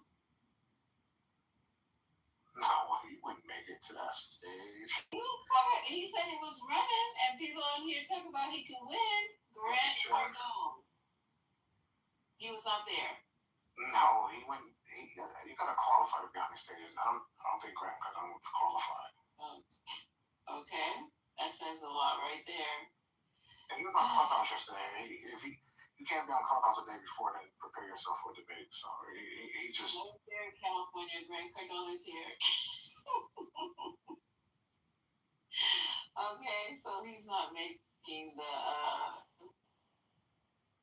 He's not in the debate circle. Okay. Nah, so maybe tomorrow we see what come out and listen to some highlights from that. That's gonna be a big race. I mean, once you about the great thing that's going on with your president and his family. Cardone's still running for president. California. President? No, sorry, I didn't. Yeah. You know he's running for had a commercial on 126. I heard it on Urban View. I heard it with my own ears.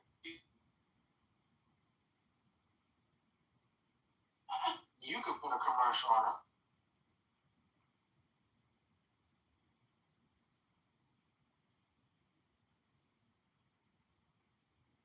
People give him a pass to say whatever he wants, so he feels comfortable around the.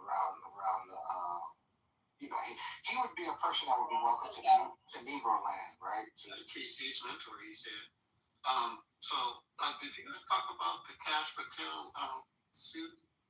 The one that got thrown out. In Atlanta? They got thrown out, right?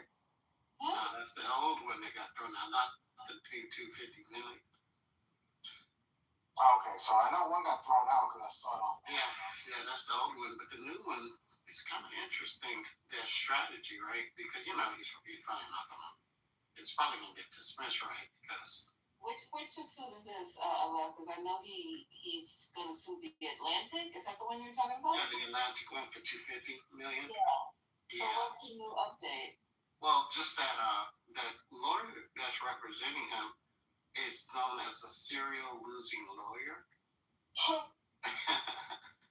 Yeah, he's been losing a lot of cases. But the thing about it, I watched Midas Touch, right? Our legal AF analysis was that this guy is probably good for one thing is exposing the anonymous people that that reported this whole thing, that whole network being kind of bad, right? But also it could create further damage for the Atlantic reporting because people may not want to be what they call them again, sources for them in the future, because especially if they expose anybody, which they may have to do if they're deposed. But the other way around is that Patel's completely cooked, right? Because he's gonna have to. He's already admitted to stuff that are lying about stuff that his own court case filing says happened. You know, such as getting the not being able to access his accounts or something like that, and then thinking he was fired. And he said that did not happen.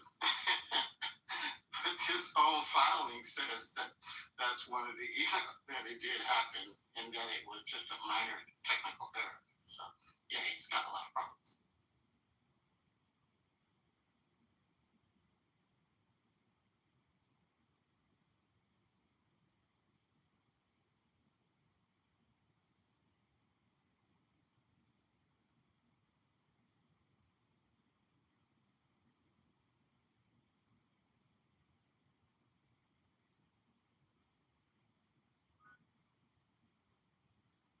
Is it quiet or is it me? Oh no, I was waiting. I was want you guys to respond to them. I know we're waiting for that. We're waiting for that because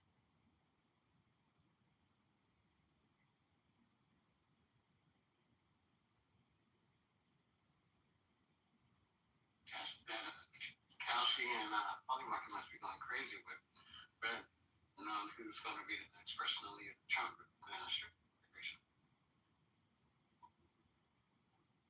well, we got.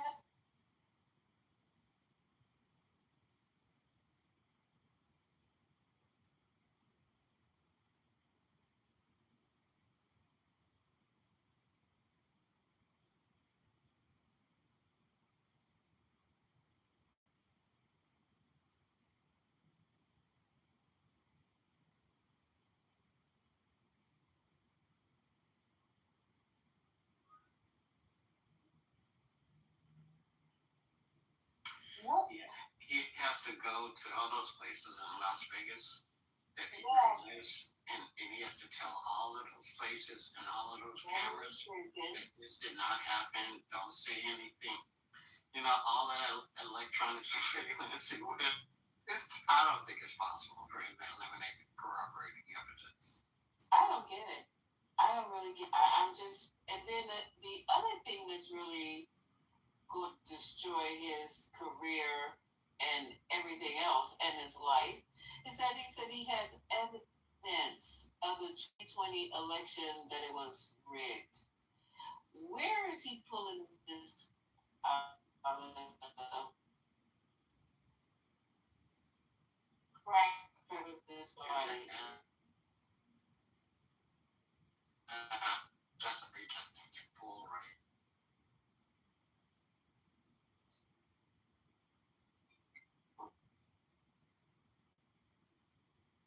How you gonna get your ass Somebody else gonna die. Somebody else gonna get shot. Now, this is gonna be good too. That's what I'm worried about. What? You know what I'm saying? You know what I'm saying? Left? Exactly. I'm worried about that. Exactly. Wow. Yo, it's on the desk, bro. The name's on the desk already.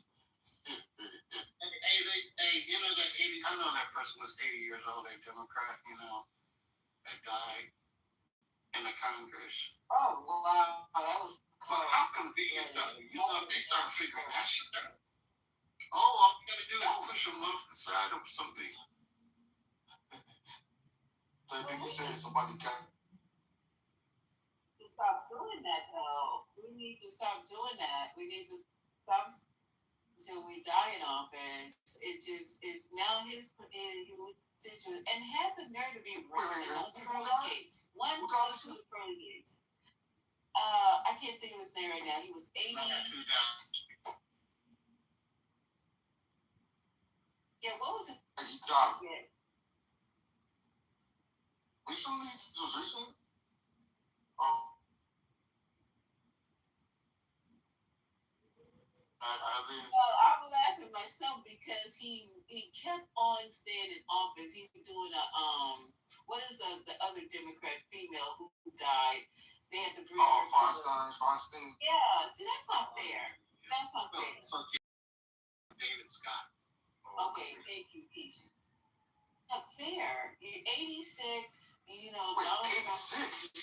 I think was he 86? Come on, Keisha, how old was it? He knew he was on his way through the pearly gates. He was already in a wheelchair. 80. So he was actually running again. I said he's still gonna be on the ticket top, even though he's dead. 80. He could be a healthy 80 though. I get it. No. What is going on with you? You could be a healthy 80 trying to help somebody. I'm talking shit though. But I'm just saying, 78. I'm just thinking about my pops though. He's 78. You wouldn't tell he's 78. That's true. I get that. But at the same time, he ain't trying to be no politics either. So yeah. It might be kind of you start bringing up people behind you. You start creating that spot. You already know how I feel about that shit. Absolutely. That's what you're supposed to do. That's what you're supposed to do. If you're a leader, you're motivated by fucking, training future leaders. That's just like you're having a baby at 80. It's like, bruh. My grandfather did have his last kid when he was 76. Just because you can don't mean you should. It's like that's like breastfeeding the baby when you're 80. That's not like having it. Nah, I don't think that can happen, bro. That shit dried up. That's powdered milk. That's powdered milk. That's crazy. I've only known my father for a few weeks. This is crazy. Just because you can does not mean you should. So he was running, and now he died in office and left all his constituents out there without no representation. So I'm just like, bruh. Well, to be fair, all of America has no representation when it comes to presidents. That's secret vacant for a year already. Well, I'm just saying, but all the wealth of knowledge that he had, all the mentorship, hey, was he doing it? No, because he was running again. I would be like, no, let's find some young blood, somebody else, back somebody else, whoever the fuck, but I'm not going to do this. Nope. So, yeah, that happened. And then, too, the Navy, I had to look him up because John Ossoff was saying that the Navy Secretary quit his job today. And that's in the Navy. That dude came from private equity. That guy came from private equity. He wasn't I don't know. Yeah, he's from private equity, from what I heard. It's still, a lot of chaos, I think Hegseth, it's gonna be like a race between Hegseth and Patel. We need to take wagers. I think we're first. Anybody want to take that bet? What? As in like fucking the sperm must be out there. Sorry. I don't know what's going on there. Okay, so the Navy Secretary abruptly left his job yesterday, which is Wednesday, in part because of a hugely expensive new battleship that he wanted built. So, and the people who got mad at him was actually Pete Hegseth. I mean, no, it couldn't be Pete. Pete was probably of the new battleship curry favor with President Trump, according to two people familiar with the matter. It was going to be called the Trump class. Remember that? When he was like, I don't like stealth battleships. That was ridiculous. I don't like the way they look. What was it going to be called? It's going to be called the Trump class battleships. Were major source of frustration for Hegseth and the Department Secretary Stephen Feinberg because they did not serve the Pentagon's broader strategy to pivot towards smaller, cheaper, uncrewed ships, according to two people who, like others in the story, were granted anonymity to discuss the sensitive matter. He was trying to build these huge ships, which are called the Trump class. So you don't have to be big. It has to be gold railing, gold fixtures, gold toilets, all this shit. So he's mad because nobody wants to get on board with it. It's gonna be called the Golden the Golden Fleet. I just can't with this gold. Oh, Charles. Imagine going into war with fucking gold. Yeah, I like the girl when she says secondary embarrassment. This is crazy. So I saw this poll for the secretaries, whatever. What is plural called? Secretary of War or whatever. But I saw the polls for those guys, and he is like the absolute worst. His poll rating is lower than Kash Patel's comparative poll ratings. It was like 30. It was positive 35 for Cheney. I think it was like positive 20 plus for Hillary, and I forget the next person. The next person was in the 30s or something, 20, something like that, between Cheney and her, and his was negative 30. Oh no, Dick Cheney was was positive 65. That's right. So it's like a 95 difference. Isn't that crazy? That's like, what?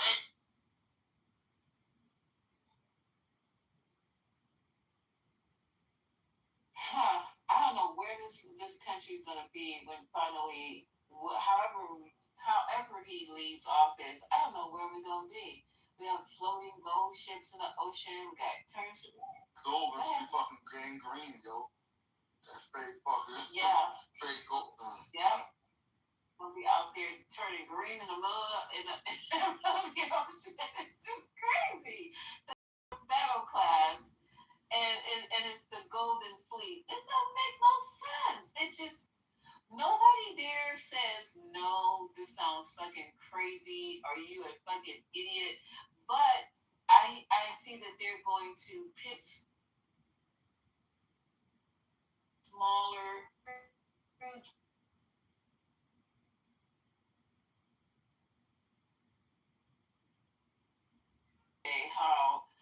how the military is depleting all of their stock, and if anything pops off with because everything is down to like half or below half. You have those numbers alone? Thank you.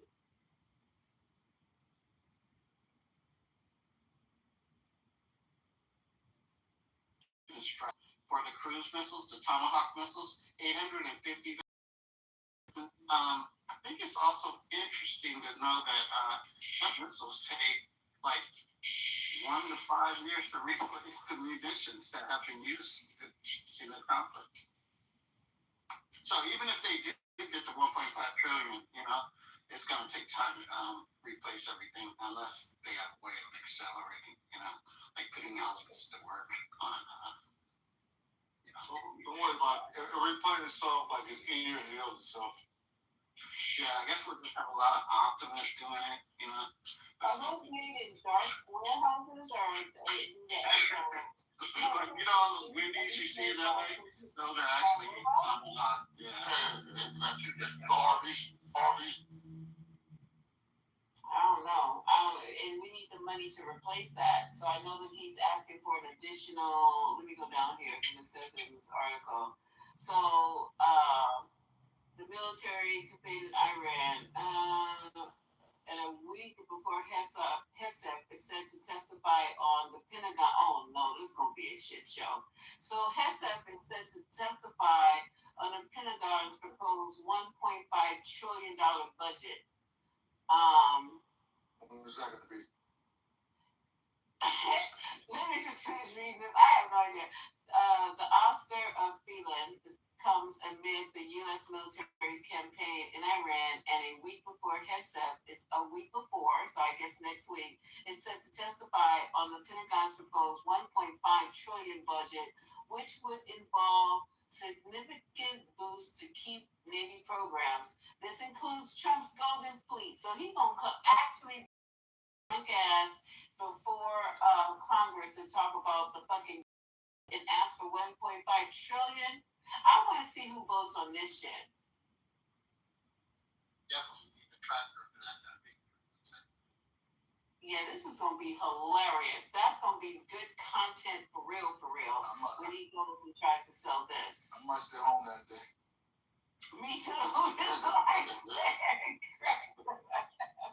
Oh, this is gonna be so good. Oh my God, he gonna be high as a fucking kite. gonna be worse than RFK. RFK is just I don't know what. I don't even know why he agreed to do this. I don't know why. He was crazy as hell. I think he's still on the stuff, because he took like every drug imaginable. He was on meth. Everything. Yeah, he was on everything. If somebody is narcotically sophisticated, that's on them. They can do whatever they want to do. But then when you put yourself in, those positions, especially the health, that's just so. Exactly. How we go get help? Can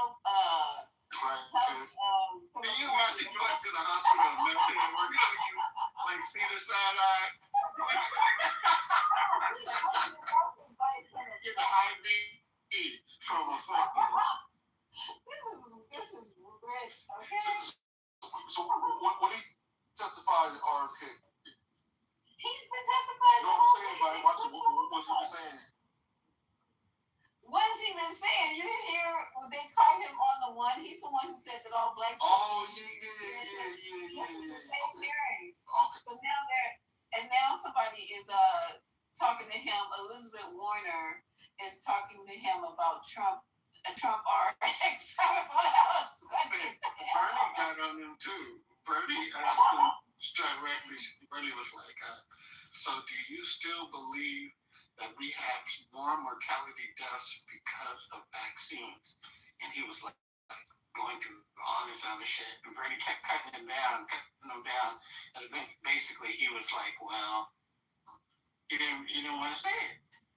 He didn't want to say that vaccines is not the cause, In that position, the lady was saying that he has all the people who are on his board.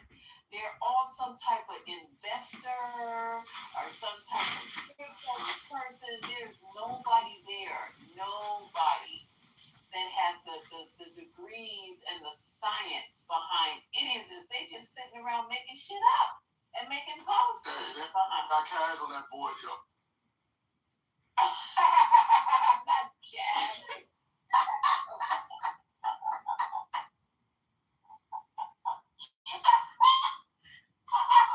I was sitting up here going, let me see how long this shit's gonna last. But they have, I saw that they no longer are requiring military folk to get vaccinated. Be vaccinated. Oh, well. I'm not even, listen, I don't even care anymore at this point who's not vaccinated. As long as me and mine are vaccinated, I just do not care anymore. It's your right. And the whole thing with the vaccine too, right? With the whole thing with the military thing. You know how daycare is. How your kids come home with germs and shit. When you live in close quarters, motherfuckers be nasty. You see how quick shit spread also. Nursery school, pre-K is crazy. It's over. Hey, come out the field a week later, you be fucking around seeing camel on the back of one of your soldiers' ears. Like, motherfucker, how do you still have camel on your ears, yo? Hey, they gotta send out like a message to the parents. All the parents get it by the middle of the day that there's been an outbreak. I used to get those messages all the time. It's like it's crazy because one of my kids, I get a call in the middle of the day and they're like, "You need to come get your kid." I'm like, "What's going on?" They're sick, and I'm like, "Okay, what is the problem?" And I'm like, "What? Sick of what?" So I know what to do. Like, should I come get them and take them to the doctor? Go get them, take them home? Just give me an idea. Well, all I can tell you is they got blisters in their mouth. I said, "What? Blisters?" Okay, that's enough. That's all I can hear. I go get the baby, go to the doctor. What the fuck is going on here? He says, "Oh, your kid has hoof and mouth disease." I'm like, "What the fuck is that?"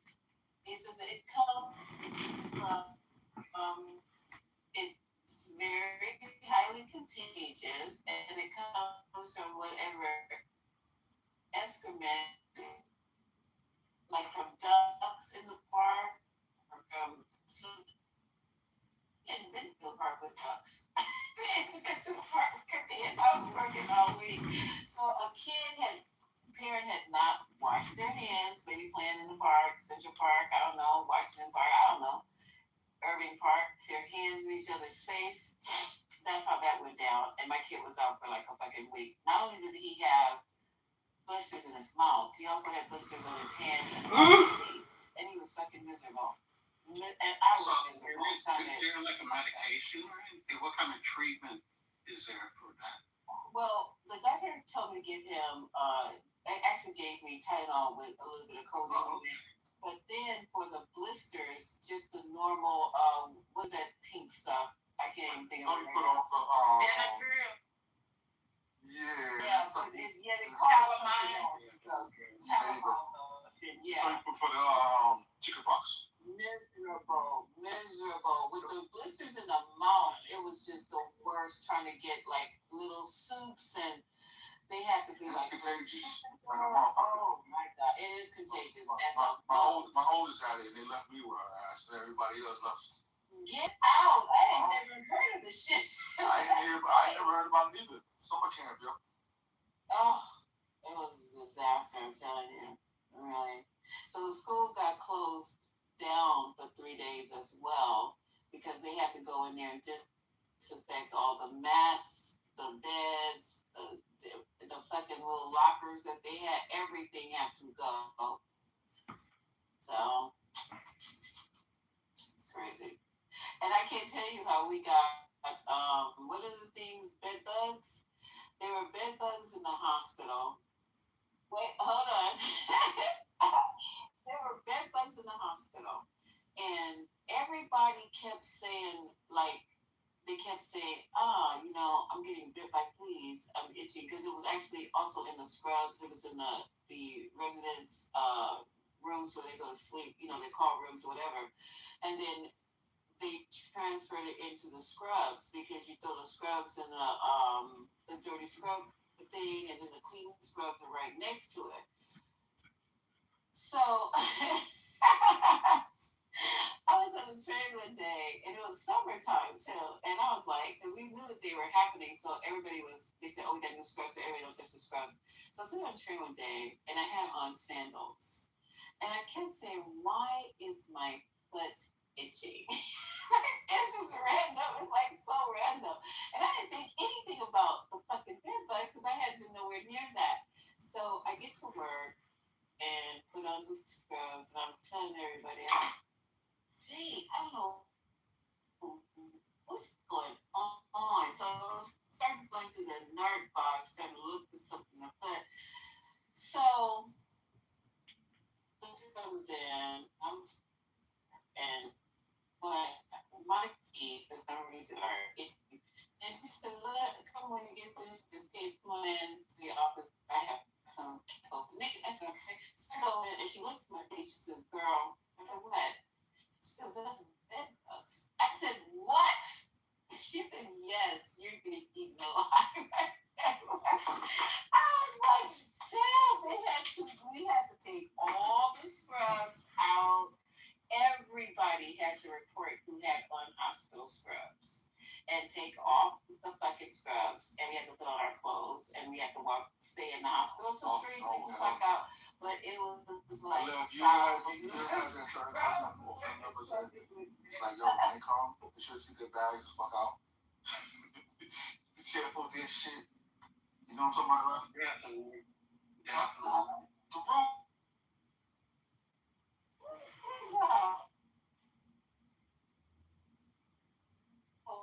So I'm gonna confess to y'all. Like there was a part of my life through AIDS, right? I lived in the projects, the worst projects in Oakland, right? Too short lived in the same projects at the same time. So little badass kid saying, hey, look. When I would go across to the other side of the project, on a too short side, I was on the worst side, right? But on the other side, right, on under there, and she would pour us a big bowl of raisin bran, you know, and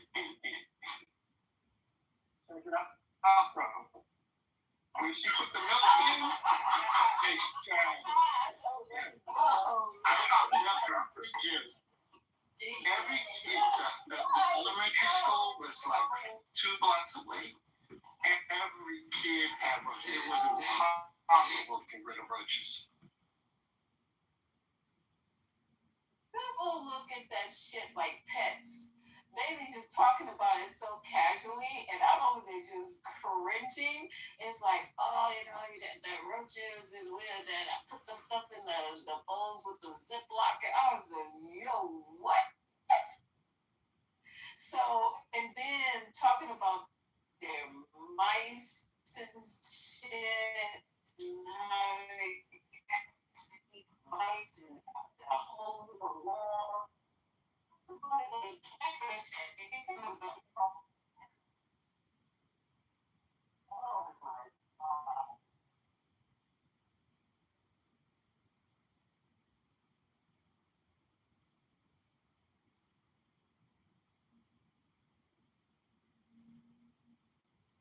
Oh my God. No, they don't. They don't. Because you can sit up in New York and hear people discuss their fucking blankets. Like they talking about like daily, you know, daily family shit. It was like, what the hell? The rats in New York are infamous. I'm amazed to see those when I visit my friends out there. But there's some crazy rats in San Francisco. They're just not as big.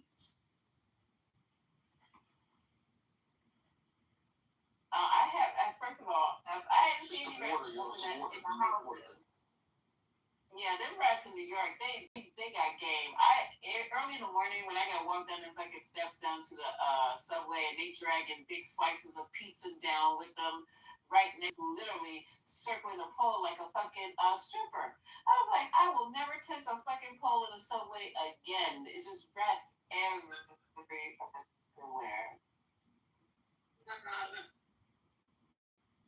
You know they probably got rats at the stripper. They're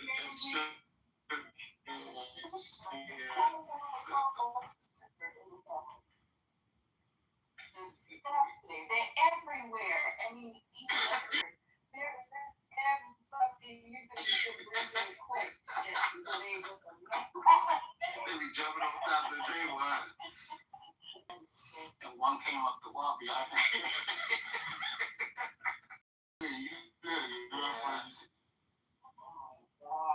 And I'm just saying, like, you know, that's the kind of thing you never want to happen, you know. So I just remembered that. She was on that plastic, bro. On that plastic couch that's covered. Yes. And you see the chair, you know, that plastic couch. You know about the plastic covered couches? Yeah, my mom had the plastic covered couch. Yeah, so she had that going on, and I had her, you know, clean the room. And she's sitting out there, the lights down. Oh, you get out of here, Omar. You disrespectful. You don't even know what you're talking about. You never even saw plastic cups. Did you see? But anyway, yeah, that bush came up out of here. I'm trying to tell you, I was fucking hard. And I look around. I was like, yeah, so. Holding her hand. Holding her hand. I was like, really, like, wow.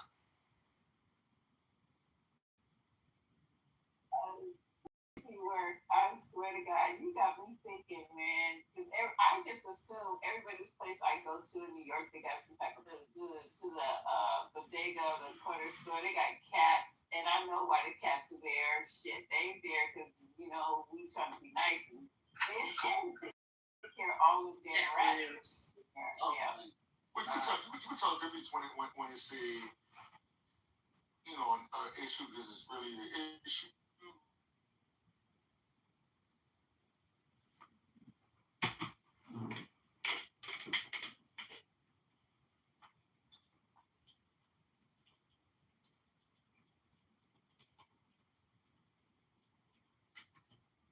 Bathroom. Anything else in between that, you know. You want those restaurants restaurants where they cook in front of you, you know? But they gotta store this shit in the bag. I was just I mean, they gotta have something like that, but at least try to catch it somewhere, because those rats, they gonna follow that food, you know? Yeah, they are. And I always wonder the vendors that are on the street, where are they washing their fucking hands? Where are they eating? I don't eat none. Nobody watching it. Nobody watching it. Shit, don't be washing your hands. Yeah, the hot tub, the halal fucking tubs.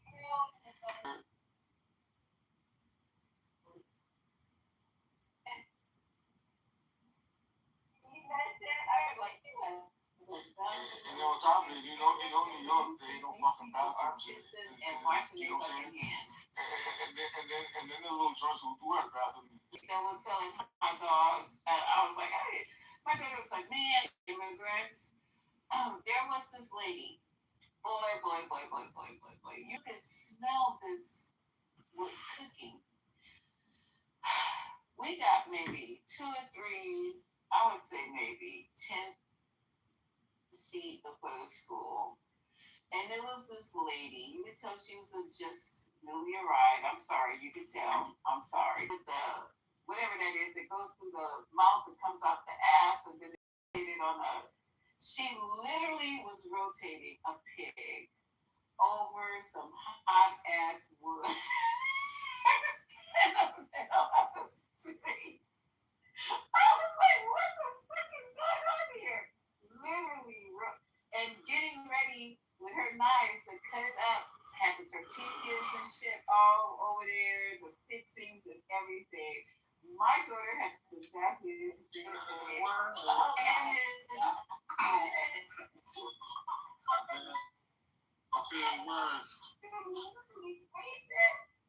Child, I said, you are anything like that. You don't, where's her temperature, like to put in the thing to make sure it's cooked all the way in the middle? How do you know that this shit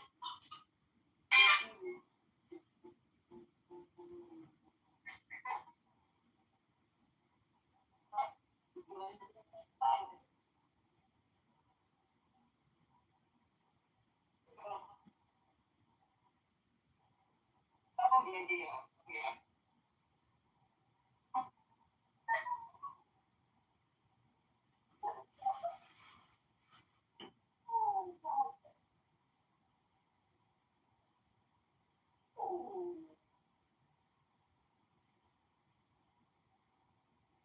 He's trying to say the dog while she's selling you some hot dog.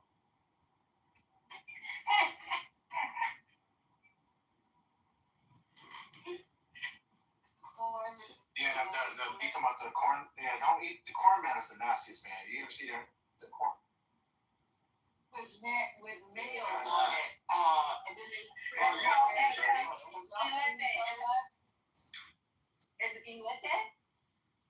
And you guys what we're talking about is epe, the corn that they put the mayo, cheese, and chili. Oh, I love it. What's wrong with y'all? That looked like diarrhea for me. I was like, I make it like, but is it mayo or is it sour cream?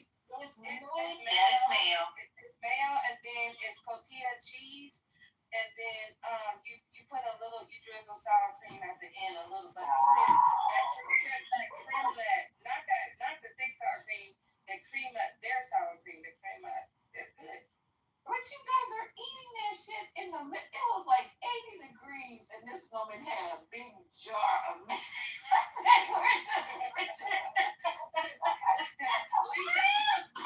After the club, they be lining up for that goddamn corn. But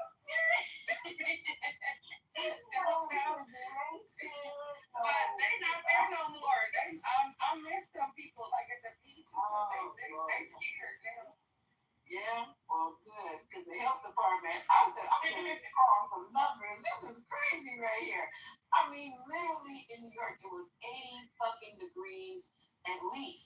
pigeons everywhere, and she got a big ladle taking the mayonnaise out. My daughter was like, "This is good." I said, "Have you lost your damn mind? This is why you always sick.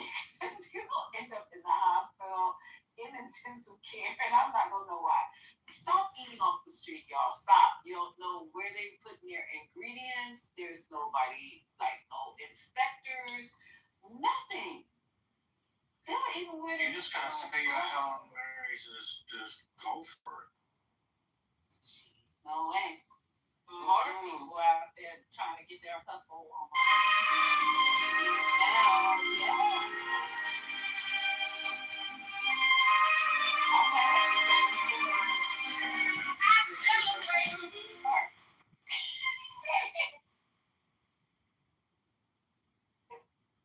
I would start making cookies and put them in little bags.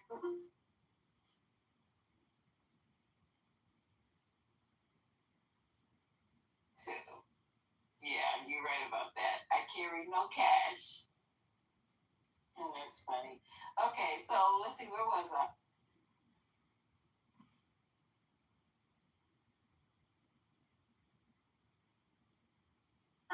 Is on a curfew.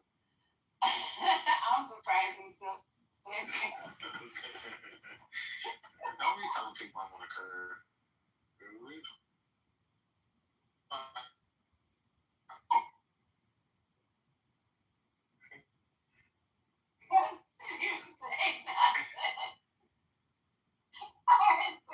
Takes a lot in there. I try to wind down. You know, because you want to. We love it, yes. But you want to have mental quietness. You want to have serene tranquility when you're going to bed. It's super. I like it loud. No, you know, you want to wake up the next morning and don't have to worry about arguing with people over. You didn't even get it. That's why I know he's not getting any. I said I like it loud.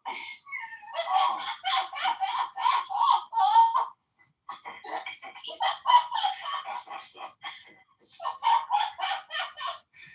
Oh my God. Hopefully I won't wake up the next day of party.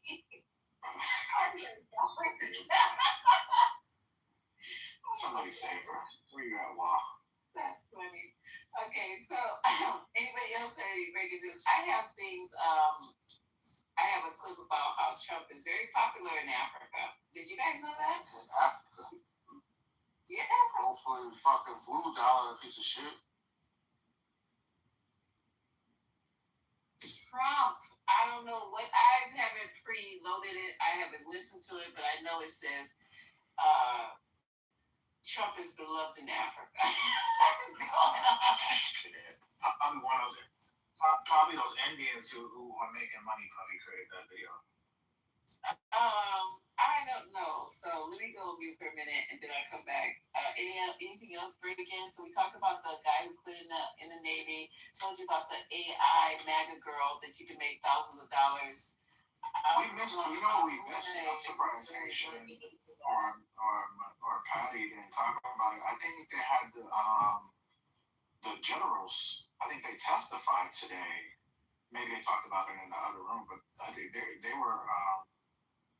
You had the commanders and the people in the military were on Capitol Hill, and that was kind of. I didn't hear much about that, so maybe tomorrow we can discuss that.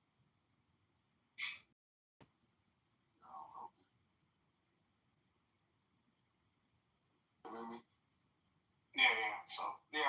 So I'll try to find a clip for tomorrow. I'm sorry, what happened? No, I'm saying hello. I just saw you guys. Hey, were you asleep? Kind of. But I was looking at my phone. It was my phone and see you guys. Oh, okay. I'm driving. I was talking to you. Some cars just stopped in the middle of the freeway. I don't know why. Were you on a 4? Were you on a 5 or a 4 or 5? 805. I want 805. You're on 805. Okay, so you going out Sunday? Yeah. So are we at war? I'm on What's that? The Trump start a war. Is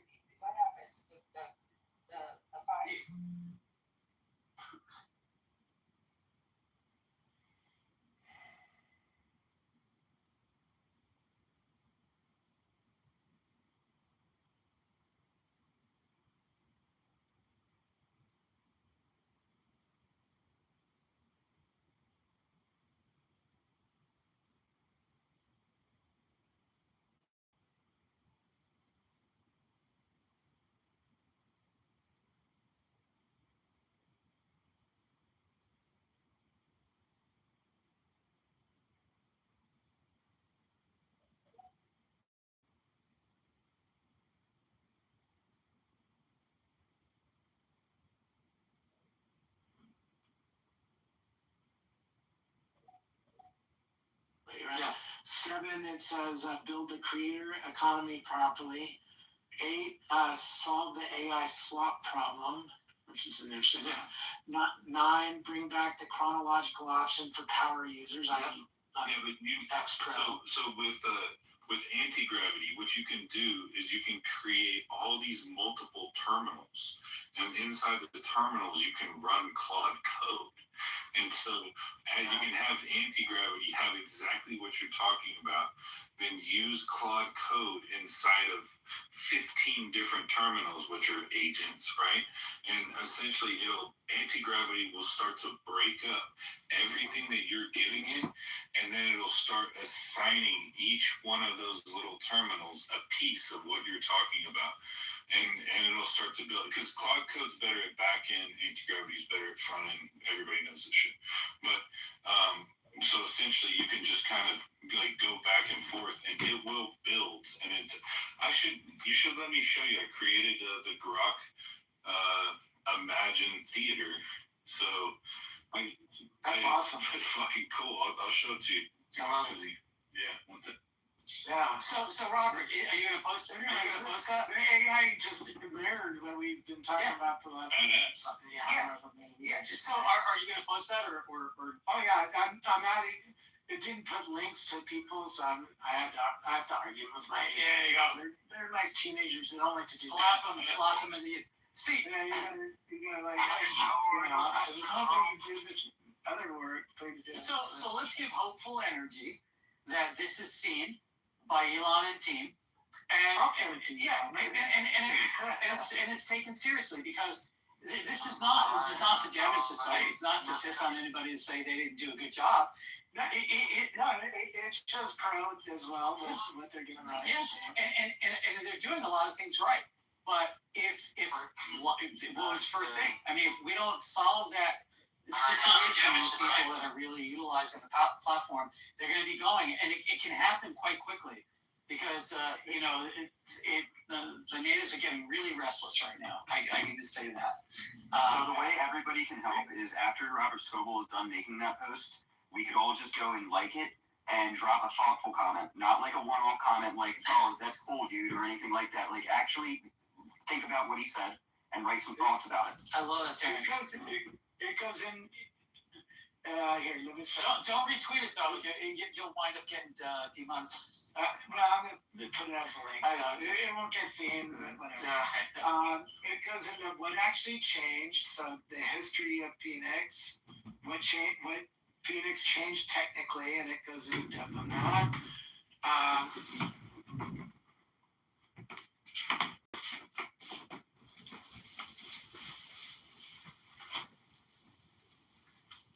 What Nikita Beer's decisions have been made so far, and then it goes into the is equally real and equally significant.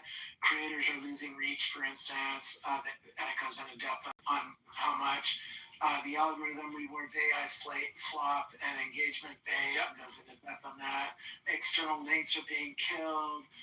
Geolocation-based distribution problem, right? The clusters of one topic problem. And followers don't see your posts. I mean, that's how we started the show, right? And my own observation, I'm seeing lots of people complain that their region's down. Yeah. So I even pulled in one of mine. Anyway, this AI is very good at analyzing things. Yes. And analyzing things after reading everybody's opinion on X is fucking insane. It is. Right? And folks, it's not rocket science. There's 1 million tweets that it has in the database, so it can see everybody's point of view. Because I guarantee you, if it really goes deep in that, there's a lot of complaints about X. There is, yeah. And it's not rocket science. We're talking about stuff, tools that we all have available. And a lot of praise. I'm praising. Yeah. And so this is, I think, a starting point.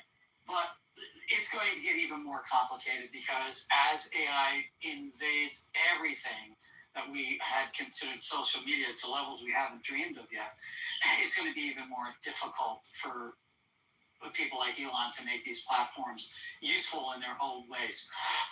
Like Robert said, we're coming into a different type of social media, and it's happening very quickly. Hey, Robert, I gotta say something.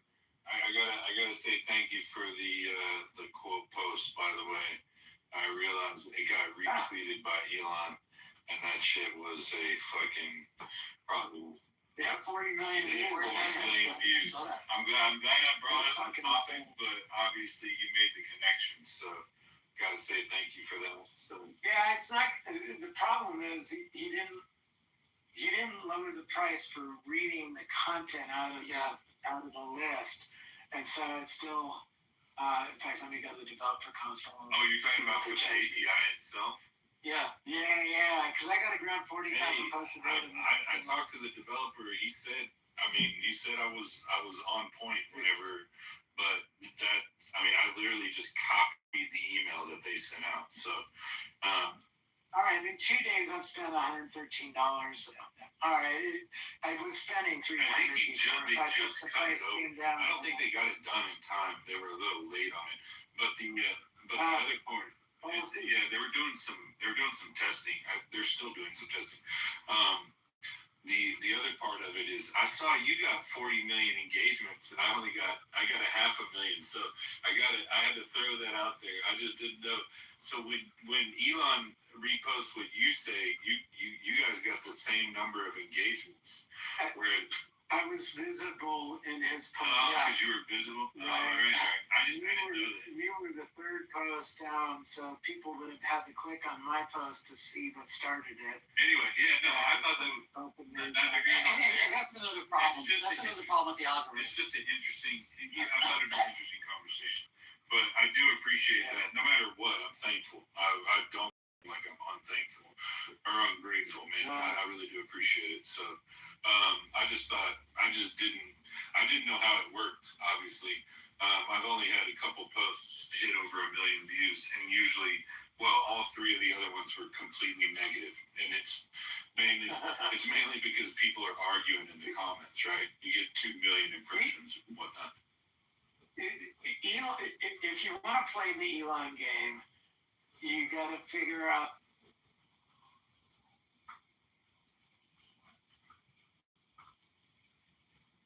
people. He's pushing the new people thing because he's trying to spread his brand of new people too. About 20% is new people that he deals with. Anybody in that kind of position knows. Every touch you make on somebody's account makes them ecstatic. When they remember you, and they think better. Even if they hate Elon, if he's like engaging on them, it's like a little harder to hate him. I tell you, the thing that blew me away is when he did a subscription on me. That kind of was like, all right, I got to write a little better now. It gives you a little bit of pressure, So it's a double-edged sword. You have to really think about what you're posting. And it brings a lot of idiots to your. Oh my God! I've gotten quite a few DMs of people who were not happy, but. Well, neither here nor there. I've dealt with that before. It doesn't bother me. So, I like the ones that can you introduce me to Elon? I want to have this baby. Oh my God, the number of Elon Musk. It would not stop. It would not stop. So I did kind of an experiment. I had I kept replying to Elon whenever he would post something, and at one point, 1/3 of my followers were Elon Musk, and so I had to go through and delete them. I called, so it was crazy. I called it spam farming or whatever, reply farming.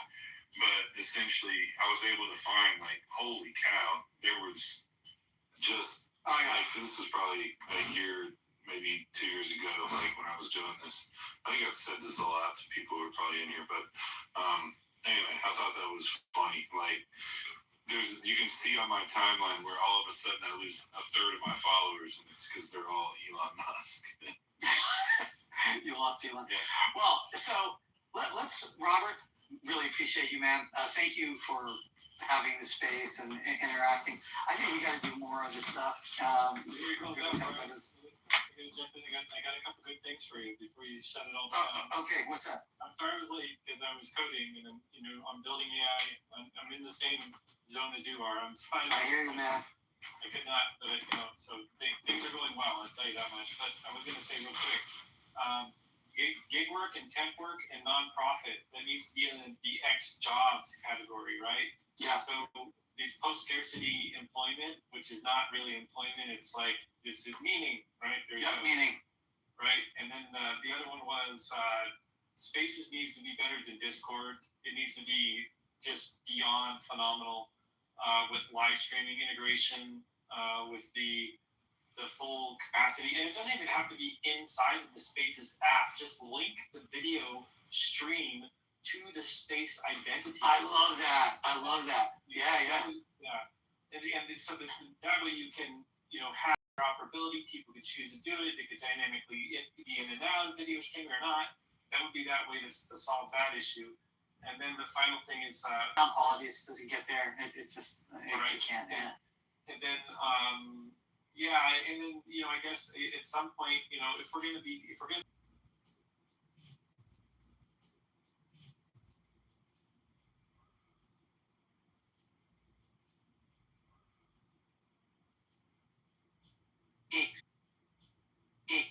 forever and every time they open. I mean, I know Robert will agree with this. We get hit every day for some kind of sponsorship. I don't do very many, and I will only promote something that I actually am using, and that makes it very difficult for people. It's just like, why aren't you doing this? It's free money.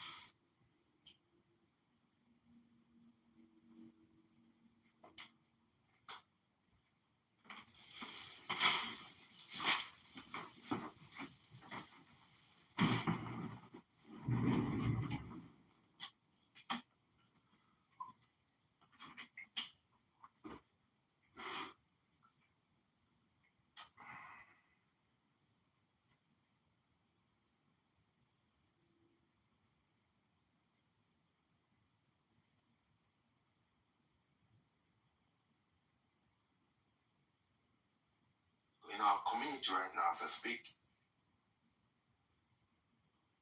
Yeah, you know, China is over there. There should be a lot of Chinese women in Africa. Roads. Yeah, they are. I heard they're fixing your roads, and there's a lot of Chinese babies over there now. Roads. Coming to World Bank. We're not fucking them yet, but I think some of my girls are fucking the Chinese, man. Yeah, they got Chinese African babies over there. I heard them. I was talking about blood in Chinese woman yet. I heard about them. Illegal. Boy, here. You're beautiful. In the seaport. Oh, God. All right, y'all. Anybody else have anything to talk about? Because I'm ready to sign off now. Y'all ready to go to sleep? I'm ready to go to sleep. Y'all are ready to sleep? Yes, that's hard. It's money over here in Nigeria. Just woke up. Yeah, we hear you. That's not her. We hear the hyenas.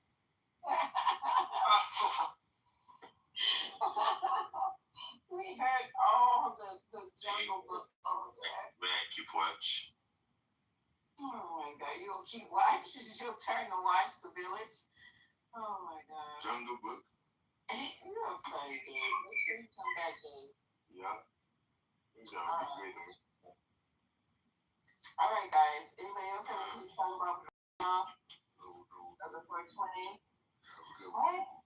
Everybody, I enjoyed you so much. I was giggling, having a good time. It was for what's his name? Patel News tomorrow, and also that's stuff that's going before Congress. That's going to be hilarious. We gotta talk about. All right, guys, peace out. Have a beautiful night. And for the survey, 52% says we can have babies come and pitch his Negro land. 52% of you guys said yes, sure. And only 40% said, nah, I'm good. And then 9% said who. So now we're going to have our pick tomorrow. I'm going to have to back channel our grandbaby and have them come in and pick Negro land. Thank you for your time. Leave y'all's money at home. Don't be hating, Debbie. 52%, bro. That's a lot. Oh my God. Bye. Good night. You guys looking.